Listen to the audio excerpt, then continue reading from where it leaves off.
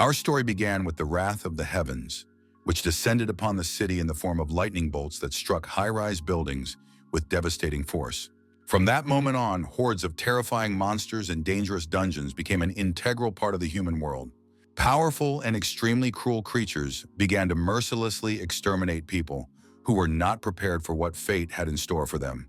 All these terrible events led to humanity being on the brink of extinction because it simply could not cope with the onslaught of incredibly strong opponents. But suddenly a glimmer of hope appeared for humans, because along with the destruction of civilization, talents appeared, gifted by some generous god. Thanks to this, people began to awaken their inner strength and call themselves hunters, hoping that they would be able to wrest their homeland from the clutches of terrible monsters. Since then, order has reigned in the world, but since survival became above the law, the strong were revered far more than everyone else. So hunters had to improve their skills and strengthen their positions. In order to be considered the highest class of society, hunters descended into the dungeon to kill bosses, obtain treasures, and increase their level. This moment came to be known as the era of hunters, because that was when they literally flourished in their craft. To maintain their reputation and strengthen their position, they had to work hard and never stand still. This is exactly what the sad, dark-haired guy was thinking about. He had a chance to get a rare profession, but he never thought that everything would turn out this way. He dreamed of becoming a hunter, but his mediocre performance meant that, in the end, the hero would turn out to be just an ordinary warrior.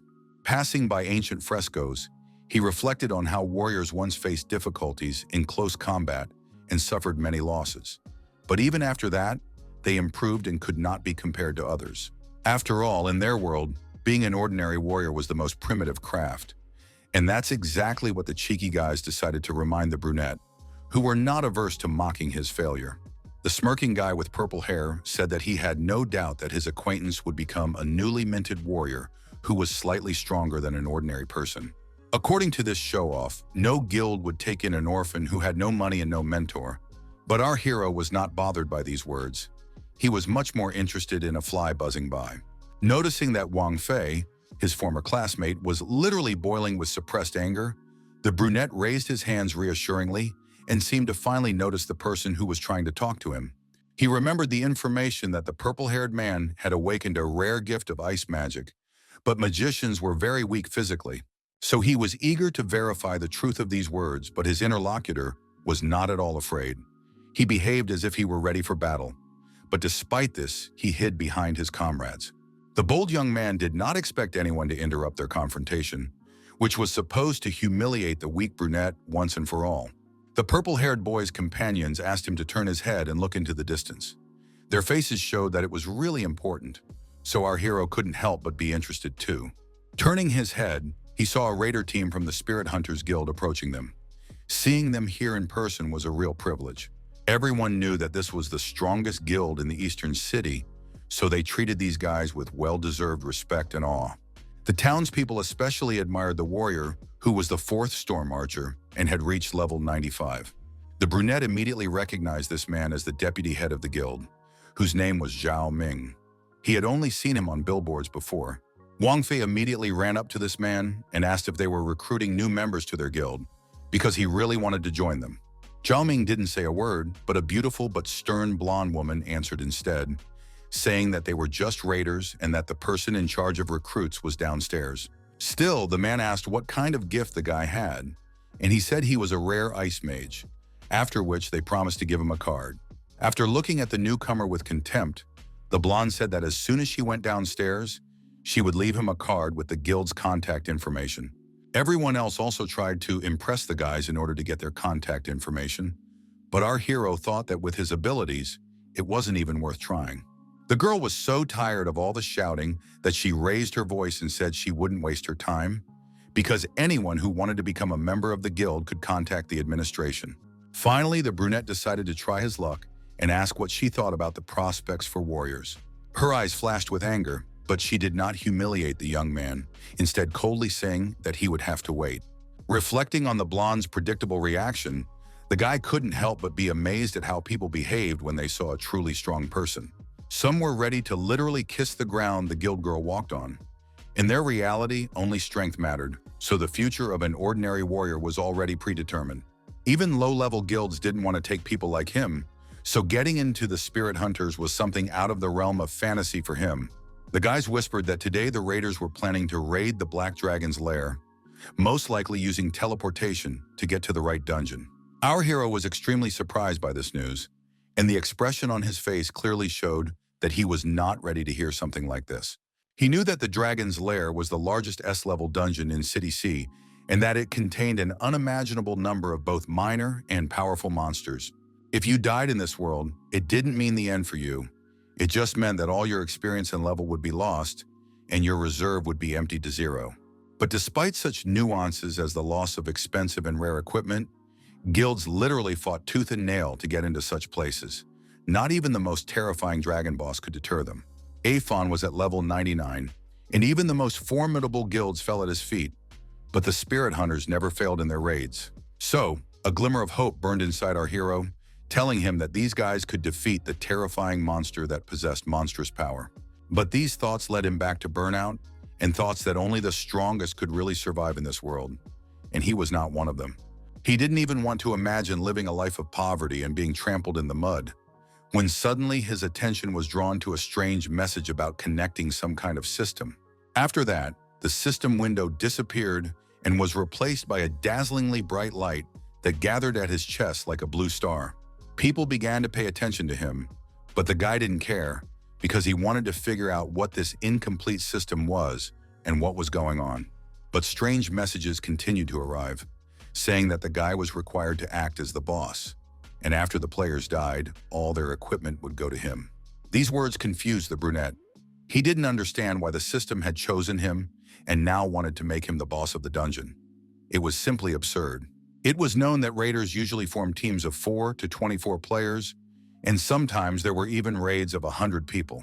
The brunette understood that if he managed to kill them all, he would gain a ton of experience and instantly reach the highest level, thus turning a useless warrior into an incredibly strong one.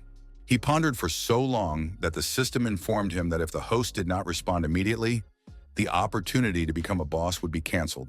So the young man began to repeat the phrase like a mantra, "No risk, no victory," which helped him gather his courage and press the yes button.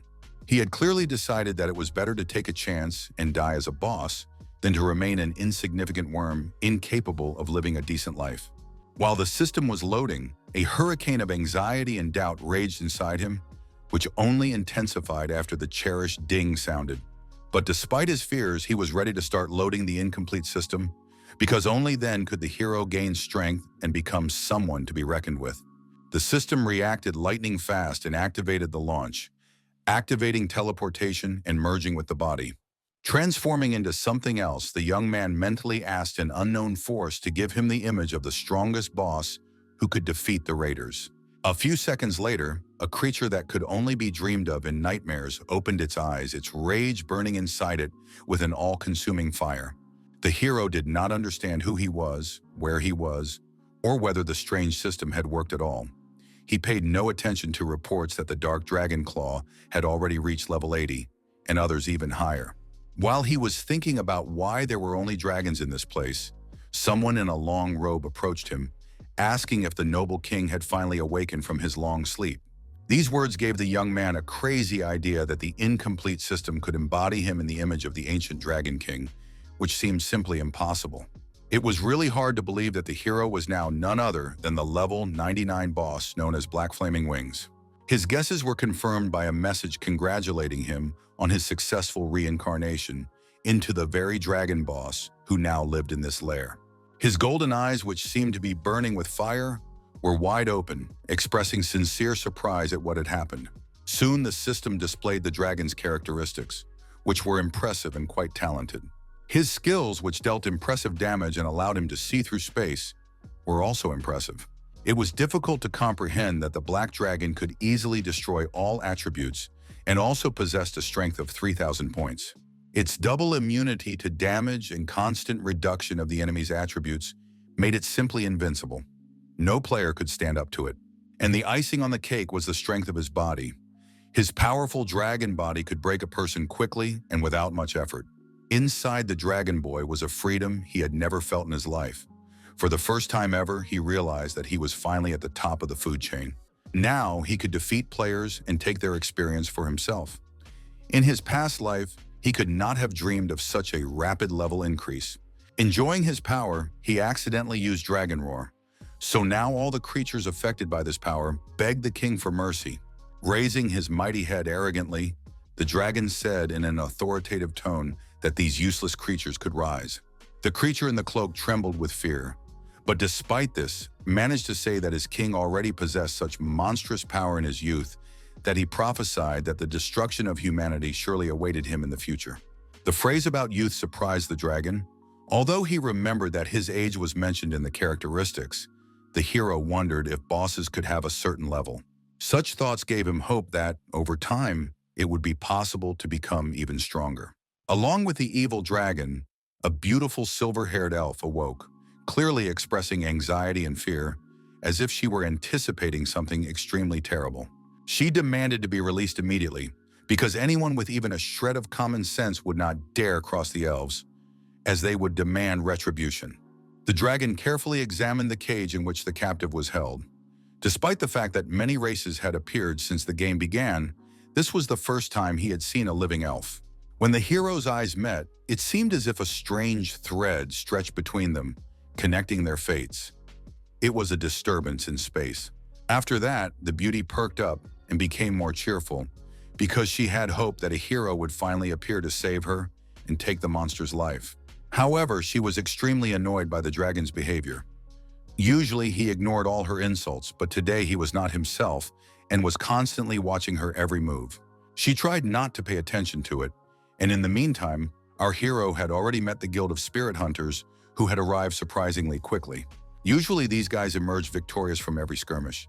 But now the rules of the game had changed, and the dragons were not what they used to be, but there were still doubts about who would win. The young man in the guise of an ancient monster understood that he should not revel in his own power, but should be cautious and careful, so he decided to use the dragon's eye. Meanwhile, the raiders discussed their plans and told each other that today they had no room for error, because death was literally breathing down their necks. Today the team consisted of Li Dan, the master of the sacred shield, Qian Yuan, the paladin healer, and Zhao Ming, the storm archer. Their leader was Lei Shan, a man who had reached level 99 and was a master destroyer. This was the leading team of the Spirit Hunters Guild. They were determined to penetrate the dragon's lair and win. They had no intention of retreating and were confident in their abilities. Before starting the real battle, Lei Shan decided that it would be worth warming up on someone of average strength, and just then, a young 80-level wyvern caught his eye. He believed that it was not worth wasting energy on very weak opponents, as they would not receive any privileges for it. However, the raiders did not expect the creature to put up such a strong fight, and they were literally blown away by the wyvern, which had gone berserk. As he fled, the leader realized that his idea had not been entirely successful, but nevertheless did not admit this publicly and told the others to increase their firepower. The man demanded that the guys keep their formation and continue moving forward, even though something terrible awaited them ahead. The Spirit Hunters Guild was unmistakable. They were always strict and disciplined, but the dragon had already figured out what he should do. For now, he listened carefully to their conversations. They were talking about how much supplies they had left, and it turned out that only a tenth had been used. The monster decided that he would find any way to make things more difficult for these cocky guys. He wanted to make them scream in terror and cry in despair at their hopeless situation. That's what happened when the terrifying monster fell on them straight from the sky. But what terrified him most were its characteristics, which suggested that the humans were likely to lose. The Dragon Warrior increased all of his already impressive skills by 10%, and on top of that, he was also immune to mental attacks. When Lei Shan saw that an elite monster had appeared before him, he immediately began to run away in terror because he did not expect to encounter something like this at all. The man ordered his companions to immediately form a line of defense and make every effort to protect themselves from the rapidly approaching monster. The only problem was that the creature they had to fight could move so fast that it seemed as if it could teleport. The enemy attacked sharply, so the guys had to quickly build a protective dome of divine light, which blocked 10% of the damage. Zhao Ming activated thunder arrows, which dealt multiple wind attribute damage, ordered everyone to calm down, and sent the melee fighters forward. Fire engulfed the enemy from head to toe, causing him to scream in pain. The elves' tactics proved to be quite effective, as they managed to inflict damage on this creature, which seemed invincible. Even our hero appreciated how the guild members fought, against whom even the dragon warrior did not want to go out alone, while the elf languished in a cramped cage. She lamented that the dragon had sent his subordinate to certain death, but he was not at all remorseful. On the contrary, he decided that if one monster was not enough, then he could send several. The guild members were happy that there was only one monster, but now a whole horde was moving towards them, which would be much more difficult to deal with. The people were extremely frightened, because they understood that a crowd of elite monsters was advancing on them. Monsters that could cause irreparable harm to their lives.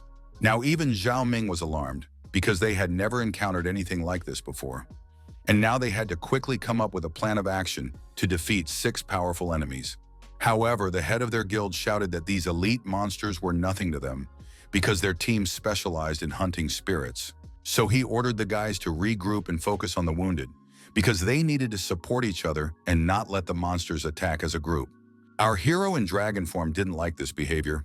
He thought his elite monsters would scare them, but the humans apparently decided to stand their ground until the end.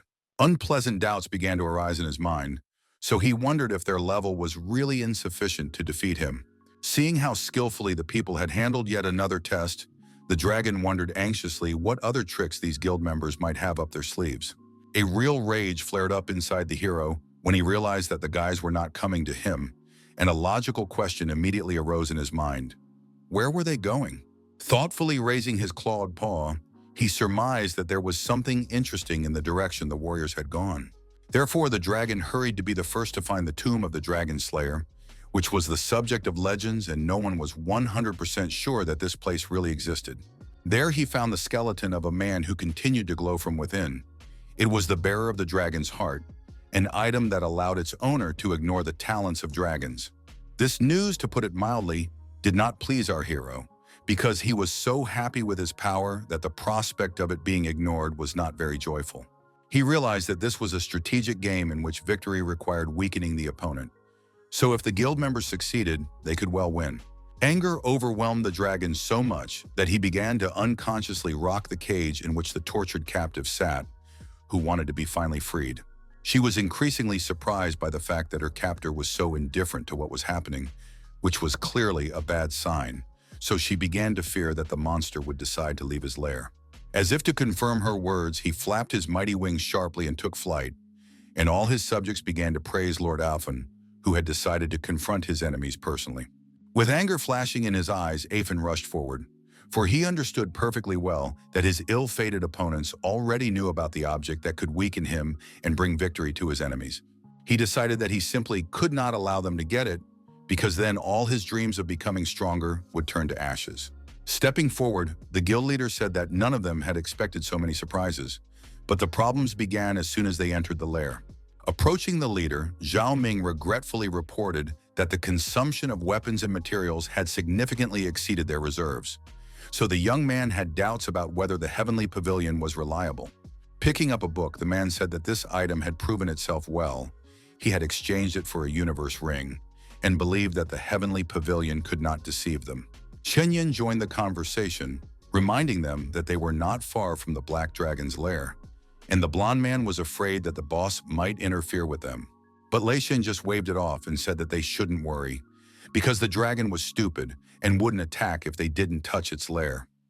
He wanted to repay the monster for all the suffering and losses. The young man had no objection to leaving the Black Dragon with the leader, as he was much more interested in the elf girl, who would be forced to obey their commands. Their conversation was abruptly interrupted, as both men sensed something strange, a distinct feeling that enemies were approaching. The leader wondered if monsters could really fly, because until then he had only seen small dragons with wings.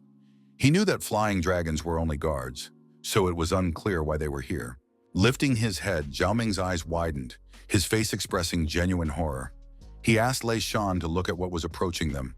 Everyone immediately realized that this time, they were not dealing with just a flying dragon. The creature was so huge that there were no words to describe its size. Suspicions began to creep into their minds that the boss was right in front of them. and it became obvious when they noticed the black, flaming wings. Now, even the guild leader was so frightened that his eyes seemed about to pop out of his head. He couldn't believe that this was really possible. Gritting his teeth in anger, Zhao Ming clearly stated that there was no doubt that the bastards from the Heavenly Pavilion had deceived them. When Chen Yuan asked what they should do, the animalistic fear in his voice was clear.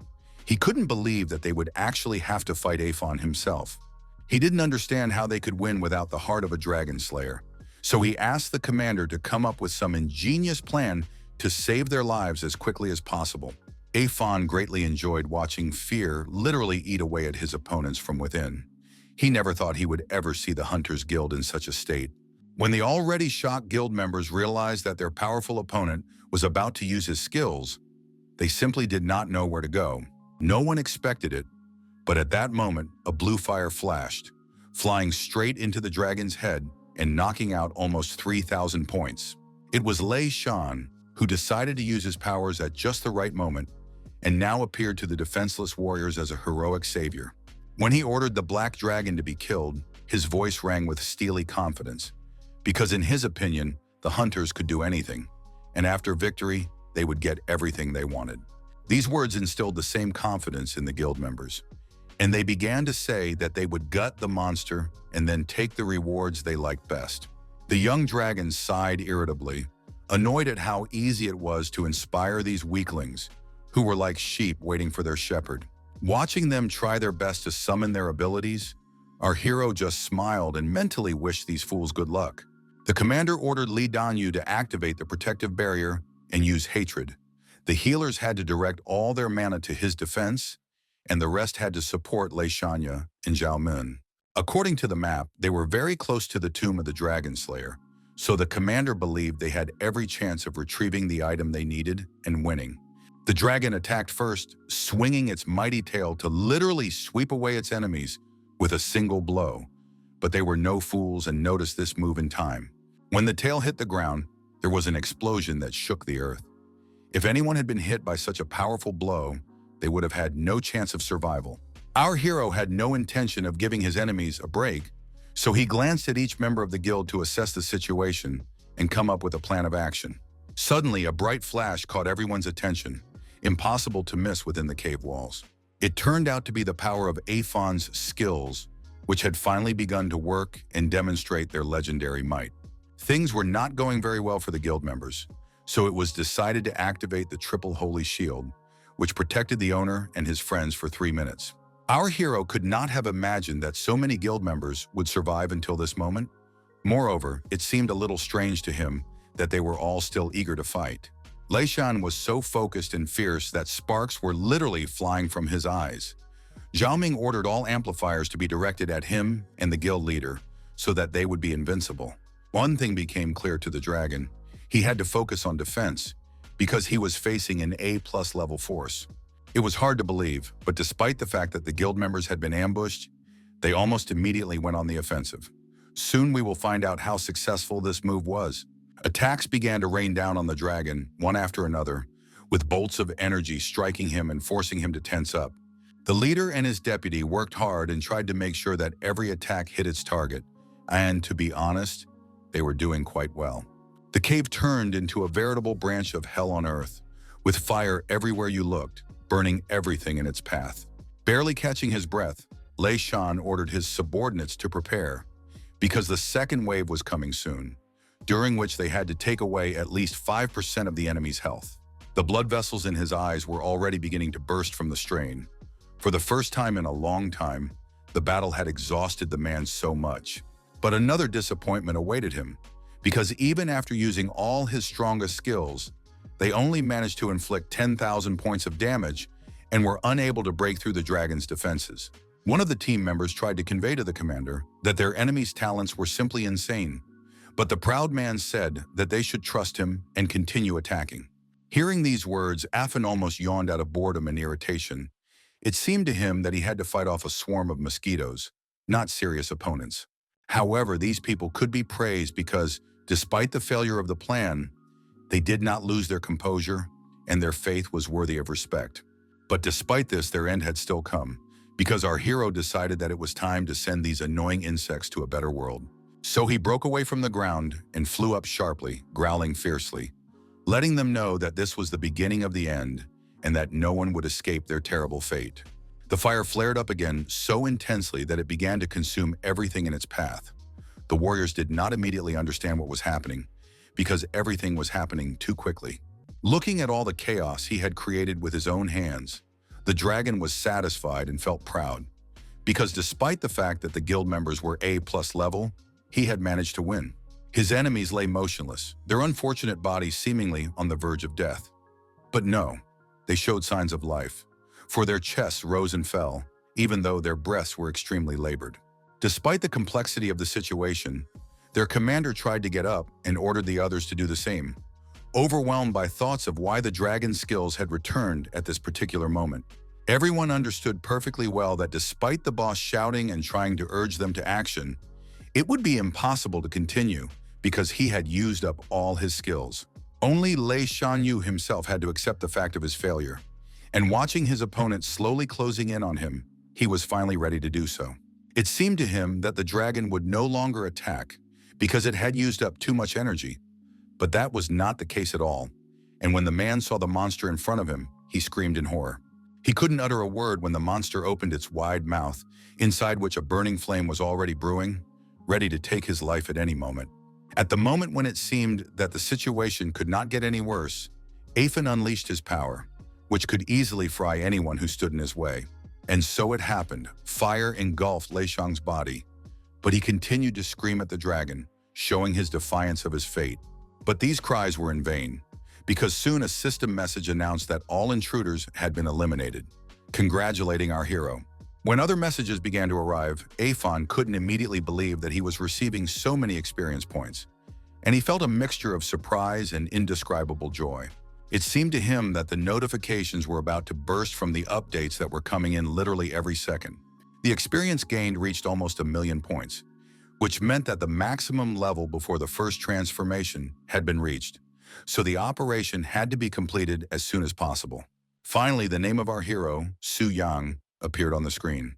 His characteristics were not impressive, but they were quite promising. His level grew even after the transfer changes, and at this rate, he could easily reach the 40th level of transformation. In addition, he could take the weapons of defeated enemies for himself. All the weapons were diamond grade, a bow that summoned a storm, an accessory that summoned an elven wind, and boots of heavenly flow. But the most interesting weapon was the platinum one, which was a two-handed fire sword. Our hero immediately remembered that the bow belonged to Zhao Ming himself, who must now be tearing his hair out over the loss of his weapon, which could fetch billions at auction.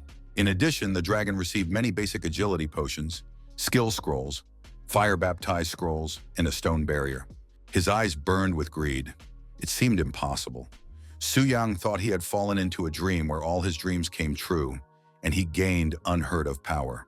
But the highlight of it all was a special item, a broken boundless gem that could remove level restrictions. Among all the items, the dragon was most attracted to the sword, but he still couldn't shake the desire to use the gemstone with which he could kill anyone. However, fire spells consumed too much mana and energy, even though they could deal significant damage with their fiery attacks. He had to make a choice right now. Otherwise, the system would reset all instances and make an immediate return. For now, the dragon didn't want to change anything, so he left everything as it was. Power filled his body again, seeming to mix with his blood and urge him to rush into battle without thinking about the consequences. It was surprising, but our hero somehow miraculously teleported himself home. He did not expect to see familiar walls, as he thought the system would return him to the square. Now Su Yang was a warrior at level 20 with a large number of experience points and decent attribute stats. From now on, he had the opportunity to bypass the system and transfer points to strengthen soul, and he could also use scrolls. When our hero took advantage of this opportunity, he felt a surge of power within himself, and at that moment, he realized that the difference between the first level and the 20th was simply enormous. However, he did not consider that his unexpected burst of power could lead to chaos in the room, which he would now have to clean up. Looking back, the guy saw that it was already 7 in the evening, which meant that it was too late to go anywhere, even though he didn't really want to, so he decided to rest now and do the quest tomorrow. Right now, it was much more important to regain his strength because Su Yang had expended a lot of energy destroying those he had previously considered much stronger than himself. In the morning, everyone in the Spirit Hunters Guild was alarmed. No one understood why the soldiers had returned from their mission so quickly. At first, the light-haired woman with horns suggested that they had run out of mana, but when she noticed that the commander's level had dropped, she closed her mouth to keep from crying out in surprise. Lei Shan looked as if he had been severely tortured. He growled that the entire squad had been killed because the heavenly pavilion had set them up and the whole mission had gone awry. Mr. Zhaoming looked even worse. His level had also dropped, his diamond bow was gone, and his injuries were so severe that he couldn't recover. Chen Yuan couldn't hold back his tears, as it was difficult for him to accept the fact that his diamond boots were gone and that the elf palace would forever remain just a dream. The captain was so angry that he declared that he would shake the souls out of the people who were in the heavenly pavilion and were in any way responsible for what had happened. His eyes burned with sincere fury as he said that he would not rest until he got all the answers to his questions. At the same time, there was a commotion at the Ninchin orphanage, where a little boy was excitedly asking his grandfather to look at all the things that had been delivered to their yard. The elderly man, who could barely walk without his cane, asked the courier if there had been a mistake in the delivery address, but was told that Su Yang had paid for everything. A happy little girl named Tang ran into the warehouse, spinning around among the boxes and laughing cheerfully. Her cute little face expressed such sincere joy that for a moment everyone stared and did not notice that one of the heavy boxes at the top was swaying. The little girl only noticed the danger when it was too late to do anything about it. Her eyes widened with fear, and instead of joy, her face expressed horror. Fortunately, fate was kind to her, and her savior was in the right place at the right time. One movement of his hand changed everything. Su Yang managed to catch the falling box and thus saved Tao, whose life could have been cut short in an instant. But fortunately, the tragedy was averted. Seeing that their brother Su Yang had come to visit them, the children ran to him with excited cries and declarations of how much they had missed him. The last to approach him was an elderly gentleman who said with a warm smile that his protege had grown up and apparently started a business. The young man did not say that the money had come from another source. The old man anxiously asked Yang not to even think about joining the guild because the monsters were extremely ferocious now. The young man did not say that he was the very ferocious creature that everyone was talking about. It was clear that the man was very worried about this, and he asked his protege to be careful not to lose his level and experience. Smiling, our hero reassured his grandfather, saying that he was not afraid of any monsters, then added that he still needed to make the move, so it was time to go home. The man was extremely surprised by these words because they meant that the boy had awakened, and this was even more surprising than a meteorite hitting the earth. There was also unpleasant commotion in the temple, with everyone discussing the incident that had happened to the spirit hunters who had been defeated by the Black Dragon. Walking among the people, our hero listened carefully to these conversations and realized that no one had expected the pavilion to find itself in such a situation. It became clear that the guild had bought the strategy from the heavenly pavilion, which is why they were so confident of victory, because the pavilion was the best raiding organization in the world. But when our hero remembered how many different weapons and equipment this organization had, he began to think only about how great it would be to kill them and get all of it. Suddenly, Wang Fei, who was walking behind with his friends, called out to him. The arrogant guy was interested in what Su Yang had forgotten in the temple. Coming closer, this scoundrel kept joking and mocking, saying that our hero was probably only here because he was trying to get into someone's guild. Activating his magical power, Wang Fei announced that fate was smiling on him today, allowing him to continue what he had not finished yesterday, namely teaching a lesson to someone weaker than him. Reveling in his success and self-confidence, the guy said that today the guild would not save Su Yang because now he was facing a full member of the organization with unmatched skills. But his self-congratulatory monologue was interrupted by a fist that slammed into his face, which was now contorted with pain. With his new abilities, it was easy for Su Yang to send someone who behaved so inappropriately flying. Now, finally, the scoundrel's mouth was shut, thanks to the fact that his life force had been reduced to 5% by the blow. Turning his gaze to Wang Fei's friends, Su Yang said that their leader, judging by his face, was not going to live long, but they could still be fought. These words made the guys freeze in fear. When it finally dawned on their empty heads what danger they were facing, the guys started running as fast as they could, not wanting to say goodbye to their lives. Their legs moved so fast that our hero could barely contain his laughter. It seemed absurd to him that those who had always pretended to be tough guys turned out to be ordinary cowards. Su Yang's attention was drawn to someone who had come too close to him. But what bothered him most was that this person moved so silently that it was impossible to notice their approach. It turned out to be the tower guide, who smiled and said how strong the gentleman in front of her was, asking if he had any questions.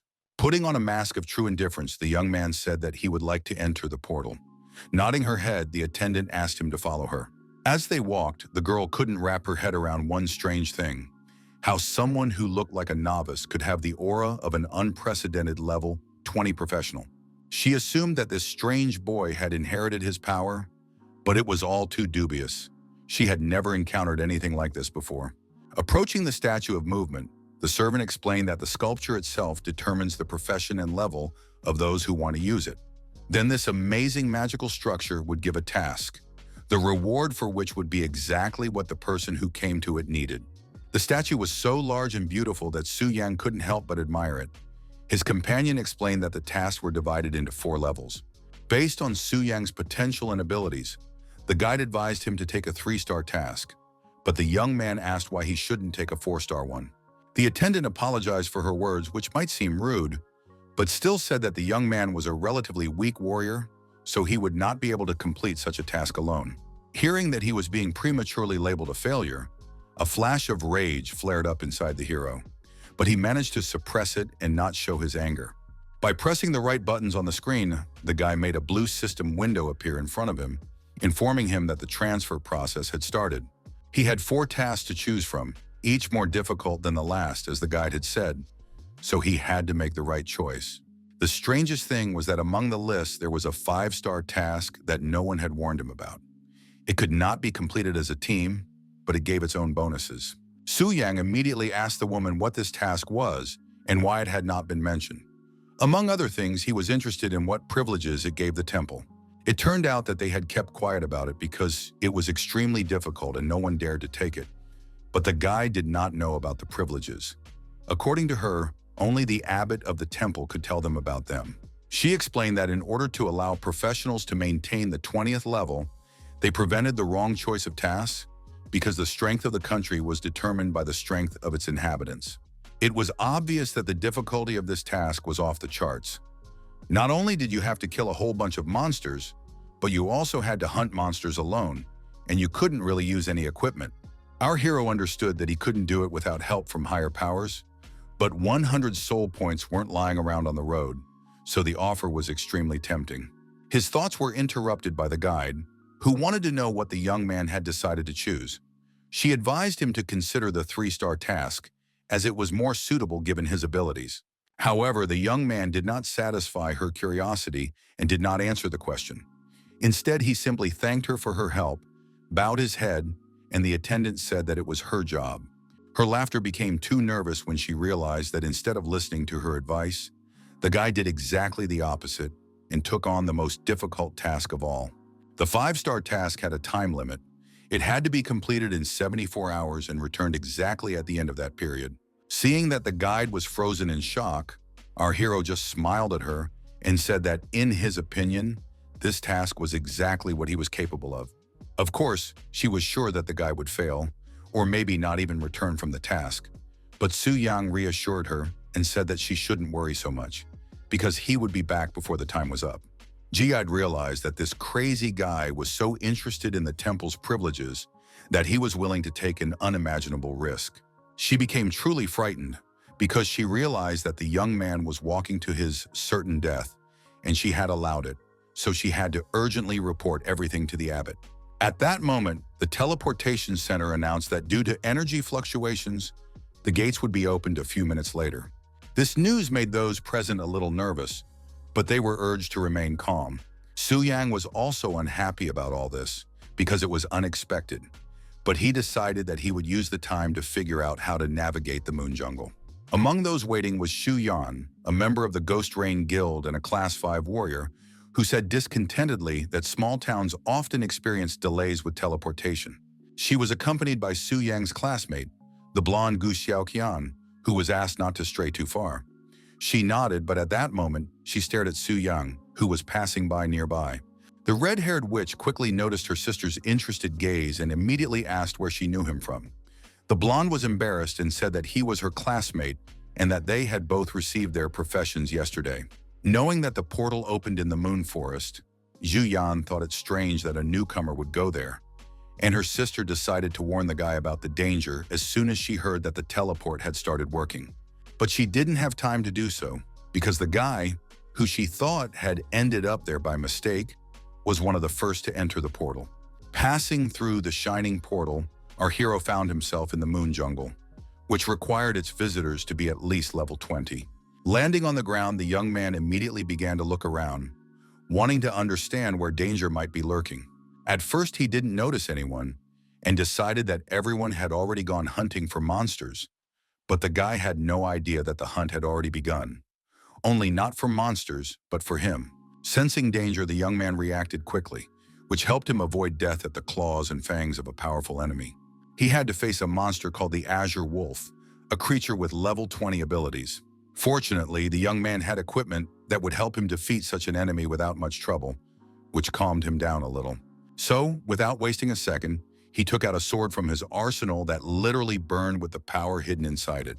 With a giant flaming sword that was at the platinum level, Su Yang felt more confident and believed he could win. His hero level did not allow him to use such a weapon, so he was extremely lucky that the spirit hunters had dropped this miracle, which now belonged to him. But there were also setbacks after his dragon adventure. The young man accidentally broke a pile of precious stones while drilling, but he was able to sell it for 1 billion and now had just over 1 million left. While he decided that it was worth selling the bow, the expenses did not matter much. Su Yang thought that even its former owner, Zhao Ming, could buy it back, even though he would feel like a real loser. Everyone knew that low-level monsters weren't very intelligent either, because they didn't give up even when defeat was obvious. So the guy decided to use the super shield, which could withstand even the strongest damage. This action helped him push the enemy back a short distance and confuse him, which played into his hands. However, he was also caught up in the whirlwind of power, so it was difficult to maintain his balance.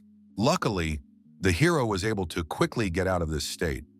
Looking at the defeated enemies, he thought about how lucky he was that the wolves had come to him, because it would have been difficult to find them. Throwing up a stone that summoned monsters, he began to shout loudly, trying to attract the attention of the other wolves, which he intended to kill in the same way as their kin. 5 minutes later, a huge number of bloodthirsty creatures gathered around him, eager to devour the one who had taken the lives of their brothers. Su Yang also had gifts for them, such as a potion and a scroll called Baptism by Fire, which creates a firestorm, killing all enemies in the area of effect. Thus, the wolves met their end, which was extremely unpleasant and terrifying. Killing the Azure Wolves earned the young man a lot of experience points, which would be useful to him in the future. But the battle was not over yet, because wolves were converging on the guy from all sides. It seemed that he had summoned absolutely all individuals of this breed. He decided that he should try to beat them with numbers, so he activated the necessary power and was ready to use it for its intended purpose. At this time, other warriors were walking through the forest and did not understand what was going on, because during their entire stay here, they had not encountered a single monster, although usually there were plenty of them. They were shocked that the only monster they had encountered did not even look at them, but immediately ran in the other direction. One of the guys shared his guess that someone must have used a stone to summon the monsters, so they ran to the summoner as if spellbound. Everyone began to protest in unison, saying that it was unfair, and they wanted to teach a lesson to the smart aleck who decided he could take their loot. But they didn't expect to see a pillar of fire that was so close that they had to try to move away so that it wouldn't incinerate everything in its path. Looking at this impressive sight, the guys decided that it was worth thinking about how advisable it was to go in that direction, because, to be honest, they had no desire to do so. The power was so mighty that the guys simply couldn't wrap their heads around how a third-level mage could possess such abilities. They understood that the one who had summoned the fire could simply wipe out everything around them, so none of them had the slightest desire to engage him in open combat. Amidst all this fiery madness, our hero paid no attention to it, because first of all, he had created it himself, and secondly, he was thinking about defeating the boss. Progress on the task was quite good. All the Azure Wolves had been killed, and only the boss remained. And our hero was determined to complete the final task and destroy the one who would help him complete this mission, which turned out to be quite simple. The system advised that only a team of 3 or more people with at least level 20 abilities should visit the Alpha Wolf's lair. It so happened that these conditions were met by one of the teams, which included the 22nd level mage Zhang, the defender Li San, and the jungle archer Zhao Wu, both of whom were at the 21st level. Zhang believed that by defeating the Alpha Wolf, he could obtain something truly cool and then replenish his supply of silver equipment. He planned to send Li San first. They were silenced by the concerned voice of Zhao Wu, who was very attentive and was the first to notice that someone was approaching them. Seeing the guy walking peacefully alone, they thought with disappointment that they had a competitor who could take their prey. At first, they thought he was just a newbie who had gotten lost, but then Zhang said they could use him as bait to distract the boss so they could take everything of value. The rest of the team thought this plan was brilliant, and they rejoiced until the ground beneath their feet began to shake noticeably. But Su Yang wasn't surprised at all. It seemed like he was expecting something like this, because his steps didn't get any more uncertain than before. The boss was already waiting for them, because the many deaths of the wolves had angered him, and now, due to his state of rage, all his stats had increased by 30%. Wielding his sword, our hero knew that he would have to fight a very difficult opponent who could literally bite him in half at any moment. The first to see the enraged boss were the guys who could not have imagined that the monster would be in such a state. Now they did not want to fight him because they were overcome with fear. But Zhang still decided to come out of hiding, saying that if they didn't try, they would get nothing, especially since no one knew when they would have another chance to deal with the boss. He wanted to wait until their enemy started eating the boy and then seize the moment to take everything of value. But the man did not expect that everything would turn out completely differently. Absolutely no one present could have imagined that Su Yang would not only be able to repel the Alpha Wolf's attack, but also seize the initiative in the battle. A short time later, the system sent the long-awaited message stating that the boss had been killed. Standing among the flames that did not burn his skin at all, Su Yang thought that the tasks that had previously seemed impossible to him were now too easy. Watching some boy take all the valuable items, Zhang just grumbled greedily that the catch wasn't that great and was only good for selling. The crystal core of an alpha wolf could hardly be described that way. Su Yang was pleased with this loot, especially since it had come to him very easily. Despite his dismissive words, Zhang still said that if the guy didn't need the core, he could take it for himself. Su Yang was struck by this insolence. He pointed his sword at this scoundrel and asked if he wasn't going to use it as bait. Seeing the enemy's powerful fist, Zhang, of course, began to deny everything and say that no one would even dare to think of such a thing. He wanted to appear to be a pious man, but our hero was no fool. So he struck the man and finally said that if he wanted the crystal core, he would have to get it himself. Li San and Zhao Wen were simply shocked.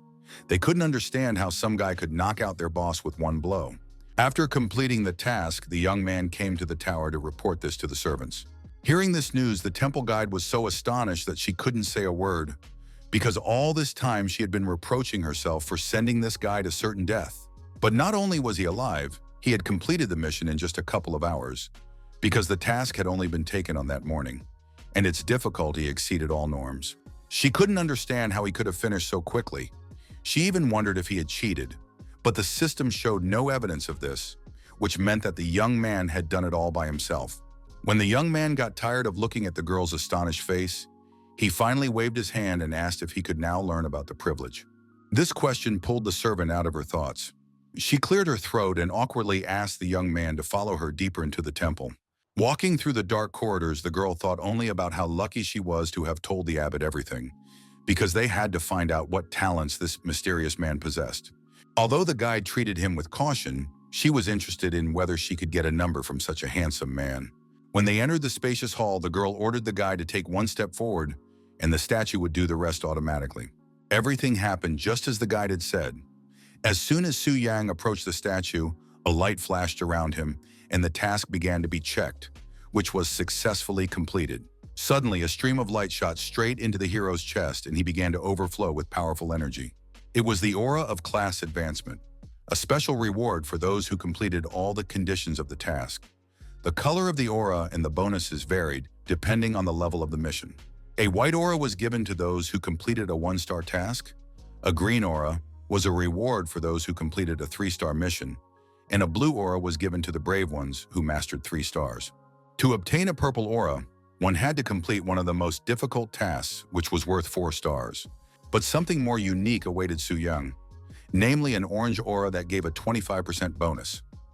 Now the hero became a warrior mage and possessed enormous strength and endurance. The experience he gained helped him raise his level from 20 to 34, which was a pretty good jump, and his soul, strength, and speed stats were also increased. These achievements were much cooler than our hero had expected.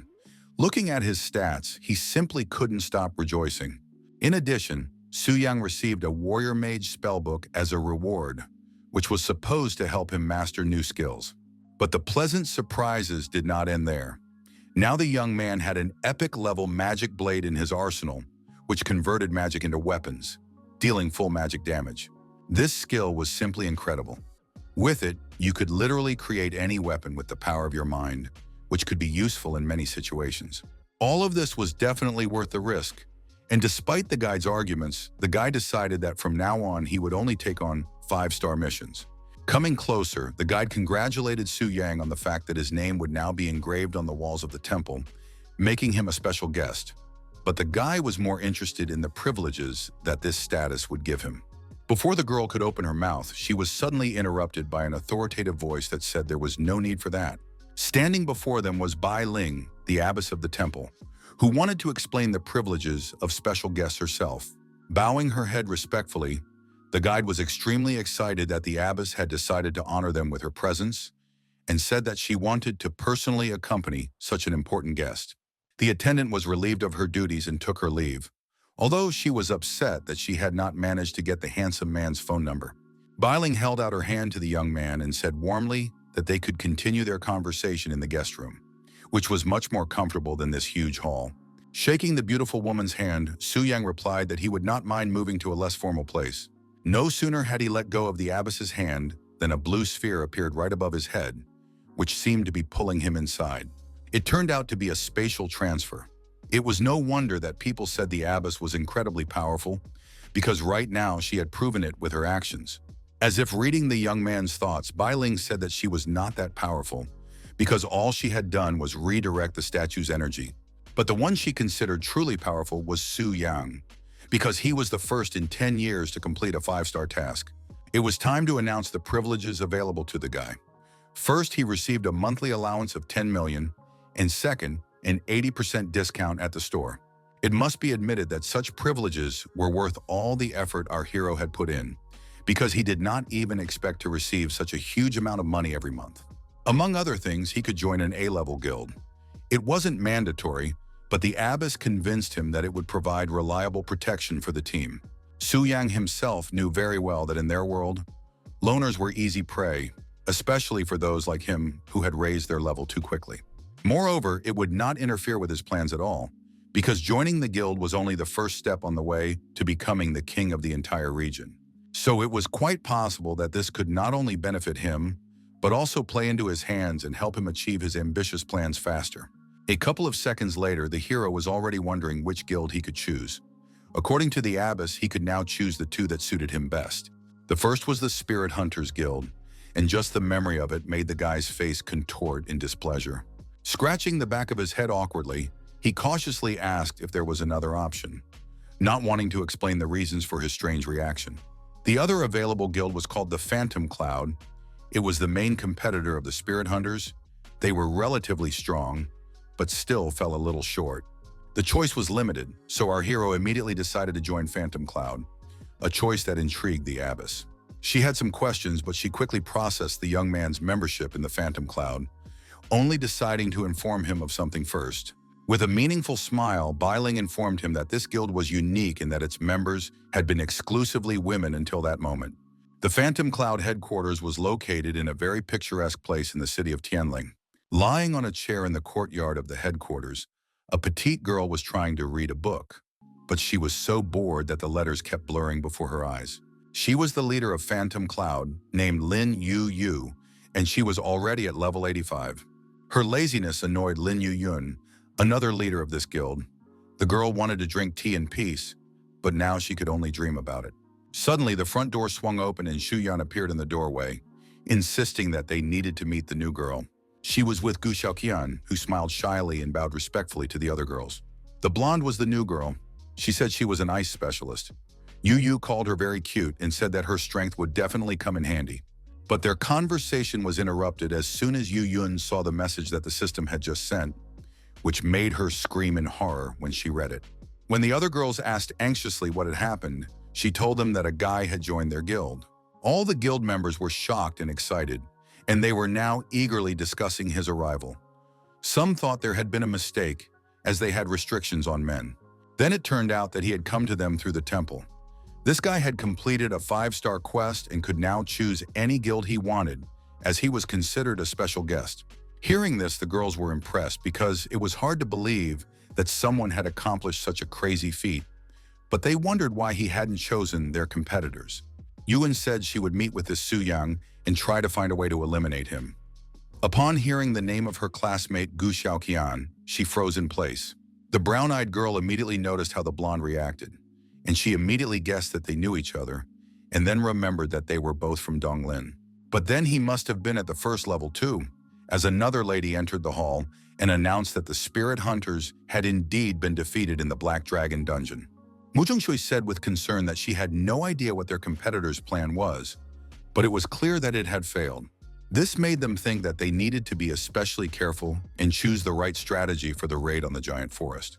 She also mentioned that Zhao Min's weapon had been put up for auction, and of course the cunning girl had raised the price so high that the spirit hunters had to spend a lot to buy it back. The beauty assured them that if they listened carefully, they could hear the quiet sighs and sobs of the defeated warrior. And then he started crying and saying that from now on he was the Black Dragon's sworn enemy, promising himself that one day he would defeat him. Covering his face with his hand, the leader of the hunters lamented that 14 billion was too much money for their guild. The anger inside the man built up, and at some point it became impossible to contain it, so he took it out on Zhao Min himself. Now that they had returned the equipment, the commander ordered everyone to return to their usual duties, which seemed to include Zhao Min himself, who from that moment on began to limp slightly. The Hunters Guild gathered for a council meeting. Their most important warrior did not particularly believe Lei Shan's words that their tactics had failed them, because this had never happened before. Zhao Tai, the head of the Heavenly Pavilion, reminded them that they had cleared the Black Fortress 5 times before, and based on their past actions, had devised a perfect strategy in which every step was agreed upon. Lei Shan was already losing his temper. Slamming his hand on the table, he said that they had stuck to the plan, but the dragon's behavior had not been as described in the strategy. Lo Qi, the 5-star shadow assassin, responded by boldly declaring that they were all idiots for devising a strategy only to have it ruined by some mid-level bastard. These words angered Lei Shang so much that he could barely contain his rage. But despite this, he still found the strength to calmly ask his colleague to watch his words. But the latter did not slow down his insolence and continued to say that the man needed to train more to stop losing, or else accept his failures with dignity. The leader ordered Liu Qi to bite his tongue, reminding him that the Heavenly Pavilion never gave false information because it valued its reputation, so he decided to personally test his strategy.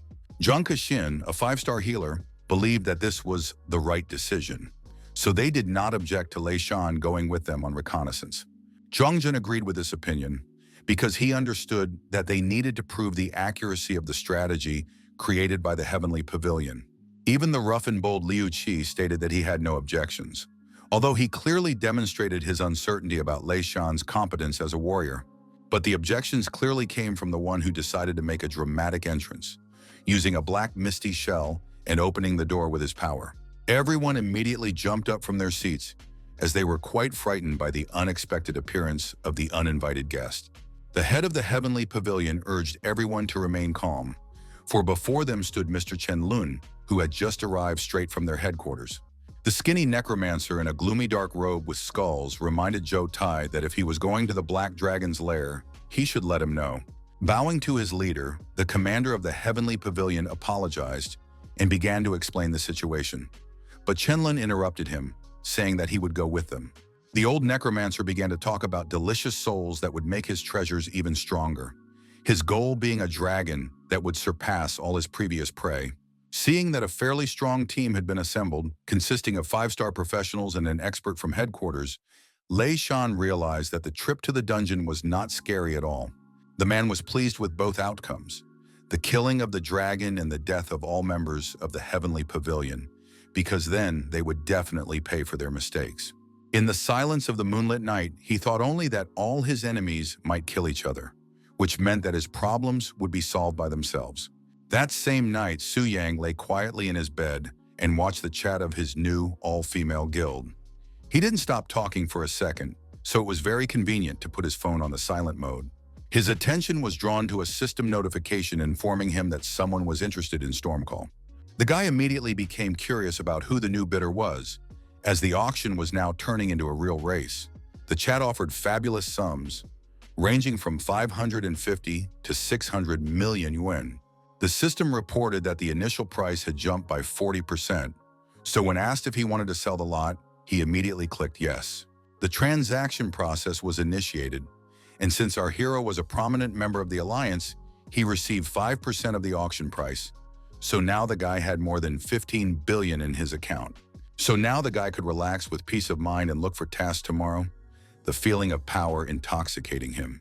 He slept until exactly 7 in the morning. His internal clock wouldn't let him sleep any longer. He woke up just in time because the system reported that 5 members of the research group had gone underground, so he needed to establish a connection. Getting out of bed, the guy lazily thought that he didn't want to fight anyone first thing in the morning. He was so warm and cozy that he wanted to stay home. But he had to face the famous research group, known as the Dungeon Killers because they had completed many quests and developed numerous tactics based on their experience. Of course, our hero was eager to find out how strong these guys were. He suspected that their visit was somehow connected with the defeat of the spirit hunters. When the connection was finally established, Su Yang's familiar human body changed and became a huge and powerful dragon torso. Power overflowed from the young man. He felt like himself, but at the same time he didn't, because everything inside him screamed of power that was literally bursting out, and it was very difficult to contain it. Su Yang knew that dead elite monsters could be resurrected. After all, the Black Dragon Fortress was just a secret diamond-level realm that was updated along with the game. When the young man blinked again, he opened his eyes and realized that he had changed, with a fiery power burning inside him. The elven captive looked at him intently and asked what his plan was this time. He liked her as a pet, but he wondered how she had been kidnapped. Deciding that now was not the time to think about it, Su Yang, who had temporarily become Afon, decided it was time to take a look at those who had arrived at his lair as a research group. First, he saw 4 men, one of whom was floating in the air.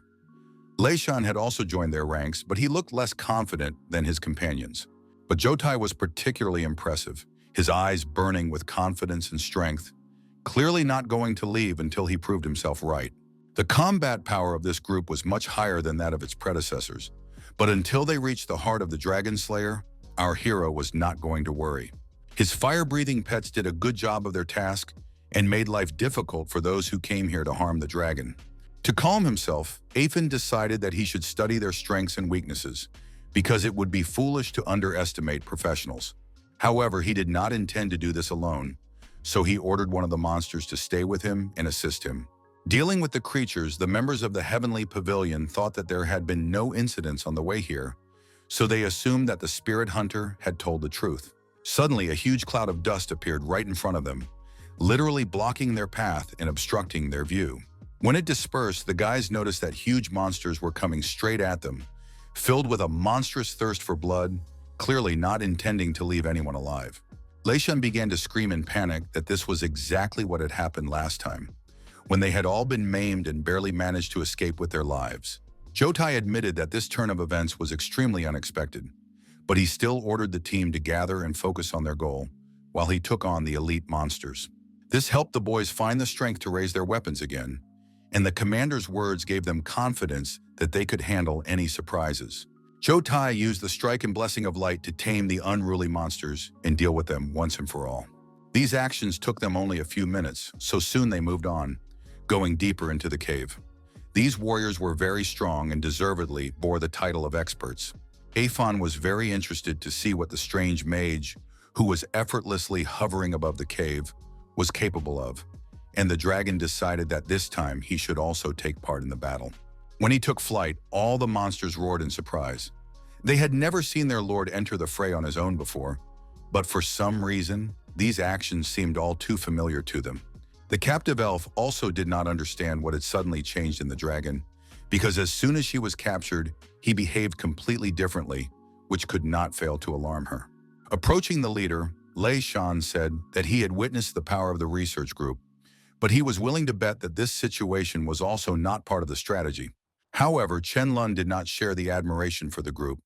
On the contrary, he called them ridiculous, since they could not deal with all the monsters at once. The necromancer was only pleased with the dragon corpses that had replenished his collection. These words hurt Shanya. He said he understood that his guild did not look very strong in the eyes of the necromancer, but it was obvious that the Heavenly Pavilion's strategy was also flawed. Baring his surprisingly sharp teeth, Chen Lun said that if the man continued to argue with him, there would be another addition to his necromancer's collection. Lei Shan suddenly lost the desire to say anything. His eyes widened in surprise.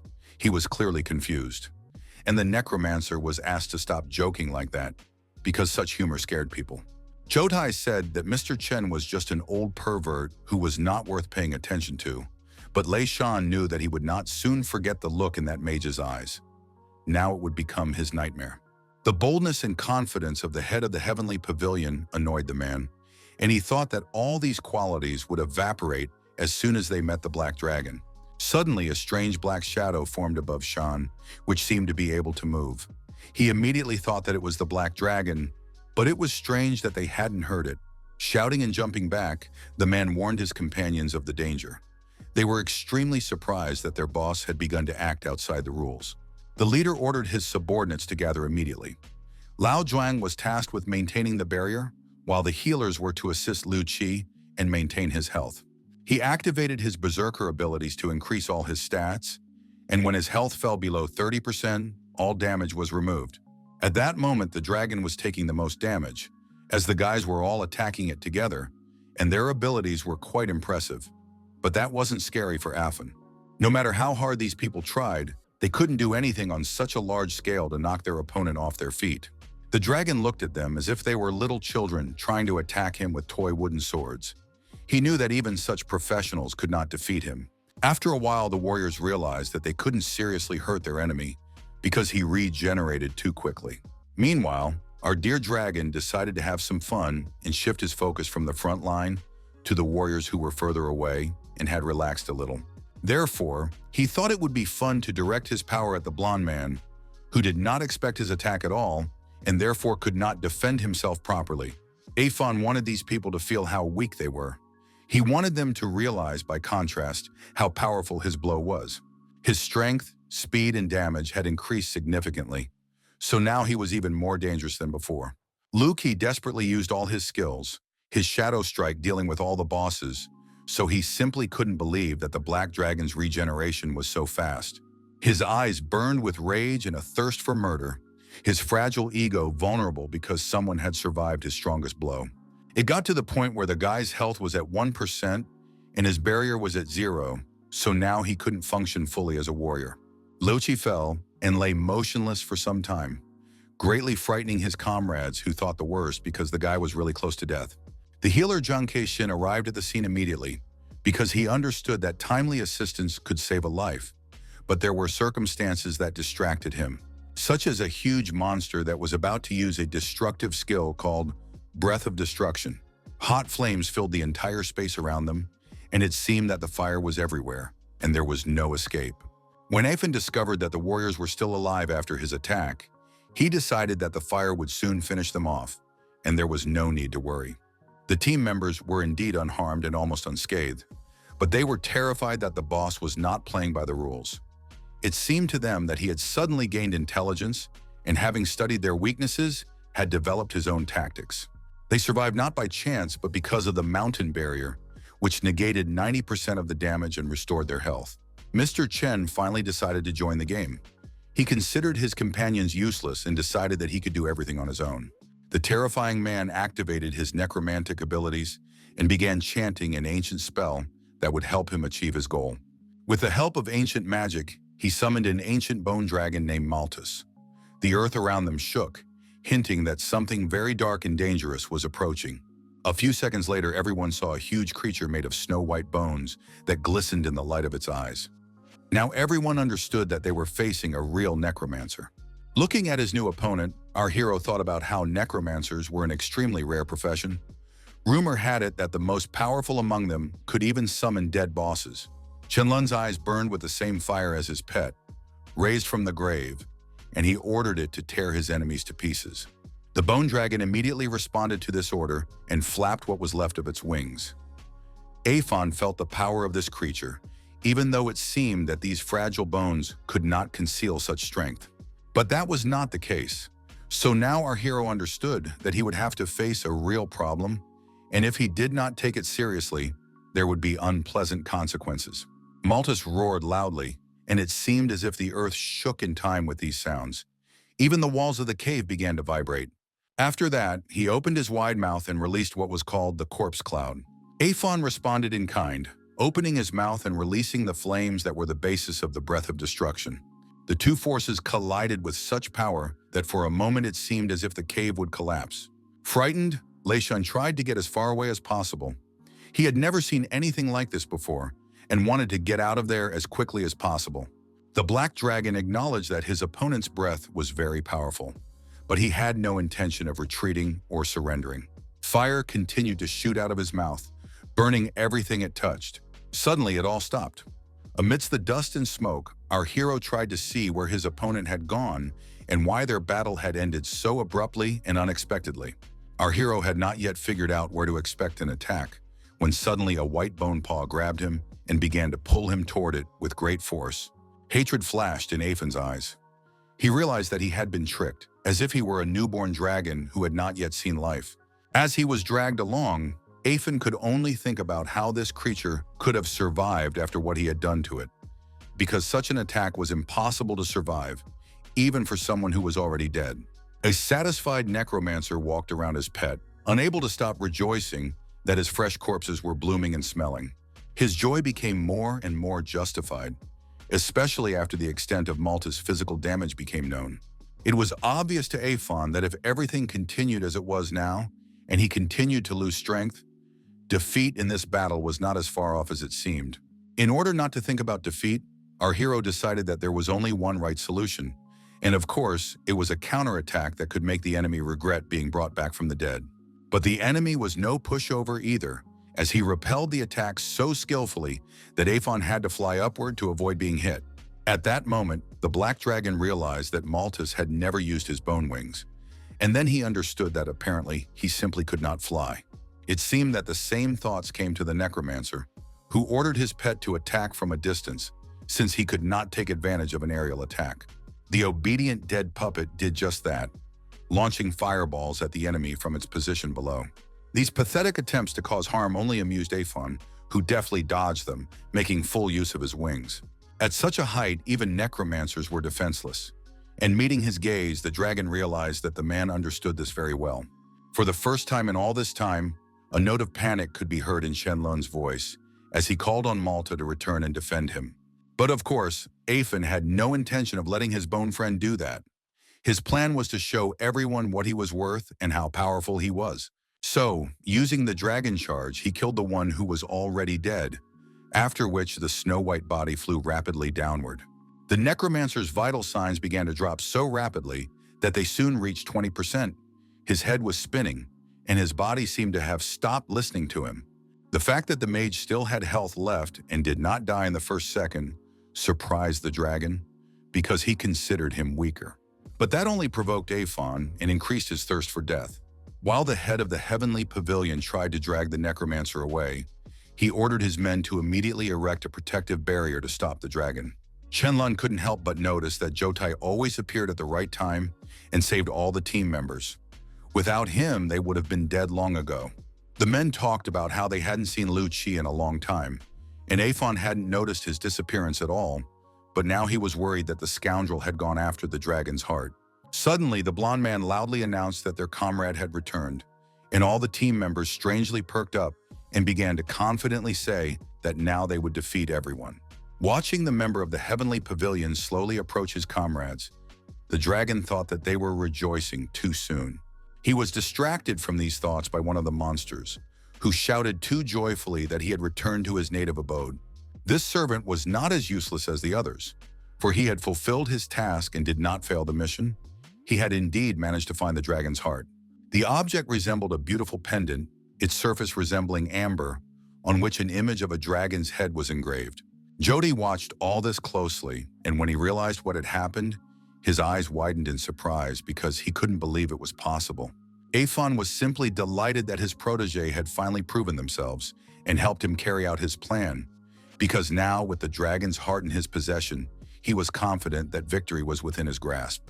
When he touched the surface of this object, an electric current ran through his body, and everything inside him tightened with anticipation of power. Oh, he was right. It seemed as if something had ignited inside him, a small spark that ignited a storm within him, and now he was consumed by the power that enveloped him. All the team members froze, anticipating something clearly bad, and these guesses were confirmed by a system message stating that a change in the Black Dragon's strength level was inevitable. The already high diamond level was raised and now reached stellar. The heavenly pavilion was also restless, the ground shook, and the towers began to sway slightly. The high priestess was informed that a surge of spiritual energy had been detected, and Bailing said with concern that she could feel a powerful aura emanating from some hidden realm. Noticing the huge pillar of light, the abbess could say the obvious. Something truly grand was coming. The members of the expedition were also shocked. They could not have imagined that the hidden realm could improve in such a way. Now Aphon was even stronger and more dangerous. He was the one called the Wing of Black Flame. To be honest, he himself was extremely surprised by the fact that his level had risen so sharply. It was extremely unexpected. Looking through his characteristics, he realized that he had reached the 100th level, all his indicators had increased, and he had also gained a new skill and the ability to impose a ban on resurrection. This skill could not only completely destroy the souls of professionals, but also prevent them from being resurrected. When the system announced that another improvement was available thanks to the key item being found, Aphon thought something strange was going on. He assumed that this dragon must have been star level from the very beginning, but because of the existence of the Dragon Slayer's heart, this became impossible. Although it was still unclear to the hero what exactly the phrase early stage of growth meant, he could think about that later, because now the situation had changed. At that moment, Liuzi returned and said anxiously that he had searched the tomb, but had not found the Dragon Slayer's heart. Now he understood that something had gone wrong. He became especially frightened after he looked up and saw the boss, who had obviously become stronger. Now he was tormented by only one question: how did this happen? The man was the first to notice the ancient relic in their enemy's paws. Surprisingly, he perked up instead of getting scared. His behavior greatly frightened Jotai, who panicked and shouted for the guy not to do anything stupid and to return to them immediately. But Lu Chi was already unstoppable. A plan began to form in his head. It was crazy, but it seemed like the only option, so the warrior set out to carry it out. This self-confident young man believed that he was much faster than the dragon, which seemed to him to be a clumsy monster capable only of spitting fire. Fate quickly taught a lesson to those who had a bad habit of underestimating their enemies, so Lu Chi's companions were doomed to watch him die. This sight traumatized them greatly. Lei Shen asked what they should do now, and the head of the heavenly pavilion said that they had no chance against the dragon because they needed a larger team. Turning to the remaining members of his team, Jotai shouted that they should all leave immediately, as they would not be able to win. Everyone was shocked that the man had decided to retreat, but now they saw the one they considered the strongest among them running away in fear, and their faith was finally extinguished, replaced by despair. Looking at the fugitive, the dragon growled that he had made a wise decision, but he no longer planned to let anyone escape from his clutches. So soon he made a dash and decided to get as close as possible to those who so desperately wanted him dead. Meanwhile, all the other members of the expedition rushed after their mentor, running as fast as they could, and when they finally saw the portal, they had hope for salvation. However, it vanished as quickly as it had appeared, because when Lei Shan turned his head, he saw something that could only have come from his nightmares. The dragon approached so quickly that no one had time to react. What's more, it blocked their exit, and now there was no way to get to the portal. The leader shouted for the guys to use all their defenses and attack with all their might, because all they needed to do was survive. But that was not easy, especially considering that the enemy had used Breath of Destruction. This blow was so powerful that it destroyed the strongest defensive barrier, and the warrior's mana was running out. So everyone understood that if the monster used another technique, it would be the end for all of them. Jody was completely desperate, the last glimmer of hope fading from his eyes, which made him ask the guys to put their valuables in the infinite ring to keep them safe, because they would not survive. Activating his power, the necromancer declared that he was not going to give up.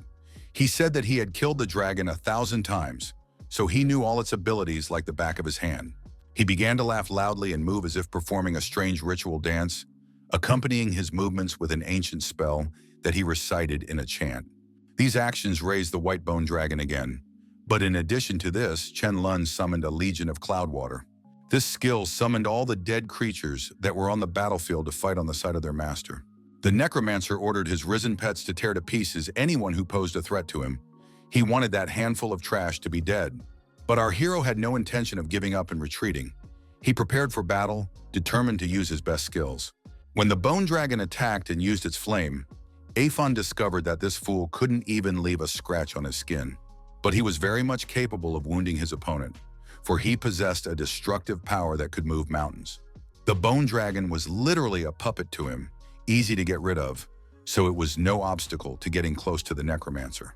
Blood flowed from Chen Lun's face due to the tension, and he said that even if he failed this time, he would definitely return to consume the enemy's soul completely. The old psychopath began to laugh and regret that the star-level dungeon could not be repeated, as he wanted to torment the monster a little more. Since they had come this far, the dragon simply could not allow the necromancer to leave so easily. He wanted to try out some new skills on him. It became hotter again, and the all-consuming flames began to blaze with incredible speed. Even things that shouldn't have burned were burning. The stones, floor, and walls of the damp dungeon, fire was everywhere. Even when the flames engulfed Chen Lun's body, he continued to laugh and promised that next time he would make his opponent feel pain that was 100 times worse. For someone who could raise dead creatures to their feet, it was wild to realize that now someone would take his life. He refused to accept what was happening until the very end. Despite his health reaching 0, the necromancer still waited for the rebirth process to begin, but his body began to fall apart. The despair in his enemy's voice made the dragon smile. He cheerfully declared that Chen Lun could not hope for salvation, because now he would not be able to be reborn.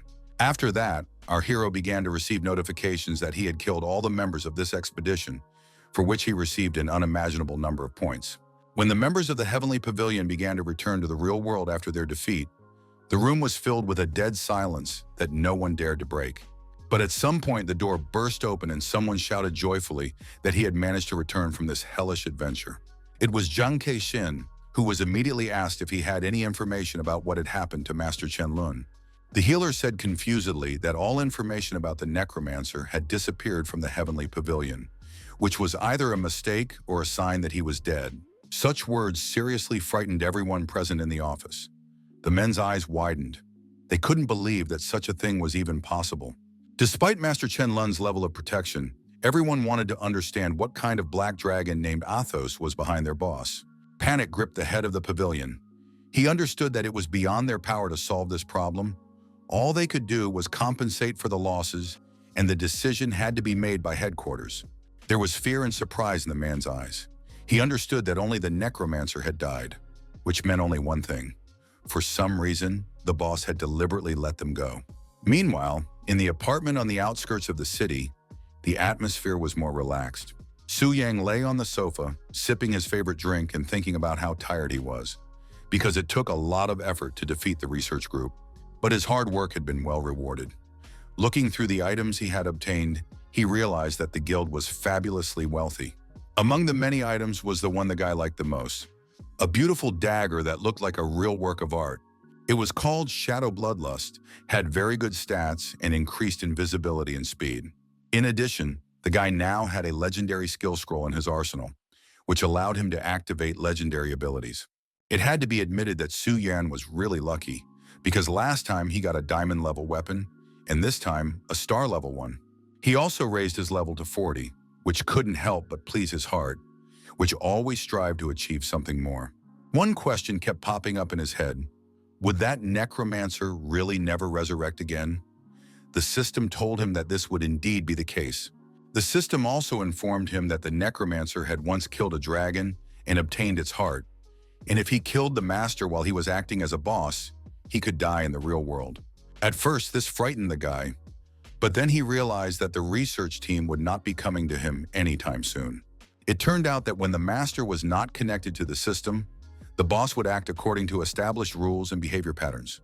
In addition, by killing the first level boss, one could increase one's level. So now Su Yang understood perfectly well that he had to kill the dragon, and when the time came, he would use his newfound item, and then everything would fall into place. It was unknown what level the dragon heart was, but there was information that it was forged as proof of killing a monster, and a similar blade had been lost. The guy realized that all these items and attributes were directly related to the hero who killed dragons, and it was clear that whoever could be given this title possessed enormous combat power. But he decided to think about that a little later, because now it was time to begin the second transformation. At that time, not far from the heavenly pavilion, everyone admired the beautiful Bai Ling, who was waiting for a very important guest, having decided to meet him herself.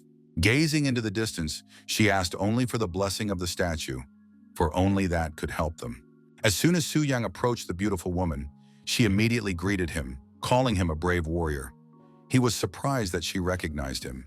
Responding to his silent question, Bai Ling explained that the statue had just emitted a guiding light, which meant that someone very important was coming, so it was easy for her to put two and two together. At that moment, the young man received a notification that the 5-star quest had been completed, and now he had access to a quest of the same level, but with different specifications. He was required to clear 2 silver-level dungeons alone and kill the boss within 3 minutes of encountering him. Usually to complete a task of this level, it was necessary to form a team, but now they wanted him to do it alone. Looking at the task that had fallen to the young man, the abbess called him an extremely brave person. But our hero dismissed these words and asked if she had a map of the silver-level dungeons. A minute later, he had the map in his hands. According to the woman, it also contained information about bronze and gold-level dungeons. Having received what he wanted, our hero wanted to turn around and leave, but the lady asked him to stay a little longer. She believed that he needed to know that there had recently been an incident in the dungeon and the difficulty had increased, causing many professionals to disappear. This reminder brought a slight smile to the guy's face because he knew the reason for these oddities, but he still promised the abbess to be more careful. Finding the silver dungeon among thousands of low-level ones was quite a task, especially considering the fact that there were so many people, which greatly angered the hero. Su Yang had already passed through more than 7 dungeons in a row, and all of them had been captured by someone else. He had already thought that luck had abandoned him after the equipment was purchased. Looking ahead, the guy saw people and became very upset, because he also needed to go there, as there was the entrance to the Cave of Suffering. His attention was drawn to the familiar hairstyle of one of the boys. And yes, he was right. It was indeed Wang Fei, who was already trying to get to know the girls. One of his unfortunate victims was Gu Xiaoqian, a blonde girl who looked at the boy and didn't know how to get rid of him without seeming rude. But the guy wasn't afraid to seem rude. He said that there was nothing written in the dungeon saying that it belonged to the Phantom Cloud, so that meant that the strongest one was right. Our hero decided to intervene in this dispute because they were being rude to the girls he was in the same guild with, and he didn't want to leave this dungeon at all.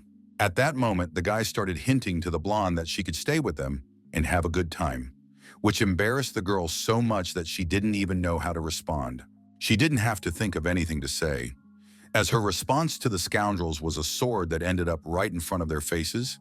It belonged to Helan, a sword master who was a member of the Phantom Cloud, was at level 61, and her class was at the 3rd transformation. Her impressive stats scared the guys off a bit at first, but then Wang Fei said they had nothing to fear because they were also at the 3rd transformation. A burly martial artist named Li Zhen looked at his opponent sternly and said authoritatively that a woman should know her place. The cheeky girl asked if the scoundrel had grown up in a barn, since he had such manners, and she suggested that his brain was inversely proportional to the size of his muscles. To which the strong man replied that the one with the bigger fist was right. Despite her inner protest, Helan understood that if they entered into a fight, they would not win, because she was with low-level novices. But retreating was also dangerous, because it was unknown what these scoundrels might do if they showed weakness. They had already begun to decide who would attack first when their argument was interrupted by a new participant in the discussion, who said that if they chose the one with the bigger fist, then he should start. Su Yang didn't look like a superhero who had come here to save everyone. So questions immediately arose about who he was, what his purpose was, and why he was helping the girls. Only Gu Xiaoyan silently lowered her eyes. The last time she saw the guy was in the center of the teleportation, and she was glad that he was okay, but the blonde didn't understand why he suddenly showed up here. When Wang Fei saw our hero, he literally boiled over with rage. He didn't want to believe that this annoying character had decided to stand in his way again. Legion advised Su Yan to start begging for mercy right now, because they had their third transformation, with which they could squash him like a mosquito. But instead of running away in fear, the young man boldly stepped forward and greeted the blonde, who was completely confused, as if nothing had happened. Helin immediately asked her companion with interest if they knew this guy, and she said embarrassedly that they were classmates. This news surprised the red-haired beauty, who asked the young man if he was lost. The hero replied that the second transformation task required a silver-level dungeon. The girl's eyes widened in surprise when she realized that if the guy was Gu Xiaoqin's classmate, then he had reached level 40 in just a couple of days. Activating his magical power, Wang Fei asked threateningly if Su Yang really thought he was that cool, or if it was all just a pretense. He suggested that our hero reveal his stats so that everyone could see what he had achieved. But Su Yang just smiled and teased his opponent by saying that he was only at level 10. In his arsenal, he had an excellent punishment for players below the 10th level, which could lower the level of the one against whom it was used. It was this power that Su Yang decided to use against this arrogant scoundrel, who thought he could do anything, but now he was sent flying. So now Wang Fei was sent to the city because his health was at 0, and the system informed Su Yang of his victory and that he had earned 100 experience points. The scoundrel's friends, who got what they deserved, started running towards him and saying that they were very sorry that it had turned out this way. But Legion was not going to let such humiliation go so easily. He jumped and in an instant was right in front of our hero, who did not even blink at the sight of such a maneuver. The man growled threateningly that he would not leave alive the one who killed his comrade in arms. So now he had only himself to blame. These words were meaningless to Su Yang. He took a flaming sword from his inventory and was ready to repel any attack from Li Jun. Turning to the girls, he said that if they wished, they could join the impending battle. These words interested Helan, and she said that the boy had decided to provoke 2 players with the third transformation at once, and she said that she would not let her new acquaintance go just like that. So now the red-haired beast teamed up with the strong guy and decided that they would return to their feud right after teaching this young ignoramus a lesson he would remember for the rest of his life. Legion had no objections, so he wasted no time and immediately rushed into the attack, putting all the strength he had in his powerful body into the blow. His ally was not far behind, jumping so high that she could easily gain momentum and gather strength so that her blow would be no less powerful than that of the strong man. However, they did not take into account the fact that their opponent was so agile that it was easy for him to dodge the rough hands delivering reckless and chaotic blows. Legion did not believe that a novice could develop such stunning speed, so he decided to try his Thunder Tiger strike on him. It was the very same technique that had never failed him before. His enemies feared it like fire and fled in terror when they realized that their opponent's fists were about to burst into flames. However, this time everything turned out differently, because the enemy was not like any of those he had encountered before. He possessed abilities that would be foolish to deny. A real nightmare was unfolding around Su Yang. The canyon had turned into an exploding branch of hell, from which it was difficult to escape. But our hero still deftly dodged the attacks. Even when 2 enemies attacked him at once, he managed to put up a shield, which made him almost invulnerable to those who considered themselves much stronger than him. The decision was made to immediately use a single-use gold-level scroll that could create a crystal barrier. When Helan realized that the sword strike had barely reduced the strength of the shield, she concluded that the boy's scroll was definitely of a very high level. However, despite Su Yang's success, the burly man had no intention of giving up. He began destroying everything around him and shouting that he would not rest until the boy was dead. It seemed as if this warrior had literally jumped out from under the ground because he appeared before our hero so unexpectedly that he recoiled. However, Su Yang was not afraid to continue, grabbing his flaming sword and reminding his opponent that he had already told him he was in a hurry. Li Den's eyes widened when he realized that he was doomed, because the guy's weapon was clearly of an extremely high level, which could be felt at the energy level. He was not mistaken, but it was too late to take any action. So soon there was news that Su Yang had defeated a 60-level martial arts master. The young man exuded an aura of danger and unbridled power, and when he turned his head to ask if anyone else wanted to fight him, his eyes burned with fire. The red-haired beast instantly turned into a cute girl who chirped that after such a performance, there was no need to fight and find out who was stronger. Coming closer, Chu Yang said he agreed with her, especially since he didn't really want his guild friend to be kicked out of the game, even though she had gone against him. While the girl was trying to comprehend the meaning of his words, he ordered someone to inform the guild leader that this dungeon was his. He entered a dungeon called the Cave of Pain, which was only recommended for those who had reached levels 20 to 40. Apart from the Dragon Fortress, this was our hero's first official dungeon run, and this realization refreshed his mind. As far as he could remember, this was supposed to be the lair of the goblins. His expectations were justified when he saw a green-skinned monster, but a question immediately arose in his mind. Why was it alone? Before him was an evil level 35 goblin archer, who seemed to have been ordered to immediately destroy all uninvited guests, which is what he was doing. This was the first enemy the young man had encountered in the dungeon, which made him feel strangely uncertain. The enemy, on the other hand, was overly confident in his abilities, so much so that he attacked the young man from behind without hesitation, wanting to slit his throat. However, Su Yang did not let him do so, reacting just in time, grabbing the goblin by the throat and squeezing so hard that he could not breathe. He then threw the monster aside, knocking down its second companion, who was already approaching and wanted to intervene in the battle. These two green-skin problems were solved with a single swing of the sword, so soon the guy received a notification that the enemies had been defeated. Going deeper into the dungeon, it became clear that the evil goblin butcher was preparing a hidden attack, so it was more dangerous here than one might think. If Yang hadn't been quick enough, he would have fallen into the trap. In previous battles, the hero mainly relied on his abilities, but now it was time to use his skills to determine the further outcome of events.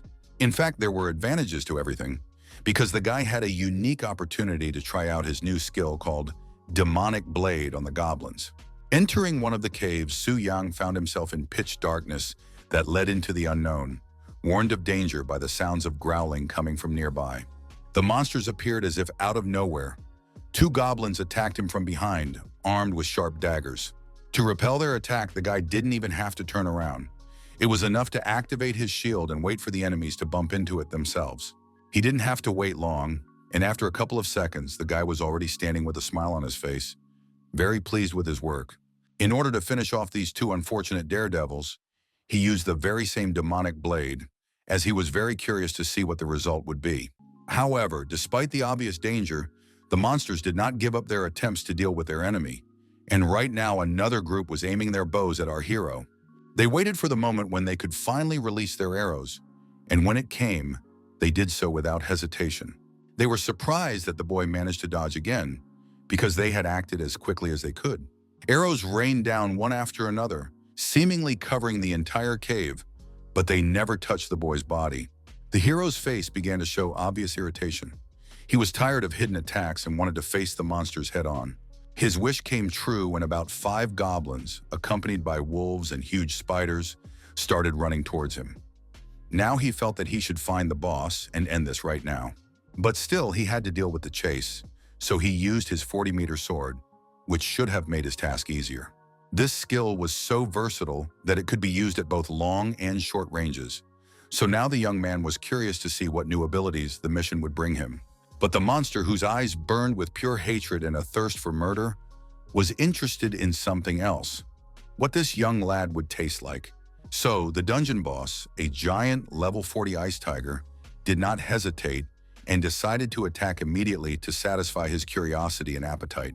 The creature's size was simply incredible, but Su Yang tried to hide his fear, so he listened to the beast's cries with a surprisingly indifferent expression on his face. The words that came out of the boss's mouth seemed unnatural and scripted to the young man, so he decided that monsters of this level did not possess consciousness. Therefore, he decided that he had a wonderful opportunity to try out another new skill called Demonic Blade. Soon this power pierced the beast's legs, causing it to growl loudly in pain. It seemed that it would soon attempt some serious attacks, but it no longer had the opportunity to do so, because the guy's power overwhelmed it the first time. So the system reported that the boss of the Silver Dungeon had been successfully defeated. This dungeon was successfully cleared, and the main enemy was killed within 3 minutes.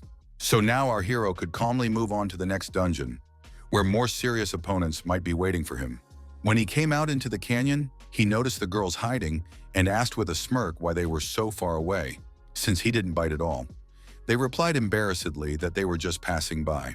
Helin could barely contain her surprise. She couldn't believe that it took the newcomer only 5 minutes to clear a place that was not called the Cave of Pain for nothing. Less than 20 minutes later, the young man defeated his second opponent, who turned out to be a blood-boiling orc, for which he received a good number of points. The boss was killed very quickly, the task was completed, and so perfectly that the system couldn't help but notice. So, as a bonus, Su Yang got the opportunity to complete a hidden mission for which he could earn a good number of points. The mission had several phases. In the first, he had to find a lost, rusty key, which most likely had to be snatched from the clutches of a terrifying beast. Its location was marked on the map provided, so the young man had to gather his willpower and go where death was breathing down his neck. It turned out that hidden missions only became available after the hero completed a 5-star task, opening up new stages, but it was not necessary to take them. Smiling, Su Yang decided that a 5% increase in all attributes was very tempting, and the task itself was described in an interesting enough way, so the hero saw no reason to refuse. The mission location was also unusual. It was the wild nature of Tianling City, where the average monster level exceeded 40. Judging by all appearances, the task was not an easy one, and it was unlikely that anyone could complete it. So the young man decided that it was time to unlock the star-level weapon, but there were some nuances to its use. Not only did he need a full set of limitless gems, but also a master blacksmith. So most likely, the boy would have to visit those who had failed because of his efforts. In addition, Su Yang had heard that the Heavenly Pavilion was one of the members of the X Alliance, so he was curious to see how they would react when they saw the Black Alliance membership card in his hands. The city of Tianling was so lively that the hero was surprised at how many people wanted to purchase strategies, which really testified to the success of the strategy group. He had just sold his belongings, so he had officially joined the ranks of the innovators, which made him a little uncomfortable. There were just as many people inside the building, so the sellers sometimes had to raise their voices and remind people to stay calm and wait their turn. But something else caught our hero's attention. Literally the reason he had come to this place, only it was unexpected to encounter it so soon. Zhou and Liu Qi stood gloomily by the wall, the latter asking if there was no way to compensate for the loss of his weapon. After all, it was of stellar quality. The head of the Heavenly Pavilion reminded them that they were already lucky, because due to Chen Lun's fall, headquarters had shown leniency and had not bothered them. These words irritated Liu Qi so much that he kicked a nearby stump hard and shouted, asking if he would have to work hard for months again to achieve something. He almost hit Su Yang in the head, but luckily the guy put his hand out in time and managed to stop the approaching piece of wood. Glaring at the man, the hero quietly said that he should behave himself because he was in a public place and could hurt someone. Already enraged, Liu Qi immediately activated his power and asked if the boy didn't like something. He didn't like that some level 40 newbie dared to contradict him, saying that he could do whatever he wanted, but Su Yang just smiled in response to these words. Their conversation was interrupted by the head of the Heavenly Pavilion, who told his protege that he should not react so violently to trifles. This statement angered the young man, and he asked if this was how the respected Tanzi Pavilion treated its guests, which disappointed him. Trying to restrain his aggression, Zhou apologized and politely said that they were a high-level strategic group that did not sell strategies for passing dungeons that were needed by beginners. The time had come to pull out the Black Alliance membership card from his sleeve. Su Yang did so slowly, arrogantly asking the men to open their eyes wider. At first, Liu Qi didn't understand, so he asked why he should be afraid of some card. Su Yang didn't believe that this guy didn't understand what kind of card he was looking at. But when it was right in front of the men's feet, they suddenly recoiled. The chief administrator suddenly appeared before them, so Liu Qi only had time to mumble hesitantly that he had been eagerly awaiting his arrival. Jia Yue, the chief administrator of the first city of Yongfen, a man who had reached the 120th level, stood in the building and looked around sternly. He quickly and confidently approached Liu Qi and slapped him hard across the face with his palm, causing him to recoil. Unable to stay on his feet, the man fell to the floor, saying in bewilderment that he did not understand this action because they were brothers. He never got an answer because the manager had already gone to Su Yang to apologize for what his subordinates had done to him. Looking at the young man with an analytical gaze, Jia Yue noted that he was very young and already had a black card from the X-Alliance. He assumed that this was all because of the completion of a 5-star mission. When our hero confirmed his guess, the gentleman turned to Zhou Tai and ordered him to treat their guest with respect. After that, he said that he needed to leave the room, and Liu Qi had to go with him because he needed to find out about the next dungeon. As he left, the scoundrel shouted threats at Su Yang. Seizing the moment, the young man decided to find out where the master blacksmith was in Tianling City. He was also interested in whether there were any precious stones in the area. The man was silent for a while, clearly thinking, then said that there was an unlimited amount of stones in their city, but they were very expensive, to which Su Yang replied that money was not a problem. When a heavy bag of gold appeared in front of Zhou Tai, he quickly said that he would find the necessary gems himself and bring them here. It was amusing to watch the head of the Heavenly Pavilion's expression change, but Su Yang was more interested in the temple's past, as he was impressed by its polite head. Checking the map, the hero went out into the street, wanting to find the old wolf's forge as soon as possible, which was hidden in a very inconspicuous place. But his attention was suddenly drawn to a conversation he overheard by chance, someone discussing the news that the research group was going to the Black Dragon again. While this was all still at the rumor stage, who knew? Maybe someone would dare to go there after everything that had happened.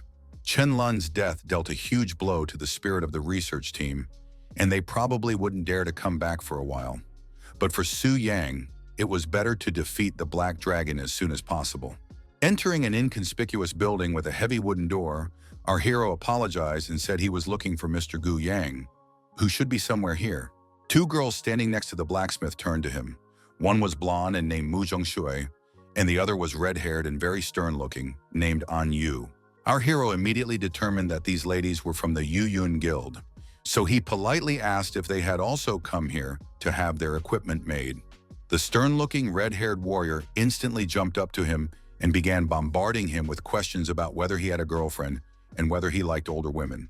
She was so taken with the young man that she had to be literally dragged away from him so that she could come to her senses. The blonde was more serious.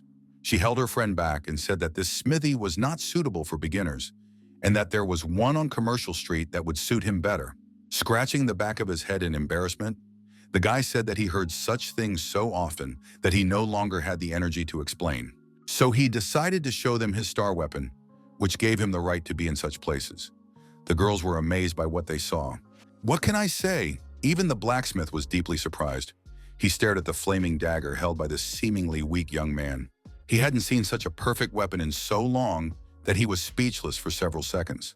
It was incredibly gratifying to hear that such a work of art had been entrusted to his hands.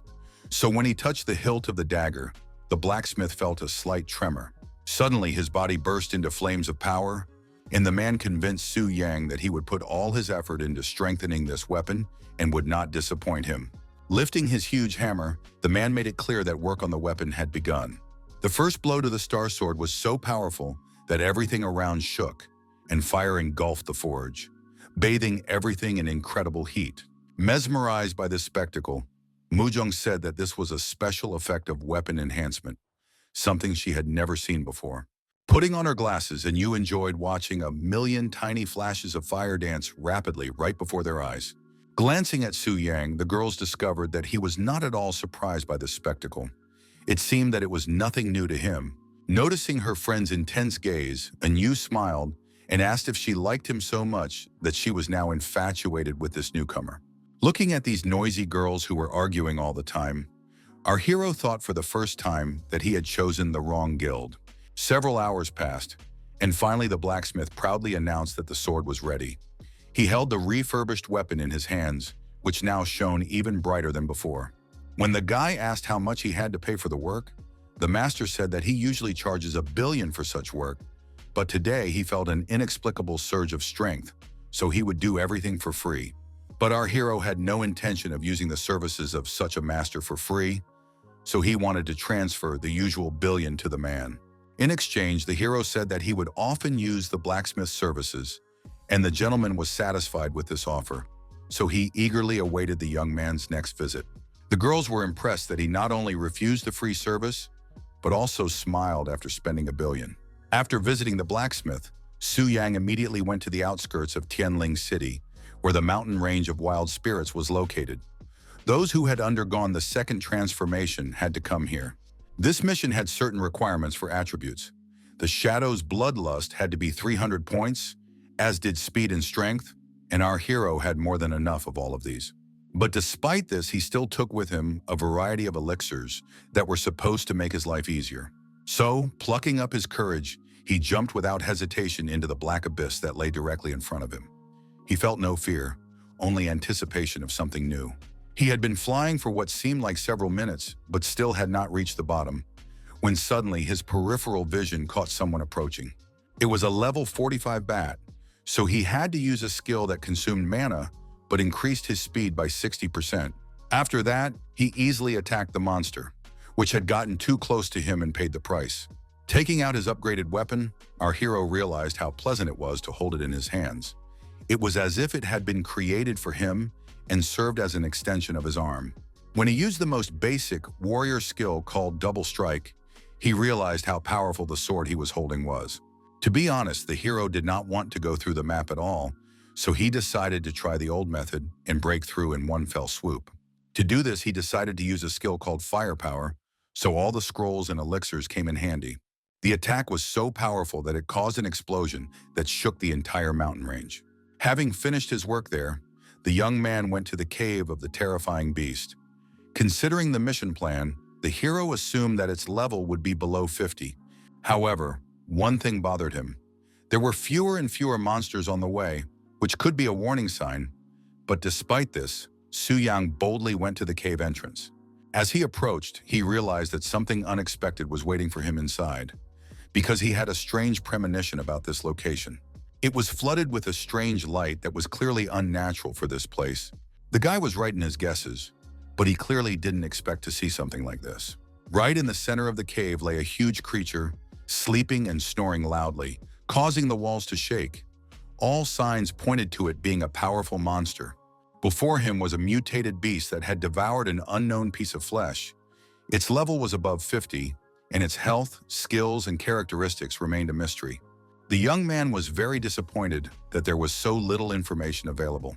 He knew that he should not underestimate a boss about whom nothing was known, so he prepared himself for a difficult battle. Activating his shadow form, the young man quickly delivered a precise blow that caused considerable damage, and if the attack went unnoticed, it weakened the enemy even further. However, no matter how much Su Yang hit the monster, he couldn't land that one crushing blow that would help him finish off the enemy once and for all. When the creature opened its mouth and revealed razor-sharp teeth, the boy realized that it would be difficult to defeat it with a single blow. So he decided to jump back a little to get a better position for the upcoming attack. But he had to act as quickly as possible, because the enemy did not wait for a convenient moment.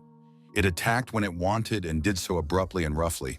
So Su Yan had no choice but to adjust to the creature's pace and try to dodge each of its attacks, which came one after another. He decided to try to deprive it of the ability to breathe, which could contribute to another attempt to destroy the creature's health in one go, and his plan worked. His reward for this was an ancient key. At first, our hero thought it was too insignificant, but then he decided not to rush to conclusions because it was unclear what door it could open. In addition, he now had a rotting piece of flesh in his arsenal. It had once been powerful, but now its power was scattered. It was a symbol of decay, the origin of which could not be determined. The key was mentioned in the mission, but there was no mention of the rotting piece of flesh. However, the young man decided to put off thinking about it until later and focus on the class change task. This particular mission and 5-star task were completed, and in addition, the young man received a passive skill called Double Spirit Boost. In addition, all his attributes were increased by 5%, not to mention the fact that a decent number of points were added. Energy was boiling inside the guy. It seemed like a crazy stream spreading through his blood. He just needed to distribute it evenly between strength and spirit. Looking at his attributes, our hero realized that if he added equipment, he would be quite capable of fighting spirit hunters, and this thought simply mesmerized him. If he combined all his key skills, Su Yang's attack would be strong enough to defeat even a platinum-level dungeon boss. When the boy returned to the heavenly pavilion, the abbess immediately approached him and congratulated him on completing his second 5-star transformation. After that, Bai Ling looked at the young hero with interest and asked what his next plan was and what he wanted to achieve. But for now, the boy just wanted to rest, because a lot had happened during that time. The woman had no idea that the boy did not consider resting to mean doing nothing at all. He wanted to find time to visit the Tianxi Pavilion to buy the necessary items for slaying the dragon. When the next day came, Jiayu called Zhou Tai to his office to inform him that he would be responsible for the trip to the Secret Kingdom, but that it would not be possible to reincarnate after dying there. That was a peculiarity of that world, but Mr. Yue said there was no need to worry because headquarters had already taken countermeasures and prepared life rings that could activate resurrection. The life ring was an incredibly valuable treasure, so Zhou Tai sincerely thanked them for allowing him to use such a thing. The city manager said that he completely relied on the men, and if he had a little more time, he would have gone on the mission himself to stretch his legs, but unfortunately, that was not possible. Their conversation was interrupted by the sharp sound of a door opening. Someone reminded the men that it was not their turn to deal with the dragon. Zhou Tai was unpleasantly surprised to see a lady whose presence clearly guaranteed them all big problems. Standing before them with her head held high was Luo Liner herself, the 130-level beast lord and daughter of the owner of the heavenly pavilion. Jiayu immediately fell to one knee and quickly said that they had no idea that the lady was planning to visit them. Otherwise, they would have given her a warmer welcome. It turned out that the girl had not warned anyone in order to prevent information leaks, and her bodyguards nodded approvingly. She sat down on the chair placed before her as if it were a throne, and declared that from now on, no one was allowed to enter the Black Dragon Fortress because she planned to conquer it on her own. The manager dared to ask if she had been given permission to do so, and her eyes flashed red when she asked if someone had dared to challenge her father. No one wanted trouble, so all of the girl's whims were immediately fulfilled. She ordered that all known information about the dragon be prepared, as well as a room where she could rest. The manager was not very happy that circumstances had turned out this way, as he had not expected Luo Liner to pay them such a sudden visit. The girl was not only the daughter of the owner of the Sky Pavilion, she also ran an animal association that specialized in collecting exotic animals. The lady was very talented and had joined the association at an early age. If she managed to defeat the Black Dragon, she would become the best beastmaster on the mainland, and the prestige of the Sky Pavilion would reach a new level. Therefore, it was ordered that she be taken seriously and that any order be carried out without question, and when she captured the Black Dragon, no one would even dare to think of taking it away from her. The only problem was that someone had already bought the dragon training manual that the lady needed, and that someone was none other than our Su Yang. Jiayu didn't know how to feel about this. The guy had no idea that Luo Liner was coming, so it all seemed like a coincidence, but it was unclear why he suddenly needed this book. Asking him to return the book would mean causing unnecessary fuss, so the man decided that they should look for other sources of information to give to the girl. Meanwhile, Su Yang himself had been home for a long time, going about his daily business. Then he finally sat down to read the guide to the basics of dragon training. This book cost him more than 5 million gold coins, so he wanted it to be worth the price. At first, he couldn't find any information about the dragon he needed. He came across white and red dragons, but finally he found the characteristics of a black dragon. After reading it, the guy thought it was strange that they didn't mention the talent of reducing damage by 80%. Considering the professionalism of the Sky Pavilion, this should not have been overlooked. He assumed that the search team was unable to see the black dragon's further characteristics, which meant that they did not have all the information, only the basic details. The book described the creature's stages of growth, as well as its movements and location, but this information was not very important or useful. It cannot be said that the descriptions of the monster's different stages of growth helped Su-yan understand how to defeat it or what methods would be best to use. However, even this information seemed incorrect to the young man. He noticed that the periods of its growth were mixed up. It turned out that during the sacred moon period, it was discovered that the dragon was not in its adolescent stage, but in its pre-adolescent stage, and its power increased after it swallowed an unknown piece of meat. The notes said that such an attribute was incredibly valuable, so the heavenly pavilion was willing to purchase it for a large sum. This information greatly pleased our hero, who did not know that he had something so valuable in his inventory, since even the pavilion was willing to buy it at a high price. But most importantly, Su-yang would now allow the dragon to consume this meat, which would make it even stronger, meaning that no one would be able to match it. But he knew one simple truth. Sooner or later, every boss would be defeated and replaced by the next, so he had to come up with a plan of action. The system informed him that as soon as the guy was killed in the form of a boss, he would receive the dragon as a pet. This news not only surprised him, but also frightened him. At first, the hero thought he had misheard or misunderstood something, but the system assured him that it was a simple procedure, and there was no need to worry. On the one hand, the presence of such a pet even pleased the guy, because it was a symbol of power that even the World Animal Association could not afford. He already imagined summoning his pet right in front of the guild, but with his current strength, it was unlikely to happen anytime soon, and it was unclear whether it would end well. It seemed that the time had come to act, and it was obvious that it was worth trying something new. The young man was distracted from these thoughts by the sounds of incoming messages from his new guild community. One of the girls suggested going to the giant drowsy forest and was waiting for a response. Our hero realized that such an opportunity could not be missed, because this place was the secret kingdom of the Diamond Period. But he decided not to show his interest, so he replied rather dryly in the chat. Seeing his message, the girls were, to put it mildly, disappointed, because they were expecting a more enthusiastic response. So now there was a slightly sad aura over the building where the guild members were sitting. But some of the girls latched on to even such dry words.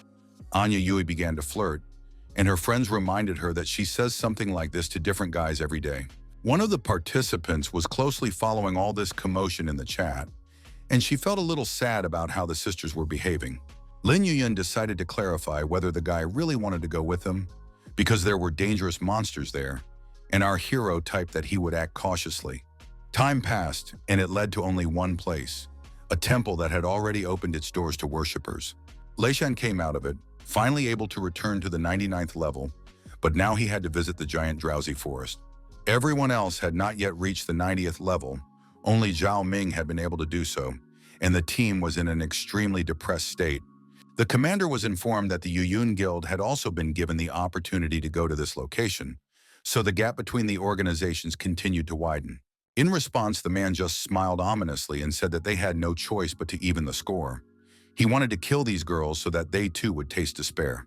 The giant dense forest was a place where people below level 90 should not enter, because strangers were not welcome there.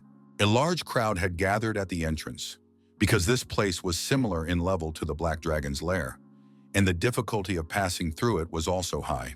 It was announced that the Trial Secret Realm was a quest that the temple opened only once a year, and the guild that made it into the top 3 would receive valuable rewards and resources and become stronger.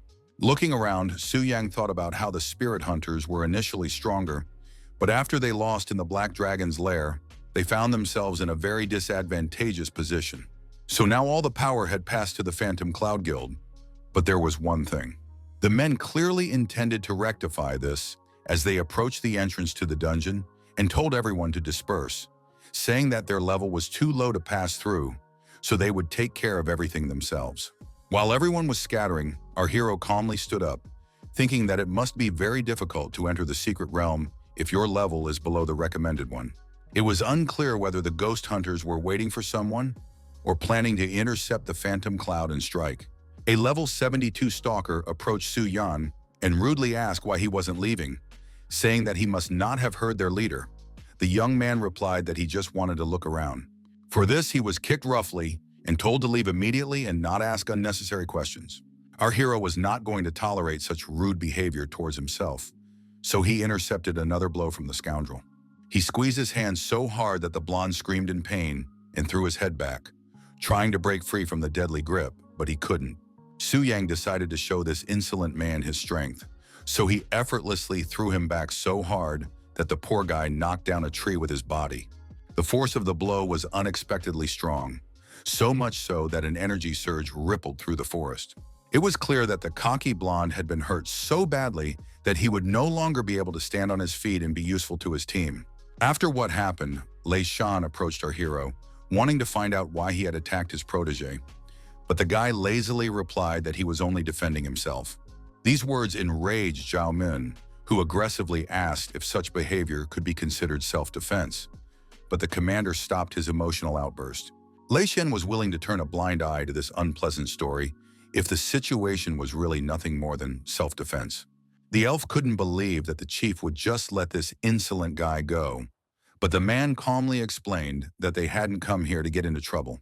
Sitting nearby, our hero listened to reflections about his belonging to the Phantom Cloud Guild, but Shan reminded him that only girls were allowed to join. And soon they appeared, 3 beautiful warriors who were as dangerous as they were beautiful. Approaching their rivals, one of them said that it was funny to see those whose sortie had already led to universal destruction once before. The brown-eyed beauty suggested that they had come here specifically to hinder their success and preserve what remained of their reputation. Smiling broadly, the man laughed arrogantly and said that the girls would never go to the secret kingdom because they simply couldn't get there. Suddenly, magic enveloped the space around Lei Shang, and he immediately understood what was going on. So he turned to Mu Zhongshui and asked her why she had decided to act without her leader's orders. The girl had indeed used her magic, directing a stream of cold air at the enemy. She was just very tired of him talking too much and doing nothing. The men didn't mind throwing a few punches, so they said they would be happy if they could resolve all their misunderstandings today. Suddenly, Su Yang joined their heated argument and asked in a strange tone if the commander was sure they wouldn't make it to the kingdom today. With his head held high, the young man asked who the commander thought he was, since he had failed to bring victory to his guild. When Anyu saw the boy, she admired how handsome and brave he was, because he was not afraid to speak up in front of a warrior who was much older and more experienced. Today, Su Yang met the new members of his guild, Zhu Yan, the mistress of demonic winds, and Ji Muzi, a bard who wanted to capture the moment when the man appeared in their society. The first to approach the young man was a brown-eyed girl with blonde hair.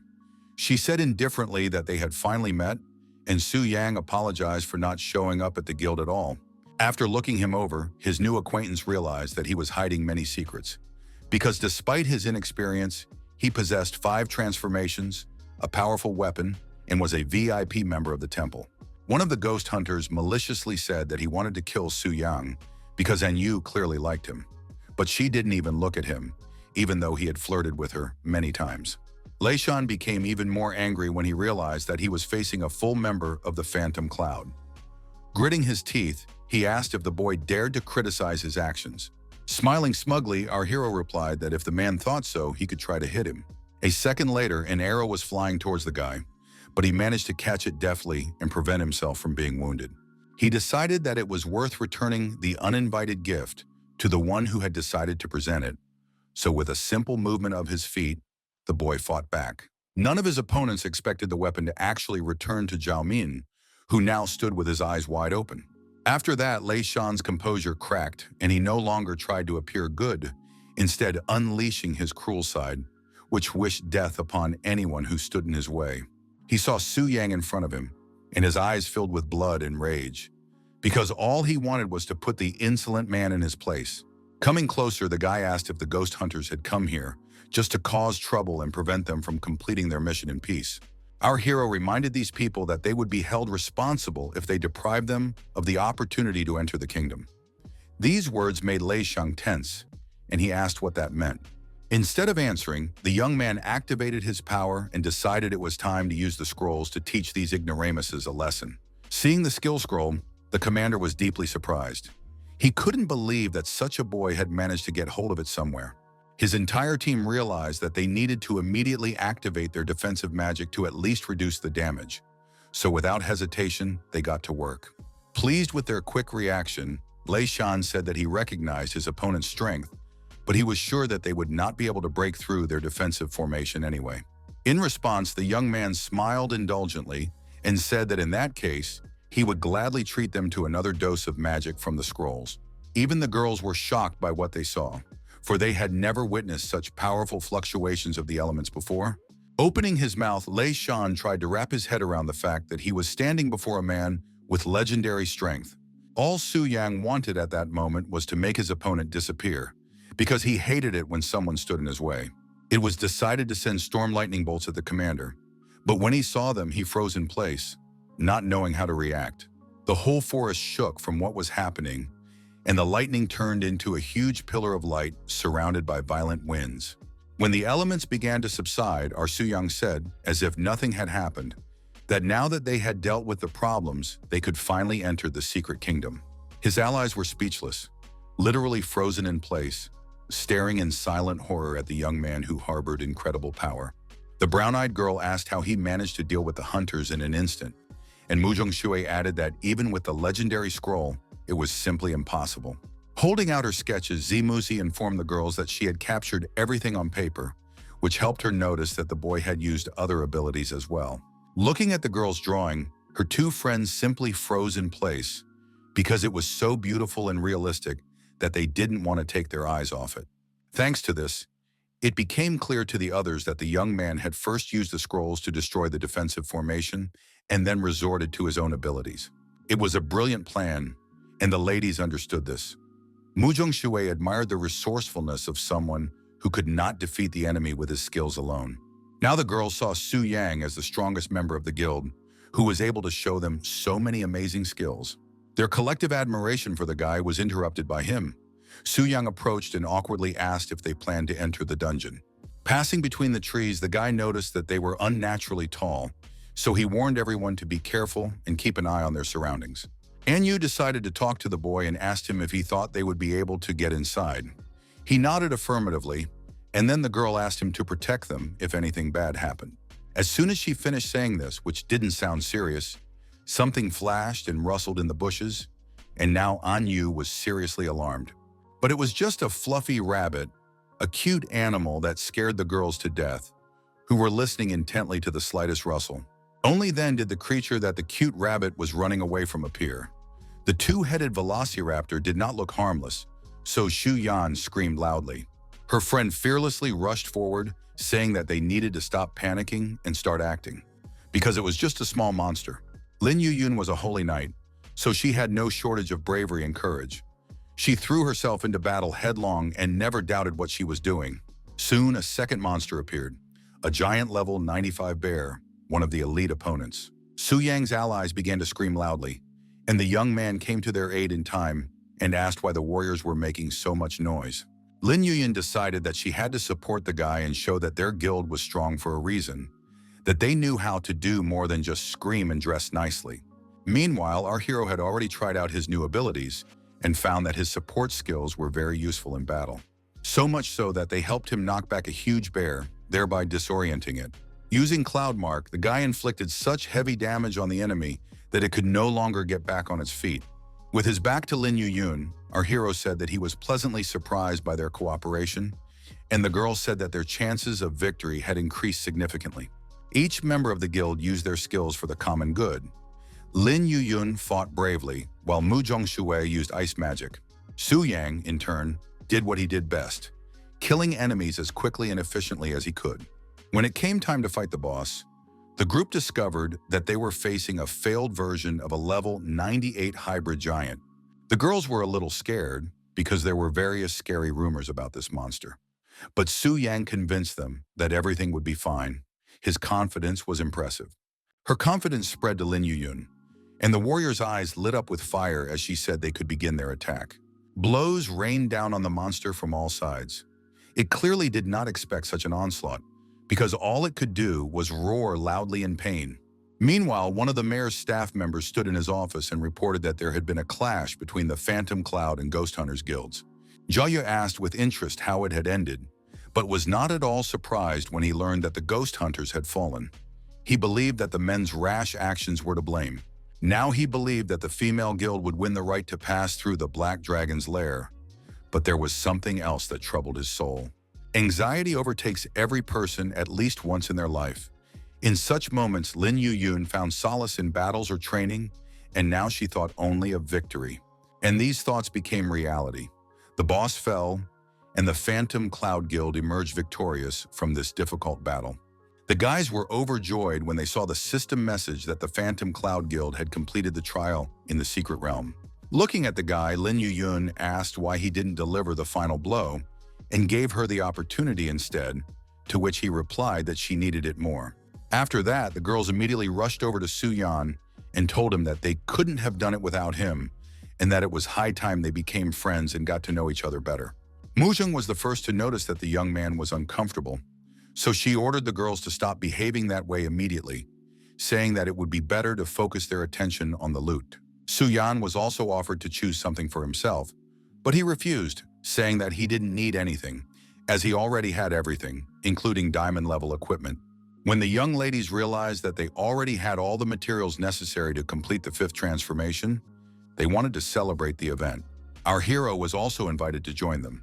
His eyes lit up, and he felt the desire to do so. But he couldn't immediately find the right words to agree.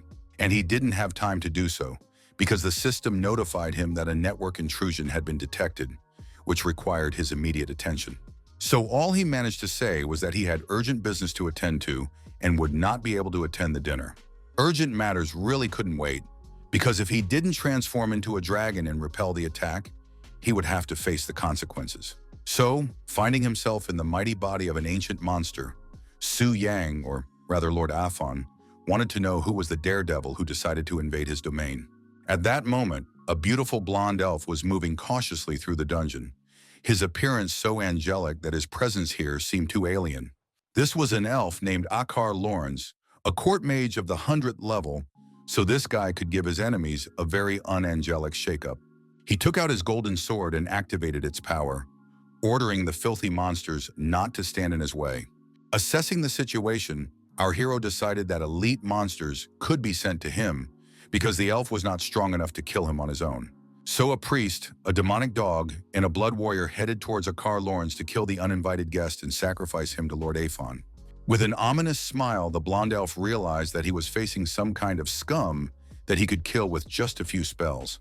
His power filled the cave, and he arrogantly declared that those who decided to oppose him would not live longer than a couple of minutes. But the court mage did not yet know what dark energy he would have to face in battle. A sharp blow wounded his beautiful face, which was now contorted in a grimace of pain and disgust. He was disgusted by the sight of blood, and if it weren't for the princess, he wouldn't have been in such a terrible place. Therefore, he decided to do the dirty work as quickly as possible and go to the bright castle with the princess. To do this, he summoned a mountain giant who would become his weapon and shield. Of course, the dragon didn't like that his enemy had easily defeated the level 95 monsters. It was clear that this guy was much stronger than the previous team. Afon was intrigued by his words about the princess. It seemed they knew each other, so he could try to get some information from his captive. Turning his head, he found that the young elf was sleeping peacefully. It was absurd how she could snore calmly in her sleep when she was being held captive by a bloodthirsty monster. So Afon decided to be her alarm clock, tapping his huge claw on the cage and calling her to wake up. Rubbing her eyes, the elven beauty calmly asked who could need her so much that it was worth depriving her of sleep. Her sleep vanished when she saw a huge dragon's eye right in front of her, and then heard the question of whether she was really a princess. The girl was stunned by the fact that the dragon could speak. He rolled his eyes and said that she hadn't asked anything, so he hadn't revealed his ability to her. According to her, he was an evil monster who didn't seem very intelligent, so there was no point in striking up a conversation. The captive had only one question in her mind. Why was he trying to find out information about her?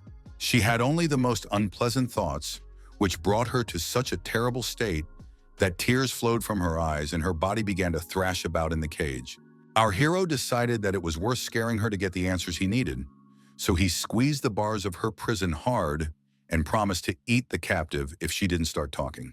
Trembling with fear, the elf said her name was Lilith Severa, and she was indeed a princess and the sixth daughter of King Severa. According to the information Aphon had, the land of elves, dragons, and giants was located in the same SSS class space, and of all three clans, only the elves were friendly with humans. The ruler of the elves was indeed named Severa, and it was said that she was a very promising lady.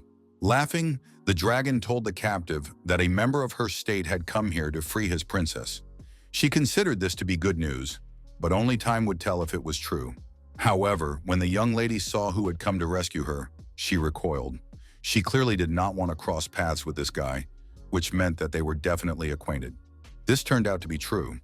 The elf said that Akar Lawrence and his family were scum of society who had done something unforgivable. She said she would rather remain a captive than go with him. It turned out that this vile guy first wanted to get close to her, to gain her trust, so that he could ultimately take advantage of her. The girl realized what was going on in time and was able to escape. The Lawrence family was influential, so even the queen could barely stand up to them, let alone the heiress, who was not favored. Surprisingly, the dragon said he would give Lilith to Akaru. Aphon explained that he did not want to risk his life because the enemy possessed the sixth transformation, which made him incredibly dangerous. So he had a choice: either give up the princess or face death.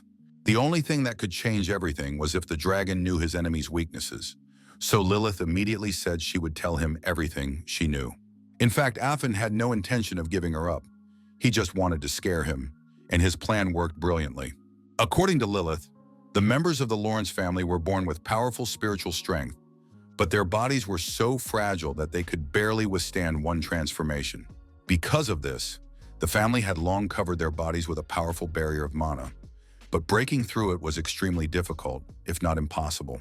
So now the girl was in complete despair because she understood that this scoundrel would take her anyway, and the dragon thought to himself that she should trust him a little. Our hero began to wonder if he would be able to move on to the next stage with this piece of meat. Then he would become more powerful and be able to deal with the elf. After consuming it, the dragon would enter a new phase, but it would only provide external protection, not the complete protection he so desperately needed. But then a brilliant idea came to Aphon's mind. He assumed that human equipment should also work on dragons, which meant that weapons could be used. Lilith decided to tempt fate and asked the dragon to let her go, because she was much more afraid of falling into the hands of this monster with an angelic appearance. However, this question remained unanswered because the ancient monster suddenly disappeared somewhere. It turns out that Aphon used a skill called Shadow Body. He himself did not expect it to work, but it did. Meanwhile, Lilith couldn't understand how such a huge creature could have escaped so quietly. The dragon was immensely pleased that he had not only equipped Shadowkill, but also gained a Shadow Body, and that his equipment, weapons, and skills had been transferred to this body. So now his stats had increased significantly, and he could calmly engage in battle with that elf. His strength had increased 100-fold, which meant that he no longer had to fear the uninvited guest. Akar was getting closer and closer to the dragon's lair. He confidently ordered the beast to immediately release the princess, and when there was no response, he decided that the creature had backed itself into a corner and was trembling with fear. He wanted to use forbidden spells and destroy the entire place, but then the princess would die too. However, he would resurrect her because the thought of marrying her filled him with real delight. Deciding that this was a good idea, the court magician activated his power and prepared to use it, wanting to destroy everything to the ground. At that moment, a huge paw appeared above the scoundrel, followed by a roar in which he could make out the words that thanks to him, the stereotype about elves had been destroyed. The blow of extraordinary force knocked the man off his feet and reduced his health to a critical 6%, causing Akar to cry out loudly. He landed very hard, sliding across the stone floor of the cave with his whole body. Aphon listened with pleasure to the enemy's questions about how he had managed to appear so suddenly and how he had managed to destroy his barrier. Having enjoyed the elf's screams to his heart's content, our hero decided to use a fire attack. It was his new technique, called Fire from Hell, a name that accurately described what was happening. So the court magician Akar Lawrence was destroyed. And not just destroyed, his body was literally burned to the bone. Looking at the burning body of this scoundrel, our hero decided that he would not reproach himself and consider this murder a sin, because he had cleansed the earth of a terrible elf. As a reward for his victory, Afin received the legendary attributes Stone of Summoning and Scroll of Spells, as well as the forbidden curse Thunder Haunting. The Scroll of Spells was particularly impressive, as it allowed him to withstand 7 attacks from 6th-rank opponents. The dragon knew that forbidden curses were spells of the highest level, said to be powerful enough to destroy an entire city. So, the scoundrel Akar presented our hero with valuable gifts, but Su Yang never received his clothes. Still, he was glad that he had killed the elf. The lonely cage swayed slowly on its chain, and the prisoner was already feeling a little seasick from being rocked back and forth all the time. But now Lilith was only thinking about whether the dragon had gone to Akar to get even with him. She was a little angry with herself for worrying about Aphon, but it was better to stay with him than to be with Akar. The monster appeared as suddenly as it had disappeared, its appearance shaking the entire space and causing Lilith to freeze in surprise. When the girl began to ask questions about the court magician, she learned that after Aphon's attack, he had been burned alive, so now she could rest easy. It seemed incredible. The princess knew how powerful Akar's defenses were, so she was surprised that the dragon had been able to break through them. Now everything seemed even stranger. For a while, Aphon looked strangely at his captive. She couldn't stand it and asked what was wrong, and the dragon explained that he didn't understand why she didn't have the same abilities as all the other royals. It turned out that the 6th daughter carried a curse placed on her by the king of the giants, which not only blocked her powers, but also shortened her lifespan. Looking at the girl, it was clear that her life had not been easy. So if our hero had not intervened in her fate, the Akar would have brought her new suffering. All these thoughts made the hero do something unexpected. His paws approached the cage and began to shake it violently. Lilith screamed and closed her eyes in fear, tears welling up in her eyes. She didn't want to believe that the real nightmare was yet to come. But then everything suddenly calmed down, and she opened her eyes, not understanding what was happening and why the dragon was behaving so strangely. Aphon announced that his captive was now free. At least the cage no longer held her in one place. She asked why he was doing this, to which Aphon replied that he was a kind creature who would soon rescue her. But for now, she was allowed to live here, and none of the monsters would touch her. The Elven princess did not understand why they treated her so well, and what exactly her captor meant by freedom. But her questions remain unanswered again, because the connection was interrupted. But from the outside, it seemed that the huge monster had simply fallen asleep. As the young man's consciousness returned to his body, he thought that next time he would have more courage to meet the research group, because he had gained new powers. He was distracted from these thoughts by the sound of an incoming message, which brought him back to the real world. When he saw 99 unread messages, he thought his guild members had gone mad. They were all sending him very strange messages, hinting at spending time together. There was too much attention, so the guy decided to reply only to Lin Yuyun, who would surely tell everyone else that he was sorry he had to leave so quickly. The girl was very pleased to see his messages and wrote that she understood the reasons for his absence, because everyone has their own personal matters. She sent him a photo from dinner, and Su Yang smiled as he looked at his friends having fun. He realized that Lin Yuyun was a good person with whom he could get along well. The next day, our hero decided it was time to visit the Heavenly Pavilion. There he unexpectedly met his former classmate Gu Xiaoqian, who modestly came over to say hello.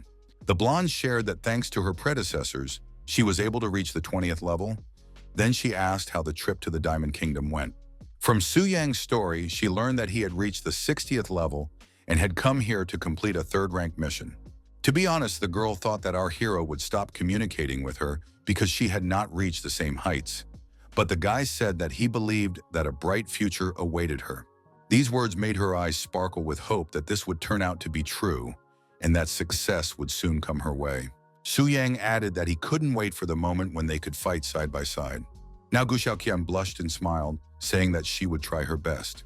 After this conversation, the young man decided to take on another mission, the purpose of which was to prove his strength. While he was reviewing the conditions, the abbess approached him and asked him to be careful, as there were rumors of the Red Moon appearing. This was a special phenomenon in which all the monsters of the secret realm became extremely wild and dangerous.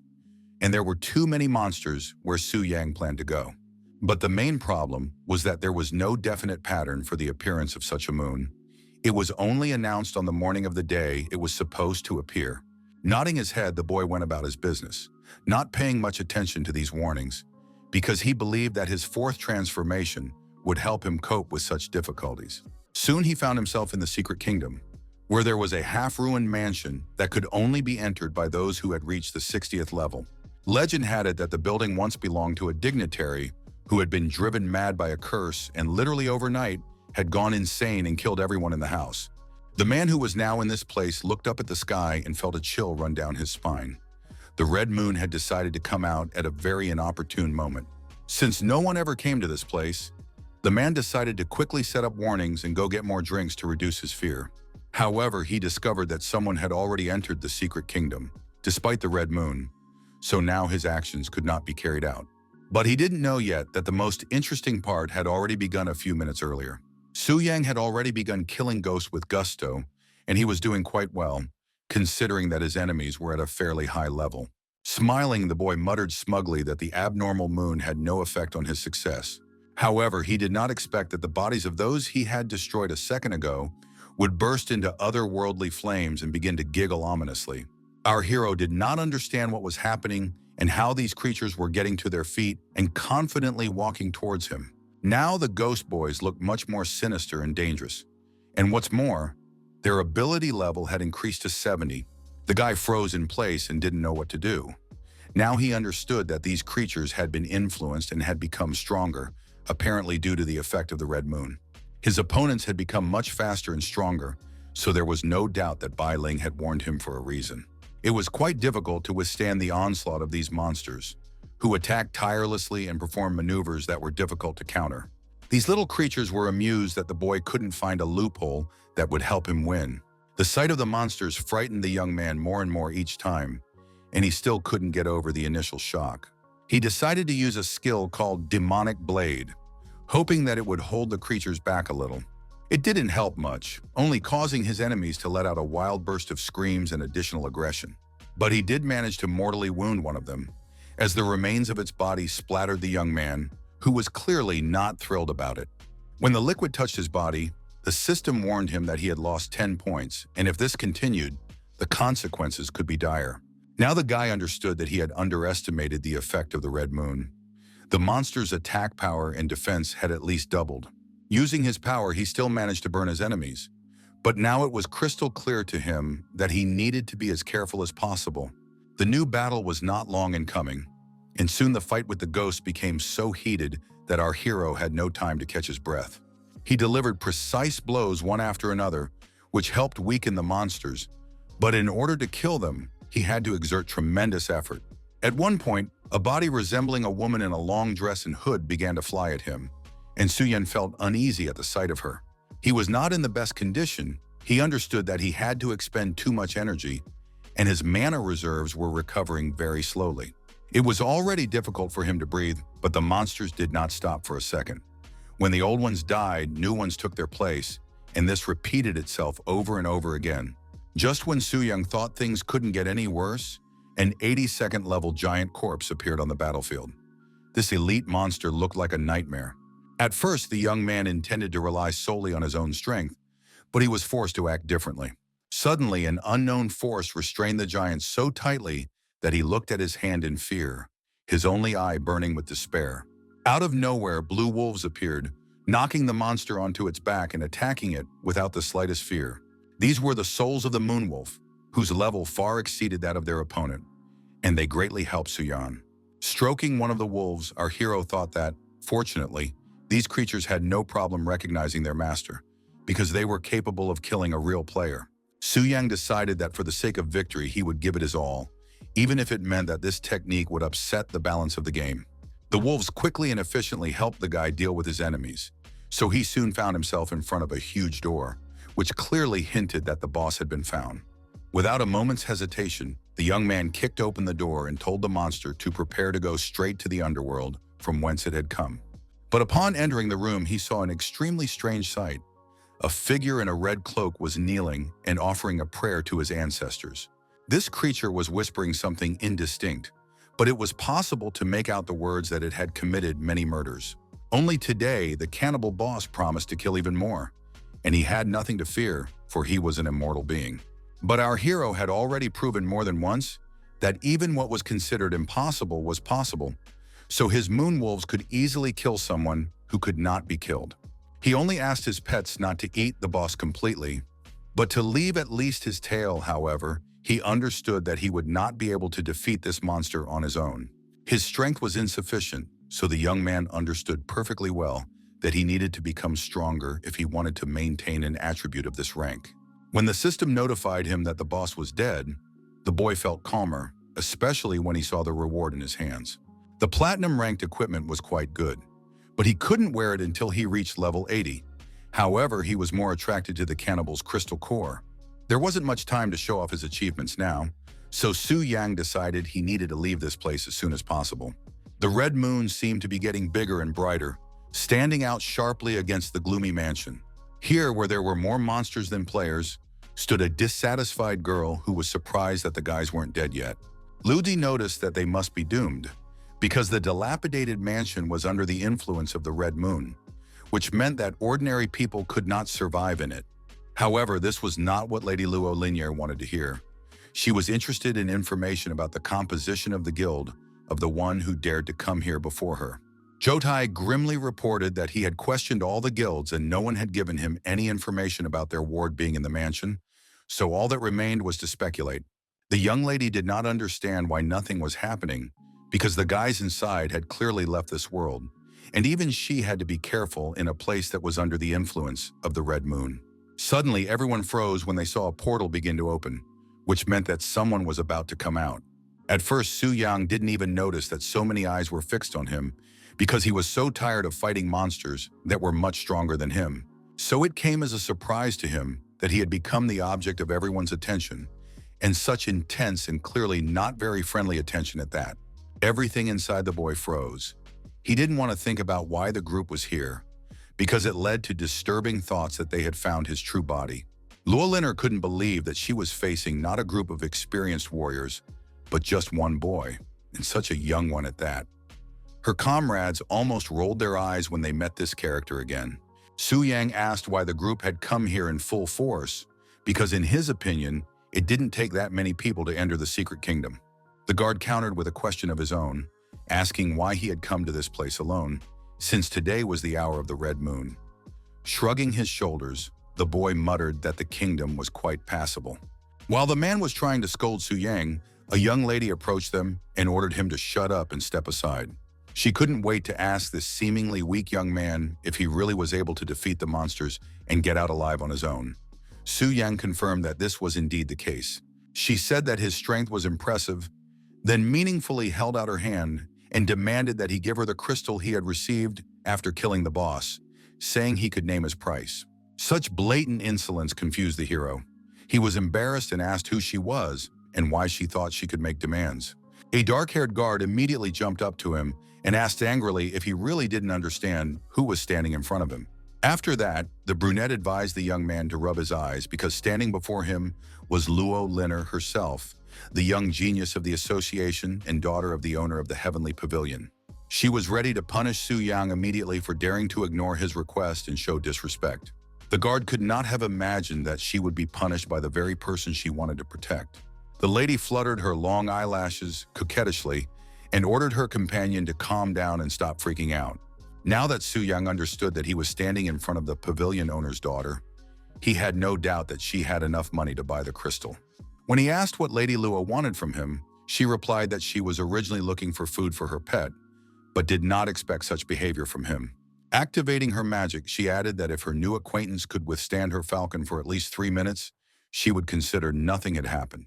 The already exhausted Su Yang was taken aback, believing that this was unfair to say the least, as he had barely recovered from the battles.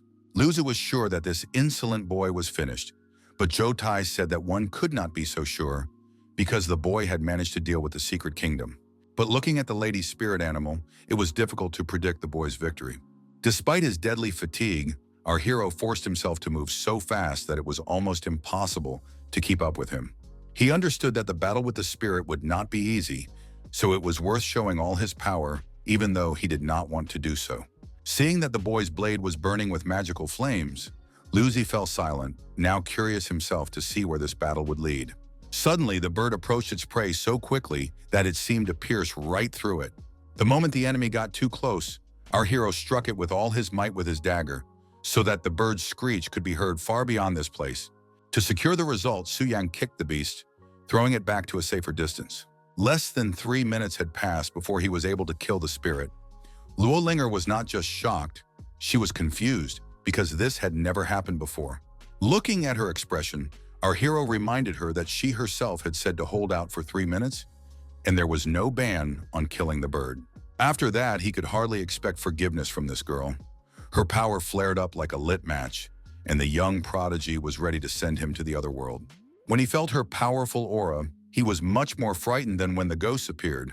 Everyone shouted at the lady not to engage in battle, because this guy had a special status, but she didn't care. Then she suddenly froze, as if the meaning of the words had only just reached her, and the girl decided to find out what they were trying to tell her. They told her that Su Yang was an important person in the temple and a member of the Black Gold League. Now it was clear that she was facing an important person who could complete 5-star tasks.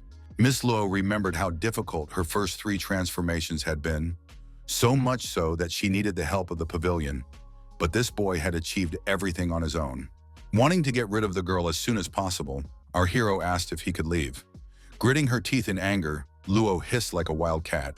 After that, she jumped on her horse and said that they were returning to the pavilion right away. Looking at the lady, our hero thought she was amazing, and he even wondered if she could handle the black dragon. Opening the system window, the guy suddenly discovered that he had not completed the second task, which was related to the Earth Dragon. So he headed for the mountain range that served as the entrance to the ruined formation. Lo Liner and her entourage also arrived there. They were happy to be the first ones there, as they had every chance of beating their rivals. Although the boss was not very high level, it was extremely rare, so the girls said that they would need a lot of strength. However, when she approached the guard, he said with obvious fear in his voice that they should wait, because someone had arrived here earlier. These words made her eyes burn with hatred, and an oppressive aura activated, which could suppress even the strongest in the world.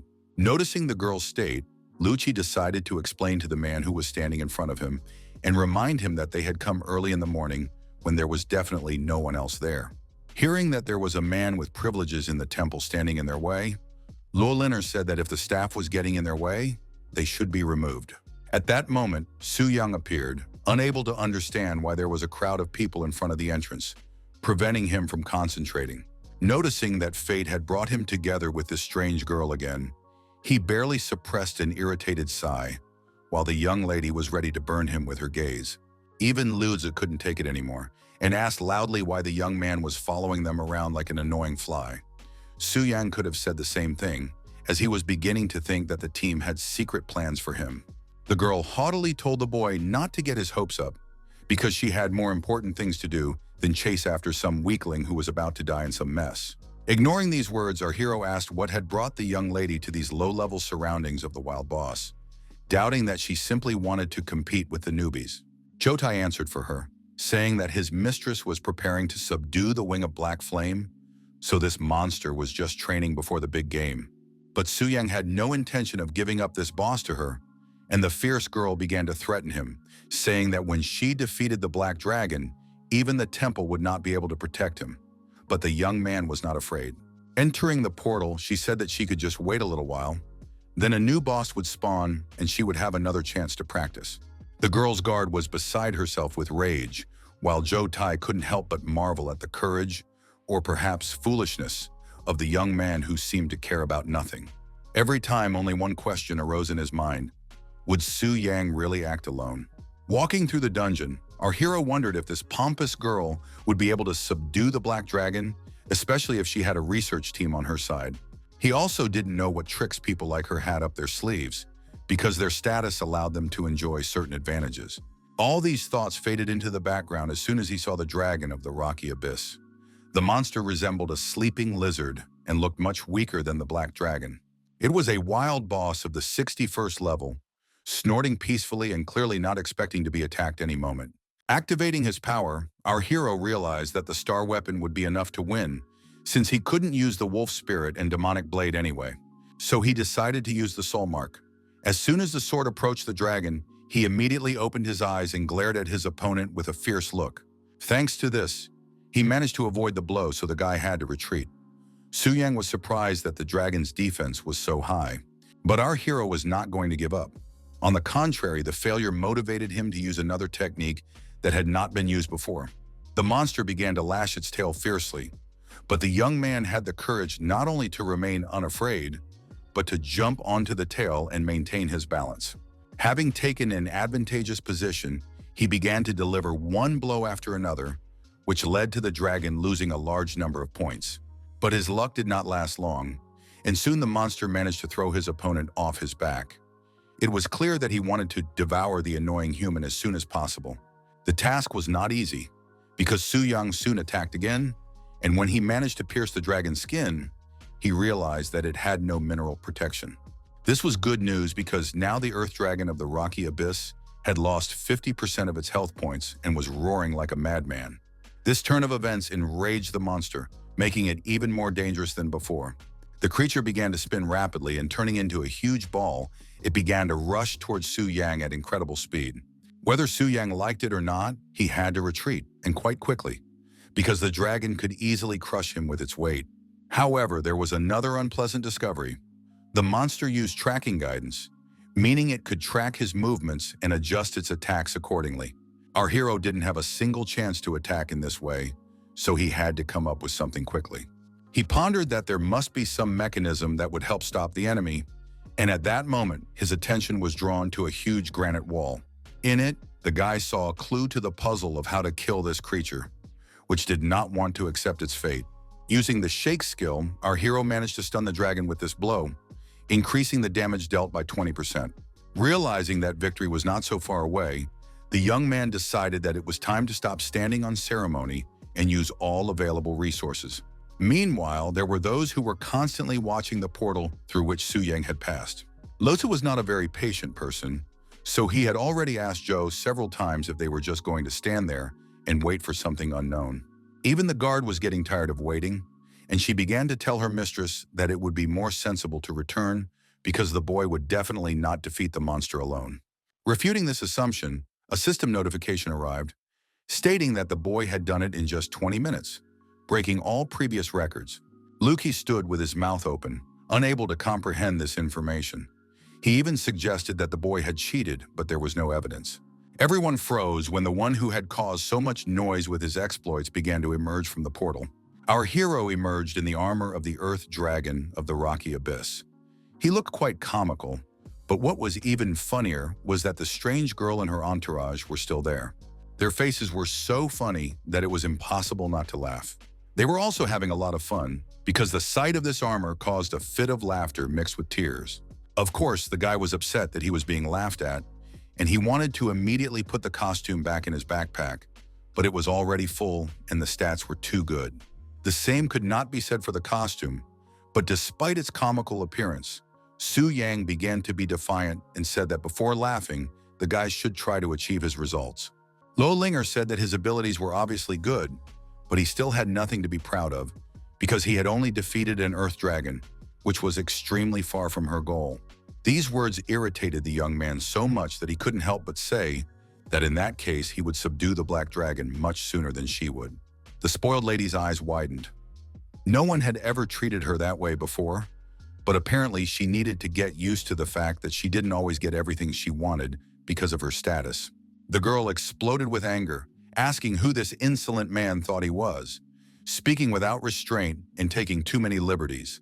He became quite irritated by this attitude, so he growled that his name was Su Yang, and he was not only a VIP at the Temple of Reincarnation, but also the one who would subdue the Black Dragon. After these words, he began to receive notifications that 2 5-star missions to advance his profession had been discovered, and these were secret tasks. The first one was to take him to the deepest part of the Sleeping Mountains, where there used to be an underground prison that served as the laboratory of a great magician. Su Yang knew that the monsters in that place were very high level, but he was to be provided with the necessary equipment. And so it was, he was allowed to use the rusty key and the life forces and blood of the earth dragon, the blood being a remarkable alchemical substance. So, dismissing the spoiled daughter of a rich daddy, Our hero said that he had more important things to do than argue with the girl. Watching the guy leave, the men just grumbled that he was indeed too cocky, but they were more interested in what the young lady planned to do next. With a mad fire in her eyes, she said that her henchman should keep an eye on her new enemy, and as soon as he was ready for the next stage of his career advancement, she should be the first to know. Feeling the phantom weight of the heavy armor that had appeared after the battle with the dragon, Su Yang realized that his transformation was finally complete. However, he was still thinking about how best to use the resources he had. He wanted to make good use of the platinum-level Earth Dragon set, which gave him some very nice advantages. The young man liked everything about it except its appearance, which was frankly ugly. But after the transformation, it should be enough until the fourth change of profession. While he was thinking, his feet carried him to the sleeping mountains, where eternal fog reigned. They said that this place was a graveyard for many living creatures. The fog was so thick that it was almost impossible to see anything, and the atmosphere was too gloomy, quiet, and cold, just like a graveyard. To plot a more accurate route, Su Yang decided to look at the map to see where this underground prison was located, and when he saw how far away it was, he wanted to scream. It immediately became clear that the journey would take a long time, but that wasn't the main problem. Two red eyes were what he should have been afraid of. Hearing a crack behind him, Su Yang was not afraid. He just whispered to himself that he should deal with some trifles. The minor detail, as he said, was a creature 10 times his size, the mere sight of which sent shivers down his spine. Someone emerged from the fog and asked in a gentle voice if the boy was okay after such an unexpected encounter with such a creature. It was a girl named Zhang Yan, a master of the Thunder Sword. She asked if the boy had come to the wrong place, because fighters of his level should not be here. Putting on a defenseless look, our hero thanked her for her help and said that he had come here on a mission.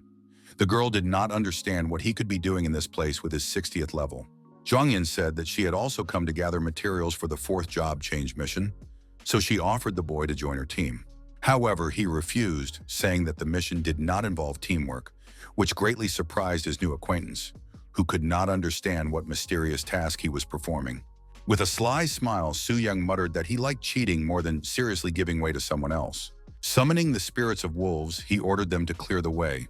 So now there was no need to worry about a surprise attack by monsters. The task caused the creatures to turn red, as it required a little more energy, but it allowed them to make a high-speed dash to get the job done as quickly as possible. The color still seemed strange to the guy, and he assumed that the soul summoning stone was also under the influence of the red moon. He made a mental note to ask about it at the temple. It seemed that the glow was paving the way for him to a place where people were usually forbidden to enter. Now Su Yang had arrived where he needed to be, which he would hardly have been able to do without the regiments, as the entrance was well hidden and camouflaged. Upon entering the strange cave, our hero immediately noticed that it smelled disgusting, as if pieces of rotting meat were scattered around. He was not entirely mistaken. Looking around, the guy noticed a huge number of dead bodies, and it looked as if their death had been instantaneous and their blood had been sucked out. It was strange, because he hadn't encountered any evil creatures on the way, which meant that they had been killed by the one our hero was hunting. Going deeper into the cave, he witnessed a gruesome scene. In the center of a pentagram sat a strange creature that had laid out 6 skulls around itself. Su Yang reached out his hand to this monster, and it seemed as if it was controlling him and pushing him to do so. As soon as his palm approached, the creature howled. After that, the boss, who was a zombie possessed by a dead mage, began to grow in size until it became a real giant.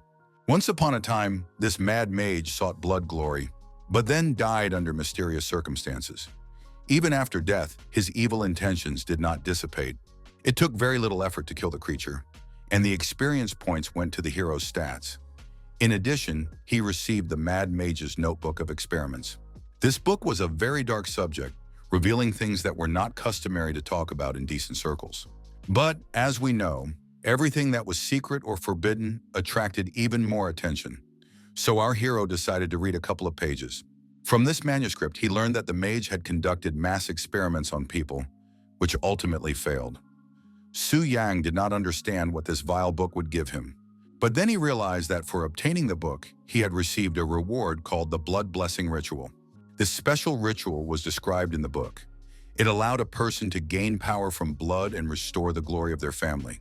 It seemed that now the young man could constantly increase his bonuses, but a question arose in his mind. Wasn't it too risky, since it was precisely because of this that the mad magician had died? After thinking for a moment, the young man realized that the description said to use the blood of a powerful creature, but the mage had used ordinary people for this, which led to failure. And he did indeed have the blood of an earth dragon, but when it came to powerful creatures, what could compare to the wing of black flame? An interesting thought suddenly popped into our hero's head. He wondered if he could connect to the boss when no one else was around, and the system sent an affirmative response. Glancing at his spiritual pets, the guy ordered them to stay here and make sure no one destroyed the magic circle. He activated the instant connection system and waited for that strange feeling when he regained his dragon body. So, after a couple of seconds, he was already in that place that had become all too familiar to him. Lilith Severa was completely exhausted from being alone. She was incredibly bored in this cave. She couldn't understand what was wrong with this dragon because he promised to give her freedom, but in the end, he just sleeps and does nothing. To be honest, the girl didn't really believe in her liberation because she had been kidnapped quite a long time ago, and only one scoundrel, Lawrence, had come to rescue her. The rest didn't care about the cursed princess. Suddenly, Affin woke up and roared loudly. The girl jumped up in surprise, her heart nearly leaping out of her chest with fear. This angered her so much that she began to scold the dragon, saying that he must have gotten up on the wrong side of the bed, but he just shrugged and said that it was his habit. Instead of making small talk, it was time to get down to business, so the dragon focused on what he needed to do. First of all, he needed to activate his power. When he did so, fire flared up around him and the walls of the cave shook noticeably. Then he punched his chest. His captive did not know what to expect, so this action frightened her greatly and made her scream. Aphon just needed to get the dragon's golden blood, which was a very valuable resource, because it could be used in a ritual and the result should be amazing. Frightened, Lilith asked why he had to hurt himself. Aphon couldn't come up with a better excuse than to say that he was too excited and had let a little blood out because of it. These words made the girl laugh.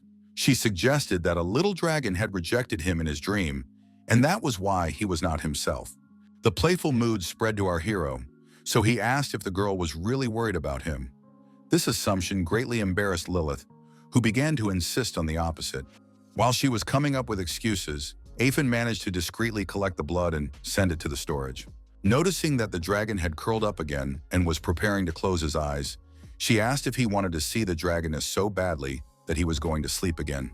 The hero replied that she should stop fantasizing and be more serious, because a new wave of enemies would soon arrive, which meant that they both needed to be prepared. Lilith was already getting annoyed by the dragon's habit of always saying something ridiculous, and then continuing to sleep as if nothing had happened. Finally, Suyang was able to return to his spirit pets, who were happily wagging their tails, as it seemed that there had been no intruders during his absence. Now, according to the mission description, he had to stand in the center of the magic circle of blood, which he did. After that, he had to drink the so-called life force and blood of a powerful creature. But the result of these actions could be unpredictable. Deciding that risk was a noble cause, the young man drank the contents of the test tube to the very bottom without hesitation. When the liquid entered his stomach, his eyes opened so wide that his eyelids began to hurt.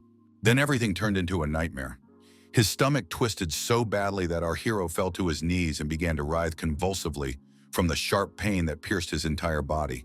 Su Yan felt as if everything inside him was melting. His throat, body, head, everything was burning with unbearable heat. It felt as if every drop of dragon blood had stuck to him and was trying to consume him, merging together. The wolves became nervous, sensing their master's condition, and were worried that he might die right before their eyes. They wanted to help in any way they could, but the guy found the strength to turn to the animals and order them not to come near. He explained that this was just part of the ritual, that the weak were unworthy of receiving blessings from the strong, because only the strong could become more powerful through painful trials. Several more agonizing seconds passed before the weaving of the cocoon was finally completed. Our hero froze, looking like an unbreakable statue covered in strange red scraps. The wolves entered the magic circle and began to sniff cautiously. There was no reaction, but then suddenly the cocoon began to crack and an otherworldly light shone through. Su Yang opened his eyes and now his pupils were the same as a dragon's. which meant that the blood blessing ritual was finally complete. The hero's body became noticeably stronger and more masculine, and it seemed that it was his muscles that were tearing the cocoon and freeing his limbs from their bonds.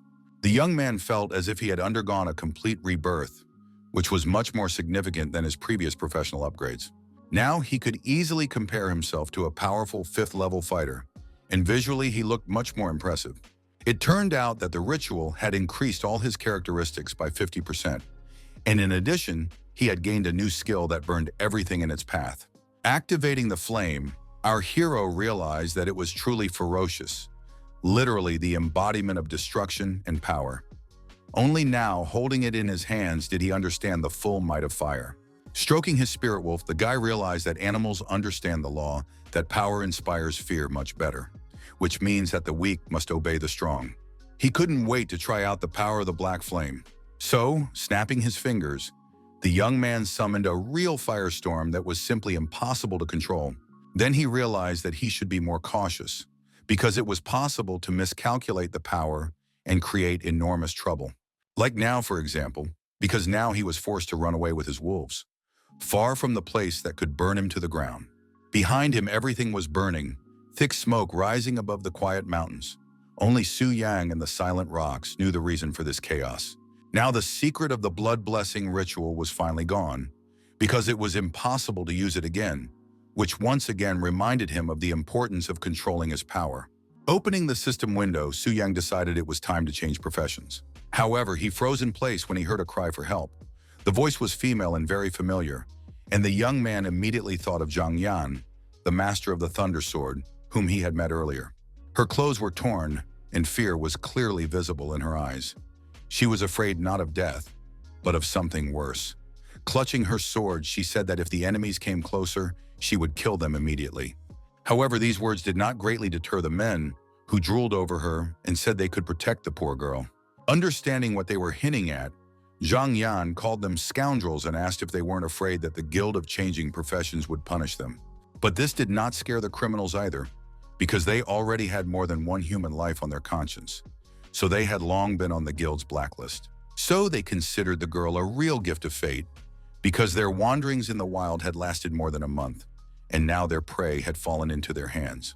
The men laughed loudly and reached out their hands to her, but Zhang Yan knew that she would not tolerate such humiliation and would rather die than let the scoundrels touch her.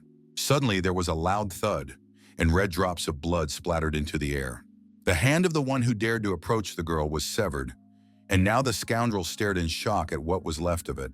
It was Su Yang, who said that he had long heard about a gang of scoundrels attacking lone players, but he did not think he would encounter them today.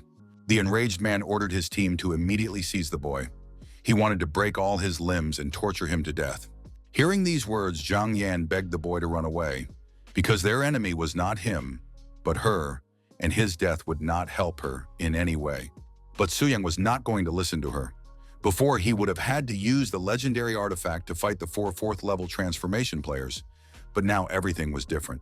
When the men attacked, they were very surprised that their opponent was moving so fast. They clearly did not expect Su Yang to use his power, and they flew away from him at such a speed that falling was inevitable. These cowards were so insignificant that they did not disdain attacking from behind, after which they could no longer be called warriors. But for Su Yang, such an attack was not surprising, because he knew that these rats would behave in this way, so he successfully repelled the attack and counterattacked. After that, the red-haired thug's platinum sword broke with a single touch, and he assumed that the boy possessed a weapon of starlight level. But instead of retreating, the thugs decided that the young man was a better prize than the girl, because he was sure to have more valuable items on him. These words motivated his warriors to move forward, and now that they had heard them, they decided that they would finally be able to get rich and return to normal life. This desire only made Su Yang smile, because his opponents should have been afraid that they simply wouldn't have time to spend the money they were going to take. He told his frightened opponents that he had no need to be merciful to people like them. Our hero was interested in applying his new skills, so he activated the Black Flame of Destruction without hesitation. This helped him kill his enemies, but when the guy saw the props that came to him, he felt so disgusted that he realized these people really deserved to die. As expected, the Black Fire Wing Flame really did have a deadly effect. Approaching the girl, Su Yang asked if she was okay, but all she could say was to ask what kind of power he possessed. But our hero said it was his secret. After these words, Zhang Yan regained her composure a little and thanked him for saving her, as well as apologizing for not realizing at first how powerful her new acquaintance was. This brave girl, who was not afraid to stand up to the villains until her last breath, asked the guy what his name was, and he satisfied her curiosity without hesitation. Zhang Yan instantly recognized his name, having heard it a million times from An Yu, who admired the new guild members. It turned out that yesterday, Yu Yan was hanging out with the girls.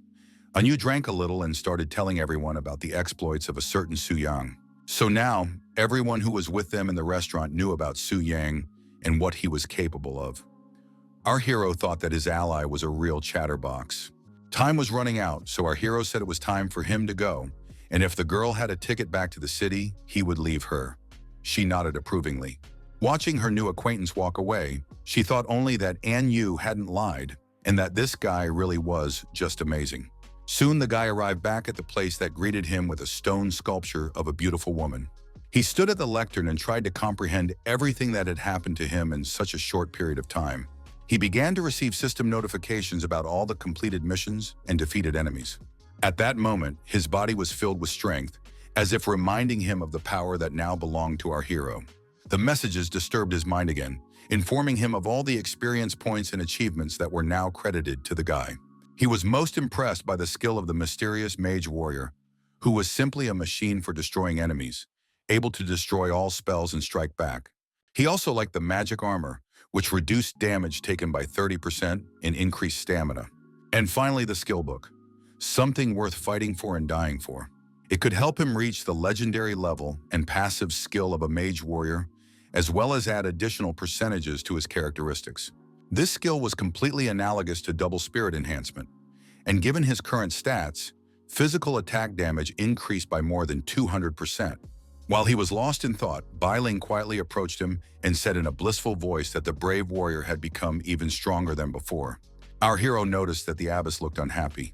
She explained that the temple only provided services up to the third transformation, which meant that Su Yan would have to go to the city of heaven. While she was saddened by the fact that the young man would have to leave, the statue flashed with a bright light, as if it had just bestowed its blessing.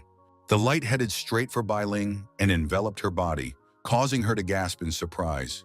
This scene reminded the young man of the blood blessing ritual, except that what he had gone through was sinister and mysterious, while this was bright and holy. Now the woman appeared before him in a different form, resembling an angel. The blessing ritual was complete, and now Bai Ling had become a priestess of the 5 transformations, which meant she was going to serve in the city of heaven. Descending to the young man, Bai Ling joyfully said that now she would be able to continue to be with such a great warrior and see all his ups and downs. Suddenly, she leaned against Su Yan and muttered that she was a little tired and wanted to sleep. Apparently, the process had exhausted her. Resting his chin on her head, our hero realized that if she went with him to the city of heaven, he would feel much more at ease. So he was not at all opposed to traveling together. It seemed to him a true blessing of fate.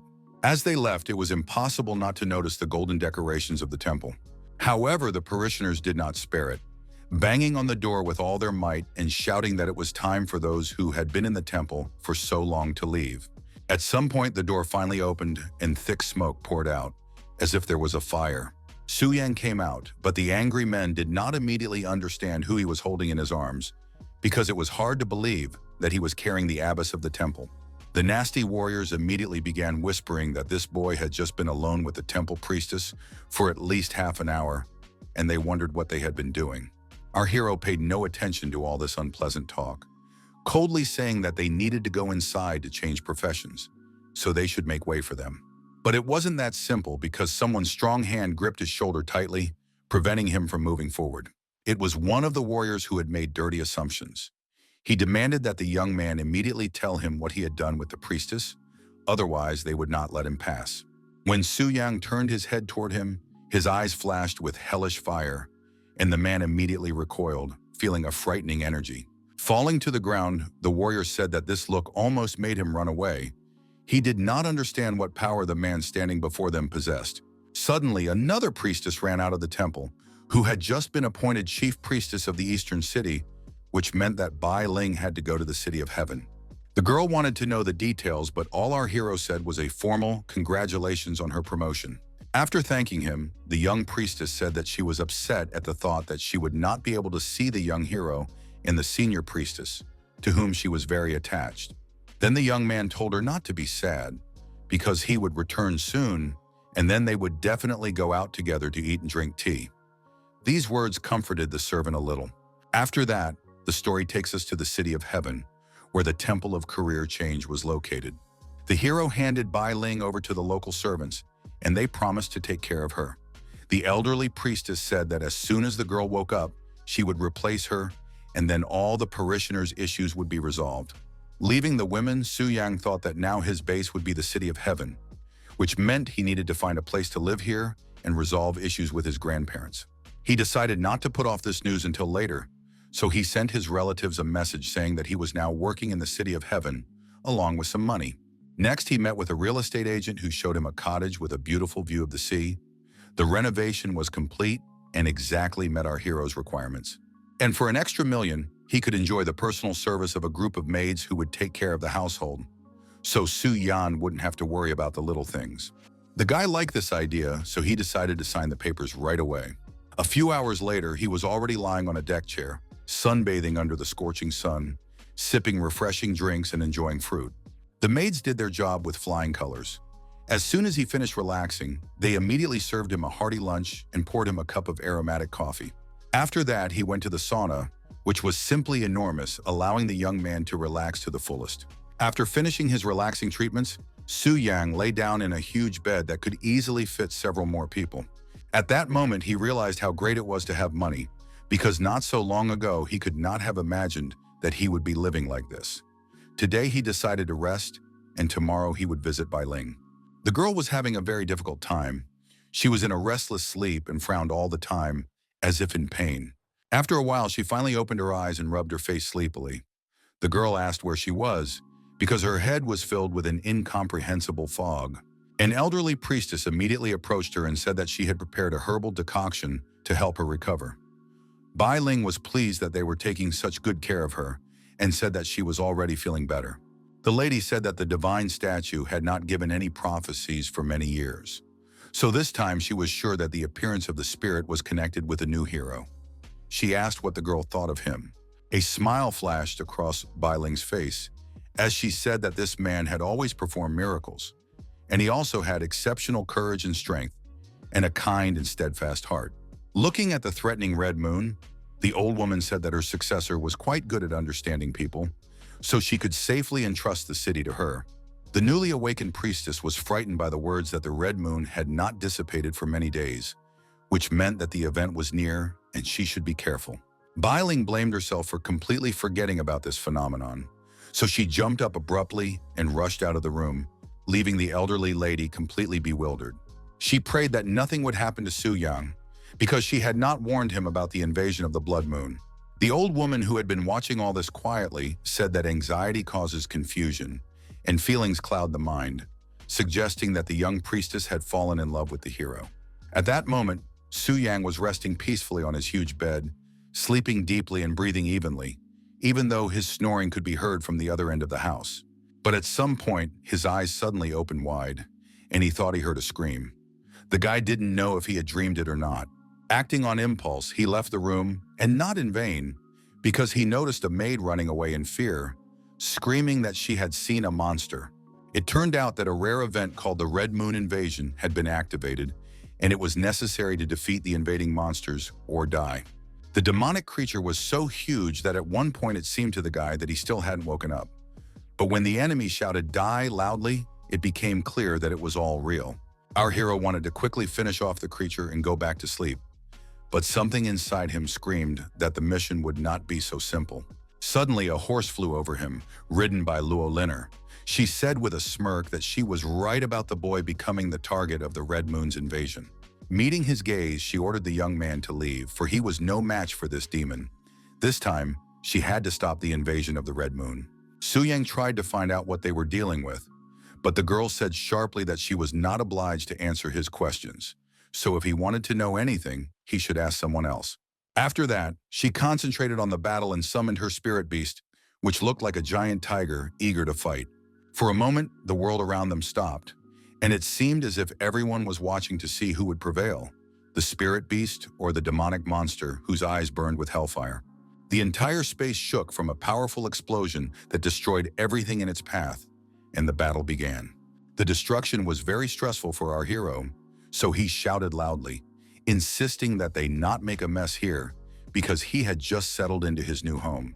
Amidst all this chaos, Bailing appeared, running towards Su Yan in her nightgown and anxiously asking if he was okay. The girl hugged him tightly and said that as soon as she woke up, she immediately saw the red moon outside the window and remembered that she had not told him about the invasion. Sitting her down on a chair, our hero asked if she could now tell him all the details, and she nodded affirmatively.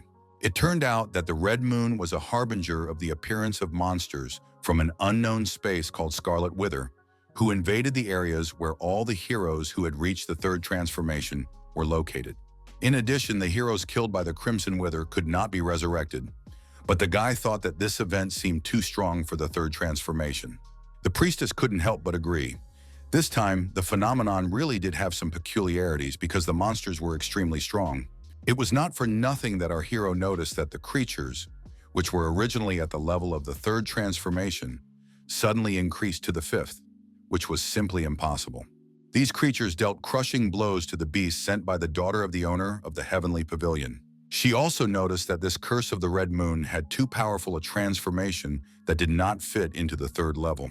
She was eager to attack the demon herself, but unfortunately, Su Yang stopped her, saying that if she continued to fight like this, she would destroy his house, so it was better for him to deal with everything himself. It was hard to believe that the guy was really going to deal with the demon on his own, and the spoiled girl declared that he didn't need to ask her for help. But he definitely didn't need any help.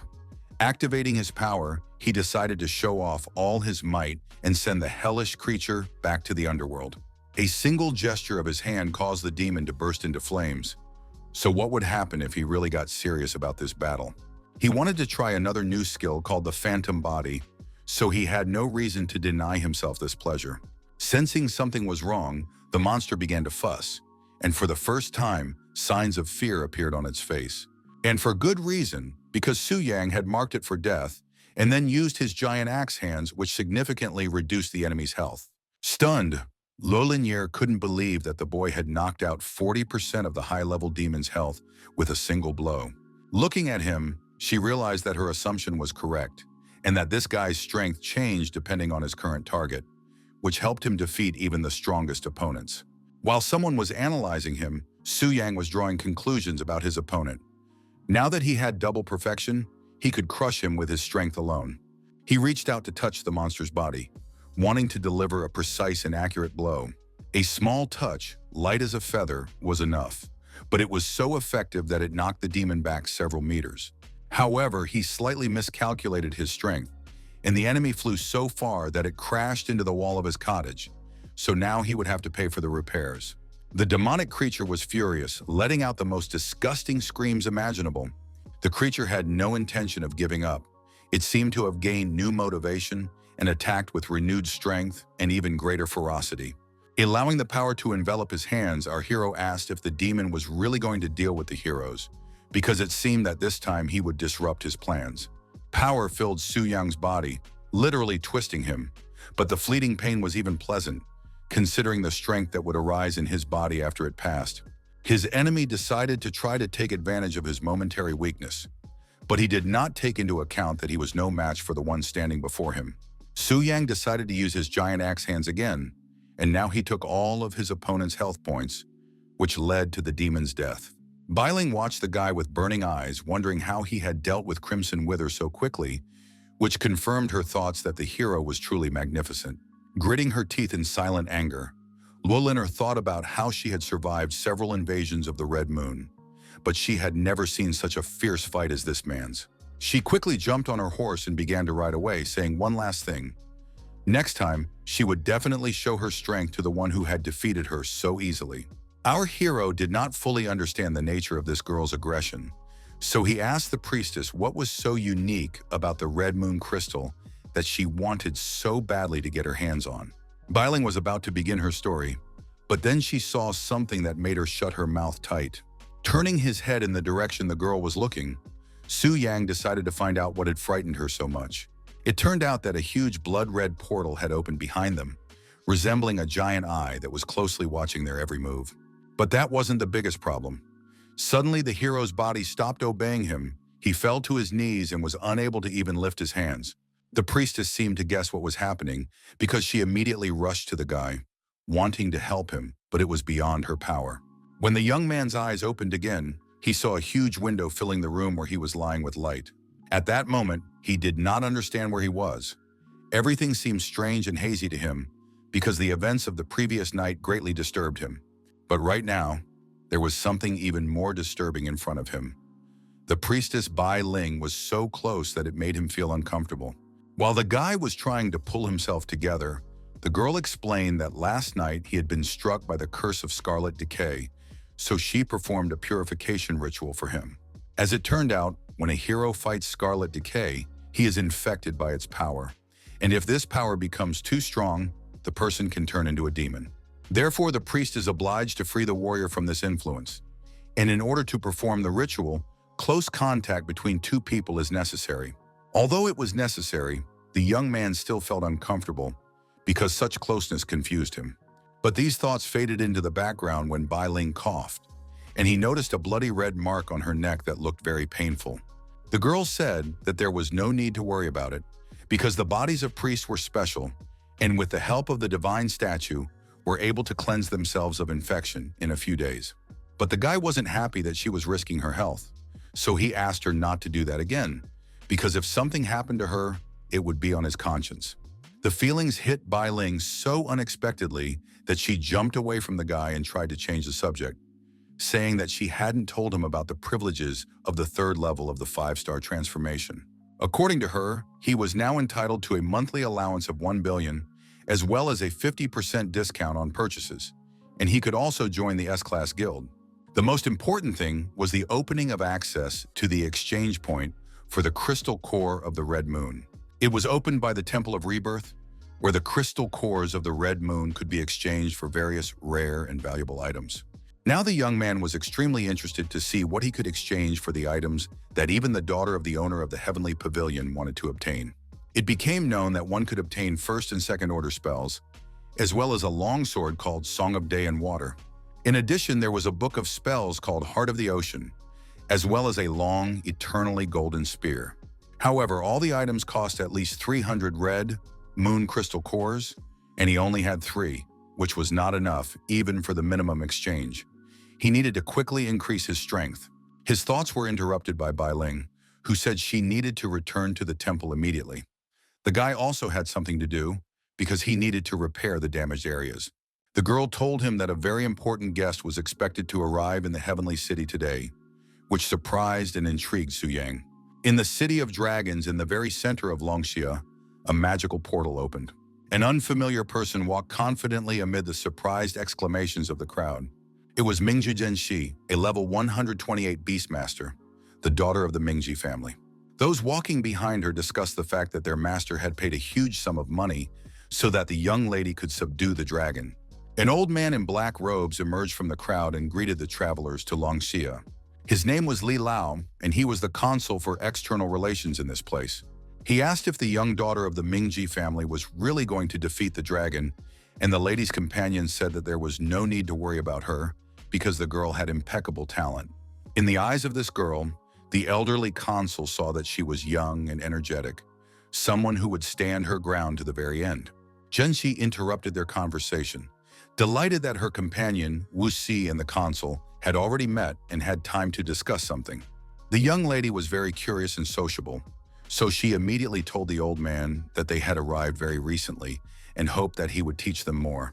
Pointing to the portal, the consul immediately explained that the Black Dragon Fortress was located in the City of Eternal Winds, and that in front of them was a teleportation point, which they needed to enter. While the young lady waved cheerfully to the old man in farewell, her companions could not believe that he had sent them to the dragon so quickly and had not even thought to accompany them. Hearing their indignation, Zhenxi began to scold her companions, reminding them that they were guests and therefore had to play by someone else's rules and not cause trouble. Looking at her, Woozy thought that such behavior could leave her with nothing in the future. This was the main disadvantage of her master's excessive protection. Luo Linner and Zhou Tai watched them from above, and the girl asked if this girl was really a talented ruler of the beasts from the Kingdom of Flowers. Her companion nodded affirmatively and suggested that her main target was the dragon. Luo Linner wondered what threat this little girl could pose, but she was much more concerned about Su Yang. Jota reported that he had recently conducted an investigation and learned that Su Yang had only recently received the initial title of warrior and had independently improved his skills and level in a very short time. It was surprising that he had achieved everything without the help of his guild. The girl was amazed that this mysterious guy surprised her with his unexpected actions every time. While she was thinking about how she might lose to someone who had barely passed the third transformation, Zhenxi and her company began to leave. They also needed to return and prepare better for the upcoming events.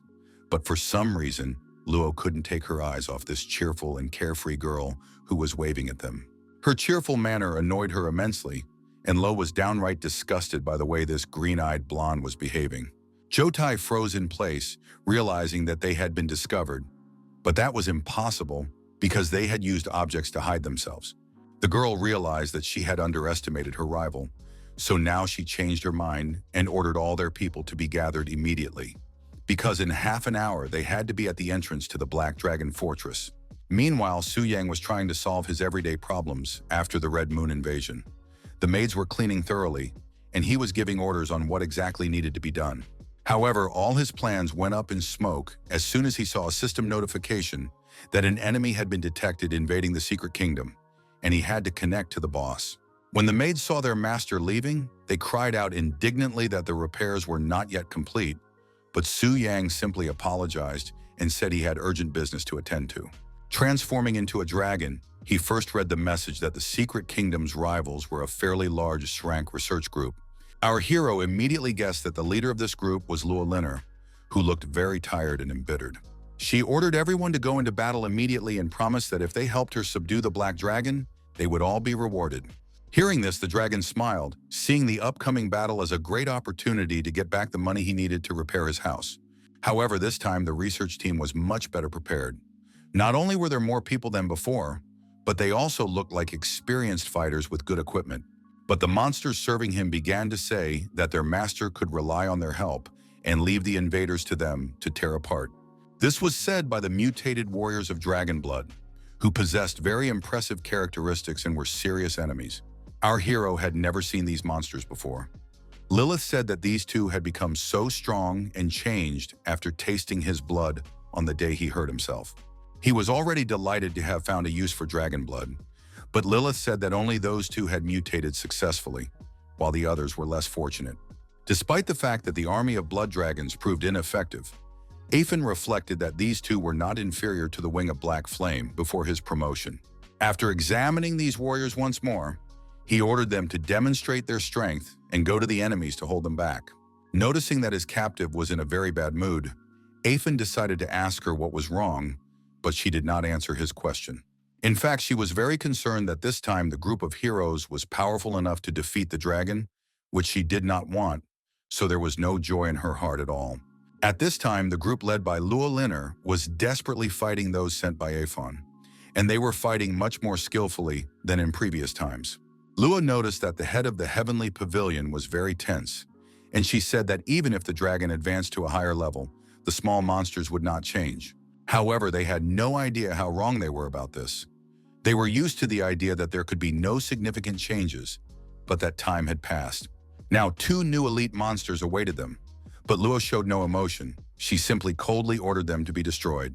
Zhou Tai ordered to separate these creatures and not give them the opportunity to use combined skills. But soon they discovered that one monster was immune to physical attacks and the other to magical ones. So now the battle was complicated by the fact that they had to use the right attack on each creature, and God forbid they got it wrong. They used a skill called Instant Kill with a Shadow Strike, then decided to finish it off with a Fierce Strike. This helped as they knocked down one of the dragon's minions. Bleeding profusely, the monster muttered that it had died for the greatness of Lord Athos. However, the group of warriors was mistaken in thinking that he was dying. On the contrary, all his characteristics increased sharply. Getting to his feet, the monster growled that he would now kill the invaders. The boss decided to summon small monsters, and now the guys had to be more careful, because they could use group reinforcement, so they had to divide the battlefield to prevent them from uniting. Lo Linner said that they needed to stop panicking and continue weakening the enemies, and that they needed to give her all their strength to attack the boss, as her beast would also join the fight. These words encouraged the weary warriors. They believed that with their mistress's abilities, no dragon with its petty minions could threaten them. And at first they were indeed lucky, even managing to seriously wound the second elite monster. It seemed that Luolinner's spirit beasts were fighting these creatures on equal terms and fearlessly plunging right into the thick of the action. The girl watched the events unfold from her horse and told them to leave her the bloody skin of the defeated enemy and not to kill him completely. Hearing this, the monster groaned in pain, cursing the invaders, not understanding what else these vile people wanted from him. It turned out that the girl realized that it was a dragon in human form, so she thought that it could be tamed. Power pierced the creature's body and it screamed loudly, sensing that the human wanted to tame it, but trying to resist it with all its being. However, Lo persistently ordered it to become her strength, and at some point, this order became not just persistent, but impossible to disobey. At some point, the monster forgot who he was, and the young mistress convinced him that he was her loyal servant, ready to give his life for her. His kinsman begged his brother not to succumb to the charms of this vile girl, for they were servants of Aphon and could only give their lives for him. Aphon was extremely dissatisfied that the enemies had not only invaded his territory, but also tried to capture his monsters, which enraged him. He understood that with such a team, he could not win even at the level of the Shining Moon, so the decision was made to swallow the strange piece of meat. Seeing the foul-smelling piece in the dragon's hands, Lilith could barely suppress the urge to vomit, and when she thought about Aphon chewing it, she felt even worse. If this was the only way to win, our hero was ready to suppress any feelings and do what was necessary. Yes, the dragon didn't like it either, but in order to finish off the girl, he quickly swallowed a piece of meat and pretended to enjoy it. However, his bravado faded as soon as the disgusting taste of sewage appeared in his mouth, so he couldn't hide the look of disgust on his face. The effect was immediate. The dragon's body glowed, and inexplicable processes began to take place that were supposed to increase his strength. The glow became more intense with every passing second, so much so that at one point Lilith thought it might blind her.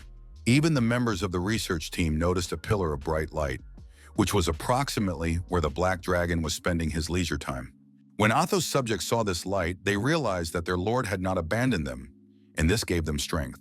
Such a powerful force emanated from the dragon's fortress that Lo Linner was confused for the first time, because she did not understand what was happening and how to proceed.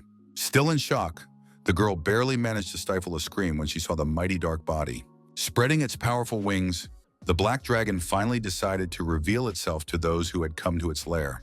Following this, the guys began to receive alarming messages saying that the boss had begun to mutate and had now risen to the level of the Shining Moon. Not to mention him, the dungeon itself had reached a higher level and was now more difficult than ever. The transition to the new level was complete, so now Aphon understood that it was time to crush those who dared to enter his lair. Luki shouted that this was some kind of joke, because before that, the level was lower. Jotai barely restrained him, but even though he was shocked himself, he understood that they all needed to calm down. They all began to ask the lady what they should do, because the boss at this level was beyond their power.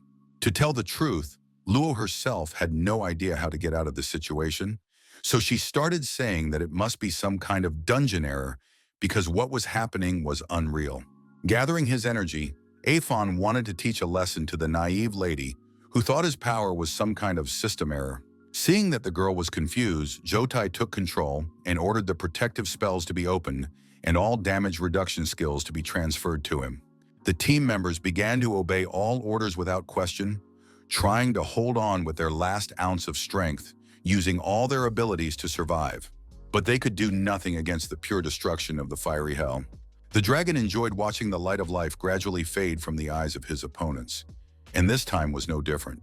Jotai, who could barely find the strength to keep his body in a sitting position, thought about the incredible force they had to face. But he did not want to give up because they were also well prepared, and could give a worthy rebuff to the one who considered himself invincible. Aphon did not expect the group to activate the Emerald Circle of Life, a power that restored full health to those who were dying. When the full recovery took effect, Lo decided to use Chain Attack, because now she thought she had found the dragon's weak spot. Aphon had no intention of giving in to these people, so he used his skills. Thunderous Roar, Firestorm, and instant kill of Piercing Darkness. Despite all his attempts to kill his enemies, they managed to inflict considerable damage on him and made him nervous. Only with time did Lo realize that the dragon was not susceptible to any serious attack and that she needed to come up with something better. Jotai stated that the dragon's heart was already in the enemy's hands, so they could only gradually stall for time and wear it down. That was their plan. However, Luzi reminded them that this strategy was designed for the level of Starlight, and now their opponent was much stronger and could crush them with a single attribute. For the first time, our hero agreed with this man. The guy was right that all skillful techniques were useless against absolute power. Everyone tensed up when they noticed that the boss was about to attack again, and their defense had not yet been activated. So in fact, they were powerless against the dragon's strike, which could literally sweep them away from their places.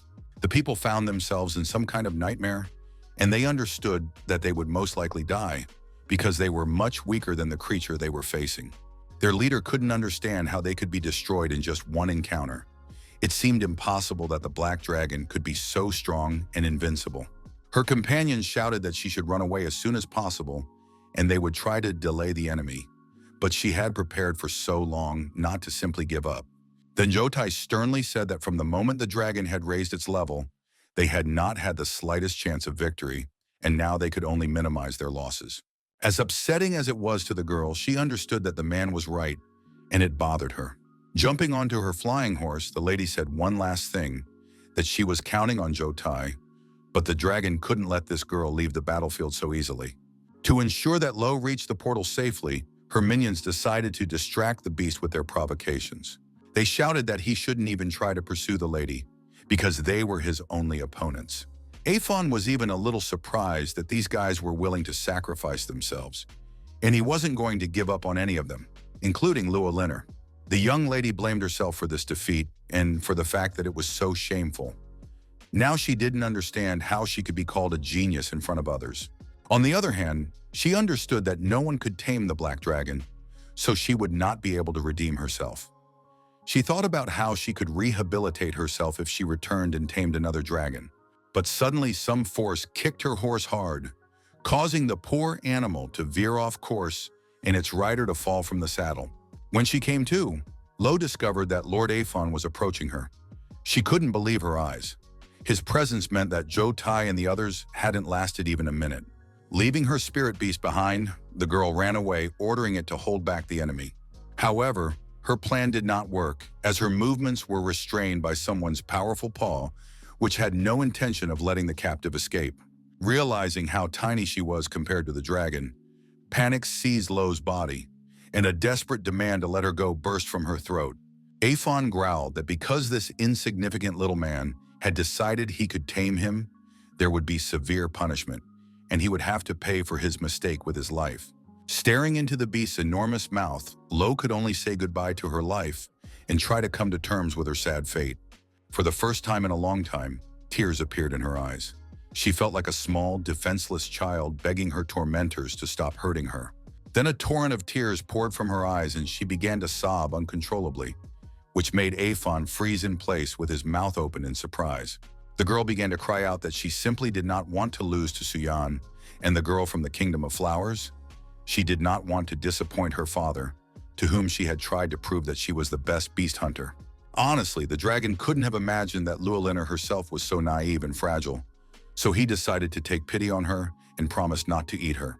However, he did not plan to let her go either. The only mercy our hero could give her was a quick death that she would not feel at all. After all, there was a simple truth. Humans and monsters could not coexist, and if a girl encountered a dragon, she was out of luck. After that, our hero's strength increased and his level rose. He felt a power spreading inside him, like a violent stream of fire. It was the greatest gain in experience so far, even several times greater than the last time he killed a 6th level elf mage. With the enhanced essence of dragon blood, enormous power seemed to burst out. Logging into the system, he discovered that the research team had also lost a lot of platinum-level equipment, but that didn't bother him too much right now. But what interested him most was whether Lo's trophies would surprise him, because she was a pretty strong opponent, even though she wasn't defending herself this time. In the inventory, he found a shining moon-level Spirit Whisper ring, which was a pretty good find. The item was encrusted with a boundless stone, which could permanently increase the mental power of its owner. The stone also removed level restrictions, for which the dragon was even ready to thank the lady. Then he saw another effect in front of him, so he waited eagerly to see what else awaited him. It turned out that he now had a first-level spell scroll called Fury of the Wind God. It was an excellent addition to his arsenal, because now he had 2 scrolls with this spell, but it was time to return to the real world. Watching the dragon fly away, Lilith Severa thought about how he had kept his word and won again. She wondered whether she would get true freedom, as she had been promised, or not. For the first time in a long time, a spark of hope flashed in her eyes. She wanted to believe that the time would come when she could start living a normal life outside this dungeon. Meanwhile, our hero materialized at his home, greatly frightening the maids who nearly dropped their cleaning tools. Looking around, the guy was pleased to see that everything had already been repaired. Of course, he had paid double the price, so the workers had done their best. Sitting down on the sofa, Su Yang said he was very tired, so he asked for a relaxing massage and the maids immediately got to work. Outside the Black Dragon's dungeon, however, things were not so cheerful. The research team did not understand why the dragon kept increasing its level every time, and they could not defeat it. Their moaning was interrupted by Zhou Tai, who asked irritably if anyone had seen Miss Luo. Everyone instantly realized that they hadn't seen her since they left, which meant that her body had been burned, just like theirs had been last time. Listening carefully, the head of the heavenly pavilion heard quiet, barely audible sobbing. He followed the sound and soon found the missing lady, who was sobbing with her face buried in her knees. The girl began to complain that she had lost, even though she was ready to tame the black dragon, and she felt bad because of how humiliating her defeat was. The lady clearly did not notice that someone was standing next to her, and when she realized she was not alone, she angrily asked what the man was doing there. He had to say that he had come to report the losses, but the girl was in a frankly terrible mood, so she shouted that she didn't want to hear anything. Trying to comfort her, Zhou Tai said that none of them could have imagined that the dragon would advance to a higher level, so losing was not so shameful. These words had some effect, and Luo stopped crying and thought that neither Su Yang nor Zhen Shi would be able to defeat this monster. She decided that she could try to tame the red or silver dragon that were in Longxia, both of which were at the star level. Turning to the man, she said in her usual haughty tone that she had thought him reckless, but now he seemed very far-sighted to her. Approaching the rest of the team, the young lady announced that they could report all their losses to Zhou Tai and that they would be compensated for everything. Suddenly, the girl froze in place when she heard an unfamiliar voice asking who they were. It was Ming Zhenxi, who after a few seconds realized that she was standing in front of Lady Luolinger. The dissatisfied daughter of the owner of the Heavenly Pavilion nodded affirmatively and asked if the girl had also come here to tame the Black Dragon. Zhenxi happily said that she wanted to try her luck and extended her hand in a friendly manner, but Luo ignored the gesture and sarcastically wished her luck. Such rude behavior and disregard for basic manners angered Zhenxi, who shouted after the departing girl. Wuzi smirked and suggested that the loser's anger was due to her failure to tame the Black Dragon, which had ruined her mood completely. But her mistress surprisingly stood up for Luo, saying that they shouldn't gloat but rather get down to business. Before passing through the portal, her companion suggested looking at the dungeon's characteristics so they would know what to expect. When she saw that the level of this place had risen to Shining Moon, she froze in place, not expecting to see anything like this. Their companions approached to read the specifications for themselves, and when they did so, they began to say that they had been set up because the task was impossible to accomplish. It was decided to contact Li Lao, but he was unable to assist, merely expressing his regrets and suggesting that they stay in the City of Heaven and rest for a while, after which they would discuss the details. In fact, the old man simply did not know what else to do, because he could not believe that the dragon had really increased its level. Nothing like this had ever happened before. The next day, a new traveler appeared at the entrance to the Black Dragon's dungeon. It was Su Yang, who was surprised to find that today was surprisingly quiet, which was not strange because there was no one left who could challenge him. So, feeling an unprecedented confidence within himself, our hero activated his power and declared that he alone was the boss of this dungeon who would put an end to the rivalry. As always, a gloomy and very heavy atmosphere reigned in the Black Dragon Fortress, weighing heavily on those who entered. Previously, Su Yang had been connected to the boss and watched the fighters from the top of the fortress, but now it was finally his turn to enter as a warrior, which was a strange feeling. Looking at the monsters that were inexorably approaching, our hero immediately recognized them and shouted that they should open their eyes wider and understand who was standing before them. A sly smile played on his face, the expression of a man who knew the course of events in advance. Opening his eyes, he showed everyone his dragon pupils, in which burned a fierce fire of strength and power. Without understanding why, the creatures began to fly away from him, as if they had seen someone who could tear them to pieces with a single movement of his hand. That was indeed the case. They sensed Lord Athos' aura and could not understand what the newcomer had to do with all this. They tried to understand why this frail young man seemed deadly dangerous to them. But looking closely at the flames burning around him, it became clear that they belonged to Lord Atto. Our hero gritted his teeth and ordered the monsters to immediately get out of his way and not interfere with him. The monsters obeyed him and flew away with a squeal. Su Yang could have easily defeated them, but he believed that it was not worth wasting his strength on minor opponents when he could fight the Black Dragon. Snapping his fingers, he summoned the soul of the Dark Moon Wolf, which immediately responded to his call. The young man ordered the creatures to stay here and use the power of the shining moon to force the other minor monsters to stay away. Meanwhile, he was ready to act like a real boss, ready to destroy everything and everyone that stood in his way. When the dragon suddenly woke up, Lilith was startled. She did not expect another fighter to decide to appear in the lair so soon after the research group's last major failure. The girl sadly thought that once again, some unfortunate souls would fall victim to the ferocious dragon. Every time the monster won a crushing victory, her belief in miracles diminished. The Black Dragon was a huge creature that inspired terror and made the blood run cold in one's veins. Even the spirit animals that served Su Yan were frightened, especially after they smelled their master on the monster. But if the beast ate him, they would also die. Suddenly, the dragon began to harm itself, so the wolves thought it had completely lost its mind. Lilith immediately remembered that the last time the monster injured itself, she noticed that its talent did not work on itself, and everything could become critical if it reduced its health too much. It turned out that Su Yang had ordered the dragon to stay put and suppress its health recovery as much as possible, ordering all the monsters to do the same. Then our hero shouted loudly, announcing the severing of the connection that had formed between them. The wolves were truly happy when they saw that their master was still alive, which gave them hope for a quick victory and made their fear recede. Looking at the one who had helped him realize his dream and become strong, our hero could not say that he felt nothing for the great dragon.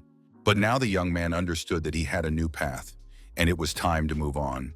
And for that, he needed to close the issues from his past life. So Su Yang ordered this creature to die, and then become his reborn friend, with whom he would conquer the whole world. After 2 tense hours, it was still not over. The guy could barely stand on his feet from exhaustion, and the wolves were greedily gasping for air, their mouths open and tongues hanging out. The hero's hands trembled treacherously, but he was not going to give up, even though it would be really difficult for him. Slowly but surely, Athos's health was getting worse and worse. But despite all his efforts, his stats still hadn't dropped to 0. Finally, our hero himself felt what it was like to be a hunter. He understood that if it weren't for his exaggerated characteristics, he probably wouldn't have been able to break through the enemy's defenses. After drinking one of the potions he had in his arsenal, he decided to make one last push and finish what he had started. Meanwhile, Lilith was still lying on her bed, her sleep extremely restless and painful. At one point, she woke up and froze in fear when she heard the dragon's roar, which was full of pain. Nothing like this had ever happened before. She felt incredible fear when she saw that the low-ranking monsters were beginning to disappear, which could only mean the death of their master. The girl ran toward the roar. Her eyes widened in surprise when she realized that the Black Dragon's aura had suddenly disappeared. It was as if it had become easier for her to breathe. To be honest, the guy himself couldn't believe that it was really over, that victory was his, and the dragon was defeated. Watching the creature that no one could defeat fall apart was even a little sad. But he was pulled out of these thoughts by notifications about how many experience points had been added to his personal stats. That wasn't all. After its death, the dragon dropped some kind of weapon that was clearly not ordinary. Everything inside the hero screamed that he should go and pick it up, so the young man touched the shining hilt without hesitation. Lifting the strange sword in his hands, Su-young felt a strange sensation of some kind of frenzied power that literally wanted to tear his body into tiny pieces. Now he had a large sword made of dragon bone, and the system immediately familiarized him with its characteristics. After reading about the unique characteristics of this weapon, the hero was unable to utter any words that would do it justice. The sword possessed a unique property that allowed its owner to absorb the power of a dragon and add 10% to their characteristics.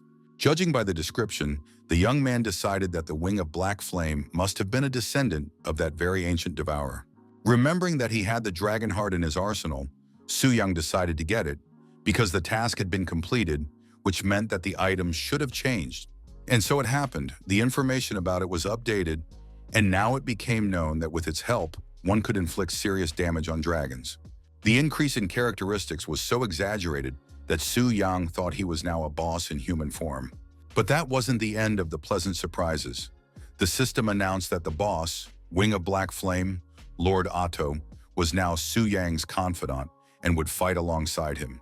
Patting his old friend on the snout, the young man said that they would see each other again, and he really hoped that the dragon would not hold a grudge against him. There was no time for sadness. It was time to set off, so the young man mounted his new friend and ordered it to fly to the top of the fortress. The creature unquestioningly did as it was told, so Su-young learned what it felt like to fly. Walking fearfully through the dragon's lair, Lilith realized that all of his entourage had disappeared. She wondered who the man was who could kill such a monster. Imagine her surprise when she saw a dragon flying straight toward her in the sky. The girl knew that her liberator was riding on it. She felt no joy inside, for she feared that only a stronger monster could kill the monster, and now she would have to face it. But what she saw before her was not what she expected, and she did not know how to react. A cute, smiling guy was sitting on the dragon, who was friendly, reaching out his hand to her and saying that he had come here to save the princess. She couldn't believe that she would finally be free, and that someone had not only defeated, but also subjugated such a powerful creature. Lilith simply did not understand how this was possible, because black dragons were the strongest and most cruel among their kind, and even death itself could not subdue them. In the past, only the strongest elves dared to tame such creatures, and even then, it ended in failure. But now some unknown young man had done what no one else had been able to do. Looking at the girl, Su-young asked why she was frozen in place, because she should get into the saddle as soon as possible and fly away from the hated dungeon where she had stayed too long. Overcoming her uncertainty, Lilith took the boy's hand and let him help her climb onto the dragon. She was so confused and bewildered by the whole situation that she had no idea how to react to what was happening. Flying seemed scary to her, so the former captive couldn't take it anymore and screamed at the top of her lungs. This amused the guy a little, and he told her to open her eyes because she was missing an amazing view. Trusting the stranger, Lilith realized that she had done the right thing because he had lied to her about the view. Being in the monster's nest, she could not have imagined that it was so beautiful here. For the first time in a long time, she felt true freedom, as if someone had freed her from her shackles, her body filled with an inexplicable lightness. For a moment, it seemed to her that the dragon himself had told her that she would soon be truly free. The girl thought that he, too, had always dreamed of leaving this place. She started talking to Aphon, saying that she couldn't even imagine how hard it must be for him, too. Su-young decided not to tell her that it wasn't a dragon at all, so he simply announced that they would now pass through the portal and find themselves in the real world. Leaving the dungeon, they found themselves in a wasteland outside the secret kingdom, where some warriors were fighting strange creatures. Noticing a shadow above their heads, the people did not immediately understand what it was and thought that it was going to rain. Only after a few minutes did it dawn on them that there was a giant dragon directly above them, the size of which was simply beyond comprehension. When its huge paws touched the ground, it seemed as if everything around them jumped and shook. Aphon's roar was so powerful that it made the grown men run as fast as they could, thinking that the boss had appeared before them, which was indeed the case. But it wasn't worth killing him, because it was just a spectacular appearance by Su Yang, who scared everyone around him. Lilith asked uncertainly where they would go next, and the guy said that first he could take her to the city authorities' residence, who would be able to send her to the land of the elves. But the girl surprised him by saying that she didn't want to go home, so he asked her what she wanted, and Lilith asked if she could go with him, saying that she had promised herself that she would marry the one who freed her. Scratching the back of his head, our hero thought that his original goal was not to save the girl, but now he couldn't get rid of her, so he would allow her to go with him. The elf was pleased with this outcome and, emboldened a little, she even asked how he had managed to defeat the dragon, but the young man said that it was a great secret. Ending their conversation, they headed for the city, where multi-story buildings rose up to the heavens. The city was peaceful until the locals heard a strange sound resembling a dragon's roar. Lo and the members of the research team were shocked that the boss had somehow managed to escape from the dungeon and enter their world. But Zhenxi was simply fascinated by the appearance of such an amazing beast in the city of the heavens. The girl wanted to go to the source of the sound and see what the dragon that had terrified everyone looked like. Someone was watching her from the shadows, very happy to remain unnoticed. He saw that the blonde girl was extremely unusual. Meanwhile, our hero and his companion were still near the entrance to the Black Dragon's kingdom. They were heading for the city, but had not yet arrived. Noticing strange smoke rising nearby, the guy said that it looked like they had arrived. It was all strange, and Lilith did not understand what was happening. Jiayu had already arrived there, bringing with him Wei Min, the head of the City of Heaven, and other men, wanting to find out if a new world boss had appeared. When they saw Afin, they almost fainted from fear, because it had never happened before that a dungeon boss was able to come out. However, they soon learned that things were not at all as they seemed at first glance, as the person responsible for this situation was already coming towards them. When Jiayue realized that the person standing in front of him was a young man they had only met once, he could barely tell his companion who it was. Then Wei Ming was the first to ask a crazy question and asked Su Yang if he had really managed to tame the Black Dragon, and he just nodded affirmatively. The head of the City of Heaven couldn't believe his ears, because no one had ever tamed the dragon of the shining moon before, so he said he wouldn't believe it until the boy proved it. Our hero snapped his fingers, and his huge pet roared so loudly that the men could barely stay on their feet. Only then did they believe Su Yang. It all happened so suddenly that Lilith of the North became indignant. Our hero apologized to her for such a sudden display of power. The presence of the elf made Wei Min open his mouth. Her presence was so surprising because she could only be saved if the dragon was completely defeated. The man wondered if he was really facing such a strong warrior who, despite his young age, possessed such power. He did not understand what abilities this young man possessed. The head of the City of Heaven assumed that he was a divine being, which caused him to fall to his knees. Looking at this scene, Su Yang didn't even know how to react. Undoubtedly, he wanted recognition, but the kneeling gentleman was going too far. Reaching out his hand to the city lord, the young man said that there was no need to kneel and asked the man to get up as soon as possible. At that moment, he received a system notification that a new one had been selected for the next stage, and he needed to deal with it as soon as possible. His thoughts about why the boss had appeared so quickly were interrupted by Wei Ming, who began to talk about who he was, mistaking the young man for the head of a global association of beast tamers. Jiayu had joined the conversation and asked if they had received any notification of the arrival of such an important guest. Wei Ming suggested that he was traveling incognito. While the men were puzzled, Zhen Xi joined the conversation. From her appearance, the gentleman realized that she was from the Kingdom of Flowers. The girl with burning eyes approached Su Yan, held out her hand to him, and said kindly that she would like to learn about his experience in taming beasts, as she herself was engaged in the same activity. But then she quickly pulled herself together and said that she understood if he didn't want to talk about it, because every beast tamer had their own secrets. Because of all these questions, Su Yang couldn't say the most important thing, that he wasn't a beast tamer at all, and when he finally managed to do so, everyone stared at him in shock. Now there were even more questions. Zhenxi said she had heard that ordinary warriors could only tame gentle white dragons, and even then, it was extremely rare. Our hero saw that his abilities were being questioned, so he didn't try to convince anyone, but simply stated that he had his secrets, which he was not going to share. In addition, he asked that the townspeople be notified that he would be arriving on a dragon, so there was no need for panic, and the chief promised to take care of it. Looking away, Genshi shyly asked if she could tell her teacher about what had happened. The young man was told that the blonde woman was a member of a global association of beast tamers, and her teacher must be one of its leaders. She was as talented as Luo Linner, but with a completely different personality. The lovely girl said that her teacher was one of the 9 great leaders of the association and would be happy to see Su Yang. The young man was so surprised that the leaders of the global association, who were at least at the 8th level of beast taming, wanted to talk to him about how he had tamed the dragon. He wasn't ready to engage in such conversations at the moment, so he said he had urgent business that required his immediate attention. So he quickly jumped onto the dragon, and before anyone could say anything, took off and flew away. A few seconds later, the city chief said that he had already informed Li Lao that the black dragon had been tamed, which meant that she should return to the City of Dragons. Meanwhile, Su Yang and his beautiful companion were already approaching the city.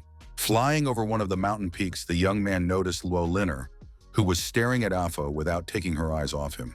A smug smile appeared on his face because he understood that he was flying on her dream, the dragon that she had never been able to tame, no matter how hard she tried. Seeing the rider, the girl thought her eyes were deceiving her because it was hard to believe that this simpleton could tame a dragon. As much as she wanted to deny the obvious, the facts spoke for themselves. She lacked practice because others had succeeded where she had failed. This realization made her eyes glisten with tears. She wanted to prove to everyone, and above all to herself, that she had enough strength to conquer the dragon. At that moment, an announcement swept through the city that the secret kingdom of the Black Dragon had been wiped out, so there was no need to be afraid when they saw it above the city. But people were still extremely alarmed and frightened when they saw the huge creature flying over the high-rise buildings. Even from the height of its flight, it was clear that everyone around was whispering about the dragon, in particular that it had been promoted to the level of the shining moon. Meanwhile, at Su Yang's cottage, the maids had just finished cleaning up and restoring the damage. The unfortunate girl wanted to go home and rest, but what she certainly did not expect was that a giant dragon would land in the yard, kicking up the dust she had just swept up. Looking at the frightened maid, Su Yang shouted that he didn't mean to scare her, then apologized. Our hero really didn't want to show off his new friend, but since he wasn't a beast tamer, he didn't have a special place to keep the dragon. Lilith peeked out from behind the young man's shoulder and asked with interest if Su Yang really lived here. He nodded, and the girl said that she liked this clean and spacious place. The young man said that his guest could choose any room she liked, and he would leave her alone because he had unfinished business. Looking at the elf, Su Yang was pleasantly surprised. He thought she would be difficult to please since she was a princess, but Lilith turned out to be sweet and simple, and most importantly, not arrogant. Upon entering his quarters, the young man immediately focused on his powers and asked the system to introduce him to his new boss. The information it gave him shocked him to the core. His opponent was the boss of the Abyss of Demons, the Lord of Original Sin of Divine Level. The level was simply astounding, because even Starlight or the Shining Moon were incredibly powerful. The level of the Scorching Sun was almost invincible, and he had never heard of anything divine. The Temple of Transformation divided the levels, and those that could be achieved were called the Legendary Stage. Only by passing the test of a god could one obtain the title of demigod, and the long road would lead to the divine level. But the problem was that our hero was not even a demigod, so such a task was simply impossible for him. However, the guy remembered that the star-level Black Flamewing had already helped him achieve Rebirth, so the question arose in his mind as to how far he could grow now. That's exactly what he decided to find out. So he confirmed the connection, and the floor beneath his feet turned into a portal that would transport him to another reality. As he fell, it seemed to him that some creature was watching him closely with its inquisitive, threatening gaze. The boss of the Demon Abyss had frighteningly high stats, from which one could conclude that defeating him was almost impossible. Nothing in the Abyss could escape his attention. He was immortal and could resurrect himself endlessly, just as he could resurrect any demon. Seeing the divine level panel with tens of thousands of stats, Su Yang wondered how it was possible to defeat such a powerful enemy. Now that he knew about the boss's abilities, the guy asked the system to tell him more about the Demon Abyss. It turned out that the Abyss was a huge astral rift, similar to the kingdom of elves or dragons, where one could continuously fight from the first level, increasing one's level and abilities. However, the difficulty of the abyss was quite high, with the starting level corresponding to a gold-level dungeon. As the level increased, the demons became stronger and stronger. At the moment, people had only explored 386 levels. This record was set by the SSS Rank Guild, as only they were able to face the divine level boss. If our hero succeeds here, they may become his enemies. Su Yang boiled with anger and irritation at the fact that this boss was essentially immortal, so it was completely unclear when it would be possible to move on to the next one. The guy began to analyze the information that the Lord of Original Sin commanded the kings of the other sins, and the several thrones he saw belonged to them. If you look closely, you could see that 4 thrones were glowing, while 3 were not, apparently already conquered by other brave souls. Looking at the empty stone thrones, our hero wondered why he shouldn't try out his other talents. But he shouldn't have forgotten that the Lord of Original Sin was also not averse to showing what he was capable of. He could easily envelop the young man in his magical power and literally begin to suffocate the life out of him. The demon's power summoned his servants. The first to appear was Beelzebub, his servant, who personified the sin of gluttony. The boss of one of the 7 deadly sins was on the level of the scorching sun, and his characteristics clearly indicated that he would not be an easy opponent. The revived demon obediently appeared before his master and asked how he could please him. Prostrate before his master, the monster began to thank him for resurrecting him and said that he was too weak to match the greatness of his lord. However, his master was extremely dissatisfied that the creature before him did not even reach the level of a demigod. It seemed that he had brought some kind of loser back to life. This demon experienced eternal hunger and devoured any creature that was not his kin. But then the Lord realized that the demon had to consume 2% of its victim's strength in order to grow to the required level. He wanted to talk to his resurrected subject, but he was distracted by a strange sound that resembled a knock on the door. Therefore, the Lord ordered the servant to return to his post and wait for his call, asking that this time Beelzebub would not disappoint him. The demon thought with fear and trembling that his master had resurrected him first, rather than lust and greed, and for such mercy, he decided that he would destroy people even more fiercely. However, his master still thought that he had resurrected the worst of the 7 heavenly kings, so he decided to sever the connection. After that, Su Yang returned to the real world and began to feel his human body. He realized that when you become the Lord of Original Sin, you truly experience absolute power, which is addictive. But now, having experienced the power of the Lord, the young man could not understand how he could achieve the same power to defeat him. He was distracted from his thoughts by a knock on the door and the voice of a maid who announced that the head of the city, Wei Ming, had arrived for a visit and wanted to speak with him personally. Our hero was curious about what had brought the man to his house, so he followed the maid to receive the guest. Wei Ming was very happy to see the young man. It seemed that he had been eagerly awaiting their meeting. When the young man asked what had happened, the gentleman told him that the news of his feat with the dragon had spread throughout the country and caused a real sensation in the world of beast tamers. This was because black dragons were strong and ferocious creatures, and the fact that someone had managed to tame them was a turning point in the history of beast taming. However, many conquerors doubted Su Yang's strength, so the current head of the association decided to see for himself. Our hero learned that this man was due to arrive in 10 minutes. So many people had gathered at the teleportation center of the City of Heaven that it was impossible to push through, but Luo Linner refused to use the VIP channel. According to her, she wanted a change of scenery.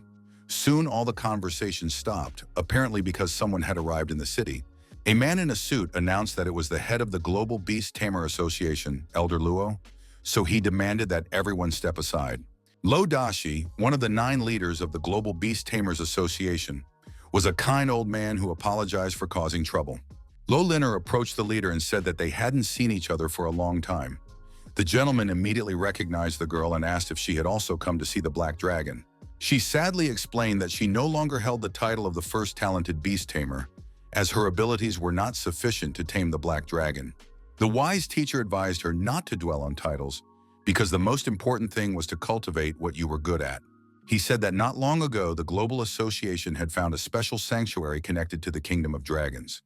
It was called the Secret Kingdom of the Dragon Spirit, and those who entered it could receive rewards. However, in order to enter, one had to have their own dragon, One such person was Velia from the Eagles Federation, who was an example for those who wanted to tame a dragon. According to her teacher's research, she learned that the stronger the dragon in the secret kingdom, the greater the chance of receiving powerful blessings. So Lo, of course, wanted to use the sanctuary to tame the strongest dragon, and her choice fell on the silver dragon, which was significantly weaker than the black one. Lodashi advised her not to rush, because the kingdom of the white dragon was already secured for her family, so there was no need to worry, and she could calmly communicate with the new conqueror of beasts. The girl disliked this suggestion so much that she suddenly ran away, saying at the last moment that she had something extremely important to do. Meanwhile, equally interesting conversations were taking place in Suyang's mansion. At one point, he and his guests stopped because they heard a strange sound. Suddenly, everything around them burst into flames, and when the fire died down, Luo Dashi appeared before them, smiling and announcing his arrival. It was a time when Afon was resting and snoring peacefully in the backyard, but as soon as he sensed the man's approach, his eyes flew open. And for good reason, because a strange fiery bird was flying right above him, examining him closely. Now the head of the association saw with his own eyes the one about whom there had been so many rumors, which turned out to be true. Su Yang and Wei Ming just stood there, watching in bewilderment as the firebird flew back and forth across the site. It turned out that the man couldn't calm it down after the poor thing saw the black dragon, but when he managed to bring it to its senses, they landed safely. Wei Ming immediately greeted Elder Luo and introduced himself, and Su Yang, who was standing next to him and was the dragon's owner. Luo Dashai was astonished when he saw how young the conqueror was, but then he added that true heroes had always been born young. The young man thanked him, but the old man said he shouldn't be so modest, because he was the first person in their world who had been able to tame the black dragon. The elder also said that the association wanted to accept Su Yang into its ranks, but the boy said that he was not a conqueror, so he could not accept the offer. But Luodashi insisted that these were minor details that could not prevent Su Yang from becoming a member of the association. But when the meaning of the words that he was not a conqueror reached the old man's brain, his face was contorted with a grimace of incomprehension. Seeing that the man did not believe him, Su Yang showed him his character reference, which stated that he was simply a mysterious warrior mage. Moving away from the young man, the elder muttered confusedly for him to wait a minute. The man entered the association's chat room and informed its members that Su Yang had indeed conquered the dragon, but that he was not a conqueror, just an ordinary fighter.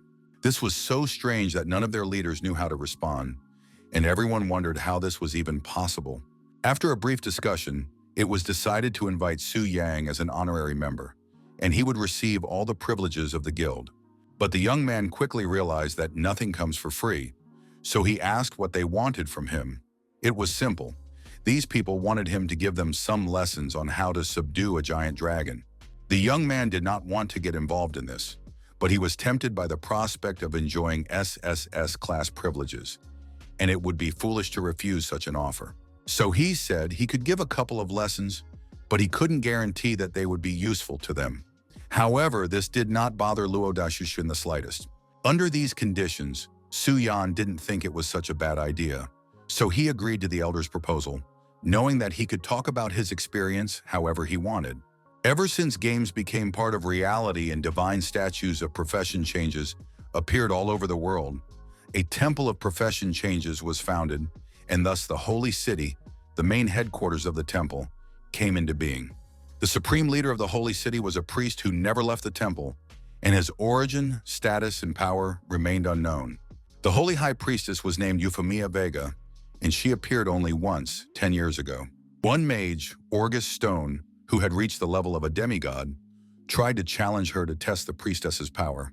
He was at the 9th transformation and was a destroyer of 3rd-level elementals. This man unleashed a barrage of devastating attacks on the saint.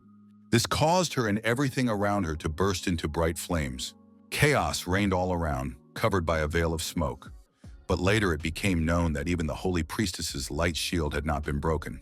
The saint was safe and sound, and since then, no one dared to question the power of the Temple of Profession Changes. So now the woman's power was beyond doubt. Right now, the temple had received a warning that an abnormal phenomenon had occurred. Beelzebub, the slain king of original sins, had reappeared.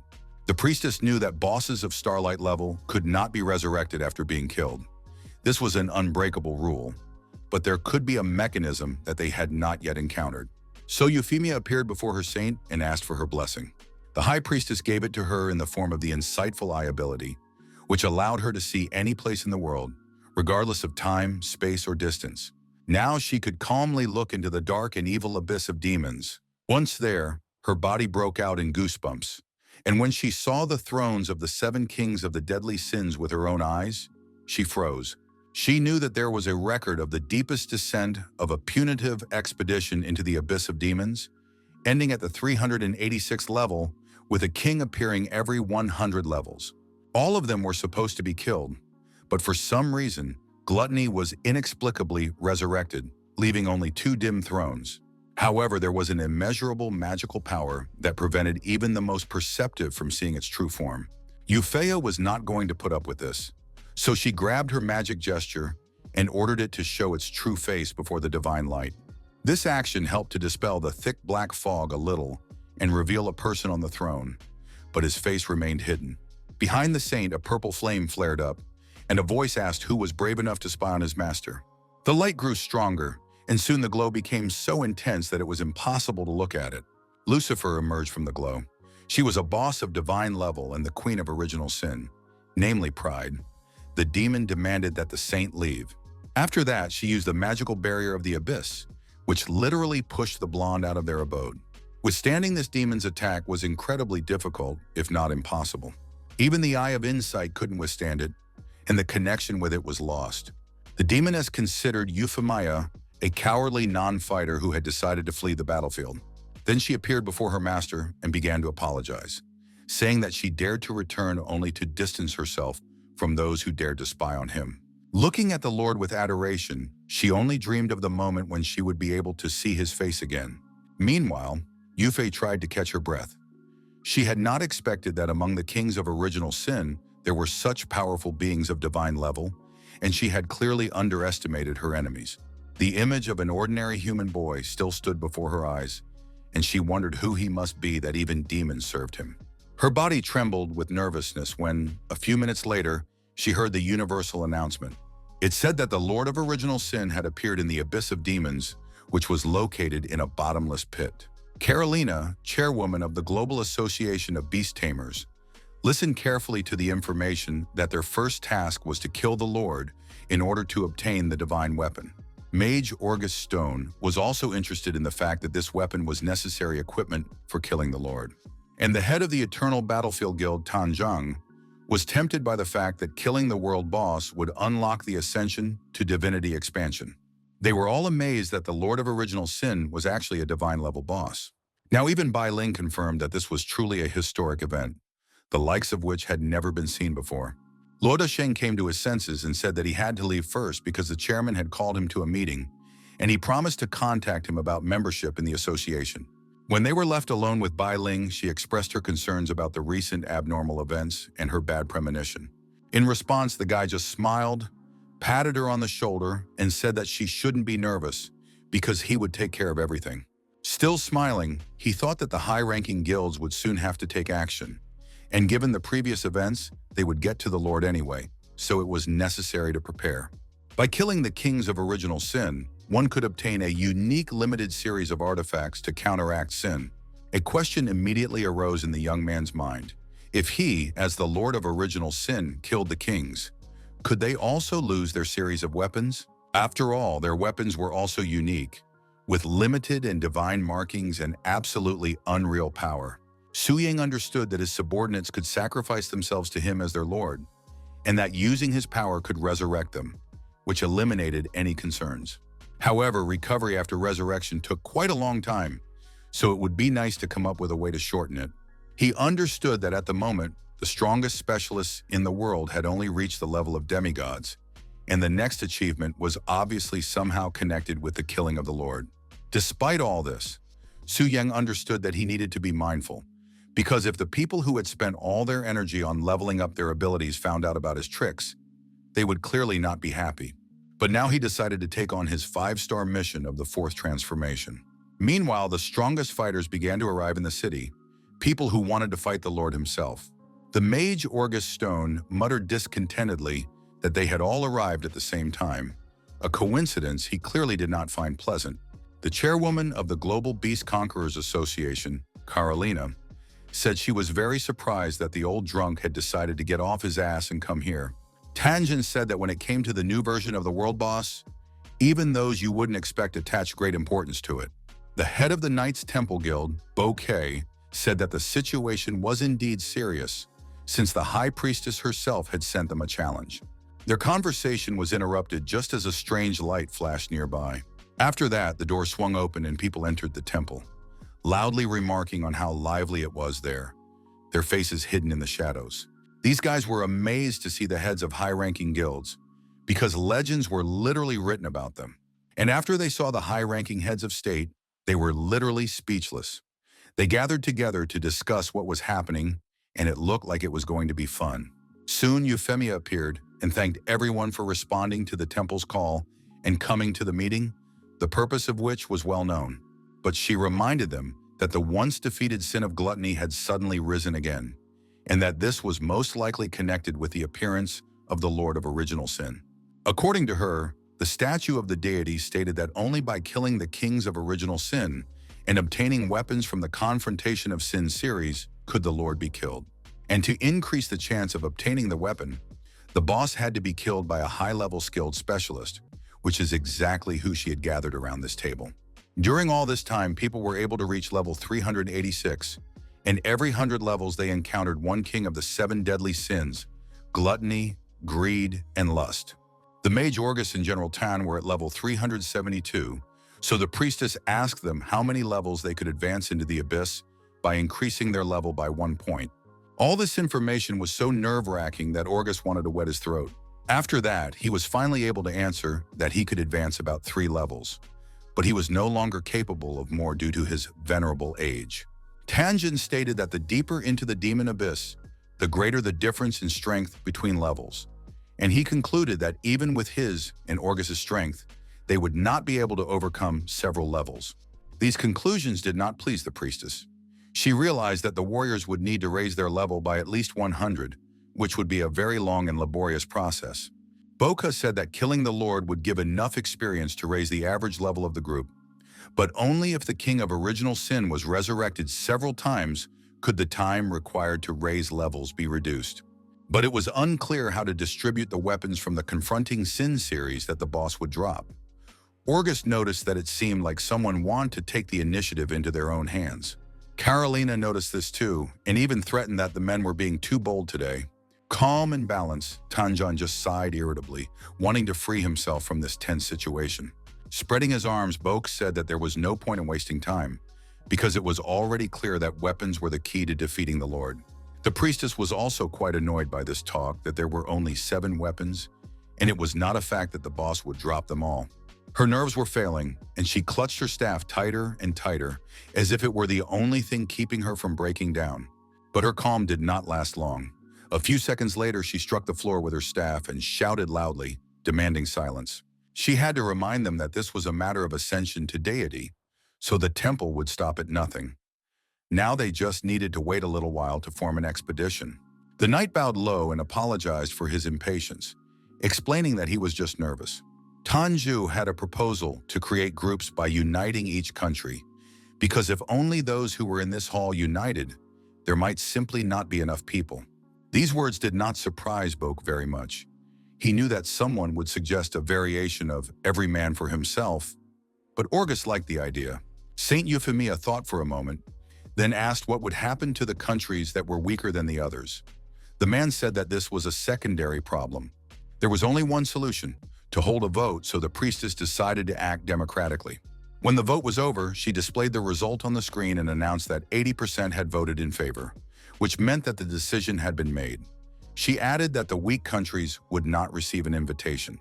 Having finished with that, Euphea announced that the first item on the agenda had been considered, and now the second was to begin, so she asked Corelia to share her opinion. The red-haired woman said that everyone knew that thanks to the secret realm of the dragon spirit, it was now possible to enter the kingdom of these creatures from the human world. She hinted that it was possible to increase one's powers there, but Orgus reminded her that in order to enter, one needed to have a dragon. Previously, only Velia could enter there, But now the situation had changed, because a talented young man had appeared who had performed a miracle by subduing the black dragon. A knight joined the conversation, saying that for such a feat, the young man should be made a full member of the guild, not an honorary member. However, Carolina decided to remind everyone else of another miracle, which was that the young man was not a beast tamer at all. Everyone was shocked again by the information that Su Yang was a simple warrior mage who had never been trained to tame beasts. Orgus considered this impossible, because he himself had tried several times to make dragons submit to his power and had failed. The creatures preferred to die rather than obey. Carolina decided to put the old man in his place, saying that just because he had failed did not mean that others would. However, the man also had a sharp tongue and hissed that the red-haired woman was a coward since she had not tried to tame a dragon herself. Their argument was already at its peak. They finally fell silent when Bouquet said that taming a dragon was undoubtedly difficult and that Su Yang's achievement was more of an exception to the rule. Even Yu Fei wondered if this warrior could really do what even the 8th and 9th transformation specialists present could not. Carolina advised the priestess to check the information about the young man through their association's list, because before the meeting began, they had helped him go through the admission process. After reviewing the young man's profile, the priestess confirmed Carolina's words and said that he was indeed an ordinary warrior of the 3rd transformation. Now Bouquet also wondered who this guy was who had defeated the Black Wing with his 3rd transformation. Tanjin was surprised that Longxia had acquired such talent, and yet no information about it had been received. It was extremely strange, because usually such people were always talked about. Carolina said that they also planned to invite him to give a lecture at the association so that he could share his experience in taming dragons. They hoped to hear something useful. But even without the lecture, it was now known that even if you did not have the profession of a beast tamer, there was still a chance to become a dragon master. Previously, no one would have believed these words, but now the chairwoman herself had said it, which meant it was indeed the absolute truth. After thinking for a moment, the knight asked if this would be a problem for the association. Since then, the realm of the dragon spirit would no longer be their specialty. The woman replied that these were all minor details. Orgus was dissatisfied as always. He said that the young people were rushing ahead while he was more pragmatic, so he thought they should go to Luncia and find this young man. He guaranteed that he would not harm the young man, but would simply offer him in exchange for the forbidden spell. Meanwhile, Su Yang had no idea that he had become the subject of such heated debate, especially since he wasn't feeling well and was sneezing all the time. Unfortunately, the cold virus didn't care what your profession level was. Anyone could get sick and suffer from a fever. Despite this, he still wanted to complete the mission, which was diamond level, where even experienced warriors often got stuck. But for Su Yang, even the starlight level was no obstacle now, let alone diamond, so he boldly stepped into the passage. Bailing could only look at this young warrior with admiration and wish him success in completing the task. The frozen city was even colder than one could imagine, and the icy armor made the witch who lived there simply invulnerable. The guy sniffed sadly, thinking that he would have to spend several months again leveling up his abilities. Meanwhile, Afon was entertaining himself by scaring passers-by with his appearance. Approaching them, Su Yang apologized for scaring them, and then said since they were done, it was now his turn to try his luck. The guys didn't answer him because they were scared to death, but then they immediately realized that this was the very same gentleman who had caught the black dragon. Ignoring the warriors, our hero told the dragon that he hadn't expected it to be so cold in this dungeon. The only one who wasn't cold at all was the big snow monster, who had brought his smaller relatives to deal with the next uninvited guest. To knock these monsters off their feet, all it took was one roar from Afon, who gladly did so. So after a couple of seconds, the snow monster was already trembling, and with his face buried in the floor, begged for mercy. Since the creatures had surrendered, our hero decided not to waste his time on them and not to kill them, because it was much more important to find the boss and kill him. The dragon used his destructive firepower to burn everything that prevented him from finding the boss. This action helped destroy the giant ice palace and reach the witch, who began to shout angrily that she would make the enemy regret what he had done. Striking the ground loudly with its huge paw, the dragon roared that the sorceress should stop wasting its time. After that, Su Yang enjoyed the bright flames and the system notification that the Ice Witch boss had been killed, which meant that the dungeon trial had been successfully completed. Meanwhile, the next group of people eager to enter the dungeon were already standing at the entrance. But unfortunately, they discovered that someone had already participated in the trial. The girls thought they might have a chance, but a man standing nearby said that their hopes were in vain because a brave man had entered who would surely pass it. He explained that it was a guy who had tamed the black dragon, so they all had no chance of even entering the dungeon. Mu Jongshu muttered disappointedly that in that case they should leave, but her friend An Yu said she wanted to see who had accomplished such a feat. But the blonde girl asked her companion to stop going crazy in broad daylight. Their conversation was overheard by a warrior sitting nearby who agreed that they should wait because it was not every day that one could see such a brave man. Orgus and Tanjiang were moving towards the entrance to the dungeon, and the old man with a smirk said that he could endure even such severe cold if a beautiful woman was by his side. They arrived just in time, as the portal had already begun to reappear, releasing whoever was in the dungeon. When they saw the black dragon, people went crazy with excitement, shouting excitedly for autographs. And Yu didn't even know how to control herself, because all her fantasies were focused on what it would be like to control such a creature. The moment the creature lowered itself onto its paws and its rider appeared, everyone was stunned because they expected to see a strong adult man, but instead there was a young boy standing in front of them. When the warriors finally realized that it was Su Yang standing before them, they were simply shocked that it was he, a member of their guild, who had defeated the dragon. Our hero could only approach the girls and smile awkwardly, because he didn't even know what to say in such cases. Lin Yuyun was the first to recover and seriously asked the young man if everything they had heard about his exploits was true. He nodded affirmatively. The girls had come here to help Mu Zhongshui with the materials, but now that was impossible. Su Yang asked them to wait a moment, then began to rummage through the system. Taking the heart of ice out of his inventory, our hero suggested that the girl take it, since the boss had dropped this material. The blonde girl said she couldn't accept it as a gift, because it was very valuable, but the young man asked her to keep it. Anyu approached her and said that if their friend said he didn't need it, then that was the case and she should keep it. The young man said that even though they had not known each other for long, they were still friends who had explored dungeons together, so she should not feel embarrassed. Suddenly, he sensed a strange uneasiness from the dragon, which immediately spread to him. Turning his head, Su Yang noticed that right in front of Afon's eyes was an elderly man who said he just wanted to touch him. Su Yang was simply shocked that someone could just pick up and touch his black dragon, which inspired terror in all living creatures. He wondered who this old man was, who reeked so strongly of alcohol. The gentleman walked towards them as if he were the owner of this place and said that he was not going to harm anyone. This behavior led the young man to believe that he was standing before some important and respected person. Then the man disappeared as suddenly as he had appeared. Su Yang was shocked because it was clearly a movement in space, as he had not been able to notice his magical movements. Su Yang followed the old man and said that he had made a good move by separating him from the others. He assumed that they wanted to talk to him alone, but first he wanted to know the men's names.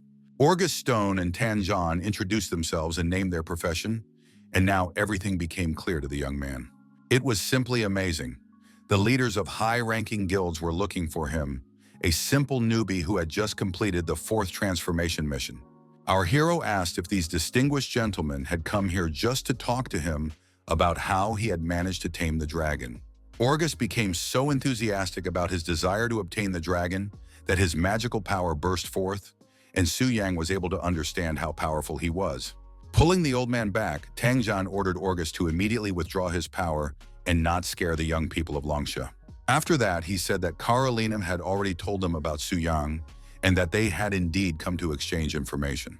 Orgus added that if Su Yang shared his experience in taming dragons with them, they would give him the spell scrolls. He thought the deal was very profitable. Yes, this offer was very interesting to the guy, because spell scrolls were his strongest trump card, and he only had 2 left, so it would be nice to get a couple more. However, the young man was concerned that if the world's best specialist discovered that he was deceiving them, he would face a sad fate. Then he decided that, in any case, it was too late to run, so he needed to gather his courage and try to play big. So our hero demanded not scrolls but a book of forbidden spells. Orgus was confused and asked why the young man wanted the book, since he couldn't break the rules of professions for beast tamers and use forbidden magic like a mage. But his companion said that there was nothing unusual about this, because there were also two paths of improvement in the warrior profession. Su Yang confirmed this, saying that his profession was called a magical spirit warrior, so he could use magic, after which he was given the book he so desired. He was reminded that some spells had very high mental power requirements, so he might have to wait years to use them. But Su Yang was well aware of this. His eyes lit up when he thought that the thunder of the universe and the wrath of the phoenix were enough to destroy the sixth transformation. Now the old man was very eager to hear what powers and skills the young man had used to obtain such a unique pet. Our hero looked closely at the men, then asked them to soundproof the room, as he didn't want anyone to eavesdrop on their conversation. His request was fulfilled in an instant, and now a shining magical dome could be seen above the icy landscape. It took Su Yang only a few seconds to explain and describe the situation, but he tried to choose words that would satisfy the men's curiosity and make them happy. Orgus was the first to come to his senses. It was clear that he was completely satisfied with Su Yang's lecture, because he said that he was going to look for the huge dragon right now. Tangjan was more reserved, but said that although he had doubted the young man at first, he now understood that he knew the Black Dragon's dungeon well. While our hero was thinking about how lucky he was this time, and how he managed to deceive the warriors, the desired book appeared right in front of him. Seeing how generous Tangjan was, the young man felt awkward about the lie he had told, because a resident of Longsha should not deceive another resident of Longsha. The man added that soon the boy would receive notification of permission to visit the secret kingdom of the dragon spirit, which only he and Valia could enter. Our hero knew that the bigger his dragon was, the more valuable the rewards obtained in this realm would be, so he couldn't wait to try his luck. Tanjin also said that a team would be formed to go to the Demon Abyss for training, and he thought that Su Yang had the right to participate in it. The young man asked if the goal was to train, why the Demon Abyss was chosen since they could go anywhere. Tangjan nodded in agreement with this point of view, then suggested that the young man had already experienced the invasion of the Red Moon, but Su Yang did not quite understand the connection. But the man explained that several hundred years had passed since the era of games began. Yet no one had ever understood what the Red Moon was, and even the temple had not provided a clear explanation. They only knew that those killed by the Crimson Wither died forever, and the monsters from the Abyss were similar to the monsters of the Red Moon, so it was good training. Analyzing the information, the guy remembered that the priests of the temple had opened a shop to exchange jewels for Red Moon crystals, and they also collected impurities from the bodies of brave warriors. Thinking that there was some mystery in all this, the guy said goodbye to Tang Zhang, who said that training would begin very soon. Being around such strong people, Su Yang realized that his strength was not enough, despite having the Black Dragon, and that he needed to work even harder. Therefore, the young man completed one mission after another, wanting to increase his level and earn new skills and achievements. His personal characteristics became more and more impressive, and the missions became more and more difficult, but Su Yang coped. With the help of the book, he discovered new magical abilities that would help him in battle, increasing his strength and opening up new possibilities. Looking at Su Yang's hard work, Bailing was worried because she didn't see the hero looking even a little happy. When she pointed this out, the young man put on a mask of a cheerful warrior who claimed that everything was more than fine with him. At some point, Su Yang realized that he wanted to try to connect with the boss and see what he was capable of. First, he decided to summon the one called Fierce Samael. The fearsome demon came to his lord at the first call to carry out any of his orders. But he did not expect to hear that, in the name of the king, he would be granted death and returned to the abyss of demons. Samael opened his fanged mouth in surprise and asked what he had done wrong, that the Supreme Lord had decided to punish him with death. The Supreme Demon looked at his subject and realized that he was a demigod, and his power surpassed that of gluttony. So he was more like the king of original sin. Deciding to look at Samael's personal characteristics, our hero realized that he was not mistaken. His characteristics and innate abilities were simply astonishing in their power. His abilities allowed him to continuously gather life force, which meant that his health could accumulate to terrifying levels. He felt sorry for killing this creature, but now it was better to pretend to be a good boss. The demon was obedient and loyal, so he said that if his master ordered him to die, he would do so without batting an eye. But he was angry about the resurrection of the defeated gluttony. Even without feeling any resistance, anger hung in the air, and the Lord understood that this was his subordinate's ability. The creature's paws clenched into fists when he heard that death was not a punishment, that there were reasons for it, and that if they could resurrect gluttony, they could do the same with him. So the Lord demanded that Samael return to the outer darkness and pay tribute to his power, promising the monster a grand return. After these words, the creature's mouth twisted into a smile, and it said that it was grateful for the mercy and was now ready to surrender to darkness until it was summoned again. Nodding approvingly, the Lord summoned his weapon, which instilled terror with its mere appearance. Then he pierced Samael, who, despite a deep wound in his chest, did not even squeak in pain and accepted his fate with dignity. After that, the Lord's eyes opened as wide as possible, feeling a surge of energy. The power was so mighty that Su Yang did not want to part with these feelings of boundless authority. He ordered Samael to remain in darkness, but added that death would not be eternal. The demon obediently declared that he trusted his master and would completely submit to his will. Meanwhile, events take us to a terrifying place, the Abyss of Demons, specifically to the 100th level, where another monster was already waiting. He was extremely surprised by what he saw, and it was not easy for creatures like him to evoke such an emotion. Gluttony wondered what was going on and why Wrath had died, because after his resurrection, no one had come to challenge him to a fight. After the King of Wrath, Samael, was killed, Su Yang received a notification that he had gained a huge amount of experience, and his level had been significantly increased. The experience was enough to raise his level again after completing the 5th mission, and the feeling of rapid growth that required no effort felt even better than when he was a dragon. But that wasn't all. The Lord couldn't wait to move on to the main events of the day. He wanted to check what good things Samael had dropped, so the Lord anticipated being filled with new energy. Now in his arsenal were the flesh and blood of Wrath, which increased health, Samael's broken heart, which increased strength, and the demonic horn, which could be used to forge an artifact. But the most interesting thing was the demonic source, because it allowed him to be immune to demonic power within 400 levels. These items were so amazing that our hero was simply shocked, as they increased his strength 5-fold. Now Su Yang had such a terrifying health reserve that even without a direct connection to the boss, he was the boss. And with his passive skills, he could crush 5th or even 6th level specialists. So now he could tear apart even opponents like the Black Dragon Wing with his bare hands. He thought about the fact that he needed to find a demigod-level blacksmith to use the materials he had found to forge an artifact, but the question of the demonic source remained open.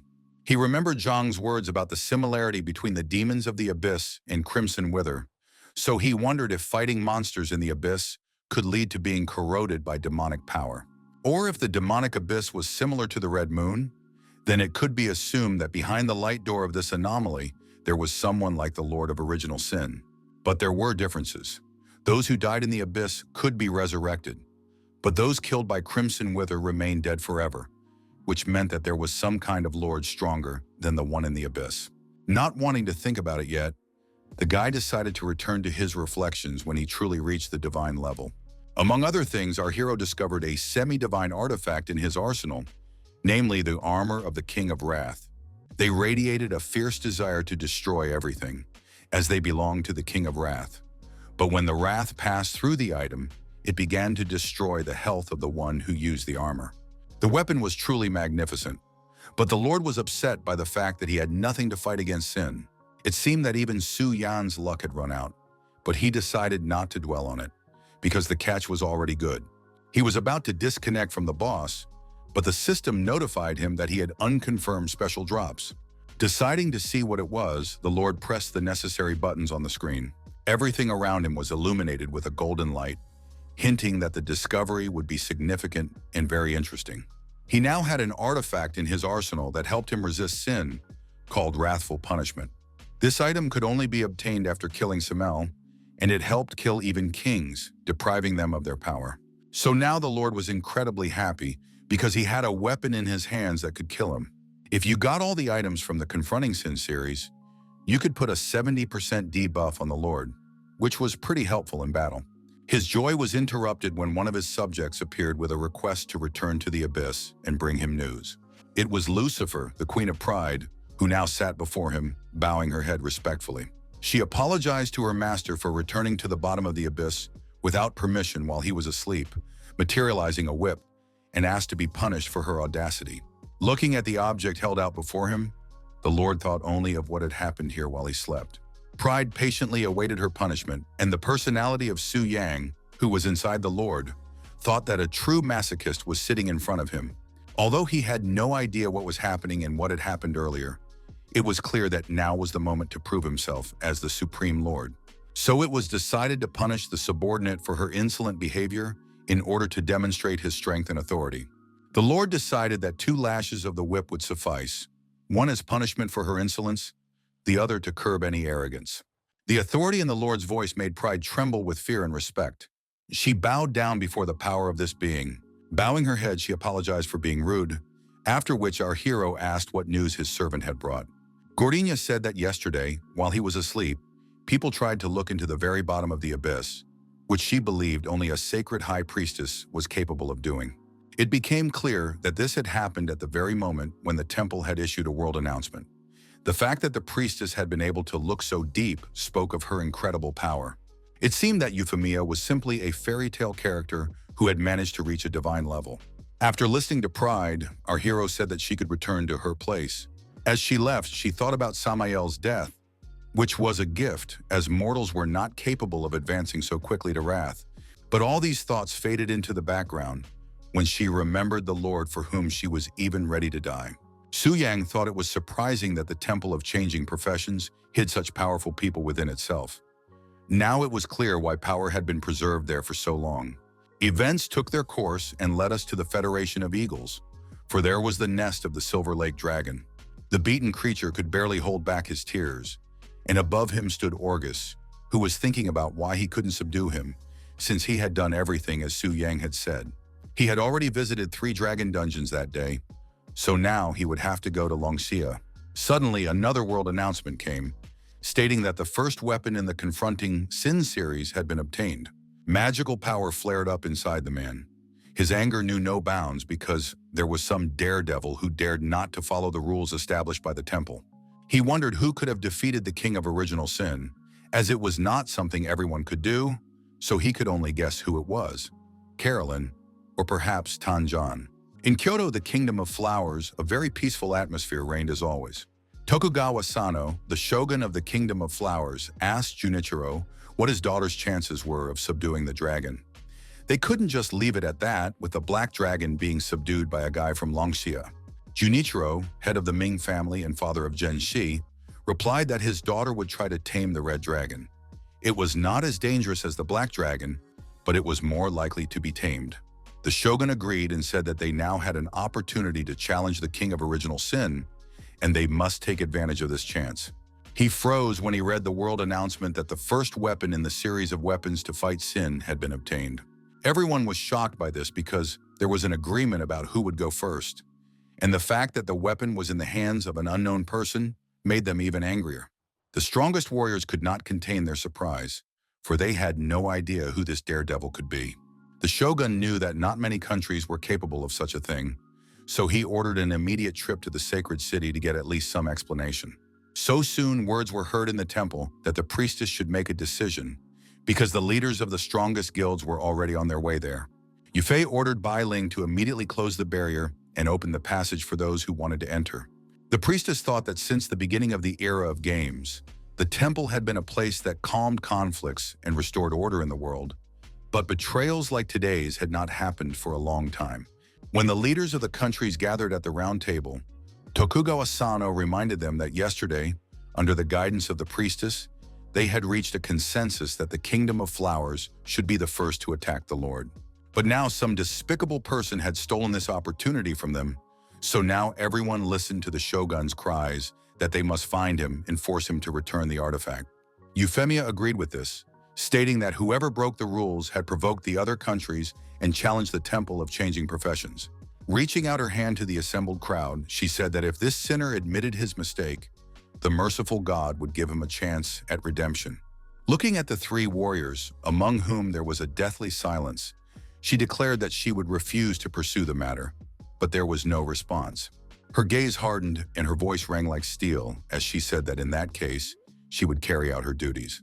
Raising her magic staff, she caused everything around her to explode in a blinding light. This was supposed to expose the liar and show them who dared to break all the rules and agreements. If someone lied, the divine light would disappear above that person. After examining the strongest warriors and even those who were weaker, Carolina noticed that no one had lied, and she assumed that the dishonest person had simply not come to the temple. Tanjan asked if there was anyone who had not yet passed the temple's lie detector test. Orgus reluctantly asked if he was hinting at the priestess Yufei. These words surprised the saint so much that she did not know what to say, but her face showed no emotion. Although the woman was angry at being suspected, she kept her composure and apologized for not adding herself to the list of those who had to undergo the test. When the brightest light shone on her, she haughtily asked if the roundtable participants were satisfied with the inspection. Orgus apologized awkwardly for doubting her, saying that they never seriously thought she was capable of such a thing. He also added that if the spell had not failed, it meant that no one among them was lying, and the question of who had killed the Lord on the first try remained open. Carolina noted that not all the elite warriors from all countries had come here. She knew several demigod-level fighters who had not attended the meeting. After listening, Yufei added that her spell not only detected lies, it would even reveal someone who had simply passed information onto the killer. Now there were even more questions, because if even the high priestess was puzzled, then the matter was more serious than one might think. The priestess said that they could only move forward. And now that King Gluttony had been killed, the next king would have to be sought at the 200th level. Looking at Lord Tokugawa, she asked if the Kingdom of Flowers would be able to continue with the subsequent trials. The shogun lowered his eyes to the floor and said that they would like to continue, but it was necessary to objectively assess their strength, and they did not have enough. In that case, it was decided to follow the order of the draw and send the Federation of Eagles to the realm of the Abyss, and the victim would receive compensation from the temple. Okugawa was extremely pleased with this turn of events, so he smiled and said that they would follow all the priestess's instructions. Tokugawa reluctantly had to say that the Kingdom of Flowers was not opposed. The priestess also announced that from today, all entrances to the Abyss would be guarded to ensure complete control and prevent similar incidents from happening again. While passions were running high in the temple, Su Yan's house was quiet and peaceful. He was delighted that the weapon to fight sin had been obtained, and his experience points were overflowing. It was a great success that should be celebrated by switching to a new profession. When the world received notification that the weapon had been obtained, he was bursting with pride. It was surprising that his success was celebrated on such a large scale, but it was good that his name was not mentioned, because then he would have been tortured to death. It was clear that this incident would attract unwanted attention from influential people, so he had to be careful, because he couldn't let anyone know that he had the weapon. When he arrived at the temple, he noticed that Bai Ling said with some fear that his promotion had happened too quickly, and everyone thought he was strange. So he probably had to postpone moving to the next level in order not to attract attention, but he didn't want to sit idly by either. Deciding to take a walk around the cottage, he noticed that the maids were washing his clothes, so he praised them and thanked them for their work. Taking one of the girls by the hand, he asked why she didn't use the washing machine, since washing by hand could damage her skin. The maid jumped back sharply from such unexpected closeness, saying that she could wash the stubborn stains better by hand. And then a brilliant idea came to the young man's mind. He should find a suitable place to gain experience and spend a lot of time there. And then everything would fall into place, and there would be no unnecessary questions. At the moment, he could only think of two such places: the secret realm of the dragon spirit and the abyss of demons. So if he chose the former, people would not be surprised by the growth of his abilities. However, there he would have to face people who had considerable potential for conquering dragons. To avoid their appearance there, he could simply become a dragon hunter and destroy all existing winged creatures in advance. After contacting Bai Ling, he asked her to help find information about the current dragon dungeons in Longxia. Soon she reported that there were dragons in the Silver Dragon and Red Dragon dungeons, both of which were at the star level. First, our hero decided to visit his silver friend. The priestess reported that there was one oddity. At that moment, the first 10 people who had signed up for this dungeon were from the Tianzi Pavilion. But this was not surprising, because the guy knew Luo Linner's character. Even if she failed once, she would not give up trying to achieve her goal. Then he asked if VIPs in the temple had an advantage when booking dungeons, and it turned out that they did, but this could affect his relationship with Tianzi. For the guy, these were just trifles that were not even worth worrying about. He had at least 2 trump cards up his sleeve in the form of Samael's flesh and blood and his own broken heart. He also had over 10 million health points and almost as much strength, so the only thing to fear was that Tianzi would send someone with the 7th transformation to deal with him. Now he had only one question: how to eat these 2 things in the form of bright lights. But he knew that they would taste disgusting. Our hero even considered options for cooking some kind of dish from the flesh, blood, and heart, but it still didn't sound or seem appetizing. After all, he had no culinary skills whatsoever, and asking someone else to cook was not an option, as it could lead to a leak of information. Pulling himself together, he decided that he was overthinking things, because all he had in front of him was a raw heart and liver that needed to be eaten quickly. Exhaling, he did so, overcoming his revulsion and allowing his teeth to simply chew what did not look like food. At one point, such a dazzlingly bright light poured in from the windows in Su Yang's room that it caught the maid's attention. She imagined the worst possible outcome, that her poor master had burned alive in terrible agony and no one had come to his aid. So she ran as fast as she could to the 2nd floor, where her master's room was located, opened the door without knocking, and burst inside. She found Su Yang wearing only a towel around his waist. He had obviously just gotten out of the shower, as the steam had not yet dissipated. This sight embarrassed the poor maid so much that she quickly ran out of the room, saying that she had made sure that her master was fine. When the girl left his room, he was finally able to breathe a sigh of relief, because he had almost been caught. Looking at his stats, he realized that he now had insane health and strength. If he encountered a star-level black dragon again now, he could easily destroy it. The rapid growth of his stats gave him a pleasant feeling of excitement, and every joint in his body sounded like a cheerful melody that urged him to destroy the monsters immediately. But before rushing into battle, he decided to check on Lilith, whom he had not yet visited. Knocking on the door of the room that the elf had chosen for herself, he asked if he could come in, but there was no answer. Then he decided that the girl had either disappeared somewhere or something had happened, so he needed to make sure everything was okay and go inside. But when he entered, he froze in his tracks, for he saw something that was not meant for his eyes. Lilith was apparently taking a shower and was not expecting any guests, so she was not dressed in a manner suitable for receiving a visitor. When she noticed that there was someone in her apartment who had not been invited, she screamed in surprise. The guy immediately began to justify himself so as not to get punched in the face, saying that he had knocked, but there was no response. And worried that something had happened, he entered. Before he could even blink, the embarrassed elf rushed past him to a corner where she was less visible. But when our hero finally opened his eyes, he noticed that the girl was not as embarrassed as he was, because she dared to ask why he was so upset. He did not expect to hear these words at all, so he blushed even more. Pulling himself together, the young man turned around and, apologizing for his rudeness, began to leave, saying that he had important business to attend to.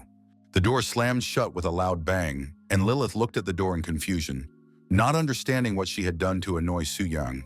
Then she laughed quietly, realizing that the young warrior had probably never been in such a situation before. This discovery amused her greatly and made her realize that Su Yang was not at all like the people who lived in the royal court.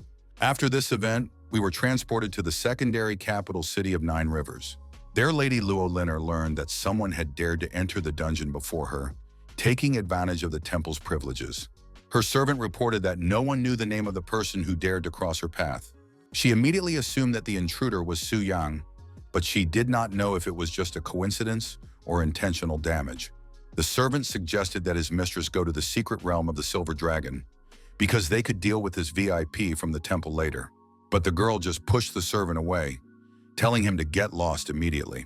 She had to admit the unpleasant truth. If she was indeed dealing with Su Yang, it would be impossible to compete with him, especially after he had tamed the Black Dragon. It was decided to call the teacher and consult with him on what to do in such a situation. Then a better idea came to her mind, to ask him to give her the Silver Dragon. Zhou Tai looked at her as if she were crazy. While the teacher was fulfilling her request, the girl nervously paced back and forth, waiting for news. At some point, she received a message saying that Su Yang had, of course, refused to grant their request. She was furious because no one could refuse the head of the Global Association of Beast Tamers, but Su Yang had now become a very popular figure. So much so that even the god of war respected him.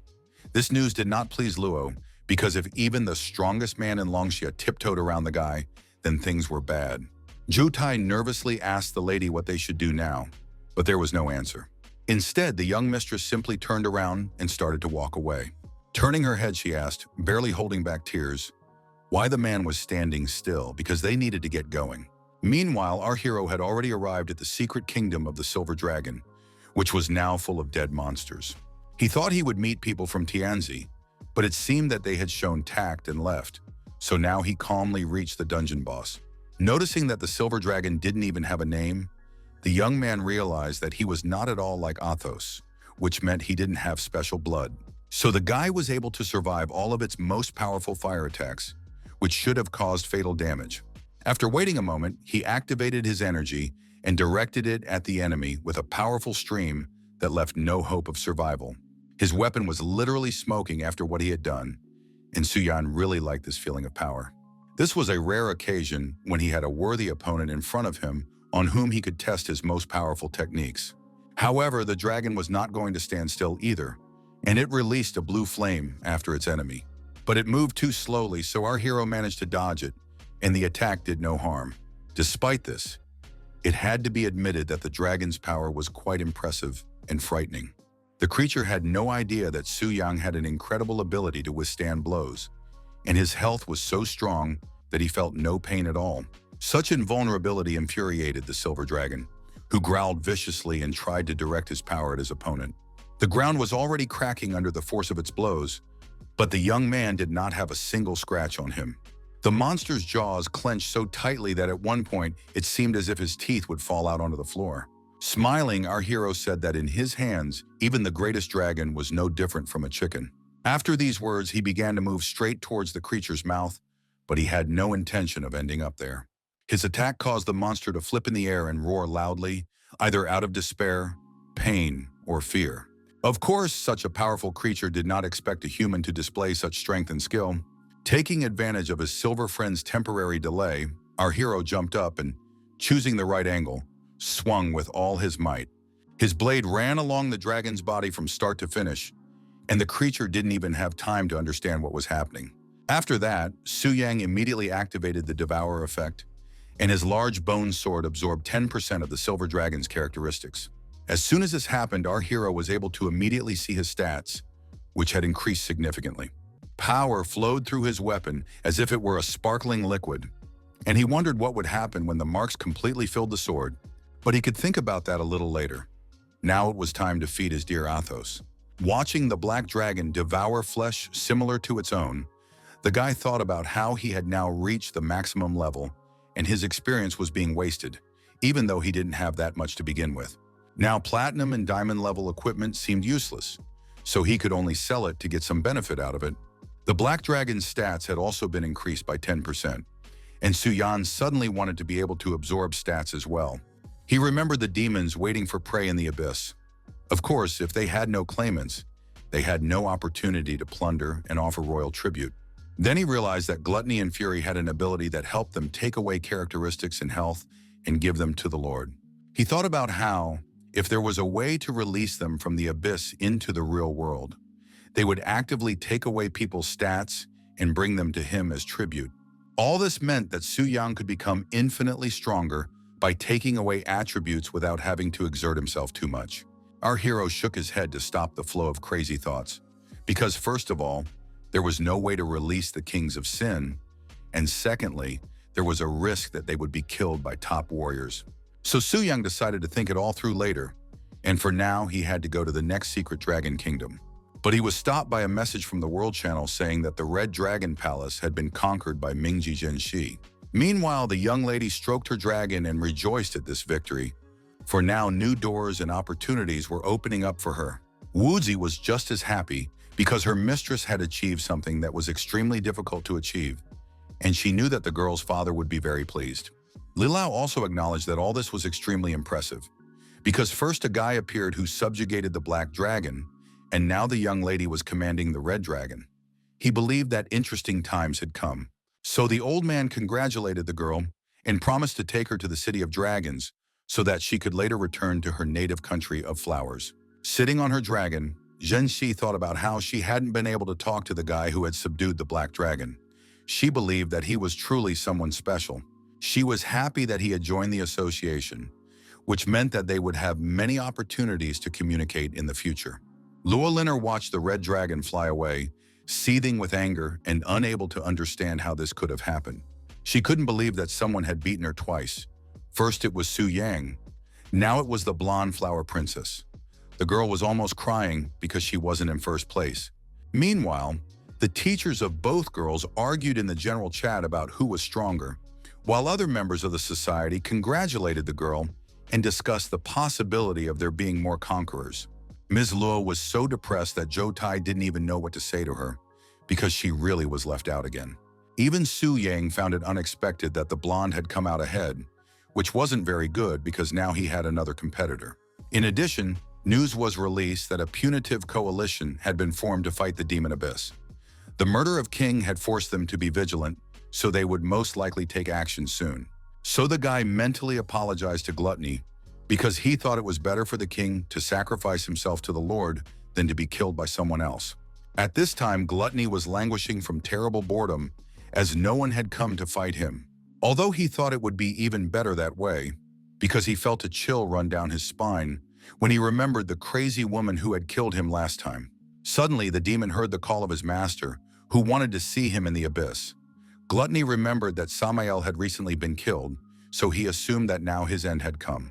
But despite this, he believed that if this life had been given to him by the Lord, then he could take it away, which was better than being killed by humans. So, obeying the order, he began his journey, thinking along the way about what to expect.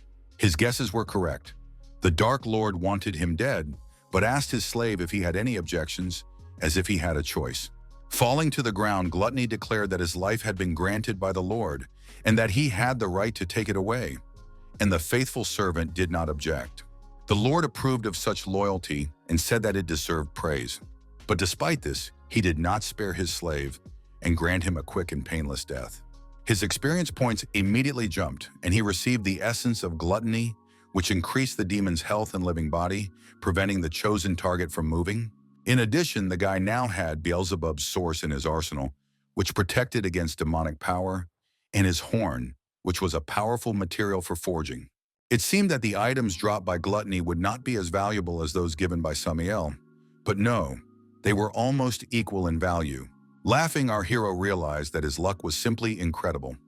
Sometimes it seemed to him that he had stolen the goddess herself and made her his wife.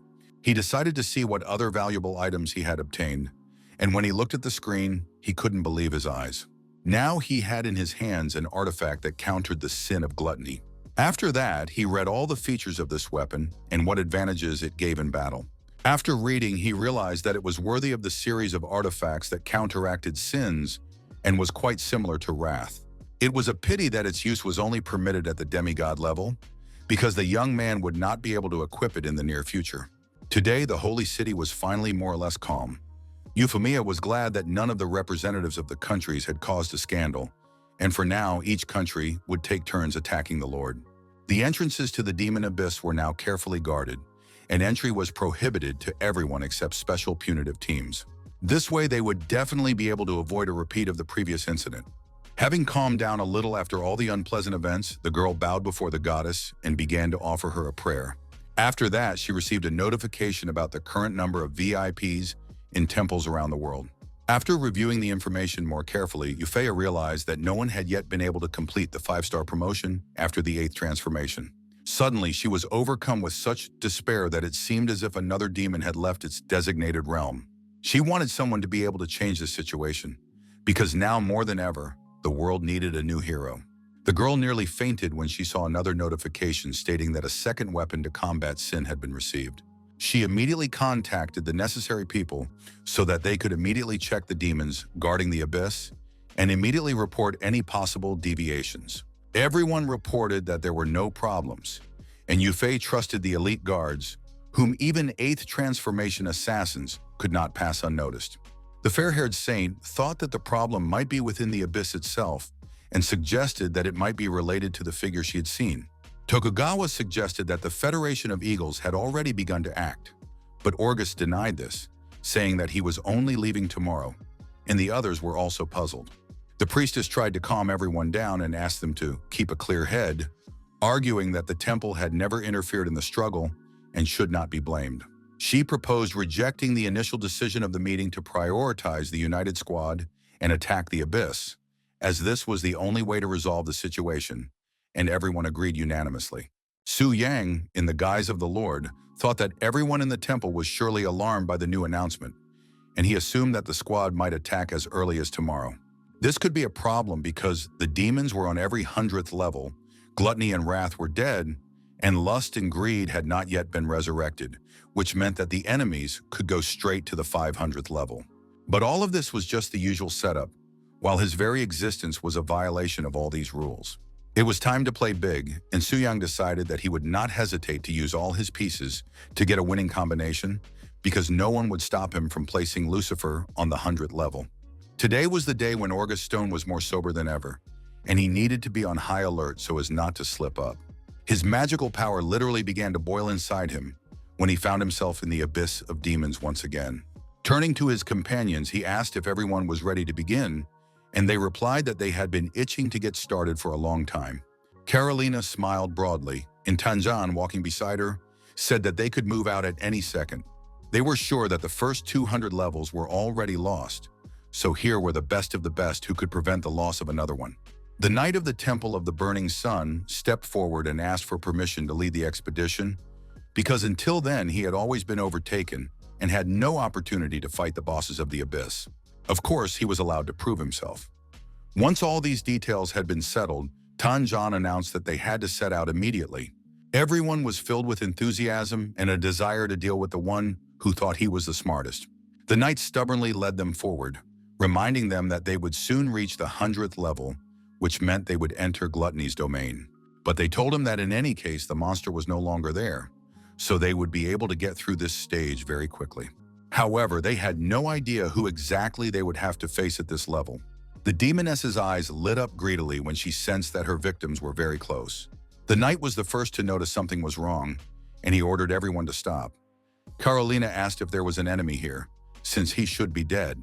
She emerged from the shadows, a dark-haired beast, who asked why the humans dared to appear on her master's land, for which they must prepare for death. The knight immediately rushed into battle, pleased that the vile monster had changed its appearance into a beauty. They shouted at him not to do anything stupid, but it was useless to say anything. He wanted to show his strength, to prove himself, but once he was in the darkness, fear began to paralyze his body. A short time later, all the team members received a message that their comrade Mike had been killed by Lucifer. Looking at the frightened people, the demoness enjoyed watching the wheels in their heads spin as they tried to comprehend what had happened.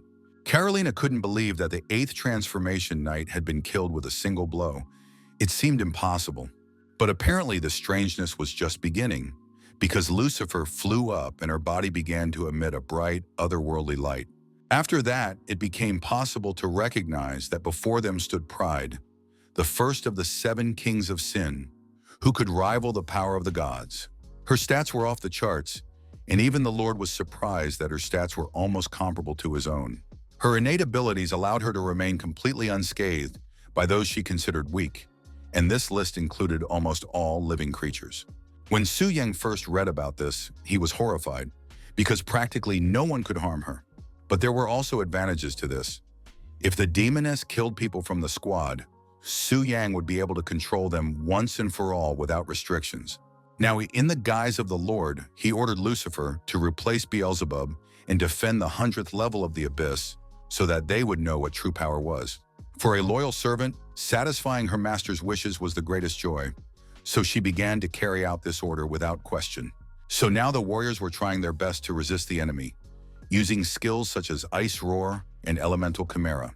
While Carolina provided cover, Bokeh tried with all his might to remove the enemy from their path, because their survival depended on it. For the first time ever, Tanjan ceased to be calm and reserved. Now he was the embodiment of strength and anger, as he shouted that everyone should attack with maximum force. Even Orgus Stone was extremely serious and focused on the common cause, something that would have been unthinkable before. As a result, the battlefield turned into some kind of crazy fire show, and it was impossible to know what to expect. Everyone was busy with their own business, adding to the overall picture of chaos, which the warriors hoped would lead to victory. A dazzling light flooded the gloomy outlines of the abyss, which seemed to have never seen anything like it before. After a while, the smoke began to clear, and people tried with bated breath to understand whether they had succeeded or not. The answer came in the form of Karelin and Bouquet, who were thrown back by an unknown force so far and so powerfully that they could not even resist. No, they had failed. Despite all their efforts, Lucifer's health remained at 100%, and the demoness slowly approached, promising a quick death. The victims had barely recovered from the attack. They didn't understand what such a monster was doing at the 100th level. They had to use all their strength, but the demon didn't even have a scratch on it. But all these discussions could wait, because it was obvious that another attack could happen at any moment. Tanjan ordered all defensive skills to be activated immediately. The demoness thought excitedly about the luxurious feast she had prepared for her almighty lord. He only had to wait a little longer. When the creature's power shot at the warriors, they froze in place, for they had never seen anything so powerful before. Fire burned around the demonic brunette. No, she herself was fire, sowing chaos and death wherever she was and whatever she touched. Her actions meant that only moans and cries for help could be heard through the smokescreen. In the end, only 3 remained alive, those who had gone through a lot and learned how to survive. They did not understand how Boki could have died, because his defense was at a high level. Tanjo suggested that they survived only because the 3 of them delivered the final blow to the King of Original Sin, which was the secret of this boss's mechanics. His comrade Orgus did not understand what this gave them, because with such a large difference in strength, they simply could not do anything. And so it was. Freezing for a second, they all felt the terrible pressure of this woman's power. It seemed she was overflowing with dark magic. A bright light flashed, and the peaceful natural landscape ceased to be so. The 3 survivors sat on the grass in the shade of the trees and tried to comprehend what had happened. Now they needed to lick their wounds and figure out what to do next. No one understood what had happened.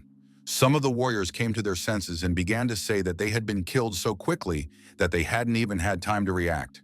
Boken noticed that everyone looked extremely lifeless, which was not surprising given how devastating the defeat had been. According to the knight, he realized that they didn't stand a chance of completing this mission the moment she first swung her sword. Carolina did not want to admit this, because in that case, they could only dream of obtaining weapons and killing the Lord. Tanjin supported her, adding that if they couldn't complete the final step of the ascent to divinity, they wouldn't be able to move on. Orgus lowered his head and admitted that after the High Priestess, this was the first opponent he considered absolutely invincible. The Queen of Pride was so terrifying that the man decided that the darkest times had now come for the whole world. The Lord watched the warriors closely and agreed with Orgus, but he was wrong about one thing. The ascent to divinity would inevitably happen. Only the catalyst would not be them. And the one who is now spoken of only in whispers, the great Dark Lord who will regain his former glory. Thanks to the tribute paid by Lucifer, he gained incredible power, and the marks he placed on the souls of the warriors allowed him not only to subjugate people, but also to track them. But our hero did not understand why. Among the pile of negative emotions, there was one positive one, and this man was downright ecstatic. Judging by his clothes, this character was from the country of Shiva. His name was Attar Kazan, and he was a miracle-working priest of the 9th transformation. The country of Shiva made a strange impression, not only with its exotic color, but also with the fact that in the era of the coming of the world era, it still adhered to the caste system. Our hero immediately became curious as to why this guy was so strange and literally glowing with happiness. He wanted to understand what he was up to. Attar laughed maliciously, watching the top teams fail. He did not expect such a turn of events, but he liked the chaos that would soon shake up all the players. He saw this as an opportunity for his country because Shiva could instantly break ahead and become a superpower, and most importantly, receive the legacy of the ancient devourer. This man was clearly intelligent because he saw opportunities even where everyone else could only see a dead end. Su Yang wondered who the ancient devourer was. It seemed like he had heard that name somewhere before, and then he remembered that it appeared in the description of the dragon bone. Otto was a descendant of the ancient devourer, who also ended his journey in the grave. These dead remains were immortal, and their consumption was eternal. Our hero had previously thought that this story was just part of some mythical tale, but he had no idea that it was all true. Judging by the memories of this strange man from Shiva, his brother Amino Kazan learned about this from a stele located near the secret kingdom of the dragon spirit, where there were also words about the possibility of obtaining an inheritance. Attar was sure that only he and his brother knew this secret, and while the punitive squad was busy with their own affairs, the guy wanted his nephew to be the first to enter the spirit kingdom and take that very inheritance. He believed that after that, everything would be different, and Shiva's country would finally surpass Luncia in the Federation of Eagles. This man was eager to start dealing with the so-called heroes, whom everyone praised so highly. In that space, it was possible to kill them without the possibility of resurrection. Even the Dark Lord was amazed at how greedy and cruel this man was, and it was no easy task to surprise a demon. But Su Yung decided to disrupt all of this insolent man's plans and honor him with a moment of silence, because Attar Kazan did not even consider that someone might be listening to his thoughts. The Lord didn't even know how to thank this fool for such valuable information. But what warmed him most was the thought that he could easily eliminate a warrior of the seventh transformation. With all these thoughts, he completely forgot about Lucifer, and now he suddenly became very interested in what she was doing there. Glancing at his dark servant, he realized that she had been standing in the same position for a long time. Su Yang assumed that she felt nothing, since she was of divine level. Lucifer thought that her master was a real sadist, pretending not to notice her and remaining silent all the time. Her unhealthy psyche could not contain her excitement. When she finally heard the Lord's call, she beamed, for she had long dreamed of seeing his fearsome appearance. In a matter of seconds, a purple light appeared before Su Yang, and the kneeling demoness asked if he was satisfied with her work. Since she had destroyed all the enemies, the master promised to reward her for such good work. The brunette's happiness knew no bounds. She said that the greatest reward for her was that she had been able to please her master, and she could not have asked for more. But the stern lord reminded her that she had no right to refuse royal mercy. So, a moment later, her master directed a beam of his power directly into her body, causing her to cry out loudly from the unexpected pain.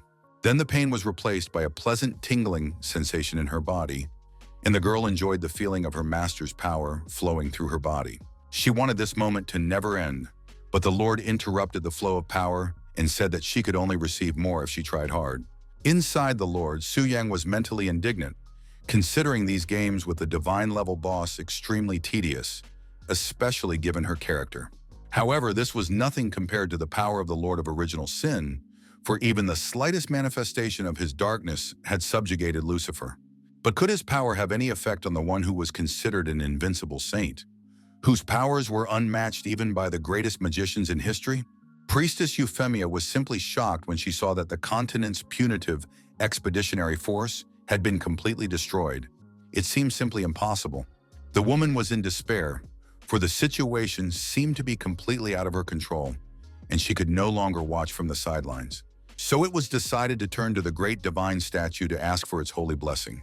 Yufei asked the statue to shed its sacred light and grant her a penetrating eye so that she could see the phenomenon from the abyss of demons. Her call was answered, and now her eye of insight was enhanced and became a true eye of truth, allowing her to see through everything in this world. So, having activated this amazing ability, the priestess went to a place where eternal darkness, fear, and despair reigned. When she felt the terrible influence of the power of darkness upon her, she guessed that the Lord himself was somewhere nearby. The Lord asked with interest if the high priestess herself had honored his dark kingdom with her persistent presence. She was surprised to realize that the demon knew her. He explained that her squad of fighters intended to conquer the abyss in order to fulfill a world mission, which was no secret to him. He also guessed that the fair-haired saint had come here because they had all been defeated, so the Lord asked how exactly he should greet her. A fear arose within Yufei, because the last time she had used her eye of insight, this creature had been dormant, but now it was awake, which made her think that this was a problem. And the Lord's feelings were completely different now, deeper and darker, such that even the true eye could not penetrate them. So it became clear that this enemy's level was much higher than divine, which meant it was necessary to retreat and review the strategy together with the invasion force. As if reading her thoughts, the Lord asked menacingly if she really thought she could come and go as she pleased, as if the abyss were a place for a stroll. After these words, dark energy enveloped the girl, making her understand that it would be extremely difficult to escape from this trap. It became difficult for her to breathe, and she had an obsessive feeling that her body was being squeezed by some otherworldly bonds, which was, in fact, the case.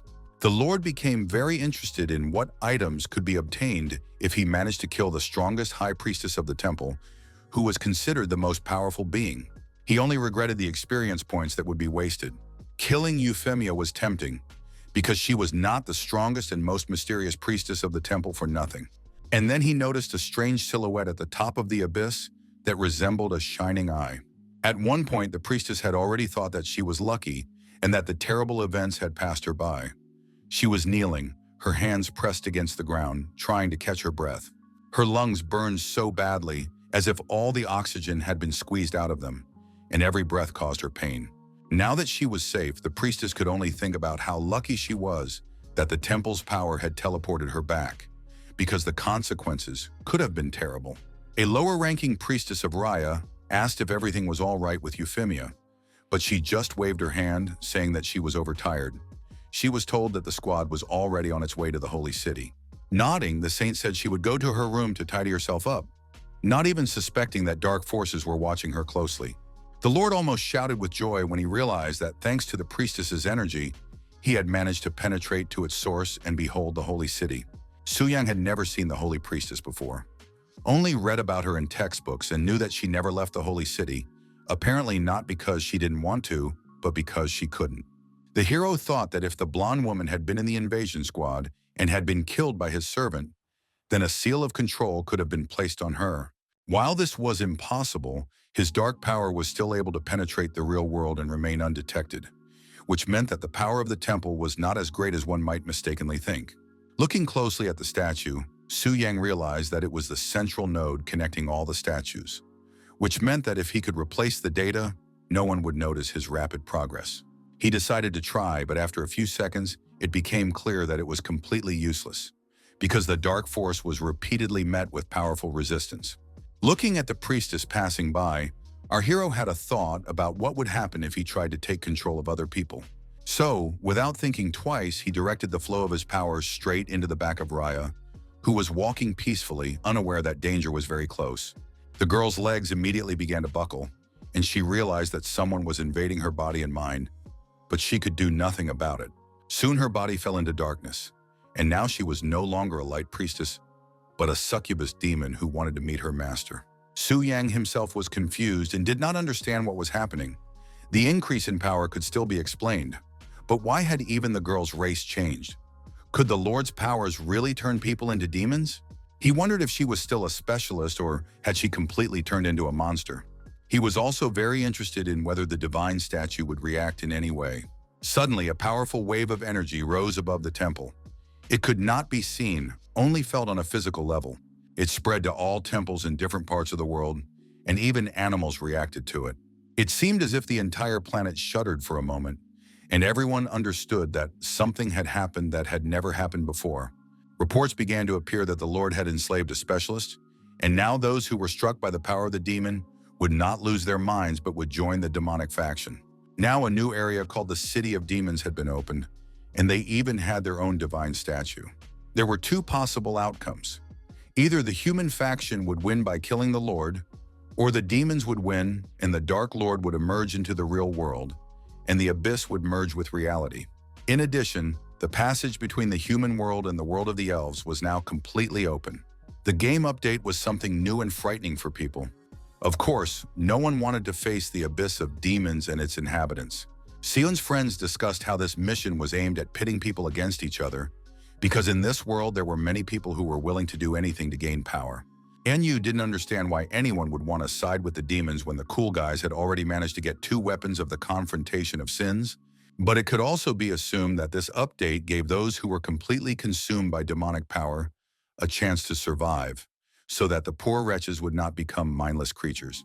Wei Ming asked Jia Yue if they were facing an unprecedented event, and he replied that everything had long since spiraled out of control, and all that remained was to wait for instructions from the holy city. The head of the city of heaven was concerned that the demigods might indeed falter, as his informant on the other side claimed that the weapons had been given to completely different people.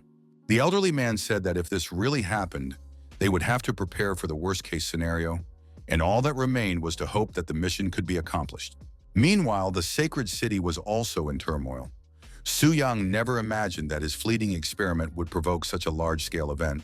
He was reassured by the thought that people couldn't even get past the 100th level, which meant they definitely couldn't get to the Lord to kill him. Many might think that this mission was simply impossible to complete. After all, now that they had switched to the side of the demons, they could not only preserve their minds but also open the divine level without fulfilling the world mission, which was a huge temptation. Through the soul mark, our hero sensed that at least 6 or 7 top specialists were seriously considering this, which was a very unexpected turn of events. Now Su Yang could simply activate the demon statue and receive a level change quest. Then he would be able to avoid the temple's surveillance and solve the problem of leveling speed. He was already delighted that he would now definitely be able to kill the Lord first. But it turned out that the weapon that opposed sin deprived him of his power, which meant that if he was killed and then resurrected, his power would remain. And after killing the Lord, he would be assigned a boss that would surpass the previous one in level. This power was beyond imagination. Suddenly, the hero's thoughts were interrupted when armed servants burst into the temple, realizing that there was a demon in the hall. Their attention was drawn not to Su Yang's subtle presence, but to the transformed Raya, who had no intention of hiding and was even glad to be found. Yufei was determined to deal with the demonic spawn, not even suspecting that she was facing the very priestess she had been talking to a few minutes earlier. However, no one was going to just give up.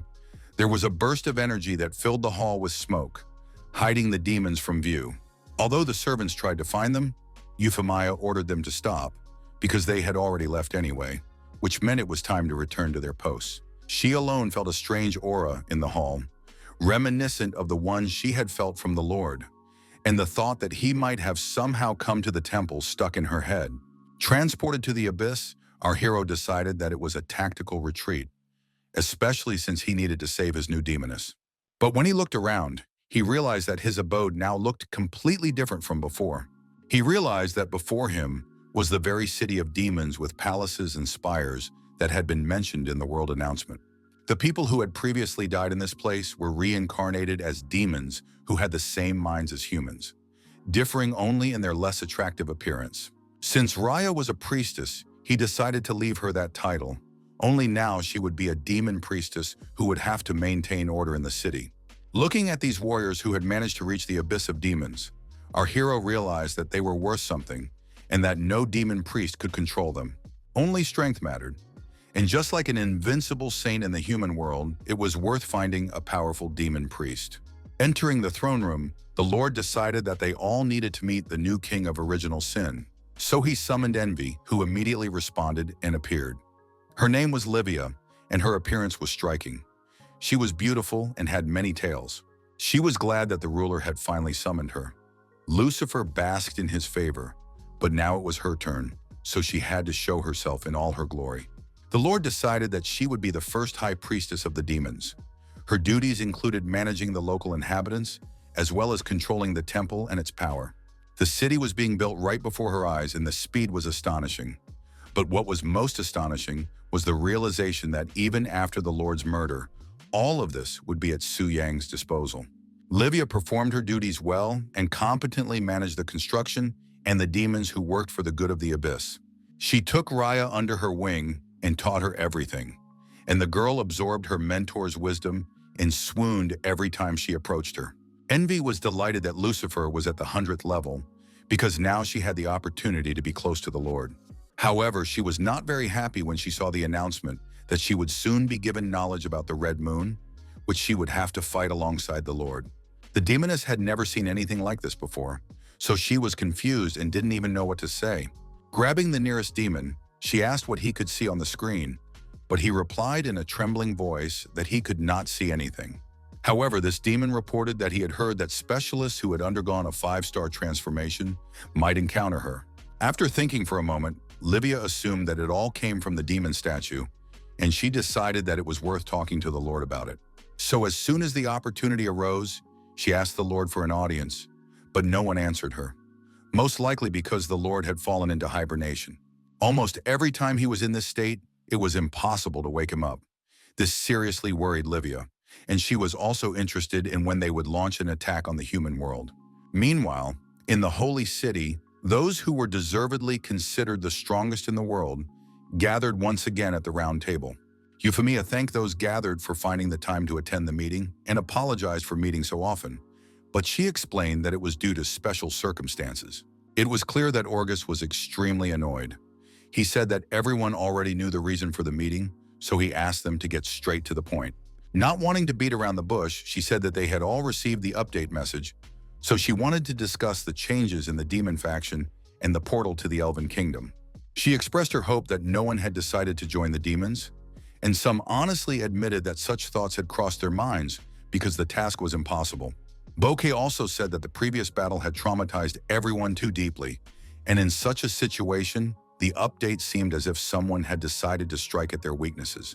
Carolina's voice rang out, urging everyone not to be so pessimistic and reminding them that there was still the path of the Alliance. The knight said that this was the only reason why people had not yet rebelled. The priestess joined the conversation and said that people could not enter the kingdom of the elves without permission, which meant that if they managed to complete the Alliance's task, they would reap enormous benefits.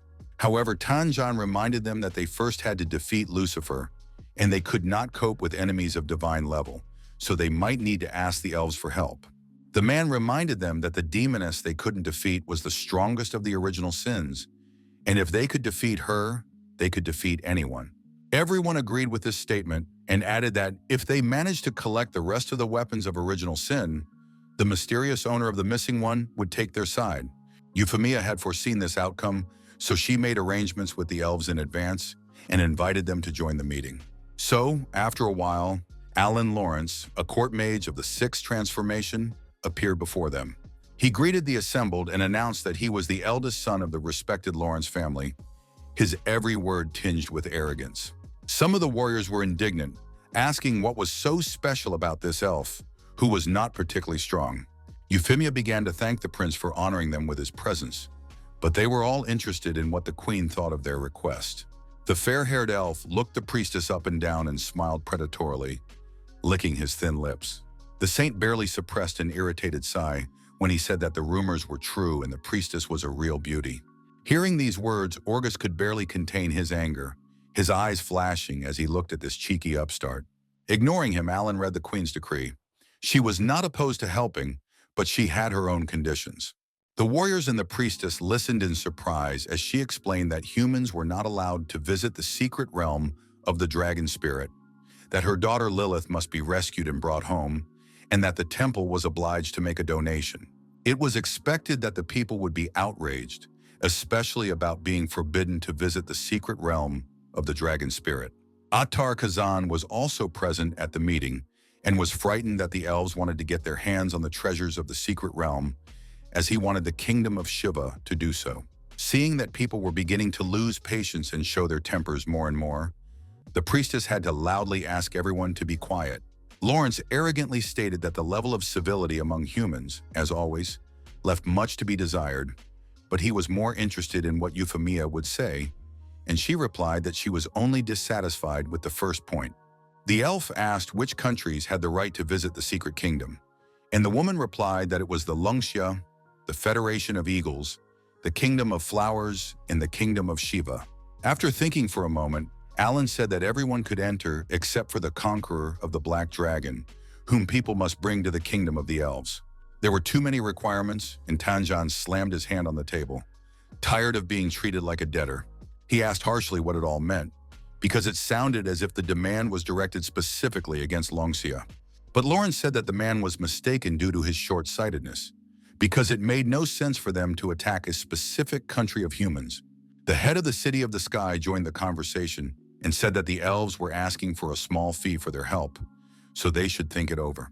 Attar Hazan couldn't take it anymore and shouted that the Longxia should make sacrifices if they wanted to gain such powerful allies who would definitely provide the necessary support.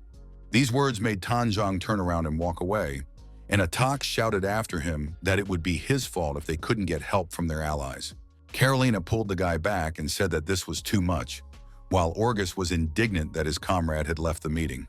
But Tanjang had no intention of leaving. He approached the city's leader with a look that suggested he would destroy him on the spot.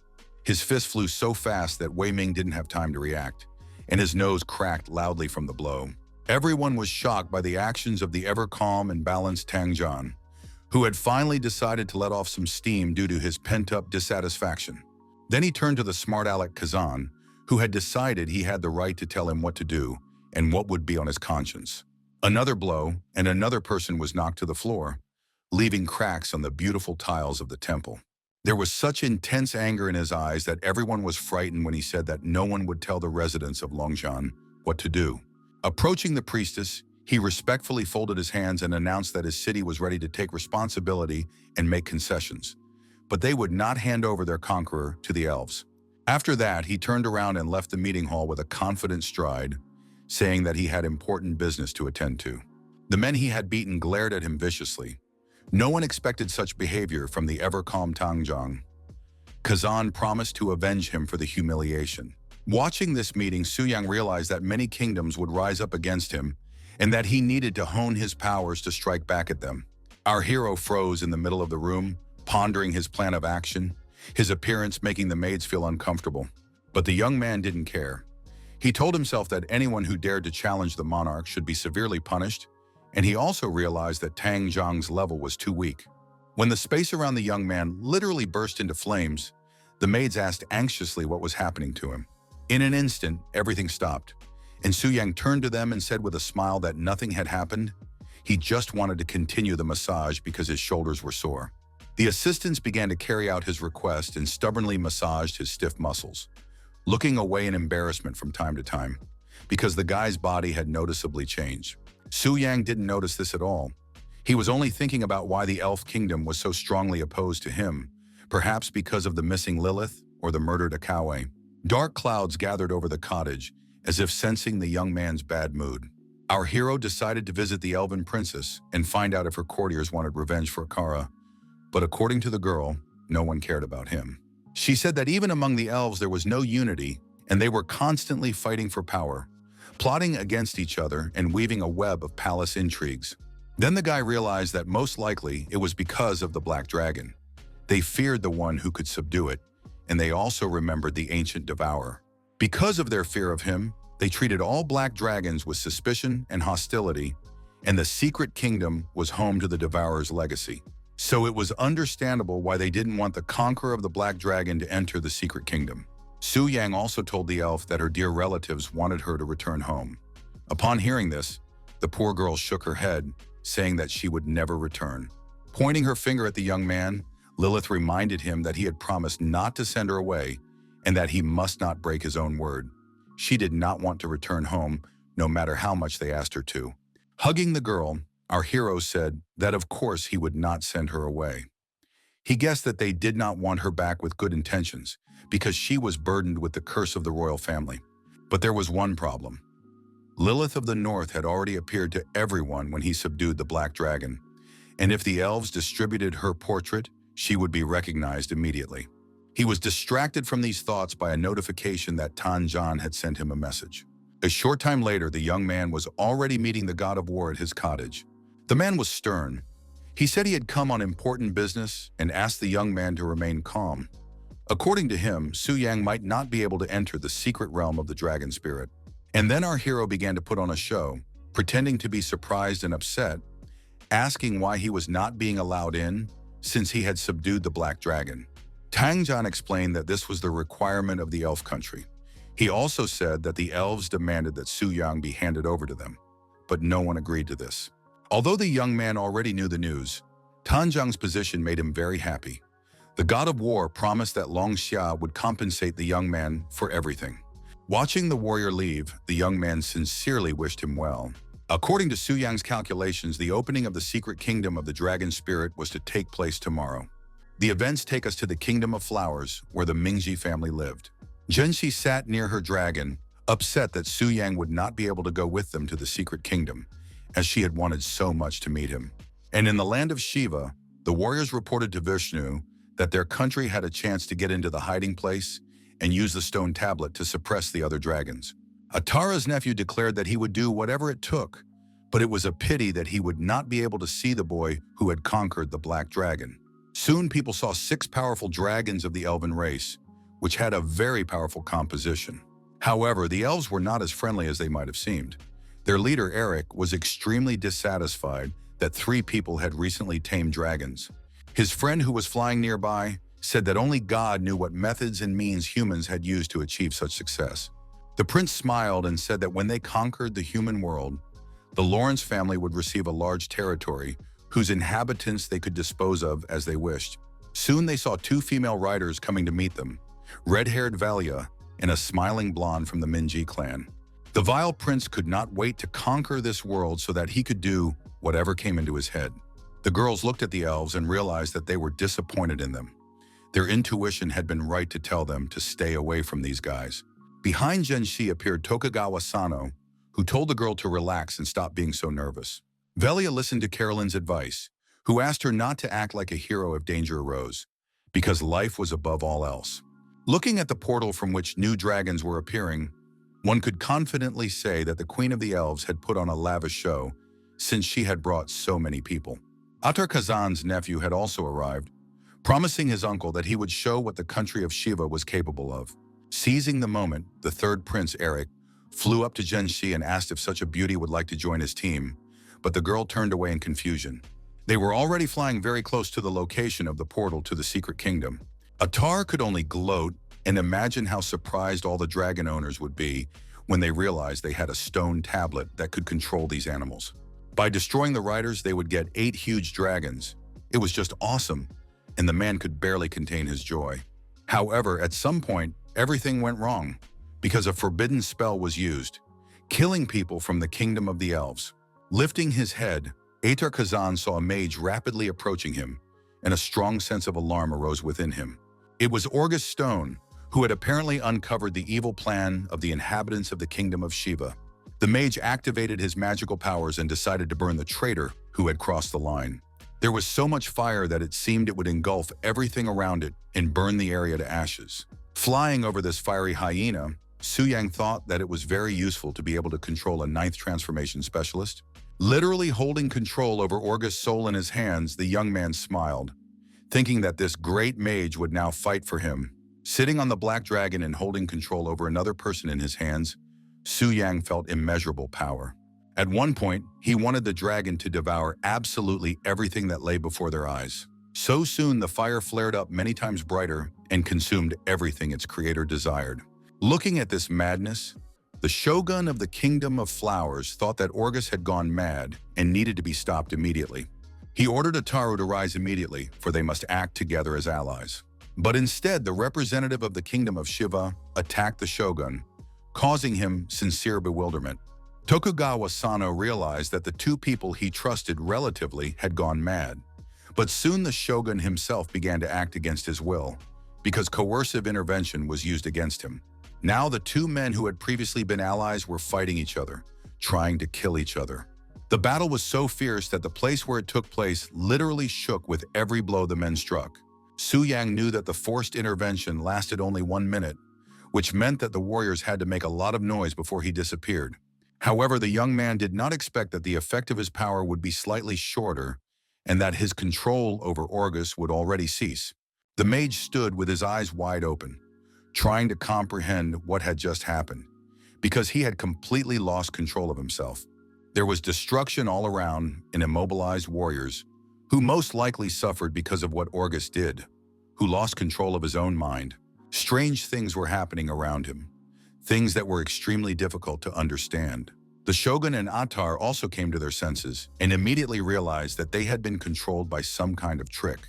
Atar Kazan was a priest of divine omens, and his intuition had never failed him before. Now he clearly sensed that someone was controlling them all, along with Orgus Stone. It was unbelievable, and everyone understood it, because someone possessed such power that they could take control of another person's mind and body.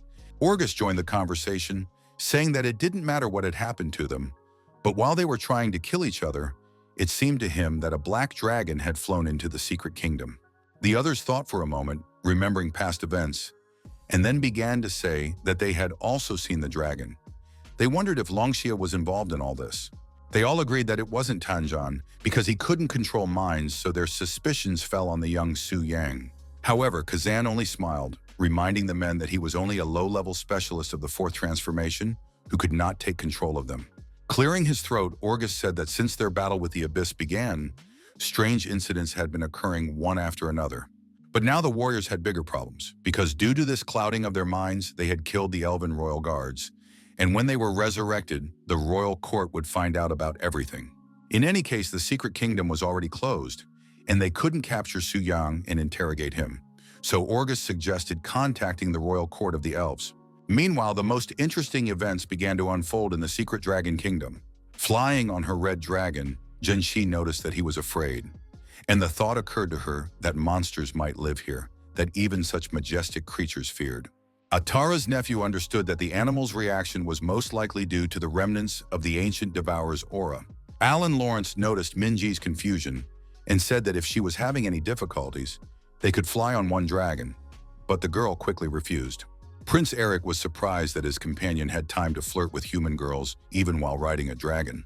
The mage explained that only the fang of an ancient dragon could suppress the fear in the blood of their beasts, and humans did not have such a thing, so it would be easiest to manipulate a rider who did not have a dragon. Atar's nephew overheard this conversation and thought that the elves were too confident, because with the help of the stone tablet, he would take control of their dragons and they would be trapped. Suddenly, the space was shaken by a strange sound. Velia assumed it was the boss coming, but Zhenxi immediately realized it was the roar of another dragon. And she was right. Flying directly above them was the legendary black dragon, which should not have been there. Our hero stood and counted his opponents. There were 6 of them, which meant a grand party was in store. At one point, Atar's nephew's dragon got scared. So scared that the guy riding it couldn't believe that this black dragon was so scary. Prince Eric shouted angrily. He did not understand why the monster was here, since they had agreed that it was forbidden for him to enter the secret kingdom. He realized that humans were indeed an insignificant race whose word was worthless. The situation was complicated by the fact that the dragons were in a panic and unable to fight, which meant they were all in a vulnerable position. But the prince said there was no need to be afraid because the black dragon tamer was only a weakling of the fourth transformation, so they decided that it was worth killing Su Yang right now. But they couldn't have imagined that they would encounter such powerful resistance that it would be impossible to resist. Su Yang was at his best today, killing most of the elves who entered the secret realm with just one strike. Only the prince and his court magician remained, trying to comprehend that their 4 best warriors had been killed in a matter of seconds. The prince immediately realized that the guy was extremely dangerous, because he hadn't even noticed his attacks. So in order to kill him, they had to use their trump cards. But he didn't have time to use them because suddenly someone's huge fist grabbed him and didn't even think about letting go. When Alan realized that Eric couldn't do anything, he decided that he had to run away as soon as possible. But no one was going to let him do that. So when the elf realized he was being chased, it was already too late. So soon the mage was lying at the feet of the one he considered an insignificant weakling who did not deserve to enter the secret kingdom. While the guy's foot was pressing down on his face, he tried to croak out the words that one cannot behave this way with a court mage. Su Yang's eyes were exactly like a dragon's when he said that if he was offended, he would take revenge 100-fold, and he didn't care who was in front of him. They begged him to stop, but our hero was not the kind of person to stop until he got what he wanted. The elves scattered like little children frightened by a terrible monster, shouting that next time they would definitely kill their offender. But some of them, the bravest ones, still did not give up trying to burn the one who had decided to break the agreement. So soon the beautiful green meadow was ablaze with fire and its beauty was destroyed. Velia couldn't understand why the elves' dragons had suddenly become so lively, because just a moment ago, they had been lethargic. Zhenxi advised her to look into their eyes. The color of their eyes had changed significantly, indicating that some kind of spell had been activated to forcibly control their minds, which usually had irreversible side effects. It became clear that they were seriously intent on killing Su Yang, as confirmed by Alan's words, who shouted that no one would dare to get cocky anymore. But the elves' joy was once again premature, for a strange flash appeared among the flames. This was followed by a powerful burst of energy that destroyed everything in its path. It was unclear how the black dragon and its rider had managed to survive the elves' attack, but now this winged horror was approaching them. He made his way through the smoke, numerous fire attacks and curses from his enemies. Aphon could endure all of this and emerge victorious. Directing part of his power at the elf, he grabbed him and carried him where he needed to go. The girls watched with bated breath as Su Yang not only withstood the enemy's attack without batting an eye, but also counterattacked. It looked like the elves were in for a rough time. Their dragons also couldn't take their eyes off their powerful black kin. They were afraid because they had never encountered such power before. The green dragon belonging to the guy from Shiva hurried to hide, not understanding whether Su Yang was human or not. He understood that defeating such an opponent in open combat would be impossible, which meant that now he had to lie low, wait for the right moment, and attack from ambush. Alan was reborn in his kingdom. He couldn't accept the fact that he had failed again. This Su Yang was too strong, but at this point, nothing could be changed because the entrance to the secret kingdom was closed, and the only option was to use the scroll of return. When he wanted to do so, the scroll literally fell apart in his hands, turning into 1,000 small pieces. Suddenly, Su Yang appeared before them and asked with a smile if they really wanted to leave without his permission. The prince managed to jump back, but his mage was less fortunate and was grabbed by a toothy creature. No one could pull him out or even weaken the creature's grip. For the first time in all this time, Eric asked if they could come to some kind of agreement. Now, feeling his own weakness, he was ready to accept any conditions. These words intrigued our hero, and he asked what if his condition was the prince's life. After that, the heavy dragon's foot landed a few inches away from him. Some kind of liquid splattered his face, and then the young man asked what had happened, because the brave elves had been shouting that they would kill him, forcing Luncia to betray his hero. Falling to his knees, Eric began to say that all this had happened because they did not know him before, but now they realized and accepted their mistake. Su Yang said that thanks to Akar, he had already realized that their race were true hypocrites who should not be allowed to live. The young man met his enemy's gaze and said that he would kill them again and again until the elves' levels dropped to 0 and they could no longer be resurrected. These words frightened the blond man so much that he screamed in fear and tried to get as far away from the young man as possible. After that, Su Yang began to do what he said. As he killed the elves, they screamed that humans wanted an alliance with them, made threats, and simply cried. Raising his weapon, our hero listened to threats that now there would be no alliance, and they would not be able to complete their mission and reach the divine level, but he didn't care. He killed the knights one by one. Status and level meant nothing to him. His list of victims included mages, masters of magic, and even snipers. Only the prince remained, lying motionless, pinned down by his concentration of power. Eric shouted, urging the young man to let him go and fight fairly. Our hero immediately agreed, so the jaws released the prince, and he was able to escape from the trap to join the battle. After saying that he would be allowed to die consciously, the prince seemed to break free from his chains and used an enchanted weapon that carried the element of storm. The power swirled and burst out of Eric, and he kept shouting that he would kill the insolent boy. Summoning the storm, he began to laugh loudly, and for a moment it seemed that he had completely lost his mind. Adding a little more magical power to his attack, the ordinary storm turned into a destructive one. Directing it at the boy, Eric decided that this scoundrel deserved such a fate. However, Su Yang was not only able to get out of this mess, but also preserve his health, losing only 10%. The blonde couldn't believe what was happening, and he began to claim that he was definitely not facing a fourth transformation specialist. He began to claim that the guy was a boss in human form, but Su Yang merely congratulated his opponent on being perceptive. The young man tried not only to kill Eric, but to make him lose all his levels and no longer be able to revive. Atar's nephew watched the whole battle and realized that he was facing a real monster that even a surprise attack couldn't kill. Just as the young man was about to return to the real world to tell his uncle everything, Su Yang appeared before him. So soon the young man, who was called the Conqueror of Vishnu, also went after the Elven prince. Soon the girls appeared, finally realizing that the reports that everyone had died were true. When asked why he had killed Vishnu, Su Yang had to explain that the country of Shiva had secretly planned to kill them all in this place, and he had simply beaten the scoundrel to it. He advised the girls to stay here and not stick their necks out, because this place was far from the paradise it seemed to be, so if they went any further, he couldn't guarantee their safety. The riders did not have time to respond, and the guy had already jumped on his dragon and was flying away without saying a word. As he flew, our hero thought about how he had gained so much experience that he would have been thrilled before, but now it seemed like a drop in the ocean. He didn't even look at the weapons he had obtained in battle, because he knew that they would not surpass the blade from the ancient skeleton of the Devourer. Now he had become even stronger, but the guy understood that the effect of absorbing 7 dragons should be even greater. Suddenly, a system window popped up in front of him, describing a task that required him to kill a blazing, sun-level dragon to complete his evolution. An unexpected thought flashed through his mind. Could the nameless hero buried in this place have been the first owner of the dragon's heart? A huge beam of light pointed him in the direction that would lead him to the location of the ancient devourer. Through the thick fog, he could only see as far as his outstretched arm, which made the task very difficult for the young man.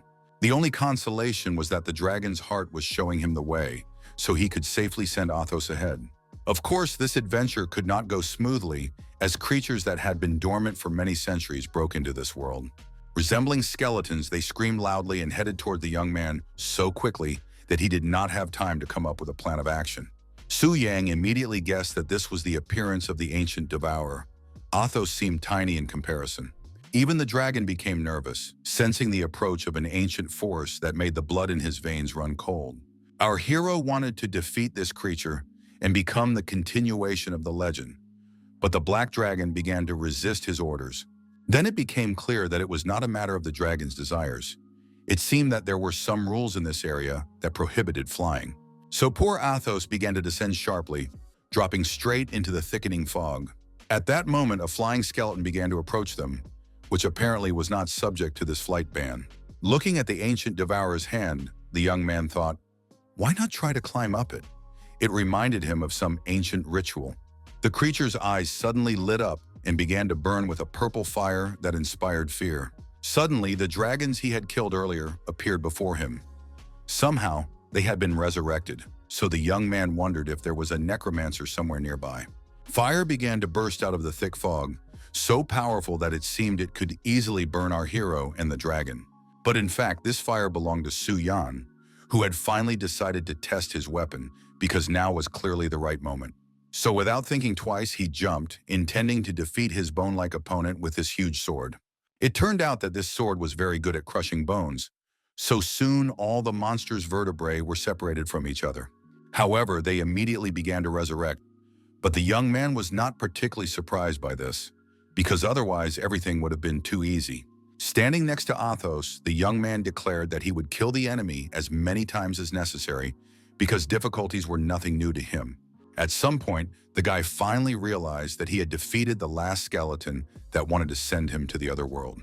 The young man did not understand the meaning of this trial, but he completed it, even though it took a lot of his strength. So now he decided that it was worth reaching the top in one go and completing this task. But once again, things did not go smoothly, because a thick white smoke appeared in the hero's path, resembling a magical portal. Whether it was a portal or a magical hurricane, it knocked the guy off his feet, causing him to stagger and fall off the road. Fortunately, he managed to grab onto a ledge, which prevented him from falling into the abyss that was now directly below him. What our hero saw before him seemed impossible and made him forget everything for a moment and feel only fear. Before him was Athos, struck by dark magic in the fog, screaming in pain as life drained from him. Then a human-like figure appeared, a shadow that was walking straight towards the ledge that the stunned Su Yang was holding onto. Smiling nervously, the guy thought that surprises were literally chasing him, one after another, not giving him a moment's respite. Su Yang expected this creature to try to destroy the rock he was holding onto, so he managed to reposition his hands in time and avoid falling. But his opponent was no fool either, and began to look down carefully, trying to predict the young man's actions. But it didn't work, because the guy was able to dodge every attack, moving so fast that it was impossible to catch him. Su Yang was even a little glad that such a wonderful opportunity had come his way, because he could finally use his weapon on someone truly strong. The only thing that bothered him was that the ancient devourer's attack was more like a well-thought-out trap, with its narrow space, attacks, flight restrictions, and dead enemies, reminiscent of a game designer. This character was from the realm of flowers, but he couldn't get here without a dragon. Activating his power, the young man thought that since they had taken away the dragon he had spent so long taming, he would tear out as many bones as possible from his enemy, and he didn't care who was in front of him. The shadow that resembled a man whispered something about flames, testing qualifications, and passing trials. Only now did Su-yang notice that Ato's body was gradually recovering. It seemed that the concentration of blood power was being tested by burning, but if the dragon couldn't withstand it, it would die forever. Now the young man understood that most likely he was standing before the very nameless hero of whom legends were told. Su-yang felt a sense of respect for this being growing inside him, so he introduced himself and said that he was a warrior from Longxia. However, the shadow asked him twice who he was, which suggested that she sensed that the young man was the Lord of Original Sin. Then he noticed the sword held by the shadow of the hero. It was powerful and somehow strangely familiar. While the guy was thinking about this, his opponent was able to get close to him with incredible speed. So he only managed to see a blindingly bright red light. And then our hero felt so uncomfortable that he couldn't utter a word. Only a quiet moan escaped from his chest. He braced himself for intense pain, but it didn't come, and his health points didn't decrease, even though Su-yang was sure the blow had landed. The shadow itself began to stutter, saying that the correction had failed, followed by a series of incomprehensible sounds. Even though our hero did not understand the situation he found himself in, he decided that the best solution would be to rush into the attack. So the battle began, on which the young man's well-being depended. He understood this and tried to do everything he could to win. The enemy kept up, and it seemed that with each attack, his strikes became more accurate, and it became much more difficult to dodge the sword. But our hero was no slouch either. He intended to use his weapon to its full potential to defeat the one who wanted him dead. The shadow was a very experienced fighter, possessing many techniques that gave him an advantage in this battle. Su-yang never ceased to be amazed at how skilled this creature was. He wanted to learn at least some of its combat experience. The guy's arsenal included methods that were not so sophisticated, but no less effective. So when his opponent's sword came at him again, he grabbed it with his teeth with all his might. Then he delivered a blow that allowed him to literally rip the sword from his opponent's hands with his jaw. Taking the sword in his hands, the young man proudly declared that after his absolute empowerment, even his teeth had become much stronger. But even that did not make the task of killing the legendary hero any easier, for he was a character that everyone spoke of with fear and awe. However, now the legendary hero no longer had a weapon, which meant that his combat power was significantly reduced, and it was only a matter of time before Su-yang achieved complete victory. At some point, the shadow abruptly stopped attacking and sat down in front of the guy in the lotus position, placing his hands on his knees. For a moment, the shadow's face began to take on a clearer outline, and it frighteningly resembled Su-yang's profile. Before the guy had time to think about it, a connecting thread materialized between the legendary hero and his sword, which instantly broke, meaning that the weapon had been voluntarily transferred to Su-yang. Now a new bond had been formed, and the sword belonged entirely to our hero, who had become its rightful new owner. After that, the shadow began to disintegrate, managing to say one last thing, that the new hero must kill Chloris. These words were a mystery to the young man. He could not even guess who or what this Chloris was, or where to find him. The only thing the boy could do was read the legend of the nameless hero. The system reported the appearance of a new weapon, but the full characteristics of the Crimson Blade were unknown, and its mark was damaged. It was also said that the weapon was superior, which also meant nothing to the young man. In addition, he learned that the weapon absorbed red moon crystals in order to perform corrective attacks. He had crystals now, so he decided to use one to find out what would happen next. When the system asked if he was ready to charge it, the young man pressed yes without hesitation. Everything around him flashed, and the stone began to be absorbed by the sword, after which it became clear that one crystal was equal to one charge. Our hero was distracted from these thoughts by the familiar roar of a dragon. It was Athos. He had made it through and survived, which meant he had become even stronger, which was a cause for celebration. His former pale flame had disappeared, and now orange fire burst from his mouth, which was much more dangerous. Su-yang couldn't be happier with his dragon. Not only had it become so strong, but it had also literally escaped the jaws of death. It turned out that the black dragon Athos had absorbed the dark flame, thereby preventing the immortality of those ghostly creatures. This feature reminded the young man of necromancy, so it seemed that the black dragon had become something like a necromancer. The bone dragons also rose from the dead, but now they did not try to attack and apparently became Eidos minions. A picture already appeared in the boy's mind of him flying on his mighty Atos, accompanied by a whole flock of bone monsters. He wondered if he could create an entire army of undead by killing monsters and bosses, then he would become truly invincible. Approaching the monsters to get a better look at them, our hero noticed a number above each of them. He had never noticed anything like this before, and thought that this update was somehow related to the Crimson Blade. He wanted to try out his new powers, so he immediately activated the fix, deciding to apply it to one of the skeletons. Clutching the blade tightly, he walked forward confidently, imagining that in a moment, new doors to a world of strength and power would open before him. A moment later, nothing remained of the dragon, and that was not a metaphor. Not even dust remained of the enormous creature. The system reported a so-called crimson infection, which caused the enemy to lose all its life force. Su Yang realized that he was dealing with complete destruction at the level of direct rules, because even the undead, which could be resurrected, were instantly killed. Then he remembered that the nameless hero had tried to use a fix on him, but for some reason it hadn't worked. Su Yang assumed that it was somehow related to the system itself, so he asked if it had any clues, but there was no response.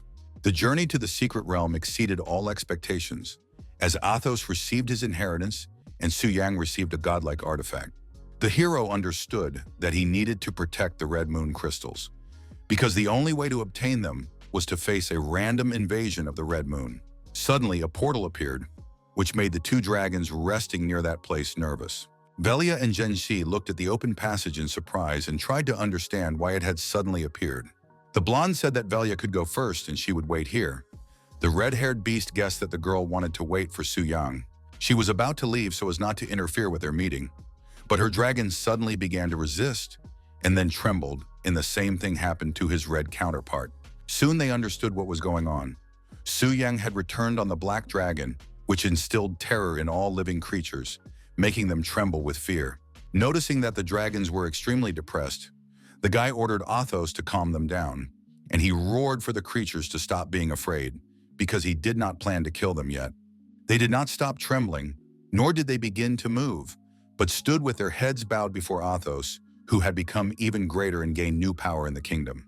Getting off his pet, our hero said that the girls had done a good job. Now the secret kingdom was unlocked and they could leave. In addition, he emphasized that he hoped these events would not become public knowledge, as this would be better for both the riders and himself. At first, the young ladies didn't know what to say, but then Genshi found the strength to say that they wouldn't tell anyone. The blonde was a little upset that the meeting with this guy had been so short. She felt that he was a good person and wanted to talk to him some more. The intense stares that Genshi gave Su Yang made the guy extremely uncomfortable, and he didn't know how to behave. Entering the portal, the girl waved at him in a friendly manner, reminding him of a cheerful child who had no idea about all the intrigues of the adult world. Su Yang liked this lightheartedness, and he was pleased that this strange girl considered him a good person, even though that could easily be disputed. Our hero understood that he couldn't just leave because he had gotten himself into a very complicated situation, so he had to come up with something. He thought that if missions for factions had appeared in the world, then just as people could become demons, demons also had the opportunity to join the human faction. This made sense, but it wasn't a proven fact, so the guy decided it was worth finding out in practice. So he ordered the system to launch a parallel incarnation. So, a second later, he found himself in the demon abyss, which became more and more lively with each of his visits. A message appeared stating that the properties of one-way entry into the abyss had been canceled, so demons could freely move to the outside world. This was exactly what the guy had expected. Ordinary demons could become nothing more than a source of experience for humans, but if the king of original sin emerged, everything could become much worse. Thinking about all this, the Dark Lord summoned Lucifer, who came at her master's first call. The Lord asked if she could pass through the gates of the abyss right now. The demon hesitated for a second, then said that it was worth trying first. And after a short phrase, "Go," she found herself in the North Siberian plain, where the gates of the abyss were located. The guards were already tired of standing guard. They were cold and losing their vigilance, not believing that demons would want to go out in such cold weather. However, they realized how wrong they were when they saw the demoness standing right in front of them. She did not rush to attack, realizing that her powers had been depleted. A frightened warrior asked his comrade if the demons could already come to the outside world, and the second ordered him to immediately report everything to the high priestess. The brunette approached even more rapidly.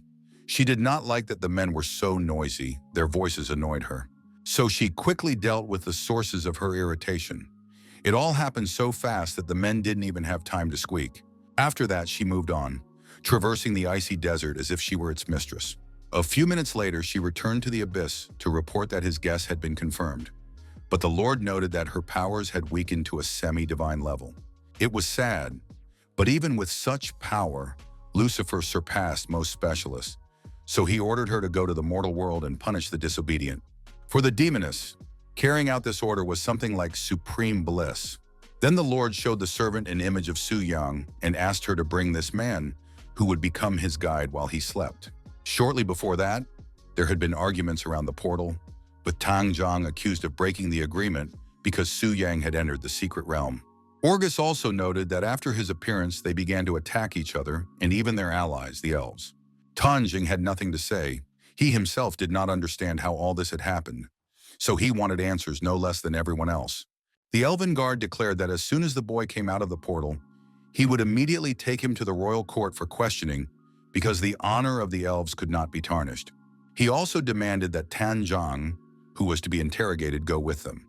The man was extremely angry when he heard this, so he hissed that they would not have enough strength to deal with him. When Velia and Zhenxi returned, they were confused because they were met by men with very serious expressions on their faces. They immediately rushed up to them and asked why only the two of them had come out. They were interested in where Su Yang was and why the elves had not come out. Velia didn't know what to say, but the blonde took it upon herself and made up a story that they had been separated from the beginning and then got lost. According to her, they hadn't found any treasures and had almost died. The girl said she didn't know what had happened because after the flash of light, they had been teleported back to the entrance. Listening to this story, the guardsmen assumed that if it was true, then someone had managed to obtain the royal inheritance, but he did not understand why the others had not come forward. Grabbing Velia and Zhenxi by the hand, the man ordered the girls to go with him to the kingdom of the elves so that he could question them. However, Orgus and Tokugawa immediately stood up for them, saying that they were their people and no one had the right to interfere. Then the warrior began to manipulate them, saying that if they interfered with his work, there could be no alliance, and if something happened to the prince, they would all suffer. Atar Kazan joined the conversation and asked everyone to calm down, because an important alliance was at stake, one that could help them survive if the Lord wanted to leave the abyss.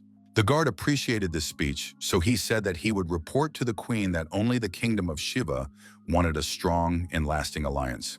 Meanwhile, a dark crack appeared in the sky, from which emanated a very dark and ominously powerful aura. After that, a figure emerged from it, which no one had expected to see. Everyone screamed in horror that Lucifer, the Queen of Pride, had entered their world, and no one understood how she had managed to escape from the abyss. However, Orgus smiled and noted that her aura was not as strong as when they had encountered her in the abyss. Everyone was sure that even though her characteristics were still unknown, she had weakened a little, which gave them hope. Orgus said that they should forget their differences and focus on defeating the Queen of Pride, who had no place in their world. They decided to entrust the leadership of the offensive to Tang Zhang, who was best at it, so soon the experienced warrior led them all into battle. The peculiarity of this demoness was that only the one who had already killed the King of Sins could harm her, so everyone had to help Orgus and Tang Zhang.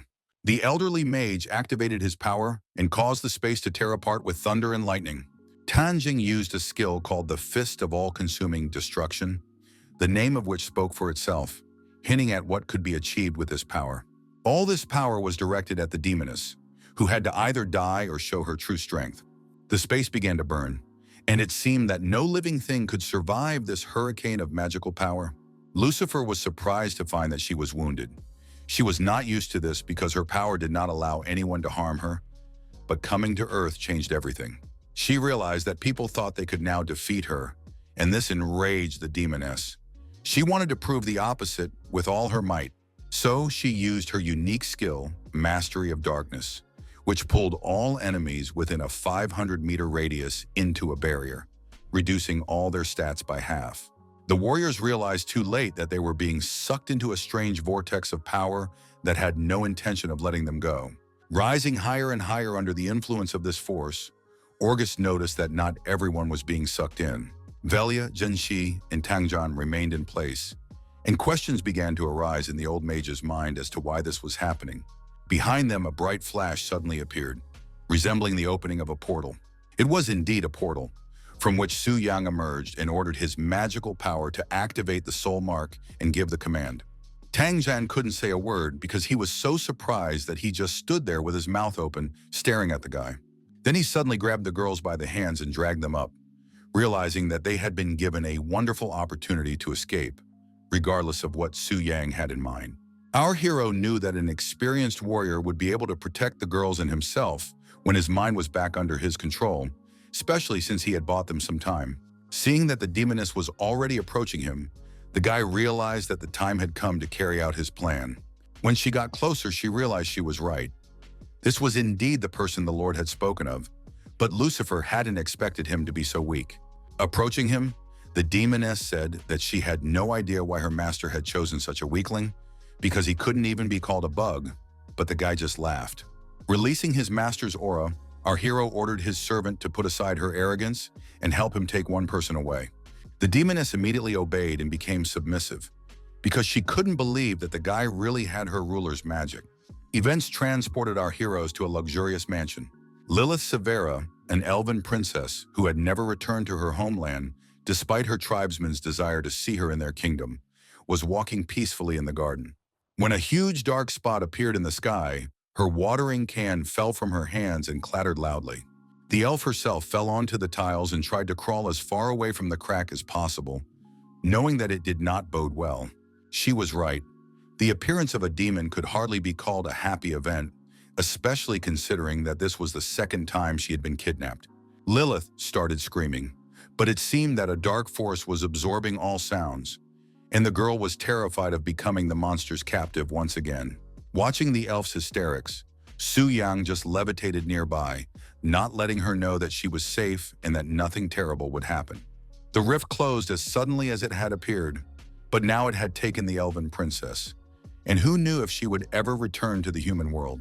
Meanwhile, Orgus and his company of warriors once again felt weak and helpless because they had failed again. At some point, the old mage realized that Tan Zhang was missing from their midst, having disappeared unnoticed somewhere in the middle of the battle.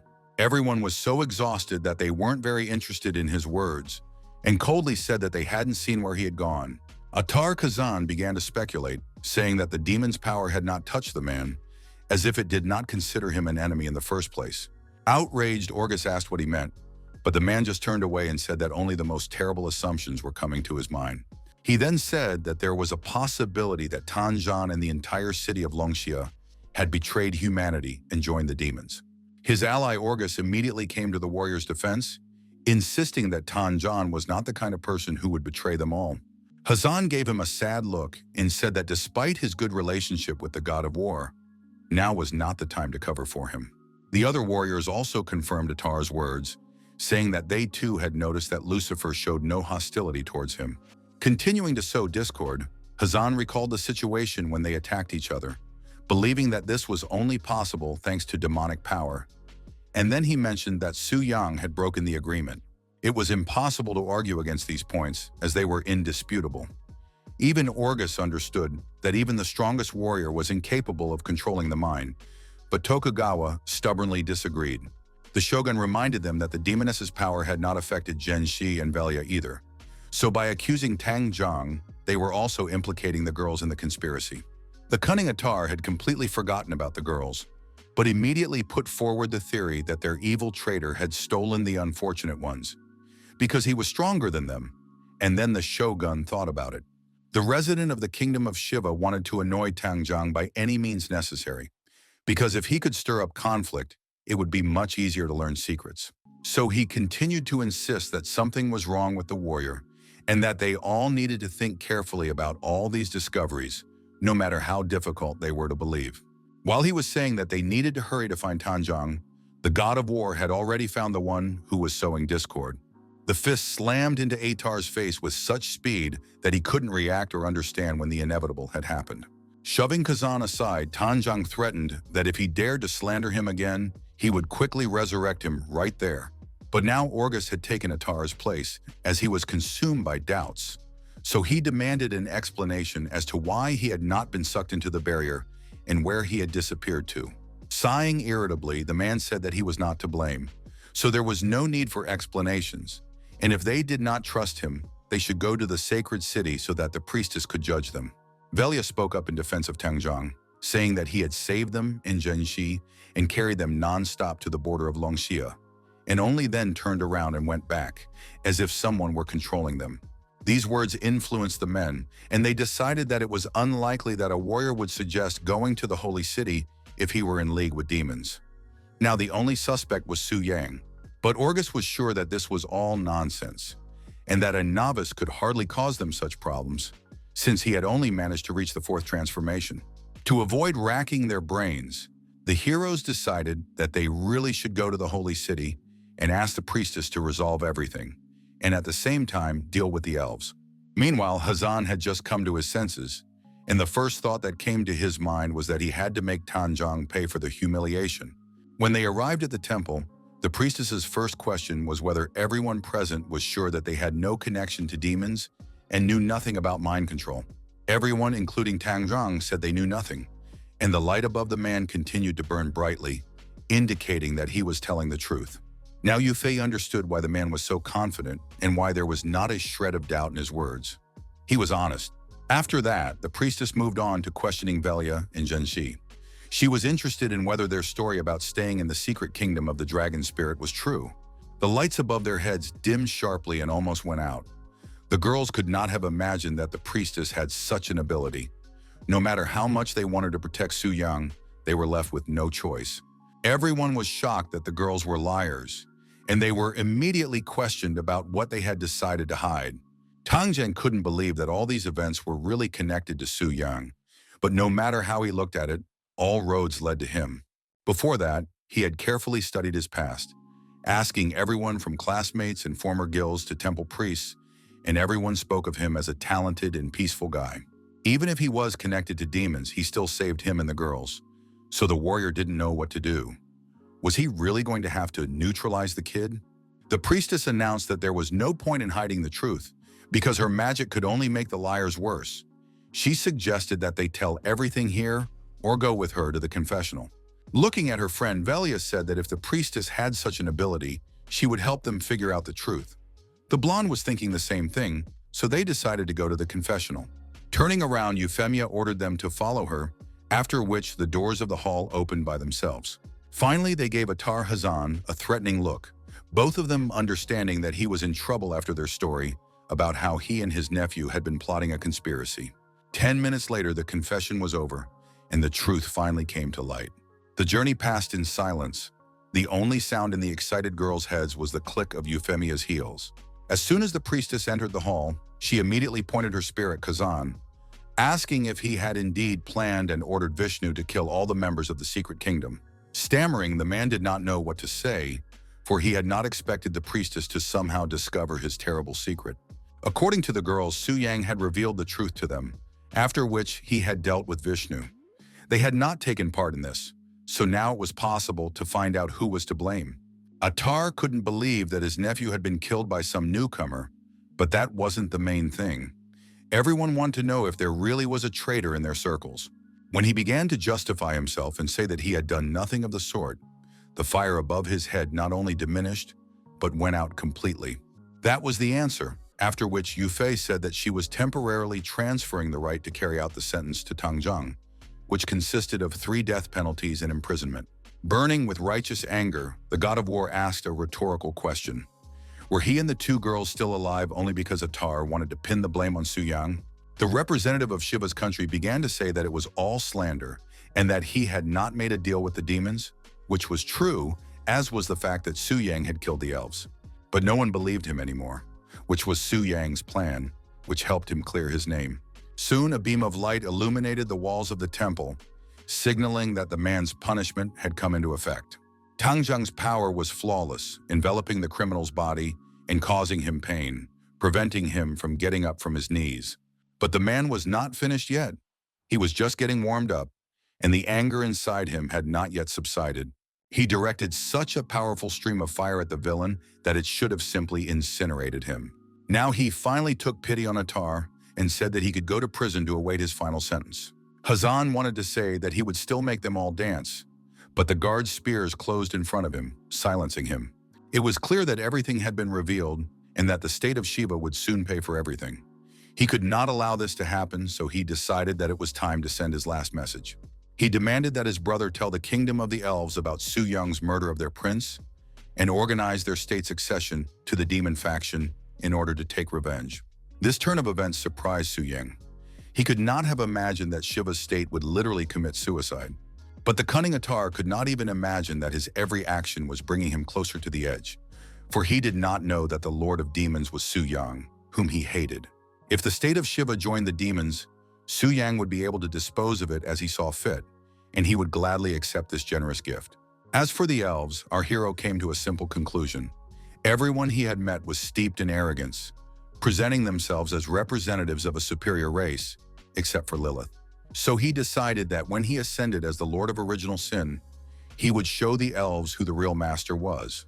But he decided to think about it later, because due to the events in the secret realm of the dragon spirit, he had not raised his level for a long time. Transported to the abyss, the guy ran into Livia, who couldn't understand why the Lord had chosen such a weak person as a mediator. Exuding the aura of a ruler, our hero ordered her not to ask unnecessary questions and simply to follow orders. When she felt the Lord's magic, she first thought it was her imagination, but soon realized that it really did come from Su Yang. So she quickly realized that the Lord's decision was something they couldn't understand, so it was worth establishing a relationship with his guide. After that, the guy went to the statue, which gave him tasks to complete. The process was the same as in the Temple of Rebirth, so the guy assumed that he could also create a VIP room in the Demon Temple. He had already thought through all the details. First, he had to allow the strongest demons to perform 5-star transformation tasks, and if everything went as planned, they would most likely face an invasion by the Red Moon, as a result of which they would obtain crystals, which he, as the Lord, would demand be brought to him. Such manipulations would help him become the happy owner of many crystals, which he would obtain without much effort. The task he received for the 5th transformation seemed difficult, but the system required it in order for true specialists to emerge. So he decided to first take a walk through the abyss to complete the first part of the task. Meanwhile, in the state of Shiva, specifically in the temple of Ganga, things were unsettled. The ruler was making plans for how his empire would rise. When the plan came to fruition, then they would be able to forget about the alliance with the elves and kill the Lord themselves. He noticed that someone had sent him a message, which meant that news of their triumph could arrive very soon. The ruler did not expect to see news that Vishnu had not only failed, but had been killed. The man was shaking slightly, unable to understand how Vishnu, his most outstanding son, whose talent for taming beasts was even greater than his own, could have perished. But now he understood that he had to pull himself together, because the plan had been revealed, which meant that his brother was in danger and the temple would soon be knocking on his door. A decision had to be made immediately. It was obvious that joining the demon faction was tantamount to betraying all of humanity, and once he set foot on this path, there would be no turning back. He convinced himself that he had been forced to do it in order to relieve himself of at least some of the guilt for what would be done next. Meanwhile, in the holy city, Atar had been arrested, and now Tanjun believed that Su Yang's case needed to be discussed. Orgus said confusedly that he still couldn't believe that a guy with the 4th transformation had managed to kill a warrior with the 6th and an elven prince with the 7th. He believed Velia's words, especially since they had been confirmed by the priestess, but the fact itself was very strange and absurd. According to Velia, the guy used some kind of item that completely paralyzed and neutralized Eric. She had never seen anything like it. The knight said that it sounded like a state of captivity, but low-level specialists could not apply it so easily. The mage concluded that no rules applied to Su Yang now, so either he was hiding his true level, or he had an item in his arsenal that allowed him to ignore level suppression. Tang Jian expressed his opinion that he considered the guy innocent, because he was only counterattacking and did not cause harm without reason. The shogun joined the conversation, saying that although he might not be guilty in their eyes, the Elven kingdom would see things very differently. The priestess agreed, saying that even if Su Yang had not harmed anyone first, The kingdom of their potential allies would demand an answer. Suddenly, one of the servants ran into the temple. She was not just excited, but terrified, shouting that their situation was dire. She ran up to Yufei and began whispering something quickly in her ear, clearly not wanting outsiders to hear the information. After hearing what she had to say, the priestess banged her staff on the floor and announced that due to the emergency, the meeting would be temporarily suspended. The woman announced that Atar, through Amino, had prepared the state of Shiva to side with the demons, and now they had started an irreversible process. Now the entrance to the abyss, which was on Shiva's territory, had opened its mouth and was swallowing innocent people who had not made this choice. The ruler Amino decided for everyone that if they could not become the strongest thanks to their heritage, they would join the ranks of the demons, and when they became strong, they would return and take revenge. He believed that the Lord of Demons would give them enough time to develop and train, so now they would gather strength and then return, and then none of their enemies would survive. One of the servants approached the priest Amino to report on the situation in the country. At present, more than 20,000 people had already been relocated, all of them legendary specialists, and now they were advancing deeper into the abyss. Another servant ran up to them and warned that trouble was approaching, or more precisely, people from the Temple of Rebirth. The sovereign was informed that the enemies had already captured a whole group of people, many of whom were commoners who had succumbed to persuasion and did not want to go to the abyss. Amino asked if there were any Brahmins and Kshatriyas left who had not been transferred. According to the servant, 70% of the Brahmins and 60% of the Kshatriyas had been transferred. By order of the Lord, the Brahmins were to be transferred first, and the remaining Kshatriyas were to join the commoners and be left to detain the people from the temple. However, he knew that the commoners would not be able to resist the warriors from the temple, so he would have to sacrifice some of the Kshatriyas. He was comforted by the thought that sooner or later he would return and then be able to restore and compensate for everything. But now circumstances were such that they needed to hide in the abyss. Entering the most terrifying passage he could find, the ruler found himself on the 20th level of the abyss. All the newly converted demons gathered there, quite satisfied that their base stats had increased by 4%. As they moved forward, they discussed what the city of demons would be like, and some wondered if succubi lived there. Some warriors said that the temple had joined forces with Lunsha to attack their state, believing that they were jealous of them, but now they had the opportunity to take revenge on everyone. Suddenly, they all froze, because a shadow appeared in front of them, and when it came into the light, it became clear that it was a human boy.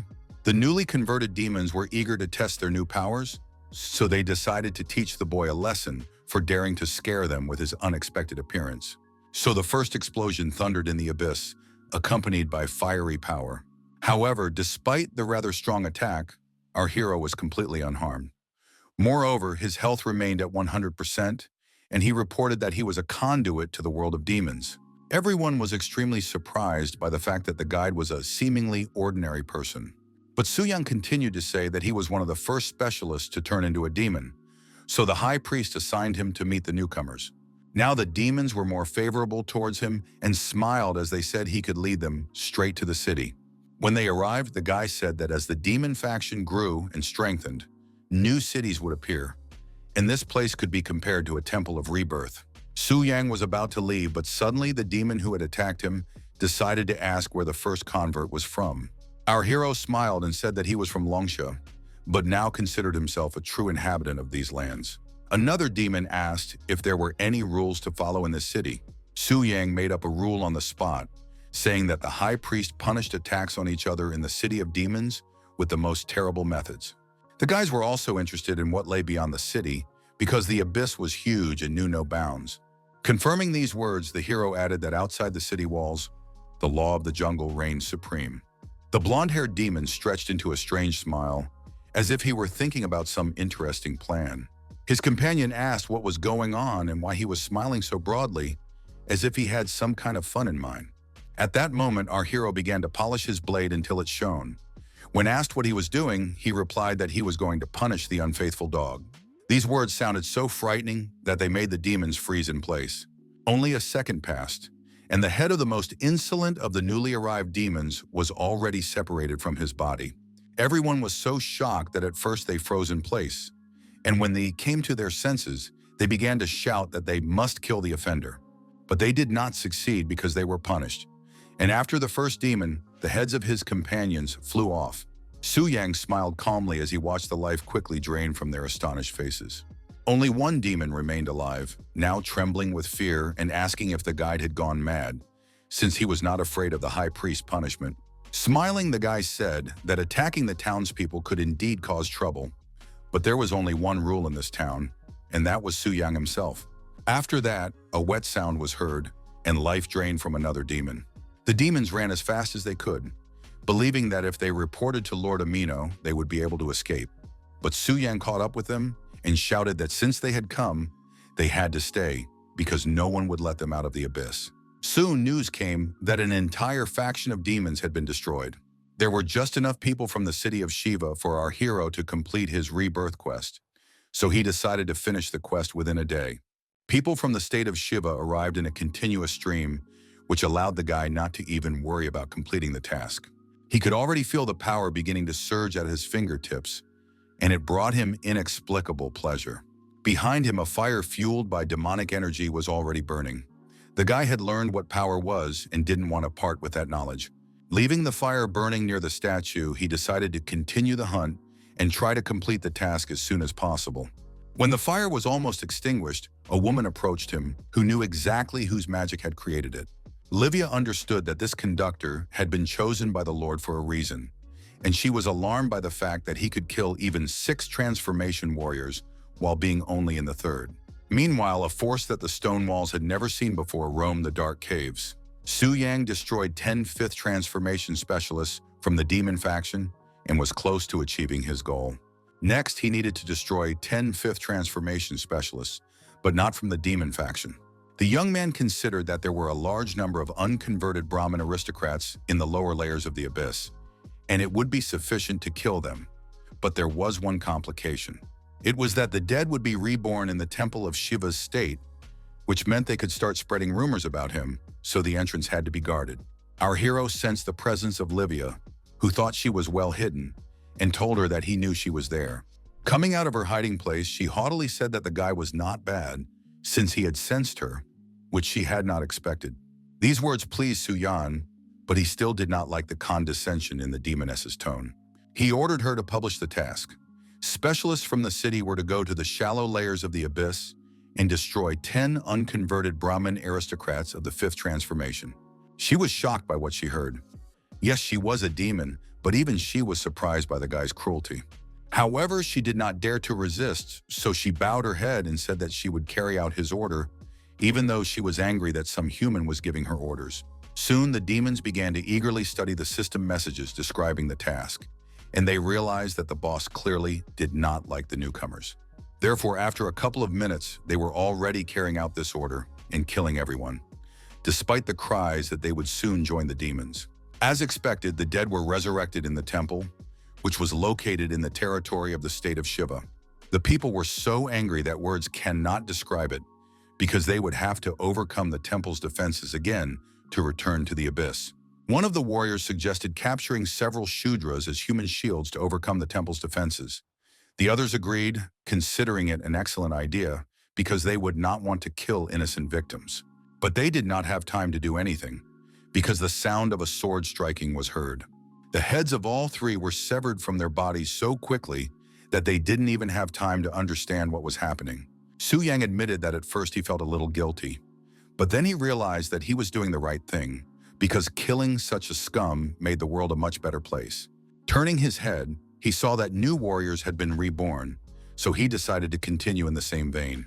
An hour later, one of the tasks for advancing to the 5th transformation was successfully completed. So now the hero had unlocked a hidden task for advancement. He had to go alone into the abyss and kill the original boss. The appearance of the hidden task pleased the young man, even though it seemed a little difficult to him. It reminded him a little of the previous task, where the required element was the essence of the Earth Dragon's blood, but this time he needed the power of anger. As he pondered, he realized that he really wanted to use the original dark power of the Lord of Original Sin for fusion, and he was curious about what the effect might be. But first, he needed to look at the boss to understand how dangerous it was. Events led our hero to the darkest depths of the abyss, where the remains of some huge creature lay. When the dragon appeared there, the local demons began to scatter, as they immediately sensed the threat. So soon the path was cleared of unnecessary characters, opening up a view of the area. It was not difficult to spot the firstborn demon boss. He was at the star level and was called the Angry Roar of the Abyss. The demon looked extremely intimidating, and from his mouth filled with a huge number of teeth, questions burst out about who was standing before him and where he got the courage to come alone. Rolling his eyes, our hero asked him to skip all the introductory speeches and just attack, because he had very little time. Such presumptuous behavior made the demon roar with anger, and now he really wanted to punish the guy for such ignorance. A couple of seconds later, a powerful stream of energy was directed at the guy, which could fry a normal person in one go. But after only 5 minutes, it was not Su Yang who was fried, but his opponent, who couldn't believe that some kid could defeat him so quickly. The boy believed that the demon was more resilient than the silver dragon, but he still managed to defeat it. Finally, the monster decided to release the rest of its energy, so a stream of flames that destroyed all living things was directed at the young man again. The demon shouted that he still had a trump card up his sleeve that could instantly kill anyone, but he didn't know who he was dealing with. Emerging from the smoke and ashes, the young man asked wearily if the boss was not tired of fighting yet.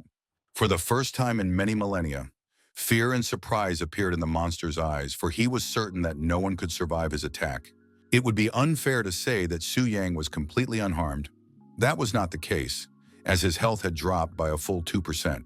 Crying out of despair, the demon asked which of them was the boss, him or some human kid who looked like he could be blown away by the wind.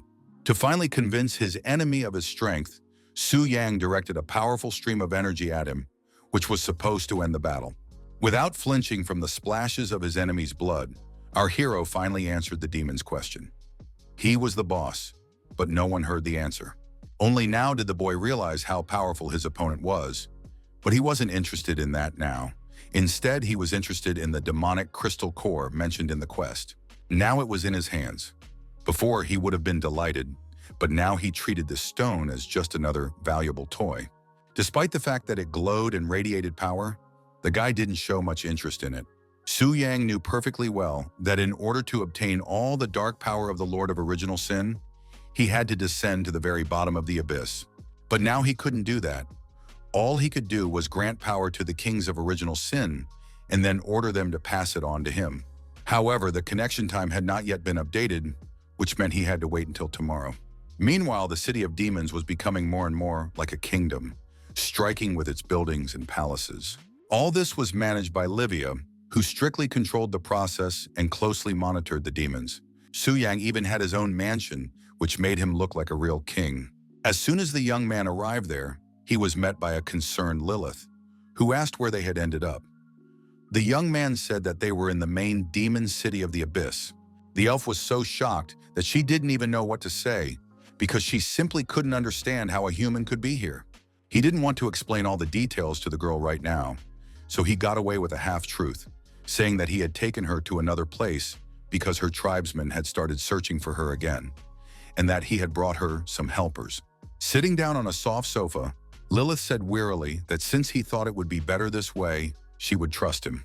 However, she admitted that she sometimes seriously wondered whether Su Yang was human, because at times he seemed simply unimaginable to her.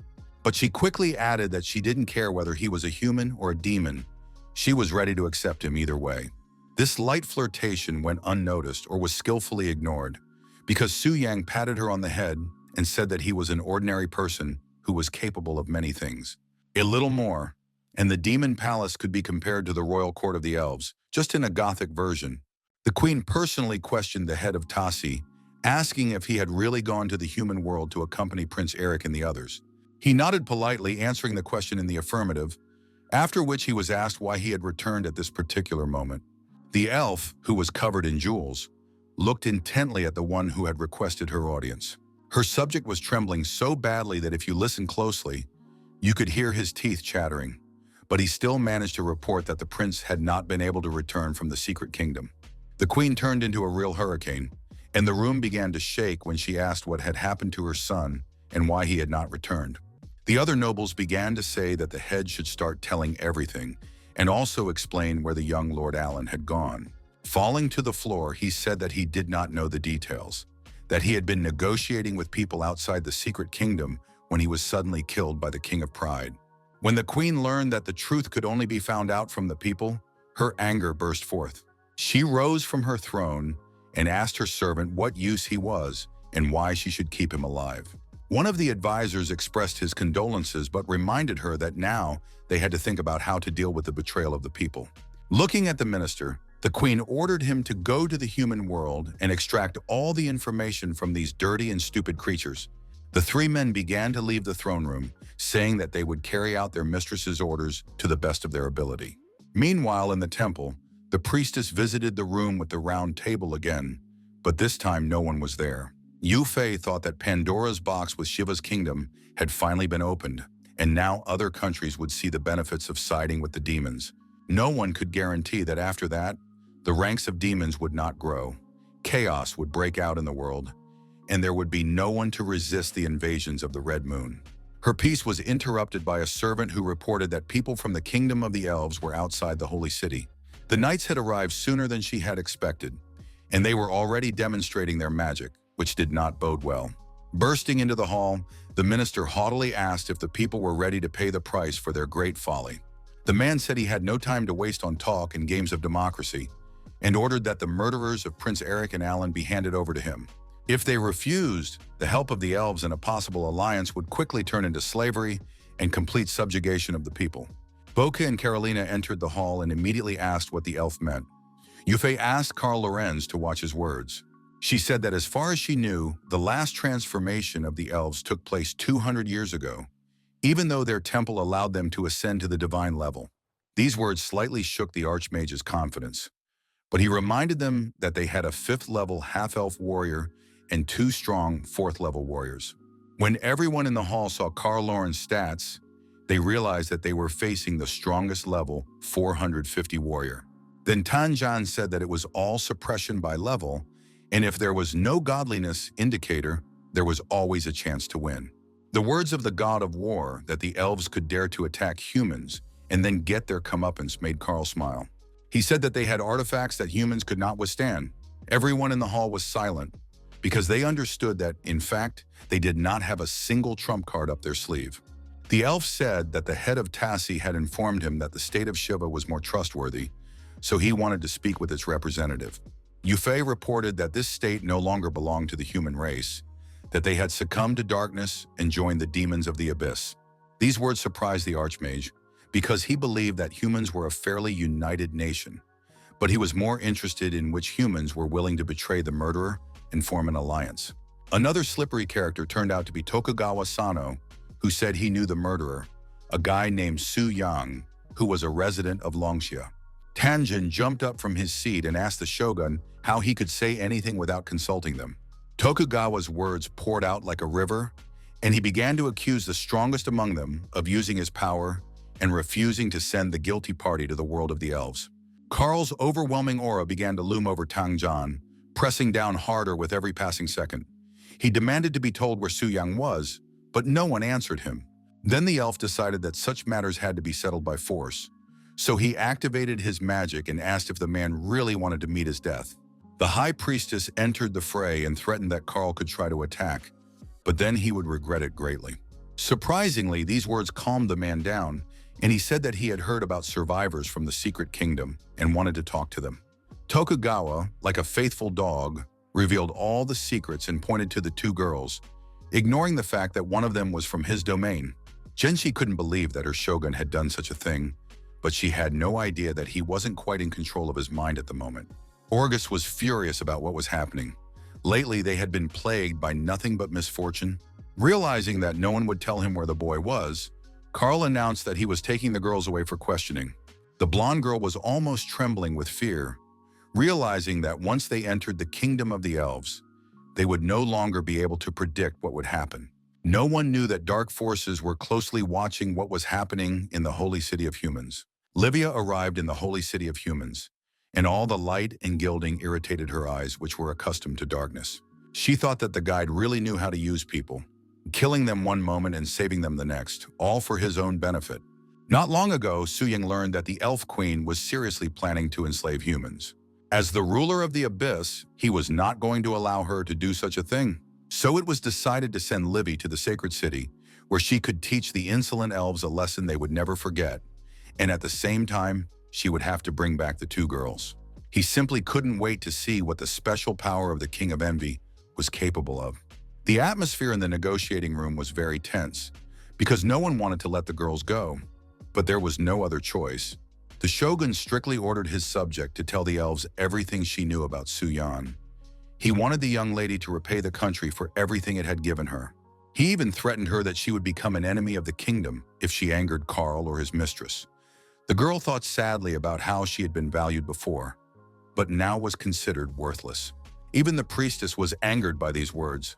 She reminded him that he was a shogun who should care for his citizens, and that the man had crossed all boundaries. Tokugawa remained silent, thinking that at the moment, the most important thing was to please the elven ministers, and everything else didn't matter. Karl began to hurry, saying that they needed to rush to the queen to report everything, and he told Tokugawa that he could follow him to the Elven Kingdom to raise his level. The girls were tied up as if they were criminals, but they were not guilty of anything except being human. The hall emptied, but the air was still thick with tension and menace. The sun shone brightly in the land of creatures known for their arrogance and pride. Leading the captives, Lord Karl was asked what they would do if Tanjan did not reveal the murder of Prince Eric.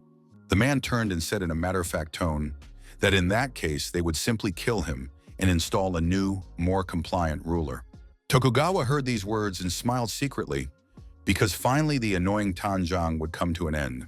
He was lost in his dreams and did not notice that Karl, who was walking ahead, had frozen in place, so the shogun crashed into his back. After that, they looked up together and saw a girl hovering above them. No one had any idea who this lady was. Karl had no information about her, but his keen intuition told him that they were dealing with someone extremely dangerous. So, without hesitation, he activated his power and waited for the right moment to attack. Livia sternly said that resistance was futile, because all their skills belonged to her. She activated her power of the great sin of envy, which allowed her to seize her opponent's power and use it as her own. So soon, the arrogant Karl discovered that the source of his power had dried up and was like a parched well. Livia discovered that the skills she had taken from the man were so worthless that it was not even clear what to do with them. Concentrating her power in her fist, she wanted to try to improve them with a forbidden spell. She used a secret art called the Great Meteorite Extermination. Karl Lawrence was shocked when he realized that his own spell had been used against him, only it had been amplified several times over. So now the elf stood, watching the fire that was getting closer and closer, not understanding how to escape his terrible fate. The only defense he could think of was a forbidden spell from the secret art called the Seraphic Circle. But at the last moment, it became clear that the spell had not been activated, which had never happened before. So this failure left the elf completely defenseless in the face of danger, and the fire engulfed him very quickly. Tokugawa was still trying to save himself. His cloak was burning, but the man ran and begged the higher powers for salvation. However, there was no escape from a character like Livia. She had another entertainment program prepared for the shogun.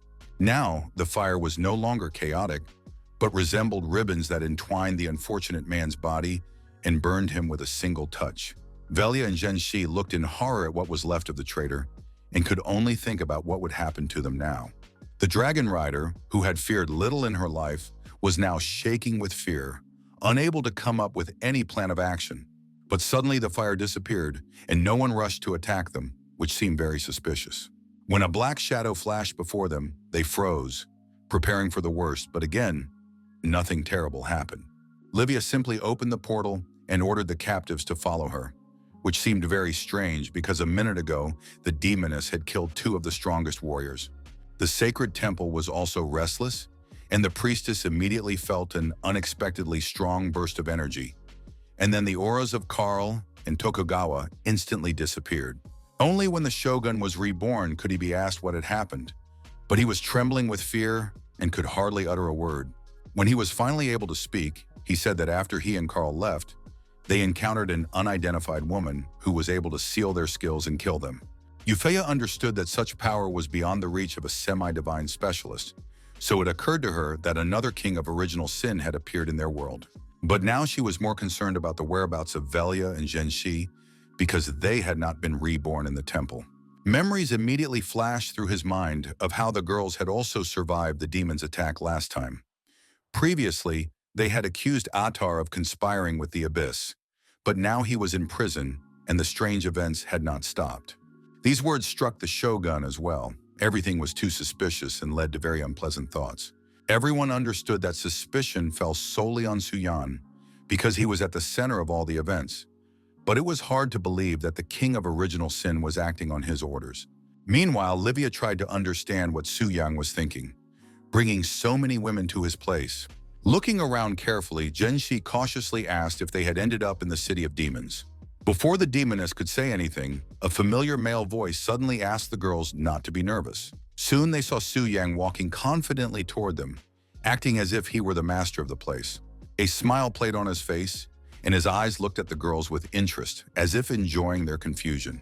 And it was very strong, because it was completely unclear how Su Yang had ended up in the abyss and why he was acting as if he felt at home. Looking at Livia, who was giving him sharp glances, the guy said she could go. Turning to his guests, the hero said that at the moment he could not tell them why he was here, but he gave his word that they were safe. These words reassured the blonde, and now she was glad that the guy hadn't abandoned them and had helped them escape from the kingdom of the elves. Su Yang noticed how long and intently she was looking at him, so he asked what was wrong. But he never got an answer, because the girl suddenly became embarrassed and lowered her beautiful green eyes to the floor. She didn't know how to react to the fact that the guy was in the city of demons, in the very lair of their enemies, who professed principles that did not correspond to human values. Terrible thoughts flashed through her mind that the guy had become a demon himself. The young man seemed to understand what was going on in her head, so he called out to the blonde to clarify the situation a little. He said he saved them from that elf because they had once trusted him and decided to help him, reminding her that she had called him a good person back then. When he heard these words, they warmed his soul, but that was then, and he could only guess how things were now. After inspecting his demonic possessions, our hero asked if Lady Minji still considered him a good person. The girl was silent.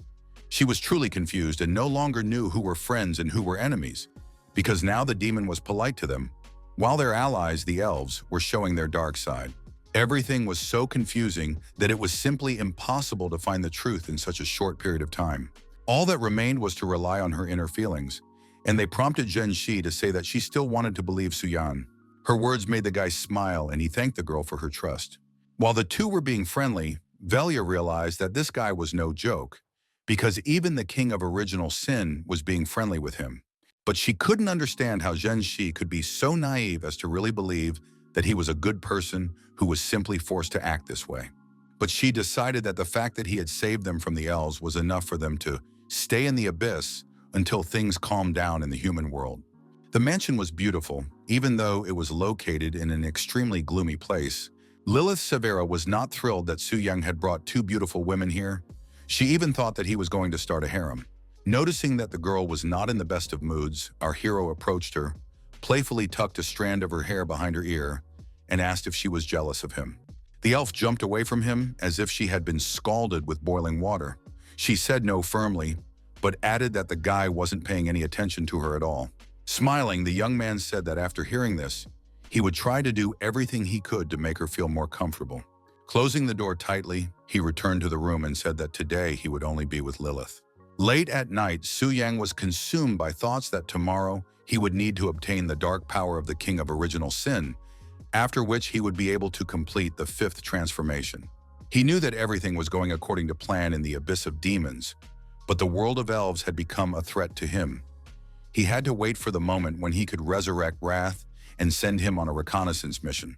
An idea popped into his head.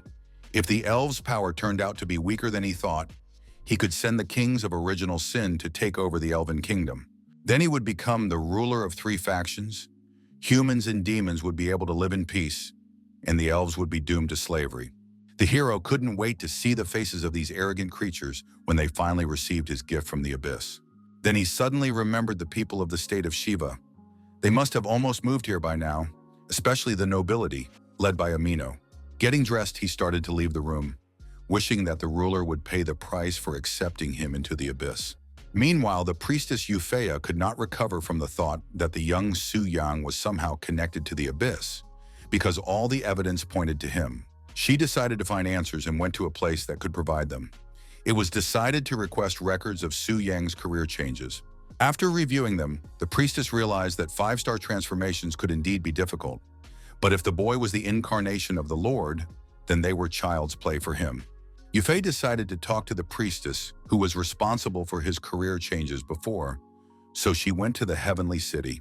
Bailing immediately felt the call of the divine statue, something that had never happened before, but she immediately understood what the call was. It reminded her of a flash of light, a bright spark that illuminated a dark room. This spark suddenly turned into a fair-haired woman who was the third holy high priestess of the sacred statue. Feeling awe and righteous fear, Bai Ling blinked in surprise as she listened to the demand that she tell everything she knew about Su Yan. She said that she would gladly tell her about the heroic deeds of this young warrior. Euphea did not expect to hear such flattering words, so her face contorted with surprise. Meanwhile, Bai Ling began her story about how they met Su Yang in Dongling, when he was just an ordinary warrior and no one even suspected what he was capable of. According to her, every time he transformed, the guy received a perfect 5 stars, and then he was able to crush the Crimson Wither and subdue the Black Dragon. Everyone knew that even the eldest daughter of the Tanzi Pavilion couldn't resist him, literally. That was all Bai Ling knew about Su Yan. She had only a good impression of him, which did not match the other facts known to Yufei. The saint turned around and began to walk away silently, unable to find any words to comment on this story. Moreover, it was absolutely clear to her that the priestess from the heavenly city had fallen in love with this guy, which meant that her words could be biased. She turned and asked Bai Ling if there was something between her and Su Yang that she had not mentioned, and she had to order the woman to swear by the name of the sacred statue. Recalling a certain moment of closeness with the guy after she healed him after the Crimson Moon, the priestess didn't even know how to respond. Euphea understood everything and did not ask for details.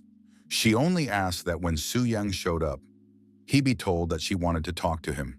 Inside, she hoped that the guy wasn't involved in anything dark, and that it was all just a non-existent situation being blown out of proportion.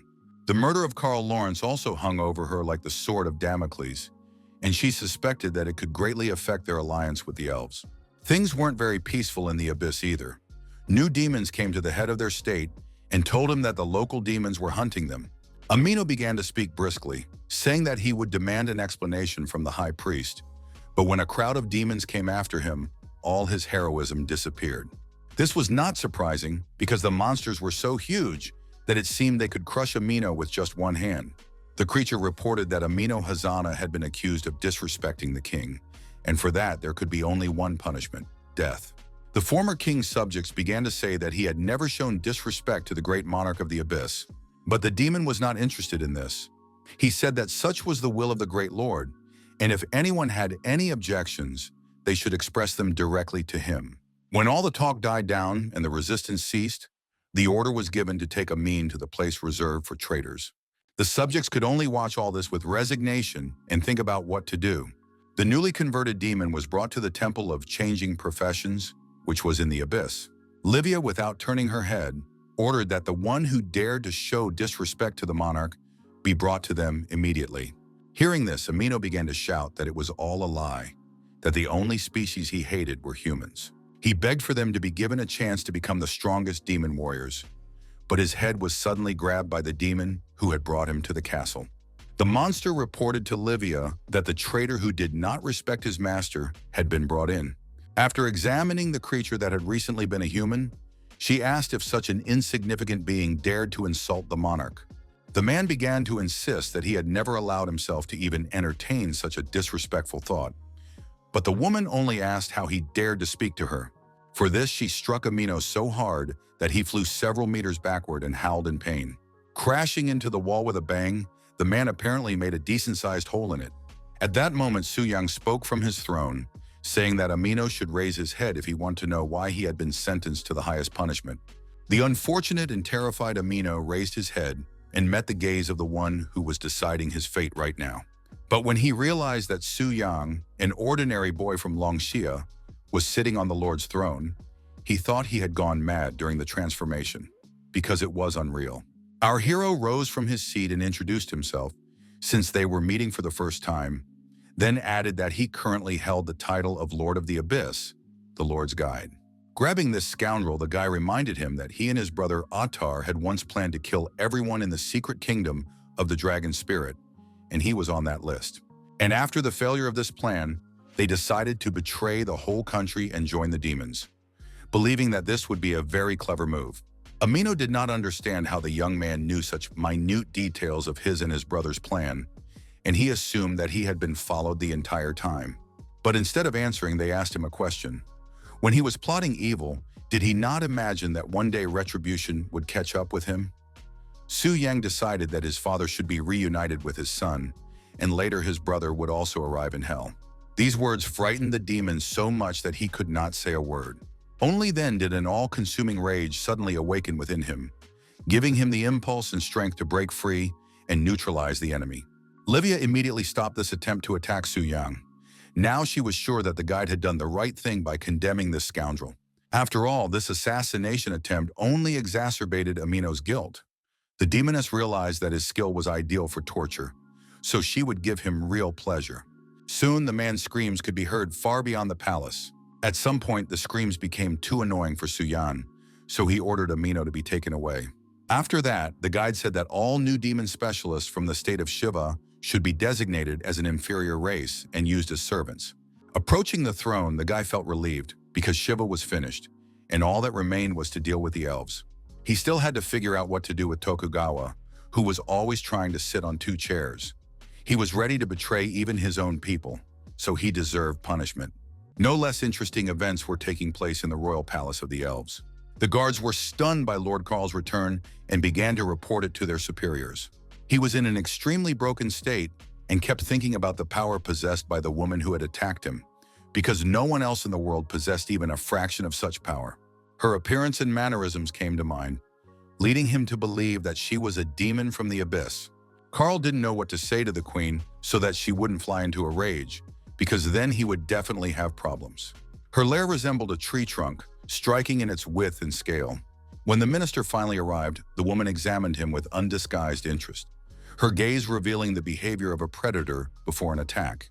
She asked where the murderer of her beloved son, Prince Eric, was, because Carl obviously couldn't bring the guy with him, since he came here alone. Falling to the ground, her servant tried to appease the queen so as not to provoke her all-consuming anger, which swept away everything in its path. The man reported that the murderer had been identified as a young warrior named Su Yang, who was originally from Longxia and had managed to subdue the Black Dragon. Upon hearing this news, the elves began to say that it was impossible to subdue such a beast, especially since the Black Dragon was a harbinger of misfortune, which meant it had to be destroyed. As expected, Her Majesty was so angry that when she struck the armrest of the throne with her hand, she almost broke it. Wood splintered at her feet, but the queen was only interested in finding the man who had sent her beloved son to the other world. Carl said that initially, 2 girls had escaped alive from the dragon's realm who might have known the truth and could help them find the killer, but after the demon's attack, they disappeared. This news did not please the elven ruler at all, and she wanted to kill the minister who had failed to carry out her orders. According to him, the demon from the abyss was so powerful that he could safely be classified as one of the kings of original sin. The courtiers were frightened, for they knew the power that the minister possessed, and if even he had been killed, then that demon was truly incredibly strong. They feared that an invasion of their kingdom might be in the works. One of the elderly elves said that it seemed that the demons could exceed all their expectations, so he suggested that they quickly form an alliance with humans. Other nobles agreed with his proposal, considering it a rational decision. The queen was not very happy, but if her subjects thought it would be better, she had no choice but to agree to form an alliance with humans and oppose the abyss. However, she had no intention of ending the investigation into Eric's murder, believing that only the murderer's blood could be the price for her son's death. For this decision, her subjects began to praise their ruler, asking the goddess for blessings and wisdom. The queen reflected on the fact that, at that moment, the elves had destroyed 95 black dragons, and in the land of dragons, these creatures had died out even earlier, and none of them had inherited the blood of the devourer. She believed that the dragon tamed by humans was unlikely to have inherited the blood of the ancient monster, so killing it would be easier than easy. However, the queen had no idea how wrong she was. But more on that later. Right now, it was much more important that the Lord had activated the reconnection. As Su Yang transformed into a demon, he was consumed by a long-forgotten feeling of power that always brought him great pleasure. He knew that very soon he would also become that strong, because any great power had to come from you. Otherwise, it was meaningless. But now it was too early to think about that. What was much more important was that the appearance of Lucifer and Livia had aroused the interest of both the elves and the humans, and it was likely that both sides would refrain from taking active action for the time being. This meant that he could finally figure out his power and the artifacts he had obtained. Now his arsenal included the armor of the King of Fury, which increased his combat stats.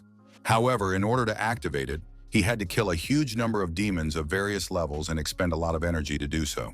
The only consolation was that he had the power of the Lord, which meant he could overcome these difficulties and kill them in an instant.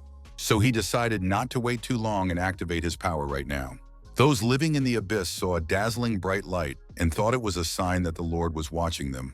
In part, this was true. He did see them, but there was no point in watching them because he needed their lives, which he took as his property. Soon, the Lord began to receive reports that he had killed many high-level demons and gained enough experience. His power grew so rapidly that it began to fill the life of a new monster, which could become a wonderful weapon in the future. A few minutes later, our hero decided to summon Lucifer, whom he had not seen for quite some time. The demoness appeared very quickly and immediately asked what her master desired. It was clear that she was ready to gladly carry out any task. He sent a whirlwind of magical energy toward her and ordered her to convey it to his guide. The Lord became curious about what the demoness thought of Su Yang, so he asked her directly for her opinion of the human boy. Lucifer knew how to answer correctly and in a way that would not provoke conflict, so she said that the guide was her master's choice, which she had no right to question. At times, our hero was surprised that the demoness did not show the slightest insolence to the Lord.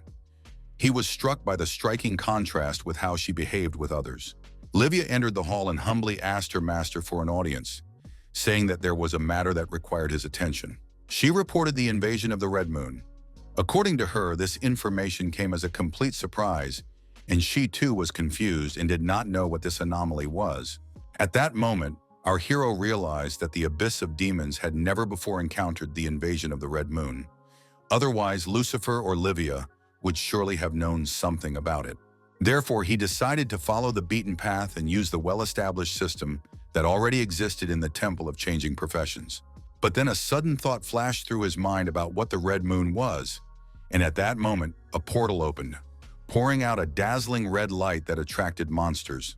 After that, chaos broke out in the human world, and everyone began to flee in the hope of saving themselves, because this phenomenon was killing everything in its path. The demons also did not understand what was happening, because their eyes were blinded by the unpleasant light. Even the imperturbable Lucifer opened her mouth in surprise and tried to make sense of what was happening. Livia also stared, unable to look away, and then the brunette suggested that a crimson gate had opened before them. Monsters began to emerge from these gates, behaving as if they were under hypnosis. Finally, the one called Alloy Wither, or Whispering Chaos, appeared, a monster that had reached the 100th level. Now the demoness realized that the pathetic little man would have to try very hard not to die in his attempts to defeat this monster. She directed a stream of her power at him to drive him away, for no one dared even look in her direction with such a predatory gaze. The creature, to put it mildly, did not like the unfriendly reception it received, but despite the powerful attack, its body was completely unharmed. This surprised and greatly alarmed the girls, because they were used to all living things trembling before their power. But this time, it didn't work, and the enemy was unharmed. Livia couldn't believe her eyes, so she ordered the brunette to step aside and let her deal with the creature herself. Her magical energy pierced Aloa's withering through and through, passing through him as if it were an electric current. But her attack also failed and had no effect. It seemed as if the enemy was in another dimension, and she was fighting some kind of ghost. At that moment, Su Yang, who was in the boss's body, realized one simple thing. The legend that only a hero could defeat the withered aloes was true. It was unclear what to do in a situation where the Demon King had taken control of the hero, and he could not fight in his usual form. When the creature looked at the Lord, its eyes lit up so brightly that it was terrifying. The creature attacked, and our hero struck it with his power, which took away all of its life points. However, this was not painless for the Lord himself, and his subjects stood and watched in shock as he was swallowed up by a strange light portal. The portal turned into a kind of funnel that seemed capable of sucking in life energy itself. Then the space suddenly collapsed and a dazzling flash appeared. Finally, the light became such that it was possible to make out at least some of the outlines of the hall. Su Yang realized that he had already been in this place when he encountered the Red Moon last time. Only now he was no longer a frightened, weak boy. Looking around, he tried to understand where he was. This place reminded him of the world beyond the gates, so one might think that it was some kind of mental illusion. More than anything else in the world, our hero hated moments when he didn't understand something and couldn't come up with a plan of action because of it. In addition, there was a tremendous pressure in this space, and even the Lord could feel a slight heartbeat. When he came closer to the eye that was hanging above him the whole time, it suddenly lit up and increased in size. This caused the pressure to force Vladika to his knees, which surprised him greatly, because few could completely overwhelm him. Despite the onslaught of force, he wanted to make this despicable mental illusion disappear, and he succeeded in doing so. Finally, his body returned to full control, and it was all over, leaving only an unexpected discovery. Our hero could not have imagined that there was someone in this world who was much stronger than the Lord of Original Sin. Perhaps that was why the temple feared the Red Moon so much. While he was thinking about what other secrets this world held, the demons suddenly began to say that they had noticed strange changes in his soul. They were concerned that the sovereign had been subjected to scarlet defilement, but he said that it was not important now because he wanted to share his knowledge about the Red Moon. While he was telling his story, torches were lit in the palace, for it was already very late. Meanwhile, the girls tried to process the knowledge about the Red Moon, scarlet decay, and crystals in their minds, but there was too much information. The master said that practice would teach them more than just stories, and he said that scarlet darkness could indeed penetrate the very darkness of the abyss. Livy's skin crawled when she learned that demons who had completed the perfect rebirth could also cause the Red Moon invasion. Since the red-haired beast was the high priestess of the temple, the Lord ordered her to spread the word about the Red Moon, and if the scarlet gates appeared, she had to kill those who came out of them. And to those who brought him 1,000 Red Moon crystals, the Lord promised to grant a thread of primal power. Our hero could not have imagined that the world was so vast, and that this was not the limit of his power. While there was commotion in the temple, he believed that one day he would be able to surpass that scarlet creature and become the strongest in the entire universe. Euphemia was confused because less than half a month had passed since the Red Moon appeared, and now it had reappeared. And there was also the abyss with its world bosses and the world of elves with a bunch of problems. She asked God to answer her and tell her when the one who would help them would appear, the savior who would lead them out of their hopeless future.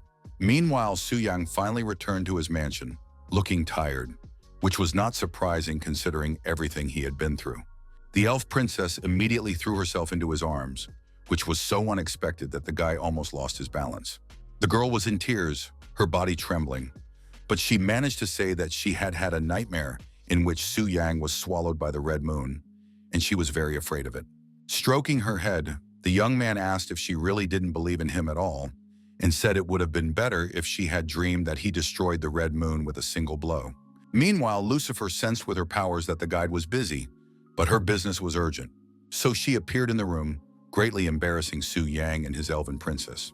Lilith hid behind him while he reproachfully told the demoness that he was indeed busy and she should speak as quickly as possible. Giving him the purple sphere, Lucifer informed him that it had been sent by the Lord, which meant he should value this gift highly.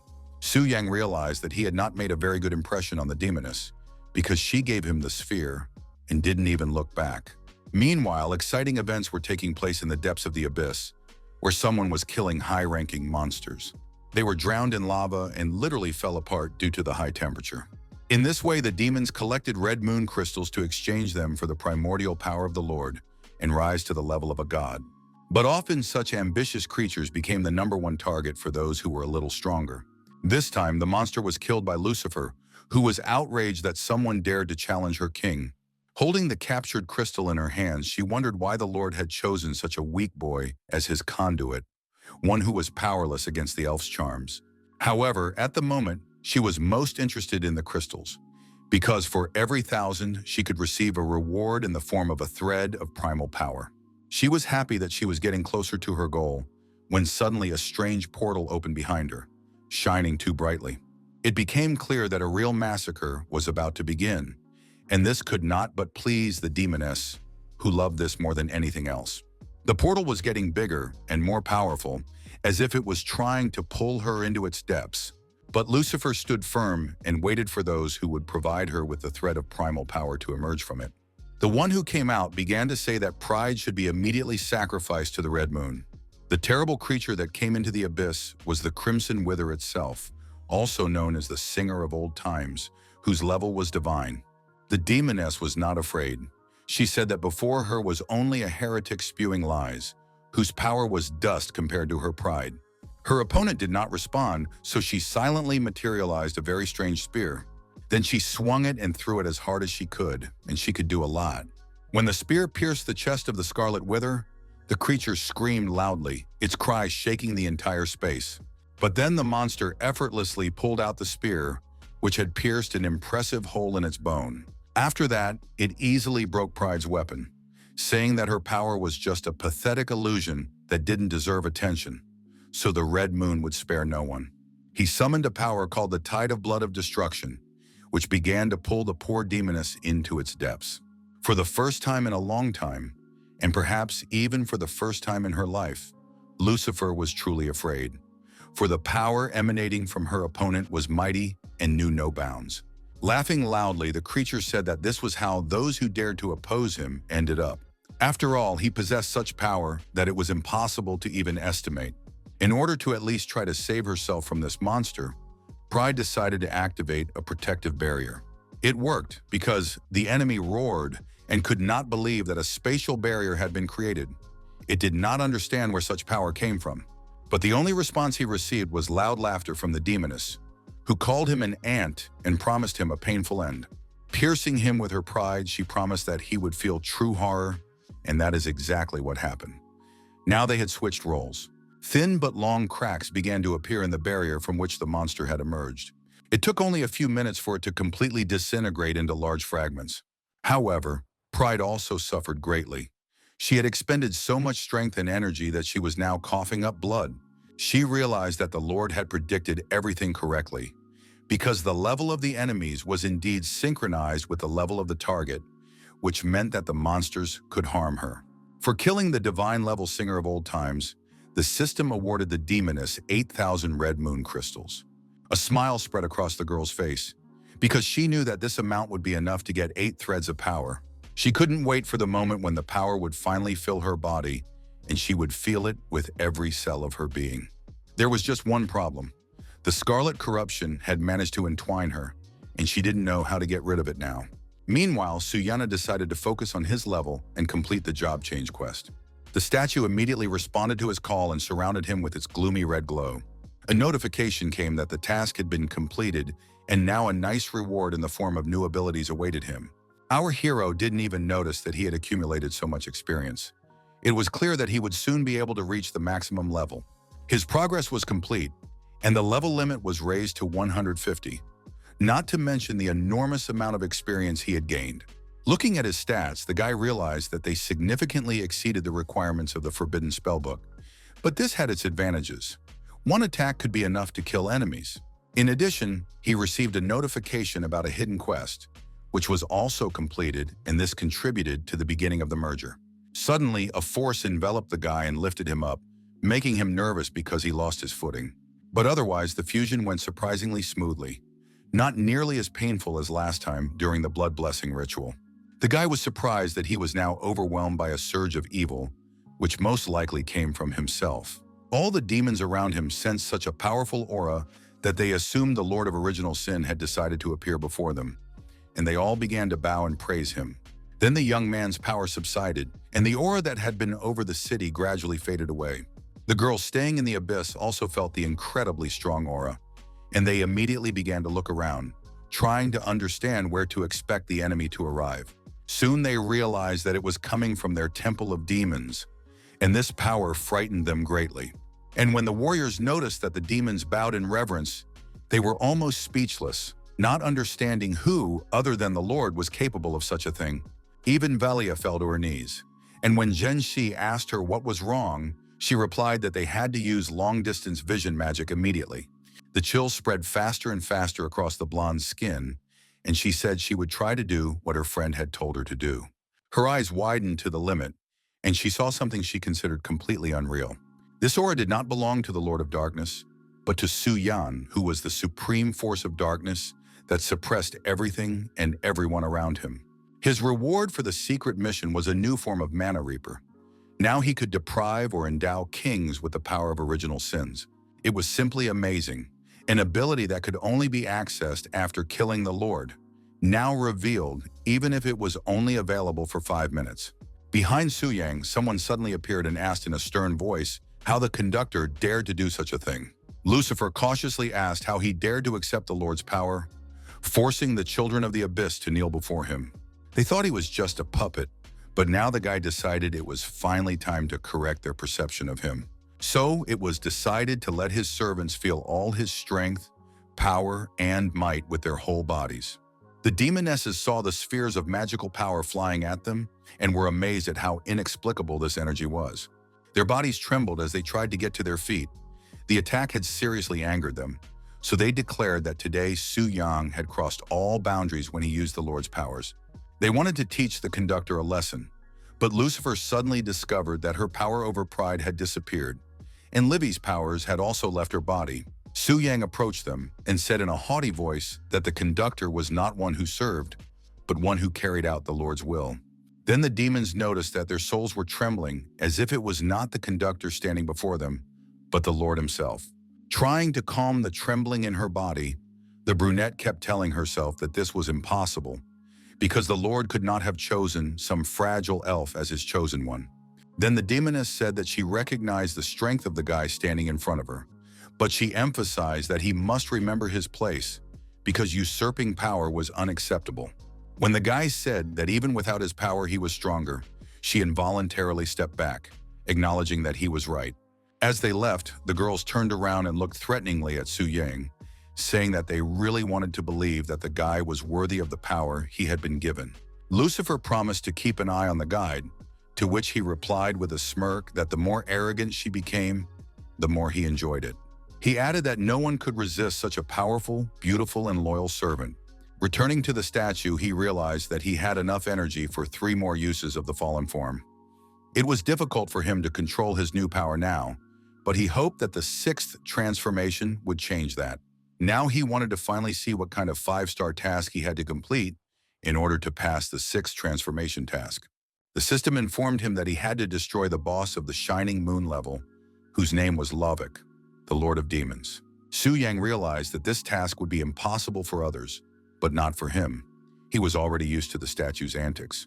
Playing with his power, the boy wondered what would happen if he absorbed the new enemy with the power of gluttony.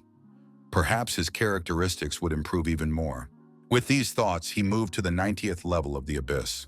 The dragon flew very fast, but our hero managed to notice that this place was even darker than anything he had seen before. Aphon landed where there were some steps that did not lead anywhere in particular.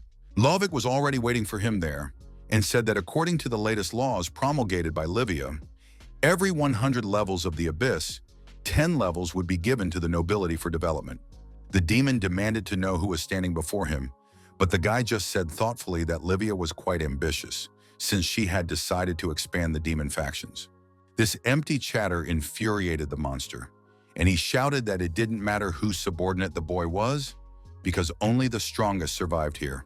Su Yang stood and waited for the enemy to get close enough so that he would have an advantageous position to attack. When the time was right, he transformed, his appearance now resembling that of a demon, as if the Lord himself was in his body. After that, the demon boy said that Lovik had spoken very wisely, but did he understand that it was he who should prepare for death? Our hero decided to use Lucifer's power, which meant that anyone who was considered weak could not harm him. This demonstration of power made the demon realize that he was facing a guide, and he began to beg for mercy, saying that he had been blind not to recognize the Lord's representative. Su Yang was relentless, saying that the monster should not resist, as his plans included testing his new powers on him.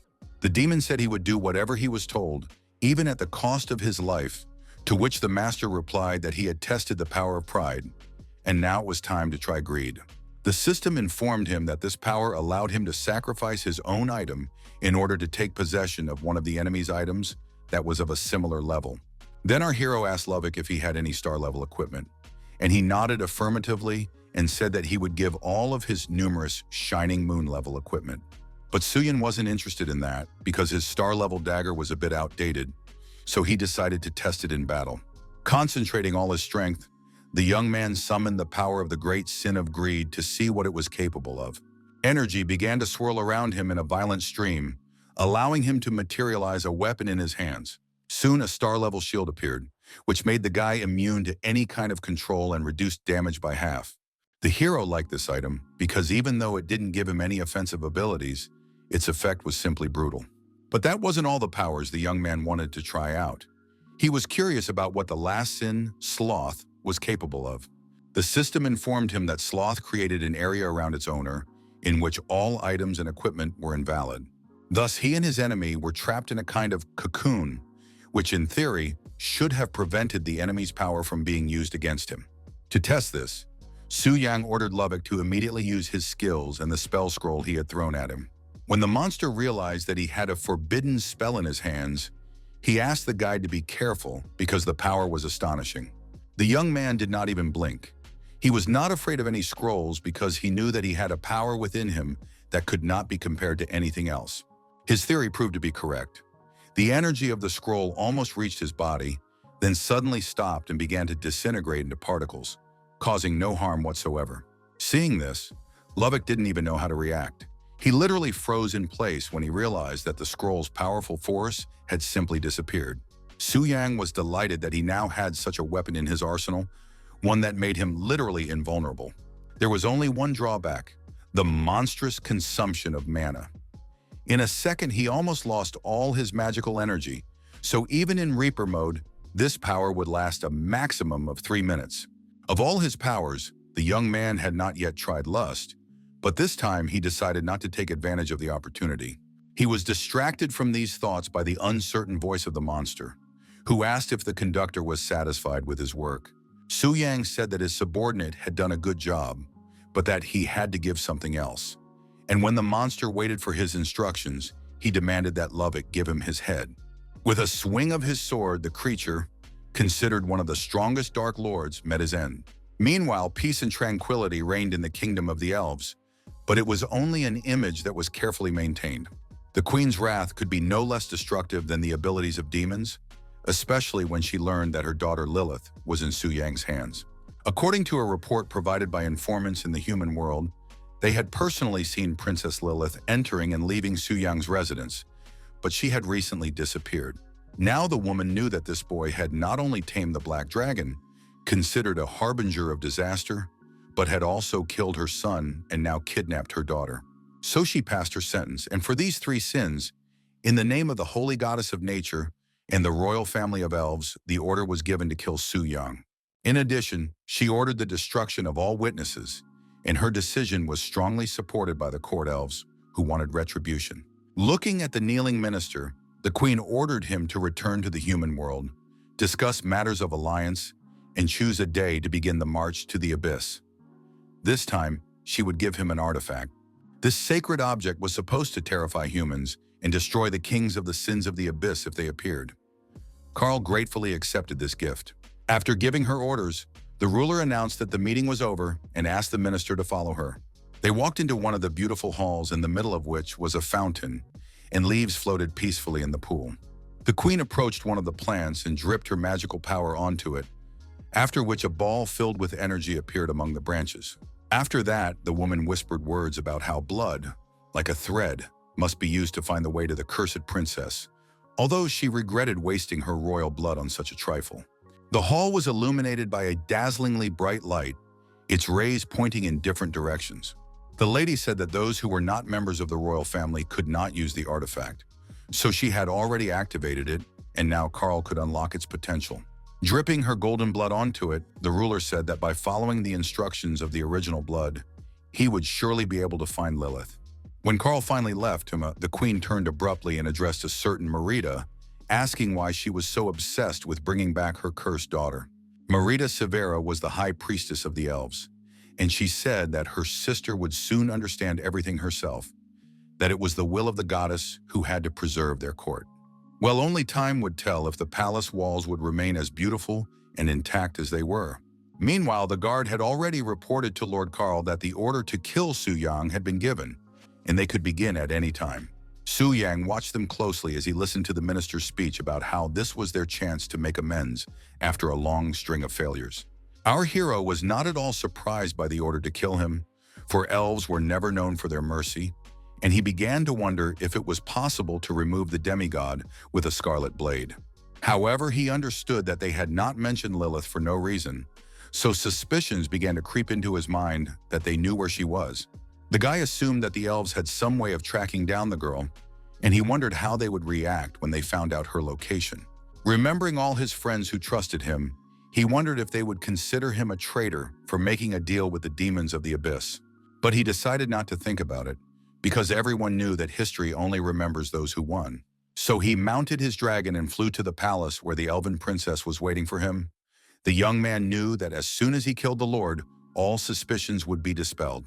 Soon he was standing next to the statue that was checking the 6th transformation task, and it was deemed complete. So now his maximum level was raised to 200, and his current experience pool exceeded 8 billion. All his stats had skyrocketed and were almost like those of the king of gluttony, so our hero felt more and more like a real boss. However, there were some things that continued to bother him and give him no peace. He was annoyed by the fact that someone was stubbornly trying to follow him, so he ordered Livia to stop spying immediately and tell him what had happened. The demoness felt like a scolded child when she replied that nothing serious had happened. She did not understand how the strength of an ordinary person could grow so quickly. Now he was completely unlike the insignificant worm he had been before. Su Yang realized that each time he managed to surprise his subordinates more and more, he had the feeling that they finally began to respect him. It was a good discovery which prompted him to move on to the next stage. So he decided to summon the next demon, who immediately responded to his call and asked for instructions. Before him stood a beautiful blonde demoness, the king of original sin, Sloth or Belphegor. When she activated her power, she created a field where the enemy's skills and items lost their effectiveness. The Lord was very impressed by her characteristics, but this was to be expected from the first boss at level 600. The demoness was an order of magnitude stronger than Fury in all respects. After looking closely at his subordinate, the Lord said that he would take her life when they met and grant her immortal sleep until the next summoning.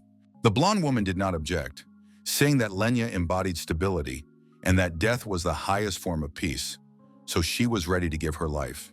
But if you look closely, you could see that she was forcing the words out of herself and obeying the king's will. However, this did not interest the Lord at all, for he raised his clawed paw and directed the dark sphere of his energy at Lenya.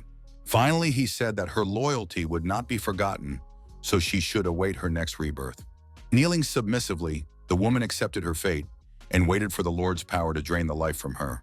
Soon, a system notification appeared stating that the demigod had been killed and that our hero had received more than 18 billion experience points for this. In addition, he gained immunity to the effects of the abyss, physical and magical protection, the silver body of Lord Lenny, and forbidden magic of a demigod level. Our hero assumed that all these things were originally created for those who defeated the king of original sin in order to strengthen them and prepare them for the final battle with the Lord. As a result, all the bonuses that were intended for the entire squad clearing the abyss now went to him alone. So now he couldn't wait to try out each of these artifacts, which were definitely unique and insanely powerful. The only downside was that there would be another global announcement, and people would go crazy trying to find the one who took the valuable items. The artifact that appeared after Lenny's murder could not be thrown away, sold, or given away. It could only be used by the person who got it. This item looked very strange and was unlike anything else. It resembled a spear, but at the same time it was not one. It was thanks to this artifact that a field of laziness could be created, where any abilities and weapons of opponents became useless. Su Yang determined that all 7 great artifacts of sin opposition had similar characteristics. Their purpose was to create the core of a cleanup squad endowed with similar powers. So, By gathering all the items, it would be possible to defeat an entire army. After these thoughts, the Lord summoned his servants, who were to report on the progress of gathering the red moon crystals. The girls arrived immediately, literally at the first call. They were more respectful to the Lord than to his guide. The Lord was interested in how the collection of red moon crystals was going.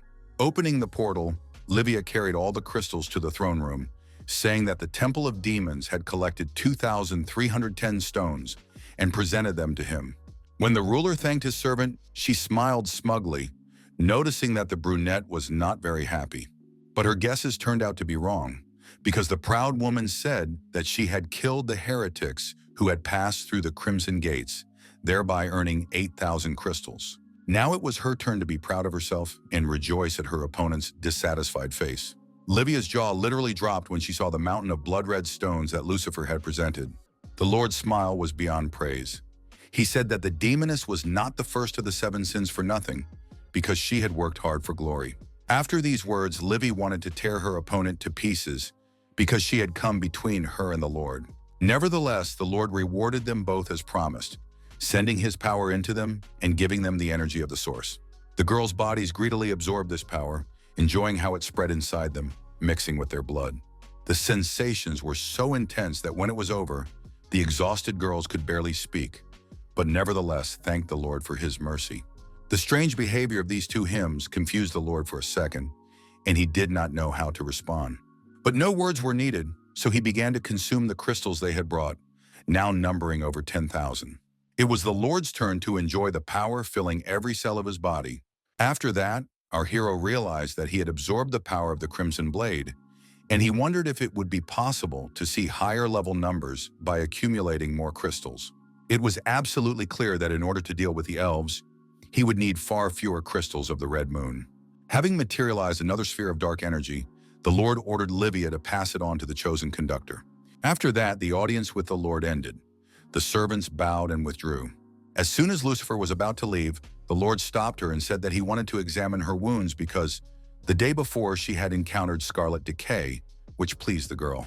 Hearing this, Livia boiled over, because this dark-haired girl had once again crossed her path and stood between her and the Lord. Now the brunette did not even think about how she had annoyed her rival, because all her thoughts were absorbed by the Lord. She was surprised when he rose from his throne and began to approach her with slow steps. This action prompted her to ask what had prompted the king to leave his throne, to which he replied that the brunette was about to see a gift that would make her tremble.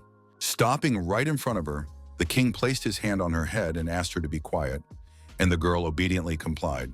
She was also asked not to move, so the demoness did not dare to disobey. Suddenly, a light began to flicker around them, and it seemed as if there was an entire universe between them, in which only the two of them existed. Thanks to his actions, Vladika realized that the scarlet decay was growing stronger, and that the scarlet taint after battles posed an increasing threat, for even Lucifer had been infected. So it was decided to try to repair this incredible scarlet energy and heal the demon. Raising his clawed paw, our hero concentrated all his power in it, which was supposed to come to the rescue. After that, his power enveloped the servant and began to literally pump the blood-red energy of scarlet decay out of her.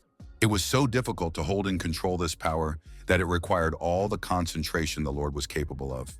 When he finally managed to extract all the evil from the girl, she began to disintegrate, and crystals of the red moon spilled out of her. Lucifer couldn't believe her eyes. She couldn't even imagine that evil could be transformed into something like this and used to her advantage.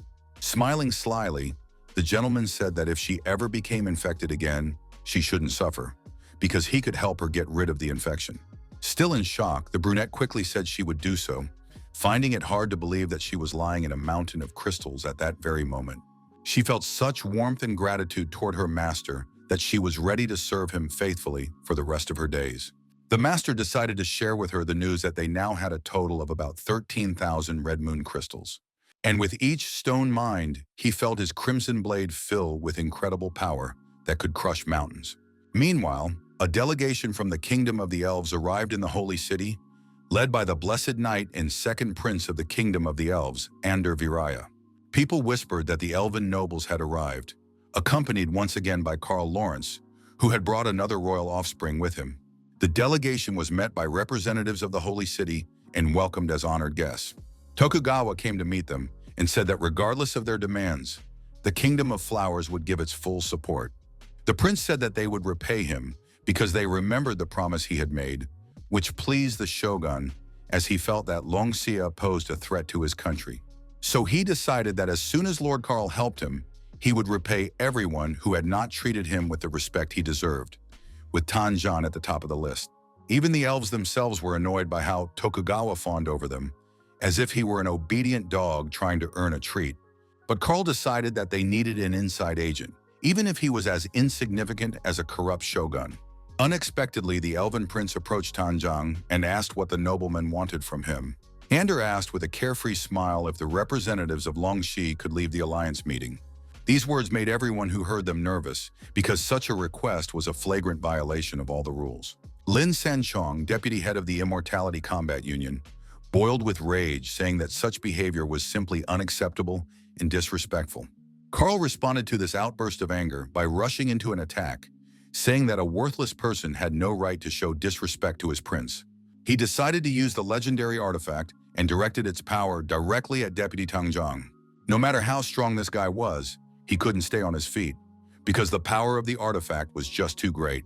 Fire engulfed Sanshun's body, and Tangjong rushed towards him, but realized that he could not help, because the flames simply would not let him near. Then he shouted, asking Karl Lawrence what was happening in their kingdom of elves, and was told that excluding humans from Longxia was supposed to protect the second prince. Anders said that this condition could only be revised if they handed over his brother's killer. Tanjin tried to understand whether the elves wanted to kick them out of the alliance, or whether their real goal was to force Longxia to hand over Su Yang. According to Karl, the delegation would only be ready to go to the Holy Temple to participate in the meeting after the representatives of Longxia were disgracefully expelled. The walls of the temple had never witnessed such events before. So many simply did not know how to react. At that time, the priestess Yufei was standing near the statue, hoping that it would help her gather her strength before the important negotiations. The events unfolding around her left her stunned and doubting her own abilities, so she did not always know how to act. Noticing what was happening in the courtyard, she pointed her spear at the injured man and used her holy healing skill. This helped Lin Sanshun come to his senses. Getting to his feet, he bowed respectfully and thanked the high priestess for her help. But someone else deserved not a blessing, but a fiery arrow that could burn the body to ashes. Of course, Karl Lawrence did not expect anything like this, but he had the most powerful artifact in his hands, which made him ready for any attack. So now the two forces were about to clash right above the sacred city. It was like a collision of two elements, which led to a powerful explosion. Despite the powerful burst of energy, Karl was safe and sound, and even standing on his feet. The only thing bothering him was a slight cough from the dust that had been stirred up. Heading towards the temple, he heard the priestess say that politeness requires reciprocity, so he must watch his words and behavior. The minister diplomatically replied that he had been rash, but in reality he was thinking that the Temple of Rebirth should not be underestimated, since the priestess had been able to withstand the blow of the artifact. But despite his apparent obedience, Karl still asked the high priestess to deal with the problems that had arisen. Otherwise, the upset second prince would not be able to sign the alliance treaty. First, Yufei decided to discuss the elves' demands at a round table with the humans. She was interested in what Mr. Tang Zhan thought. His face became very gloomy and his voice harsh when he said that he believed the problem lay with Su Yang. According to him, the elves had too high an opinion of this guy, who had not even achieved any kind of major transformation. But for some reason, their potential allies were so fixated on him that it was even confusing. The warrior was sure that the death of the Elven prince alone would not have caused such a violent reaction, so he began to wonder if there was something more to it. After thinking for a moment, the priestess said that she had had similar thoughts, and that she also had certain suspicions about this mysterious young warrior. Just as she was about to speak, a global announcement came in, stating that the third artifact of opposition to sin had been obtained. Tanjung's nerves were already frayed, and he jumped up from his seat and slammed his hand on the table, asking who they were dealing with. It was then that the priestess voiced her assumption that this mysterious warrior was the very same Su Yang who had driven the elves crazy. Activating her magic, the woman began to reproduce memories to support her theory with facts. She urged the man to consider that they were dealing with mysterious mind control, the sudden appearance of the King of Sin, and 2 girls who had miraculously survived. Initially, they suspected Atara Hazan of everything, but after his imprisonment, events continued to spiral out of control, so it was possible to clearly trace Su Yang's shadow. Among other things, after the battle in the Dragon Spirit Sanctuary, there was no news of this guy, and now Valia and Zhen Shi had mysteriously disappeared. After listening to the priestess, the man said that he had also thought about this, but it should not be forgotten that the guy was only in his 4th transformation, so he was physically incapable of doing all this. Then the saint suggested that the guy was the Lord of the Abyss. These words stunned the man. He didn't understand how that could be. The woman said that at first she didn't believe it either, but after conducting a thorough investigation, she ruled out this possibility. Tanjan breathed a sigh of relief, but the priestess knew for sure that the young man was somehow connected to the demonic abyss and that the King of Sin was possibly under his power. In that case, it would be easy to get the artifact, but on the other hand, the temple's influence spread throughout the world, so they would have already found clues. 3 artifacts of sin resistance had already appeared, and they had no clue who could have obtained them. Then another thought occurred to her. What if those who had obtained the artifacts were in the abyss? Now the warrior understood why the priestess had concluded that all 3 artifacts had fallen into Su Yan's hands, but he couldn't wrap his head around how the guy managed to command the kings of sin. Lowering her head, the priestess said that these were only her guesses. There was no evidence, but the attitude of the Elven kingdom spoke volumes. It was pointless to argue with these words, and all these thoughts gave the man a headache because he did not know what to do. Tanjan considered the possibility that the young man knew something that interested the demons, which was why they cared so much about him. Then he suddenly remembered that Su Yan knew the Black Dragon's lair in great detail because he had tamed the ancient monster. Nodding her head, the priestess said that it all started there. After receiving the legacy in the lair, the young man connected with the abyss and gained a high status. Now the attack on Tokugawa and the others seemed logical, as did the rescue of the girls. But Tanjan did not understand why the young man had not discussed it with them. Shrugging her shoulders, the priestess said that he probably had his reasons, but she still hoped to meet him in person and discuss everything. Right now, advancing the world quest remained the top priority, because to conquer the abyss, the forces of the Elven kingdom were simply indispensable. Tanjan understood this perfectly well, so he decided that his city would withdraw from the Purification Alliance, but that did not mean that they were giving up on conquering the abyss. According to him, they would no longer need outside help and would rely solely on their own strength to kill the King of Sin and obtain the artifacts. He and all the other residents of Longxia unanimously declared that they would never give up and would stubbornly pursue their goal. After that, they left the hall where the round table meeting was held. These people were strong, not only physically but also spiritually. The priestess understood this and could only wish them victory. At that moment, Tokugawa, the shogun, approached her unnoticed. Turning sharply to him, the woman asked why, since the representatives of Longxia had already left the hall, the shogun had not yet notified the elves. A few minutes later, the elven representatives were already seated at the round table, praising the priestess for her good work. Euphemia wanted to start discussing the items on the agenda, but Prince Ander interrupted her, saying that formalities were unnecessary and that they should simply listen to his terms. Everyone was surprised by these bold and blunt words. Even Karl didn't like it. He noticed that as soon as the queen was gone, her offspring immediately showed his true colors. The prince's terms were that the spoils would be divided 60-40, since it was the people who had asked for help. Unfortunately, the saint had to agree to this. In addition, he wanted to take 3 of the remaining 4 artifacts, which was an incredibly high price. Everyone present at the round table meeting froze, unable to believe their ears. Carolina was the first to jump up, unable to contain herself, and shouted that this arrogance had crossed all boundaries. But the prince asked them not to forget that the humans already had 3 artifacts, and after completing the task, they would have 4, so he believed that everyone was ahead. Carolina's anger was growing, and Orgus intervened in the conversation, trying to explain to the elven nobleman that they did not know where the 3 artifacts were. Shrugging his shoulders, Ander said that it was not his problem, because whoever got them, they still belonged to the people. Now anger boiled inside every member of the round table, and they wanted to tear this insolent royal offspring apart with their bare hands. People in the hall began to shout that they could not conquer the abyss on their own, and if they refused now, the Elven people would not help them. So, the human side ultimately agreed to the elves' demands, and the alliance was officially established. But now events have taken us to Luncia. A portal had already been opened there, through which the warriors passed.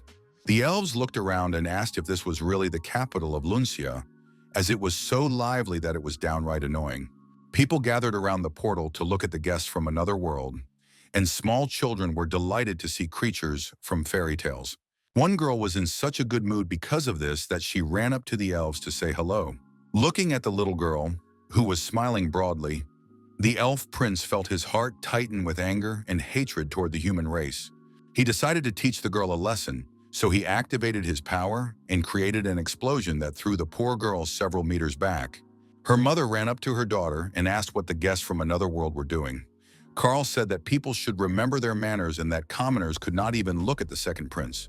Although they were allies, the elves did not feel the slightest affection even for human children. They wanted to destroy everything and everyone, but they were simply hiding it for now.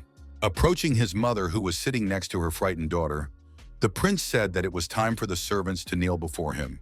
Su Yang watched all this chaos unfold, boiling with rage inside. He understood that the real demons did not live in the abyss, but hid within the walls of beautiful palaces. His face darkened with anger. Then he turned to Lucifer and said that they must set off on their journey. Materializing his crimson sword, our hero said that right now they would visit the city of Longsha to deal with the parasites that had arrived there. Hearing the order to kneel, the people rebelled, saying that such a custom belonged in the distant past and no one would force them to humiliate themselves in this way. The elves did not like the fact that the people were so freedom-loving, as this would complicate their plan to subjugate the human lands. Smiling, one of the royal warriors said that right now he would show the daredevil who decided he had the right to his own opinion the difference in their strength. Activating his magical energy, he attacked the man, who had done nothing wrong except disobey the orders of someone who was not his superior. Enjoying himself, the Elven warrior said that this fate would befall anyone who decided to put themselves on the same level as them. Looking at the motionless body of the man, the woman hugged her crying daughter and begged him not to kill them. Closing her eyes in fear, the mother continued to say that her daughter did not yet have the 5th level and would not be able to resurrect. She was so nervous that she was literally shaking, which only brought her closer to hysteria. Suddenly, a strange flash appeared in the sky, followed by a voice saying that no one could treat people that way. After that, there was a powerful explosion, but the mother and daughter were safe because a protective dome had formed around them. Seizing the moment, one of the elderly warriors ordered the immediate evacuation of all civilians to avoid further provocation. This was all the doing of Ru Tanzheng, who looked at the elves with a mad gaze and asked if they dared to attack his people. Staring stubbornly at the god of war, the royal guard boldly said that there was nothing wrong with that, because commoners meant nothing. These words angered the man so much that without further ado, he decided to use his fist of doom against this scoundrel. All the elf saw after that was a red whirlpool of power that was inexorably approaching his body. After that, Tanzhan directed a stream of fire magic at the aggressor to burn out all the stupidity in him, which was already too much. The Elven prince was so frightened that he couldn't even defend himself, so Carl covered him with his body and ordered him to be careful. The man's energy was so strong that even the ground beneath their feet burned. Only the place where Carl and the prince stood remained unharmed, all thanks to the artifact that the queen had given to the mage. When the fiery stream disappeared, Anders shouted loudly, asking if this was how they welcomed dear guests in Luncia. The man answered with a question, asking if the Elven people had behaved respectfully toward the local population. Ender calmly replied that etiquette was invented for communication between aristocrats, and those guys were commoners who were not worth worrying about. Narrowing his eyes maliciously, the man growled that everyone in his city was equal, and there was no division between commoners and aristocrats. Tanzhang asked why the elves had come to his city, and Carl kindly reminded him that it was their citizen Su Yang who had been accused of committing 3 crimes. First, he had tamed a black dragon. Second, he had killed Prince Eric. And third, he had kidnapped Princess Lilith, so their queen had issued an order to kill him. The city's consul boiled with rage, asking since when did one need to ask the elf queen's permission to tame a dragon. The minister declared that black dragons were recognized as evil creatures, and that such individuals should be executed immediately. In general, he was shocked that the insolent man had dared to speak to him. Seeing that Li Lao was boiling with rage, Tang Zheng patted him on the shoulder and said that Su Yang was not in the city and no one knew where he was. To which Carl replied that they did not need human help in this matter. They should simply allow them to move freely around the city. But the townspeople were against it, because they thought it was wrong to give such permission to outsiders. Such an act was an insult to the state. However, the elves were not interested in the opinion of humans. Activating his power, the minister asked if a commoner really thought he had the strength to stop him. Now you are no longer Tan Zhang. Un said that everything has its limits and the uninvited guests had crossed them, so now he wanted to fight the minister. The god of war decided to show his best abilities, so he used a skill called the Fist of Destruction of the dragon deity of the way. Hiding the prince behind his back, Carl activated the magical power of the gifted artifact to create an impenetrable barrier. He said that after using this technique, the enemy would have many weak spots. After that, he aimed his spear at the restless man and used a skill called Retribution of the Holy Tree. Tan Zhangyu had a rough time, as the magical branches were aimed directly at his body, which was now pierced through and through. The pain was so overwhelming that the man could not even breathe, only indistinct wheezes escaping from his throat. When Carl finally withdrew his power, the mighty warrior collapsed to the ground and lay completely still, numb with agony. The minister said that the power of the divine artifact was beyond the comprehension of mere mortals, so they should stop resisting. However, his impassioned speech was interrupted immediately after black feathers began to fall from the sky. This seemed like a bad omen to the elf, so he looked up to see where they were coming from and who had decided to disturb their peace. At that very moment, a huge portal opened in the sky, from which a winged demoness appeared, accompanied by a strange guy in a cloak. Everyone immediately realized that it was Pride, the king of original sin. The Elven prince immediately hid behind the minister, who said that with the artifact, he had nothing to fear. The man knew that as soon as the king of sin entered the mortal world, his power would fall from divine to semi-divine, which meant they could defeat him. The people were also frightened, wondering why the demoness had appeared at this particular moment, while others were interested in whether she had come for their souls or for the elves. But Tan Zhang was most interested in the identity of the man hovering next to her, because he had some very interesting theories about it. Our hero watched the elves closely as they prepared for battle and discussed that her attack range was about 1 meter. Turning to his dark accomplice, the guy told her to drag the members of the Elven kingdom into the domain and leave the second prince to him. Lucifer, without asking any unnecessary questions, created an extension of the domain and began to carry out her master's order. Thus, Prince Ander was left alone, looking around in confusion, trying to understand where everyone had gone. At that moment, a mysterious guy in a cloak came down to him and advised the nobleman not to waste his strength, because now his subordinates were fighting Pride. The beloved son of his royal mother activated the divine shield, which could completely block all attacks below the 8th transformation. But when something like this stopped our hero, he activated his magical power and rushed into the attack. So, in the next second, poor Ander was spitting blood, and the enemy's fist hit his face painfully. The force of the blow was so powerful that it threw the Elven prince several meters back. But that wasn't enough for Su Yan. He approached him, grabbed him by his long hair, and stared intently into his eyes. Then he punched Ander in the solar plexus, knocking all the air out of his lungs and making the guy wheeze in pain. Now the arrogance of the royal personage had disappeared somewhere. Ander silently stared at the sky and lay among the debris, which was so unsuitable for his status. Soon his arrogance reared its head again, for the prince said that the enemy could kill him, but then he would simply be resurrected in the temple of the elves, and his army would destroy the abyss. Raising his trembling hand, he began to threaten the people of Luncia as well, saying that he would tell the queen everything. These words prompted Su Yang to act. Raising his crimson sword, he said that the king's son would not have a chance to speak to his mother. Looking at the unrealistically powerful sword hanging over him, the elf listened to the words that he would die just like his brother Eric, after which the prince was erased from the world and banished into eternal oblivion. People saw the one who had brought so much misery disappear, but they did not understand why there was not even a trace of him left.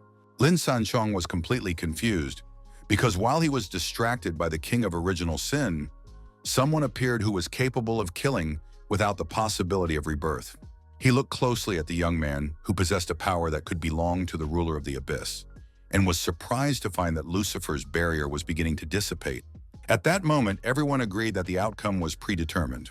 Meanwhile, for some reason, the demoness behaved extremely cautiously, her face and body revealing that she was extremely exhausted. Nearby, Carl gloated, asking if this was really all the power of the greatest king of sins. He was comforted by the thought that, thanks to the divine artifact, he could stand up to anyone, so Prince Ander could rest easy. Only at that moment did he notice that he could not sense his master's presence at all, which made his heart sink with fear. Su Yang appeared just in time and, as if reading the old man's thoughts, said that he had finished off his nobleman so the minister could prepare to be next.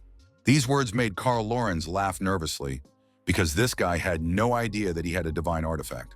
His eyes narrowed, hinting that right now the elderly mage was thinking about a plan of action that would help him win. He held the trump card in his hands, so his confidence only grew.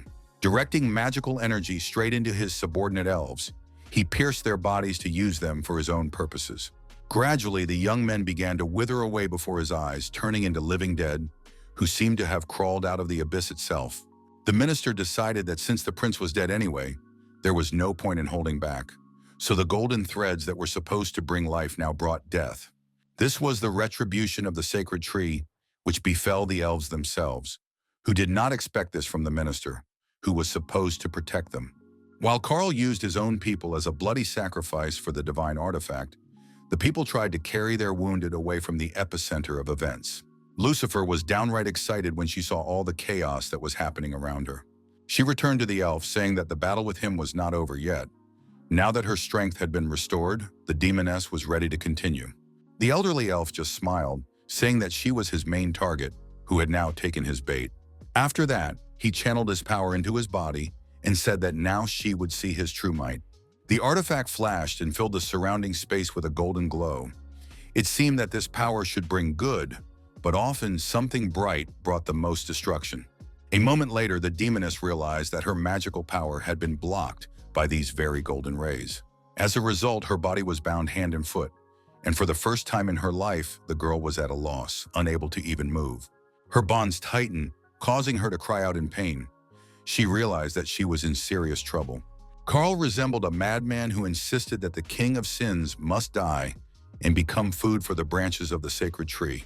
But suddenly, the elf's power began to weaken, and he couldn't understand why until he saw the one who had ruined all his plans standing before him. Su Yang rushed at him with incredible speed, wanting to deal with a creature that had brought so much misery to his hometown as quickly as possible. Smiling, Carl asked if the boy still hadn't learned to assess his own strength properly. Snapping his fingers, the minister summoned the last of his strength to show the boy his place. But Su Yang had the same goal. He sincerely wanted the elves to finally understand that they were not at the top of the food chain.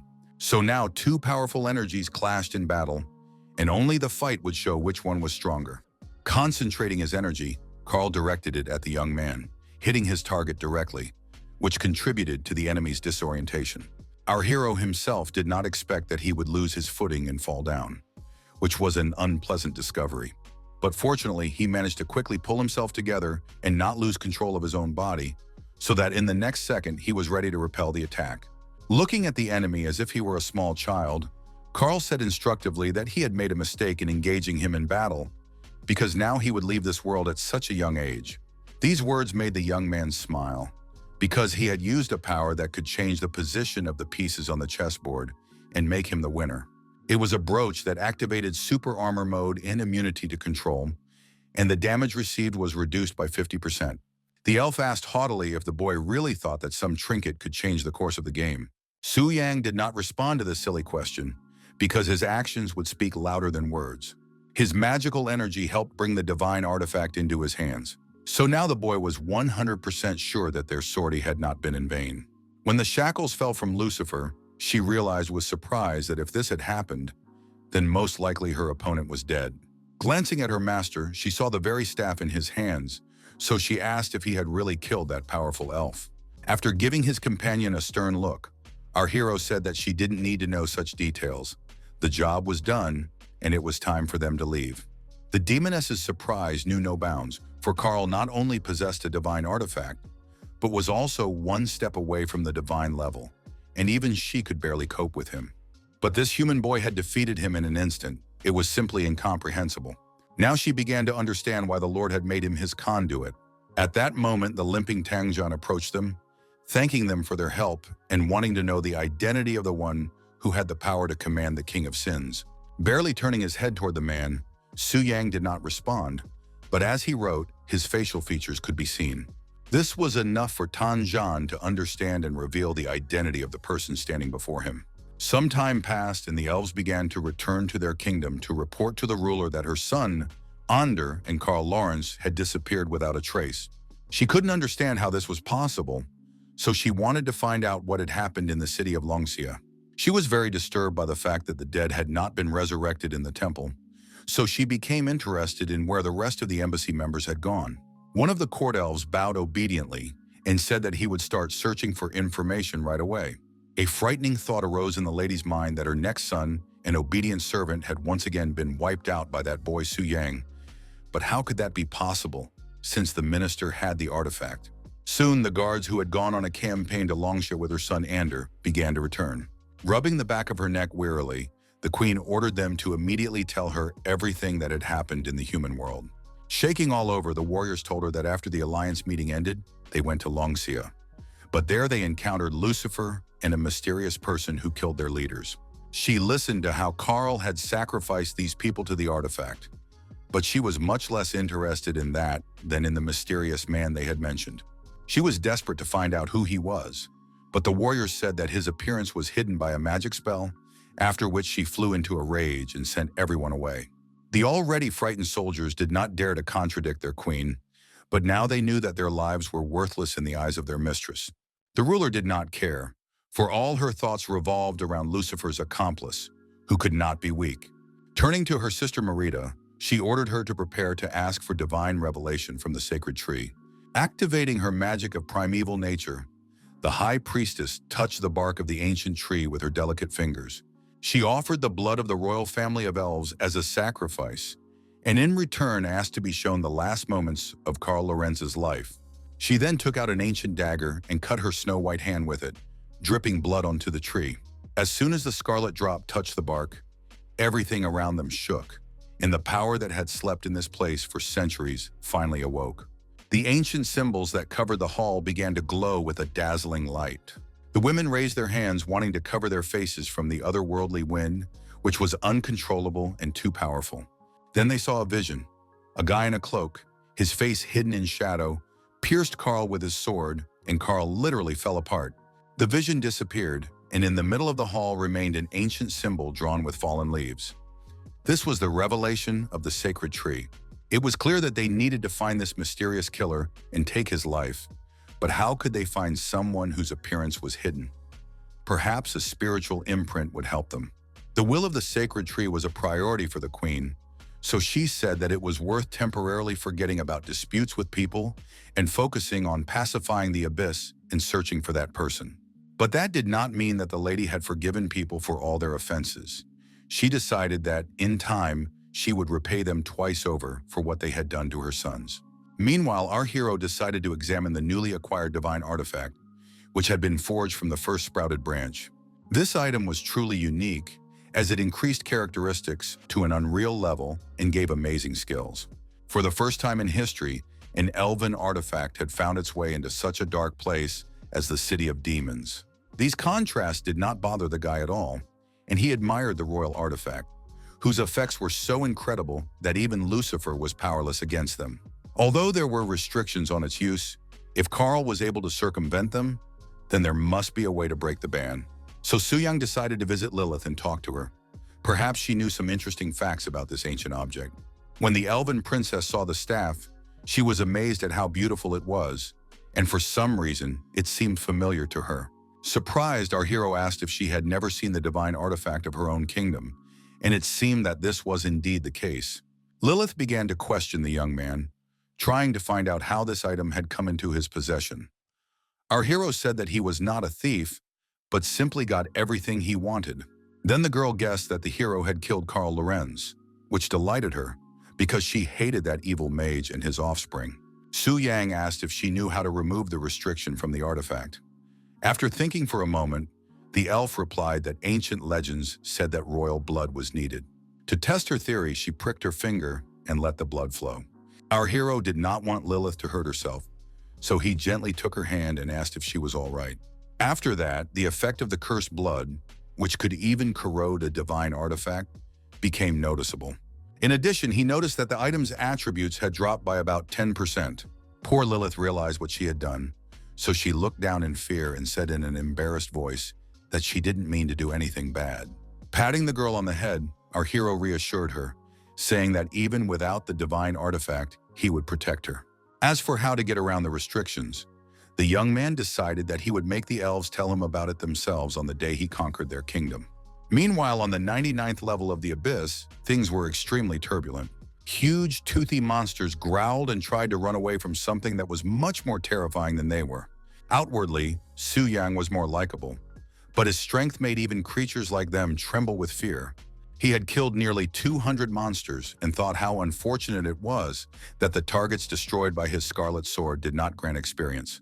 Otherwise, he would have completed his mission long ago. But now all his thoughts revolved around the need to keep track of the Elven Queen, because she had clearly obtained valuable information since she had temporarily postponed the war with humans. While he was thinking, a surviving monster decided it could attack him from behind. One swing of his arm was enough for the unfortunate creature to leave the world of the living forever. After that, he moved on to a larger opponent, but he didn't waste too much time either, delivering a fatal blow almost immediately. When he realized that he had finished his warm-up for the day, he smiled contentedly. Behind him lay dead bodies, and he was looking at the system notification informing him that he had reached level 200, when suddenly he felt a strange energy wave. It was a global announcement that the world boss, the Lord of Original Sin, had been restored. Our hero wondered if his level increase also affected the world quest, since the Lord had restored a third of his power.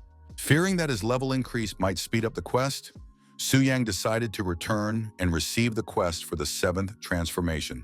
To finish off all the surviving monsters, the young man used a spatial explosion, after which he disappeared into the portal. His blade remained at the battle site to absorb the remaining life force of the slain. Only then did it disappear. Meanwhile, events take us to the city of Longxia, where Tang Zhang's residence was located. The man lay in his bed, still recovering from a serious attack by an Elven mage, which had severely undermined his health. Noticing that the guild leader had regained consciousness, his deputy was simply delighted, as he had been very afraid that he would not wake up. A girl who looked very much like Tang Zhang burst into the room. It was his daughter, Anan. She rushed to hug her father, saying that as soon as she heard what had happened, she immediately returned from the dungeon to be with her parent. Stroking his daughter's head, Tang Zhang said he was sorry for making her worry, because she should have been focusing on her task. Turning to Lin Sanshin, the man asked how long he had been unconscious and where Lucifer and that mysterious guy had gone. The deputy said that the master had slept for almost half a day, and the two had left immediately after his fall, and no one had been able to stop them. Mrs. Chen also approached him and said that while he was unconscious, 2 important events had occurred.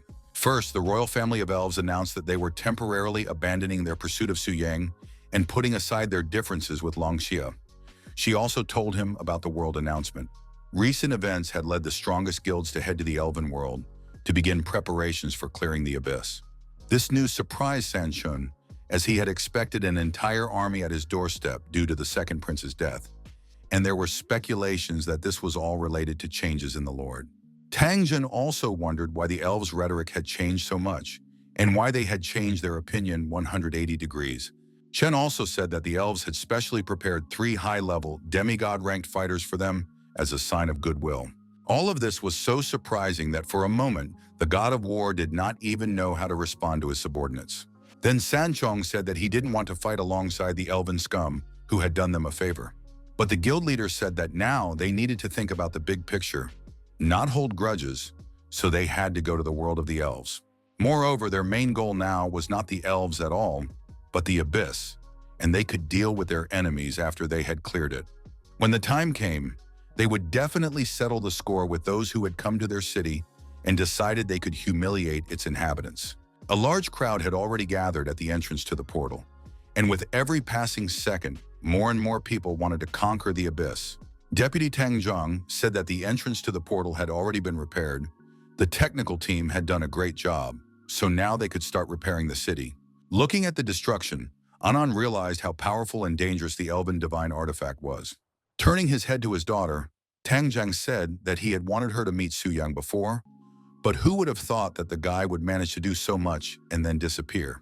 Despite all this, the man still believed that the boy was only defending himself, and his daughter noticed that he was defending him too much. Shrugging his shoulders, Tang Zhang said that maybe this guy could help them get rid of the annoying elves who like to put themselves above others. Meanwhile, our hero stood by the dark statue, waiting for his rebirth quest, which was to kill a dragon and take its heart. He understood that the task could help him unlock the absorbing blade made from dragon bone, but without Bai Ling, it was unlikely that he would find a dragon in the human world, so he had no choice but to go to the Dragonlands. The only problem was that the only gate leading there was in the kingdom of the elves, but to get there, he first had to pass through a portal in the human world. After thinking it over, Su Yang realized that the guards in the Elven kingdom were no threat, as they were only at the 7th transformation level at most. Moreover, he planned to enslave the world of the elves in the future anyway, so it would be wise to go there in advance for reconnaissance. Initially, the young man wanted to take Aphon with him, but the dragon was too conspicuous, and if someone recognized him, there would be problems. It was clear that the beast was upset, so our hero gently stroked his muzzle to comfort his winged friend a little. Suddenly, Aphon roared, and the space around him began to sparkle and glow strangely with magical power. The light seemed to turn into some kind of liquid substance and began to flow down the body of the huge dragon. A similar glow enveloped Su Yang's hand, after which a dragon symbol appeared on it, its outline resembling Aphon. Our hero was a little angry with his friend for not telling him earlier that he could transform in this way. After transforming into a lord, the guy immediately noticed how his stats had skyrocketed. This made him so happy that he decided that with a little more time, he would be able to get used to the gloomy appearance of his throne room. It was surprising that a simple restoration of 1/3 of his strength had increased his stats so much. Now his power was simply unimaginable. But more important was that there were no longer any time restrictions, and he could resurrect the kings of sin whenever he wanted.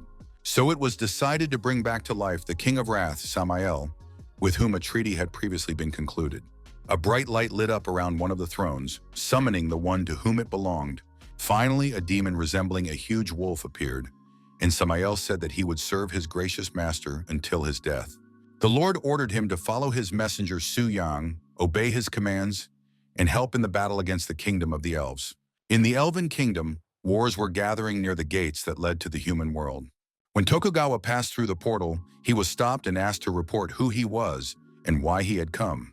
The shogun said that they were representatives of the Land of Flowers, invited by Lord Karl to train in the Elven kingdom, and the guards began to verify this information. At this time, the man wondered why the elves had suddenly put aside their differences with the Lunsa and allowed them to join the alliance. It seemed that the verification had not gone very well, because the Elven warriors pointed their spears at the shogun, forcing him to remind them that he was a guest of Karl Lorenz. But the warriors were not interested in him, but in the one standing behind him. The man cautiously turned his head to look at the mysterious guest. It was Su Yang, his identity hidden by a hood. Walking beside him was Samael in his human form, who, it must be admitted, was quite impressive. The guards ordered them to stop immediately, as their scanners were showing extremely abnormal energy readings. Anger realized that it was all because of his demonic nature, so he asked the guide what to do. Su Yang understood that it would be impossible to get lost in the crowd. In that case, there was no point in hiding, so he ordered his new friend to deal with their enemies. This was exactly what Anger wanted. He didn't need to be told twice. He immediately activated his energy and prepared to attack. Transforming into a wolf that was impressive in size, Samael extended his claws, eager to finally put them to use. Despite his size, he moved so fast that his movements were barely noticeable. The guards didn't even have time to react before the enormous monster was right in front of them, completely unafraid of the deadly sharp spears pointed at him. The anomaly energy detector went crazy and beeped constantly. No investigation was needed to understand that it was the monster standing right in front of them, staring at them with eyes shining with rage. The shogun was clever and cunning, so he immediately realized that they were facing another king of sins, So he turned his horse around and ran away like a coward. His subjects were just like him, so they had no desire to give their lives for some elves. But they weren't fast enough. Before they could even blink, sharp claws tore into their bodies, inflicting wounds that were incompatible with life. Anger enjoyed every second of freedom. He had been stuck at the bottom of the abyss for too long and now wanted to make up for all the time he had wasted. The shogun's horse galloped off, followed closely by a warrior who asked if they were really going to abandon their soldiers. Tokugawa replied that they were just low-level scum anyway. Su Yang realized that this man was no different from the elves, as he was just as arrogant and could easily abandon his comrades to certain death. Therefore, he ordered Samael to go after the shogun so that he would finally receive his deserved punishment for all the evil deeds and betrayals he had committed. The demon did not need to be told twice. It took him only a few seconds to pin down the surviving warrior who had accompanied Tokugawa. After the poor guy was completely immobilized, the monster sent him flying. The demon's fun continued as he caught the man in midair with his jaws, wanting to devour him whole, but by some miracle, the man did not fall into his throat. Meanwhile, our hero sat and watched as his subordinate killed Tokugawa's warriors. He didn't get many points for this, but little by little, they added up.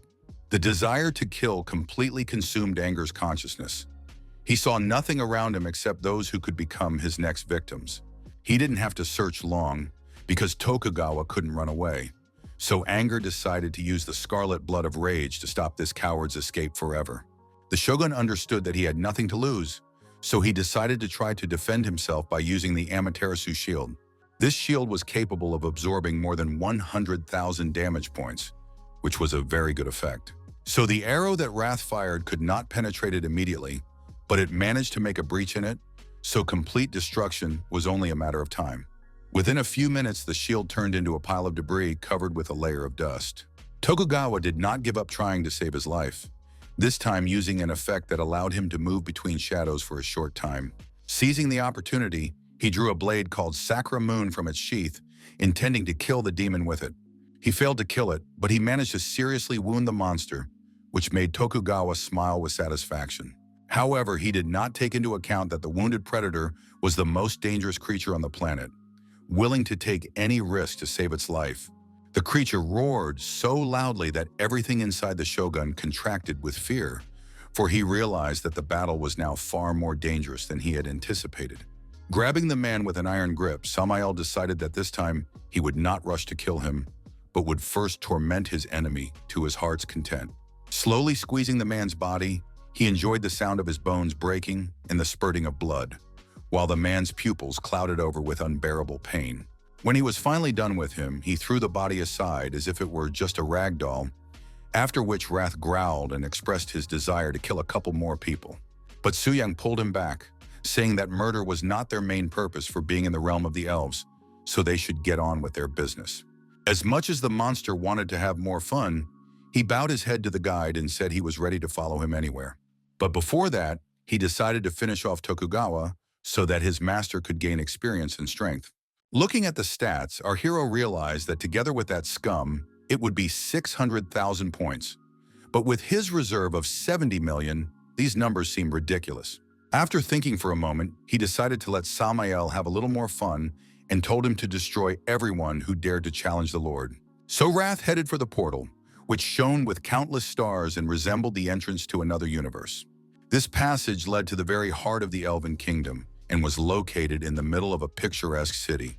Elven guards were already standing near the portal, wondering why no one had passed through it, since people were supposed to arrive today. Suddenly, they felt a slight breeze from the portal, which meant that someone had finally passed through it. They expected to see people, but not a huge evil demon who had come to kill all those who dared to insult their lord. Our hero looked at the shining portal with a smile, hoping that his dear elf friends would appreciate the welcome gift he had sent them. Meanwhile, he could calmly observe everything that was happening and enjoy the spectacle. At court, no one suspected the impending disaster yet. They were discussing the idea of sending people to the land of dragons to exterminate them so as not to waste their own resources.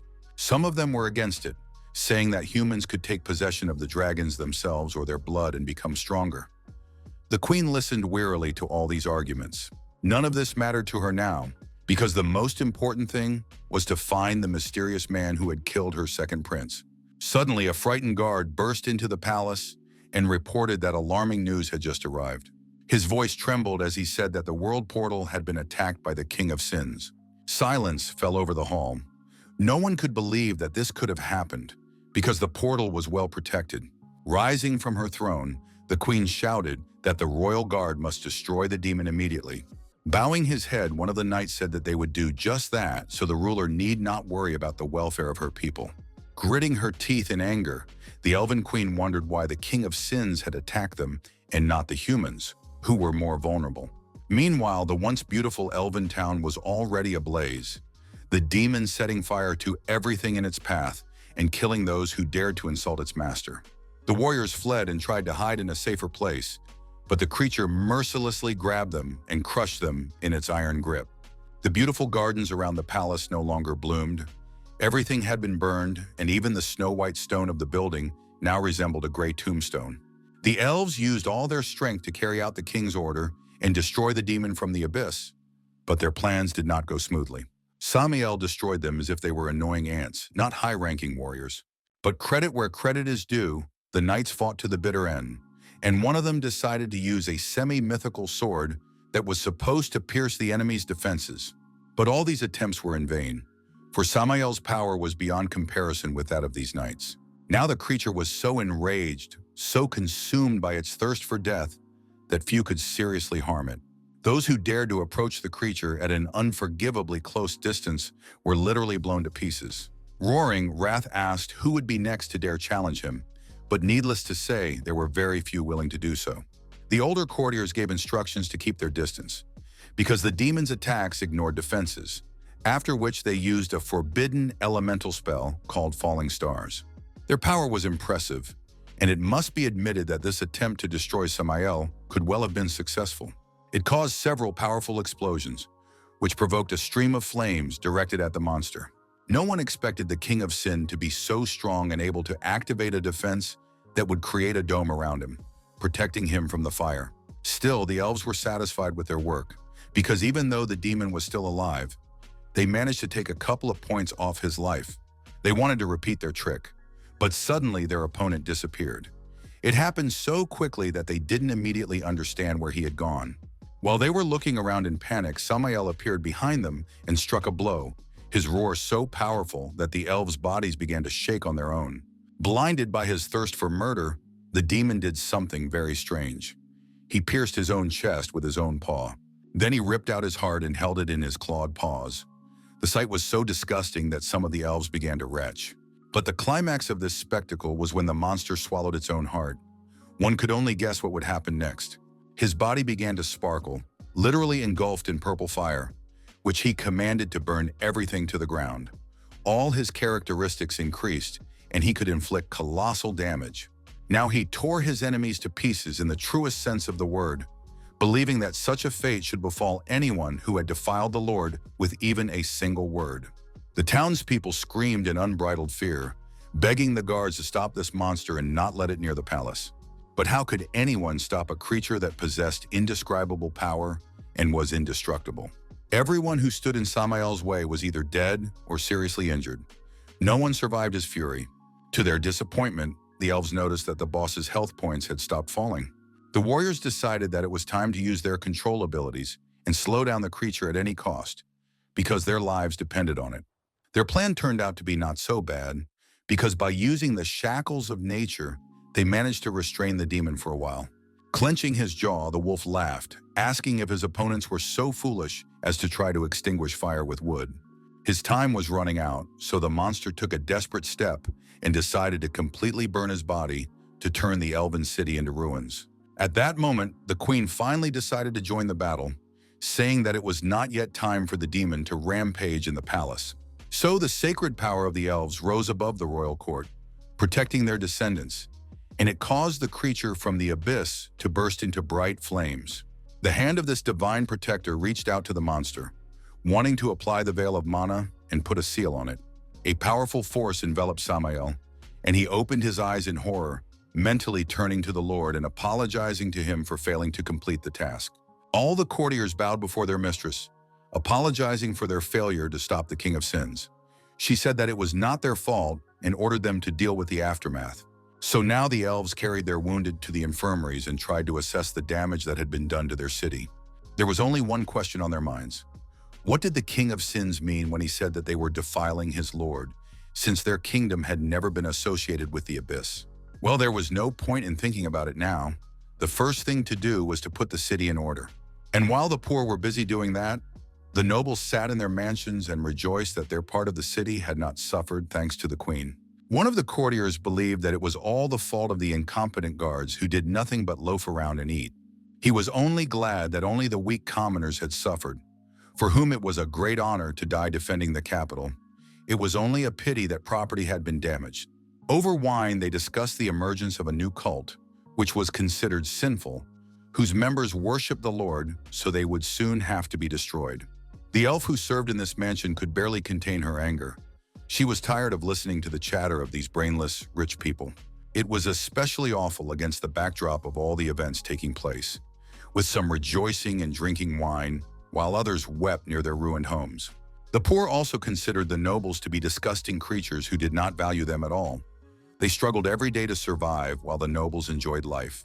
The maid agreed with every word that came out of the mouths of the simple workers who had been left homeless. When everyone turned their attention to her, the girl said that the nobles were worse than the 7 deadly sins because they thought the gods would protect them, so they allowed themselves to be tyrannical.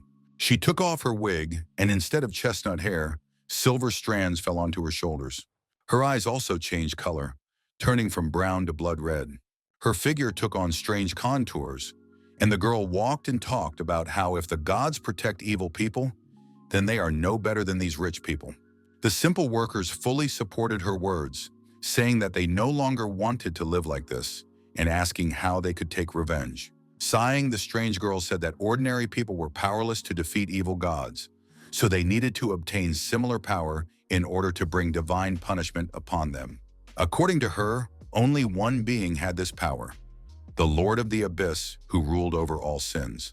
The elves became alarmed, reminding the girl that it was the King of Sins who had destroyed their homes, and that the Lord was pure evil who would bring nothing good. Then the elf carefully examined each of the men and said that trials are always accompanied by suffering, and if you cannot overcome them, then how can you change your destiny? Pricking her finger, she said that the Lord was a kind God who took all sins upon himself, and that recent events were a test. The elves began to support her, saying that all royal blood would be redeemed by sin, and the Lord would punish all those guilty of their misfortunes. Having sown seeds of doubt in these inhabitants about the queen and her courtiers, the girl began to leave, hoping that she had fulfilled her role.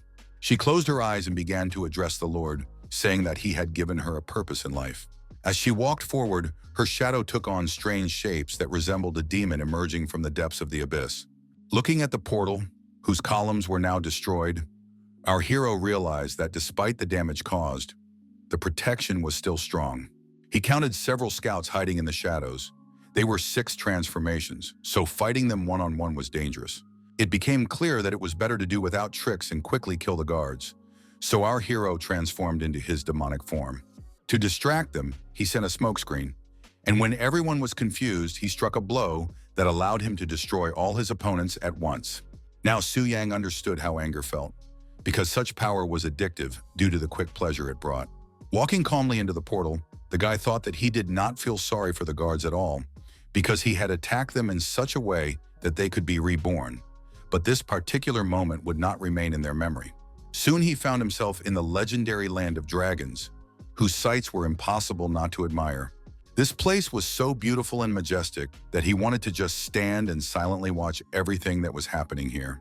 When Su Yang's dragon smelled the scent of his homeland, he squealed with joy, as if he were not a fierce beast, but a little kitten. To give his pet even more joy, our hero allowed him to get out and fly in the places he loved with all his heart. Aphon happily flapped his wings, while his owner decided to see if there were any lucky ones nearby who could add to his experience. Oh, there were quite a few of them, but this time, luck was not on the side of the red dragon, who would soon cease to exist. As our hero approached him, the creature did not even move, lying peacefully on the sand, knowing that nothing threatened him on his territory. But things were not quite so simple. Activating his energy, Su Yang summoned the bone dragon so that Aphon would not have to kill his own kind. A flash of light, an earthquake, dust rising into the air, and the majestic animal was sent to the other world. The killing caused the young man to be struck by an electric shock so powerful that his whole body went numb and his hairstyle was irrevocably ruined.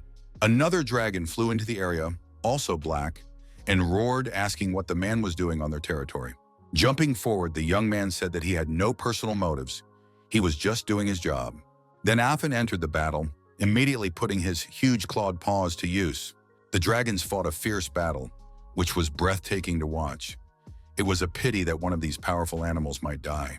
Trying to escape from the epicenter of the battle, the guy said that the dragon race adhered to the principle of the strong eating the weak, so everything was fair. While Aphon distracted the enemy, Su Yang was able to get closer and stab his enemy with his crimson blade. The dragon fell exhausted to the ground, kicking up dust and stones as its weight crushed everything around it. Turning his head to his friend Afin, with whom they had worked well together, our hero suggested that they eat together. So while the black dragon devoured the flesh of its kin, Su Yang extracted the organs he needed from it. It was all very tiring, and the guy felt that his connection to the element of lightning had grown a lot. Just a little more, and he could learn the forbidden spell.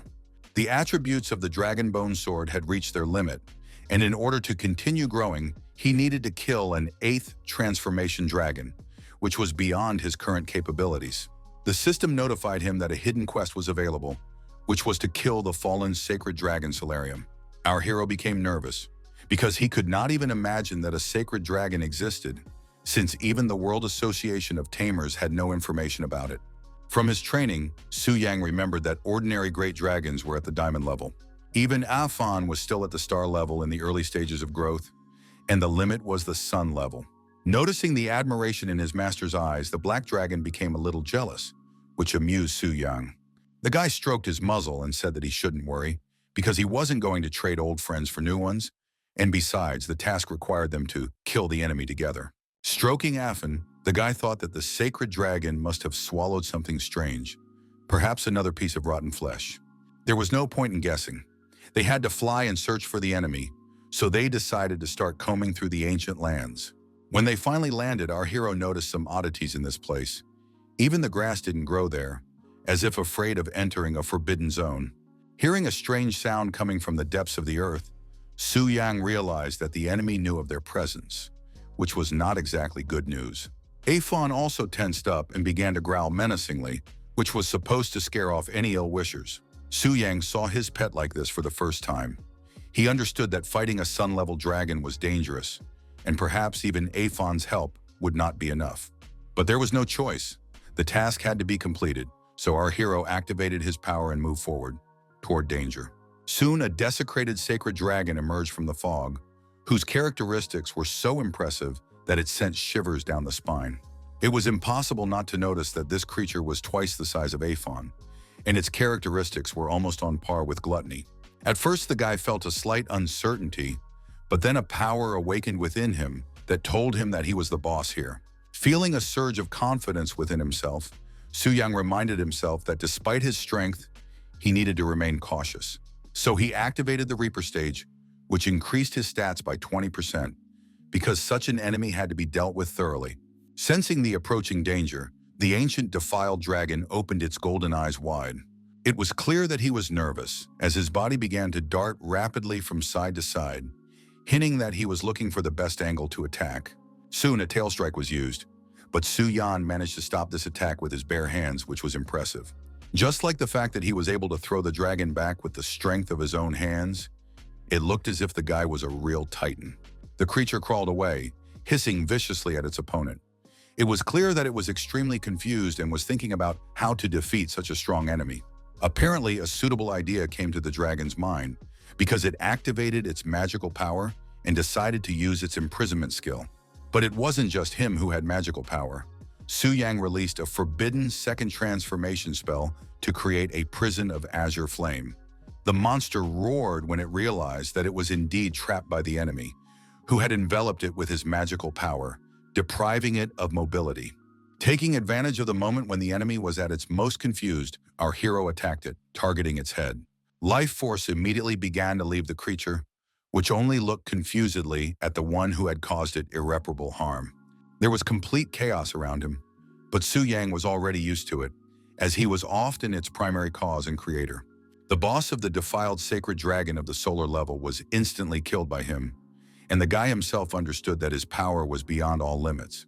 Now, the only thing he wanted to do was use the power of gluttony to devour his enemy. Unfortunately, the dragon was still alive, so Su Yang had to do the dirty work and finish off the creature. He thought it would be a piece of cake, but he didn't expect to encounter something so terrifying that it would make his blood run cold. The dragon transformed into a nascent defiled creation, whose level, race, and characteristics would be unknown. After a few seconds, the creature's appearance became even worse than before, and all data was blocked, so the guy didn't know how to behave. This unknown creature swallowed greedily when it saw the man, as if it could already taste him in its mouth. So, without thinking twice, it directed its powers toward our hero, wanting to devour him as soon as possible.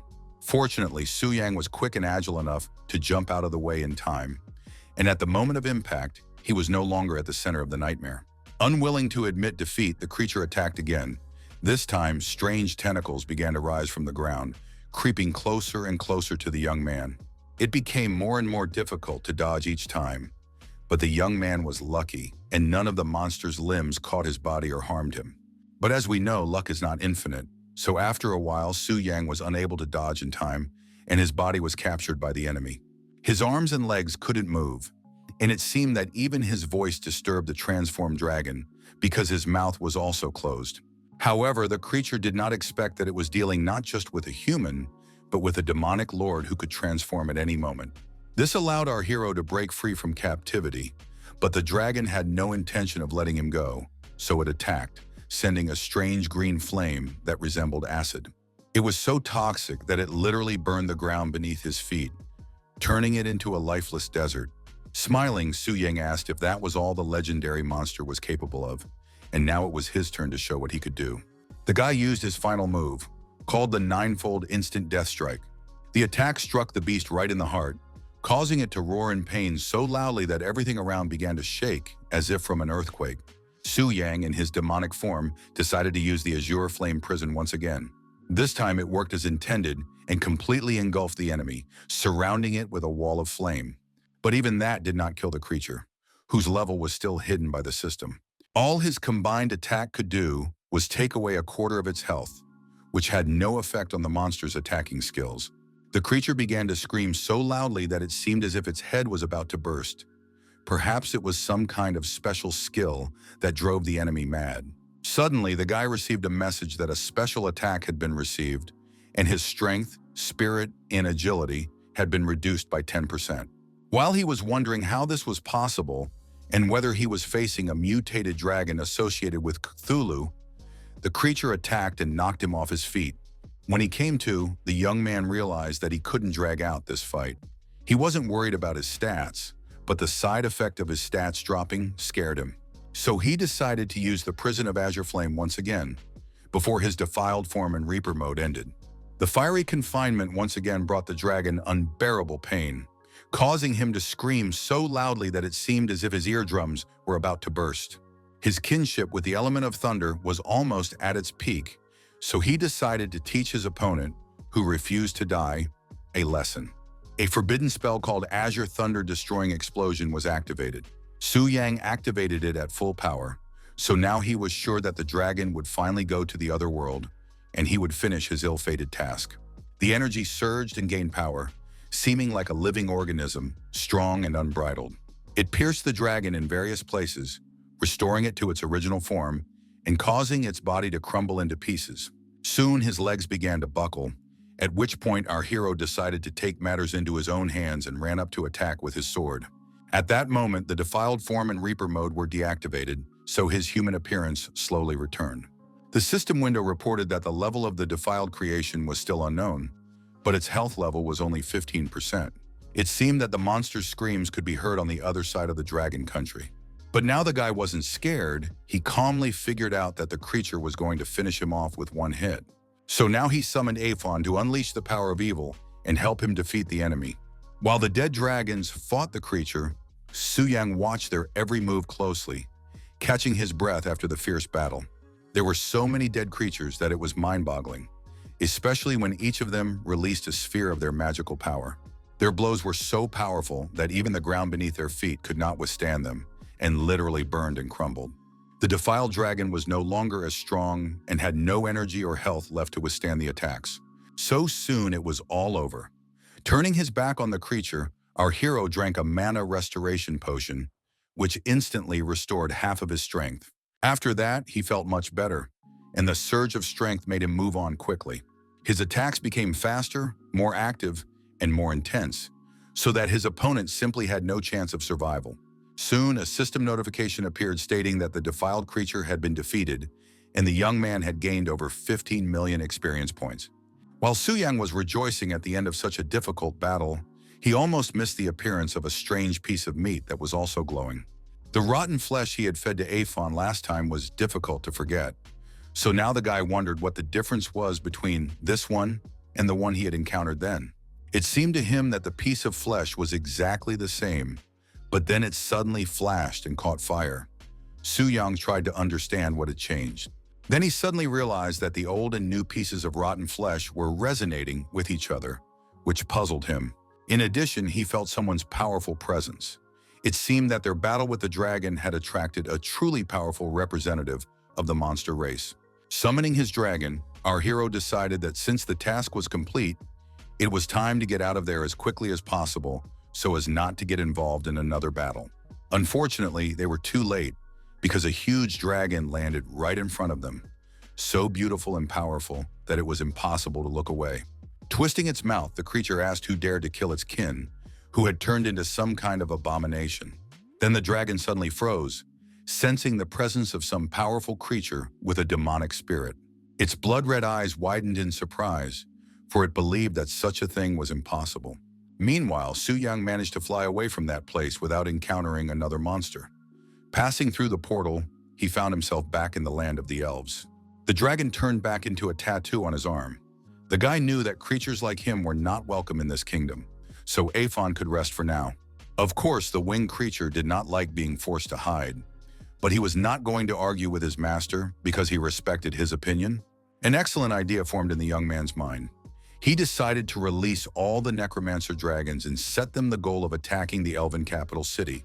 Soon a deafening roar rang out, belonging to the dead dragons, who now intended to attack the arrogant Elven scum. Now the target was the nobles, who couldn't even defend themselves properly but simply ran around calling for someone to come to their aid and do all the dirty work for them. The warriors ordered the guards to block the city gates because the lightning strike was too strong, and there were fears that the enemy's onslaught could not be contained. Suddenly, purple smoke appeared in the streets of the city. After the elves began to inhale it, they became very ill and lost consciousness. While they were rushing to leave the contaminated area so that the magicians could purify the air, some of the dragons were eliminated. This hero was an elven warrior dressed in a beautiful white and gold uniform who decided to fight to the last breath. However, he soon regretted his decision as he realized that the undead regenerated quickly and it would be impossible to kill them. He turned to the other warriors and said that there must be a necromancer nearby who was summoning the dragons, so he sent a reconnaissance squad to search the surrounding area. Su-yang watched all this closely, expecting such a quick reaction, because he was facing the elite of the royal family of elves. Looking at his hand, the guy realized that the glow of the dragon mark was gradually fading, which meant that Aphon's powers were running out, so it was worth stopping the summoning of new undead. Looking at the half-ruined city, Su-yang was not entirely satisfied with his work, so he decided that next time he would not leave so easily. He was about to leave when he suddenly noticed someone standing behind him. It was surprising that he hadn't noticed this presence before. Turning his head, he saw an elf who told him not to be nervous, as she would not harm him. While our hero was wondering why he hadn't sensed her presence, the stranger asked him if he had come straight from the demonic abyss. Su-yang was in no mood to make anything up, so he decided to answer her question with a question, asking what she would do if her assumption turned out to be correct. Activating her magic, the strange girl materialized an object in her hand that glowed with a greenish light, then asked if he could do her a favor. Her eyes burned with hope as she asked him to deliver her letter to the demonic abyss. Skeptically eyeing the stranger, our hero asked why he should help her, since the letter could contain the elf's weapon. Sighing, the elf said that she didn't think the guy would agree so easily. So she said that in that case, she would have to wait for another demon. Intrigued by this stranger, the guy asked who he should deliver the letter to, and she replied that it was intended for the Lord of the Abyss. It was extremely curious, especially considering that Su Yang sensed strong magical energy emanating from this girl. He realized that an aura almost as powerful as hers appeared behind the Queen of the Elves, so her power definitely exceeded that of a demigod. When the aura disappeared, our hero wondered who this stranger was to the Queen. Noticing the guy's intense gaze, she asked if he had any more questions. Su Yang asked why the girl didn't go to the demonic abyss herself, since with her power, it wouldn't be a problem. Embarrassed, the elf lowered her head and said that she did not possess any special abilities and was just an ordinary girl. These words threw the young man off balance. Then she added that she couldn't leave this place yet, so she entrusted any matters related to the outside world to other people. These words seemed strange to the guy, because now the world portals were open, and even divine beings could pass through them. He assumed that some force was holding her back, so he smiled slightly and said that he would help her deliver the letter to the Lord. Bowing her head in gratitude, the stranger handed her letter to the young man. "I hope it finds its recipient." Looking up, the strange girl said that she could feel a strong energy, so the young man needed to hurry and get out of there. Turning around, Su Yang asked if she was really going to stay here. Smiling slightly, the stranger said that he shouldn't worry about her. Shrugging, he jumped onto his dead dragon and set off to return to the safety of his abyss as quickly as possible. His departure left the guards confused, for they had felt his powerful energy, which then vanished in an instant, leaving them with nothing.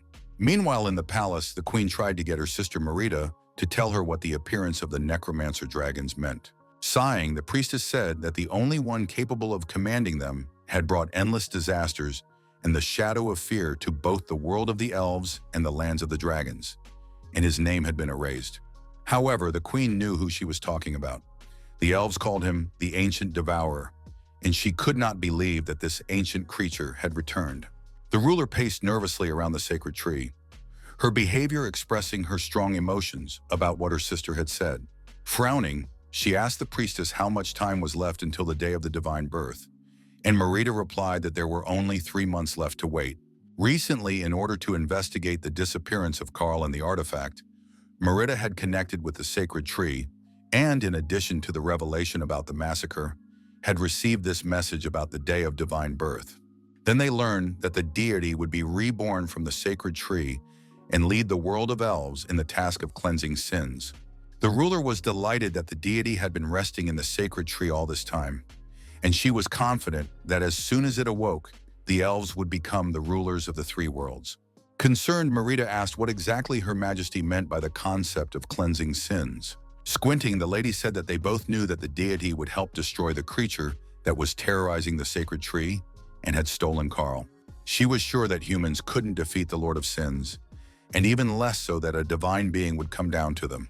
So, in her opinion, in 3 months, the demonic abyss in the human world, along with the ancient devourer, would all tremble before their divine radiance. While Su Yang had no intention of trembling before anyone, he ran purposefully toward the portal to finally transport himself away from the kingdom of the elves. He was surprised by the absence of guards because last time they had been closely watching anyone who walked near the passage. Perhaps this was the work of his new acquaintance. It didn't seem like a trap, so the guy decided to trust his intuition and just go ahead. Once he entered the portal, he found himself in a glowing space that made him feel a little nauseous. But even while he was there, he couldn't stop thinking about the mysterious stranger who, for some reason, had decided to side with the Lord of the Abyss. Once in the human world, the guy saw defensive lines, but they were only good for observation because they couldn't stop the demons. He understood that if he did not constantly restrain the kings of sin, the human world would have fallen long ago. Passing through all these buildings, our hero silently reached the entrance to the demonic abyss. Activating his magical power, he directed it straight into the center of the passage to open the portal. Along with the magical power, a letter slipped out of his hand. The young man did not understand why it was moving on its own, but now he decided not to think about it and focus on the task at hand. He came to the statue to complete the 7th transformation task, and the system calculated that the 5-star quest had been completed. The young man's level of life was raised, and his basic characteristics increased by 50%. In addition, he received new points, Wearily running his hand through his hair, the guy realized that reaching the maximum level this time would take him a long time, but he had already risen to the 7th transformation in less than a month. He really enjoyed reading about how his strength had increased and how many points the damage he could inflict on enemies had increased. After reviewing the characteristics, the guy realized that even without equipment, his abilities exceeded the solar level, and with equipment, he could completely defeat an enemy of the 8th transformation.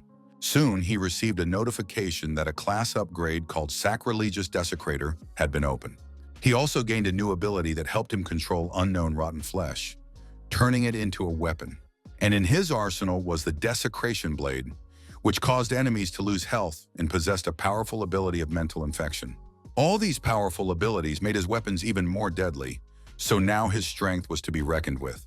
Our hero realized that given his current explosive damage potential, he was capable of instantly killing 95% of his targets. There was only one problem, namely the loss of spirit power, because if it was reduced to 0, the guy would turn into a mad maniac. He wanted to try out his new blade so badly that he had to find some poor soul to serve as his training target. Thus, events carried him to the 56th level of the Abyss. There, one of the demons attacked a local inhabitant, ordering her not to move, otherwise he would kill her in the most cruel ways. Of course, the girl resisted, but the scoundrel was determined to get what he wanted, so he stopped at nothing. Our hero decided to intervene in this fight and at the same time test his blade, which would do a good job and save the innocent girl. This vile demon, who was a representative of Shiva's people, would be perfect for testing the effects of the Blade of Desecration. Su Yang ordered his opponent to get up immediately because he only had 1 minute to escape. The fallen demon couldn't understand why he hadn't sensed the approaching danger. He understood that this mysterious guy was too strong, and fighting him was dangerous, so he had to try to escape. However, as he ran, he discovered that his health and spirit continued to decline. He began to search his pockets, trying to find a healing potion. His head began to ache so badly that the demon cried out without restraint, as if his body was not obeying him. A few seconds later, he fell, and a strange growth resembling tentacles appeared on his body. Soon, this parasite consumed its victim's entire body, and the sight was extremely disgusting. A couple of minutes passed, and something unexpected happened. The slain demon got to its feet and began to move strangely, its movements and behavior resembling those of a zombie. Come closer, Su Yang realized that his guesses were correct. In addition to losing one's mind and going insane, it was also possible to mutate into such a monster. It was disgusting, so he decided to put even such a scoundrel out of his misery. With a swing of his sword, the guy took his life. The unfortunate man's body disintegrated into dust, then became covered in a sticky slime that dripped down his clothes. Su Yang looked at this in bewilderment, not understanding what was happening, because the demon was supposed to be reborn at the demonic idol after death, but that did not happen. In this game world, death was not the end of life. After death, professionals moved to the Temple of Profession Change for resurrection at the cost of losing experience points and levels. As for true death, our hero had faced it 3 times when he burned 2 people with dragonfire and then killed Ander, who did not return to life. After leaving the Black Dragon's citadel, he sealed Aphen's technique, not only to prevent enemies from dying so easily, but also because the guy simply did not want unnecessary problems. Flying on his dragon, he thought about how the power of the Oath Sword changed the structure of life through a mental curse. This forced the target to no longer belong to any professional faction, which made them capable of being truly killed. Although this effect was not so simple, there were enemies that could not be eliminated by ordinary combat, and then rough methods were used. Finally, he returned to his mansion, where he was greeted with hot tea, which was strange for the Abyss. Lilith Severa immediately rushed into his arms, happy to see him back and curiously asking where he had been this time. When she learned that the guy had been in her kingdom, she said with concern that it was too dangerous. But Su Yang reassured her, saying that he had been careful. Our hero decided to find out how many elves had silver hair. After thinking for a moment, the girl replied that she couldn't remember any. And when the conversation turned to bright green eyes, she said that only members of the royal family had them, and the stronger the blood in you, the brighter their color. The guy froze, remembering that the elven stranger had indeed behaved very nobly, which could be explained by her royal blood. Her manners were unmistakable. Even Lilith's posture was impeccable, even when drinking tea at the bottom of the Abyss. Just as he thought that the girl deserved a 10 out of 10 for elegance, she suddenly coughed and hot tea spilled from her mouth in a most unroyal manner. Laughing, our hero left the room, saying that he would give her 9 out of 10 for her manners. After that, he decided to take a walk around his estate. He never had time to just stroll around the mansion. When he reached a secluded spot, he put up a barrier that prohibited entry to anyone whose aura was lower than his. This was done in order to safely connect to the Lord of the Abyss. A moment later, he was already in the body of an ancient monster that ruled all the dark forces. The first thing that interested him was the letter. It was time to find out what secrets it held. As soon as he touched it, the silhouette of a girl materialized in front of him, standing a few inches away. He realized that it was the silhouette of the very same stranger who now spoke and greeted the great lord. Looking at the girl with interest, our hero said that he knew about her arrival, so now he wanted to know her name and the purpose of her visit. The silhouette said that her name was Chloris Severa, that she was a world goddess who ruled nature in the world of elves, which was connected to the human world. Now, our hero was absolutely sure that he was standing before a member of the royal family, as her name and surname indicated. She asked for something absurd, to kill Chloris, and the guy realized that this was mentioned in the vision he had in the dragon sanctuary. It seemed that the goddess had betrayed him. He immediately remembered the terrible feelings he had experienced during the vision, and he had no doubt that he was dealing with something dark. The elf said she had come here to ask for help in killing her other self. It sounded extremely strange, so the Lord froze and didn't even know what to ask to clarify the situation, because a creature couldn't ask to be killed. She continued, saying that he must know that beyond order lay disorder and chaos, the realm of evil gods and disasters. Chloris claimed that the evil known as the Mother Tree had descended upon the sacred tree in the world of the elves. It was nurturing another Chloris who worshipped the Mother Tree, its goal being to completely replace her and take control of the Elven world and invade other worlds. The elf panicked and said that her power was growing and she was about to descend from the sacred tree. So if things were left as they were, both the human world and the abyss would be attacked by evil gods. Although Vladika assumed that this elf was somehow connected to the queen, he did not expect her to actually be a deity. Our hero had never heard of other worlds, evil gods, or chaos, so he didn't know how to respond, but he saw this as an opportunity to gather information, as long as he didn't slip up. So before answering Chloris, he decided to ask her a couple of questions, and it was clear that she didn't mind. The first thing he was interested in was whether she had ever encountered a creature called the Corrector. This question not only stunned the goddess, it literally took away her gift of speech and made her eyes widen in fear.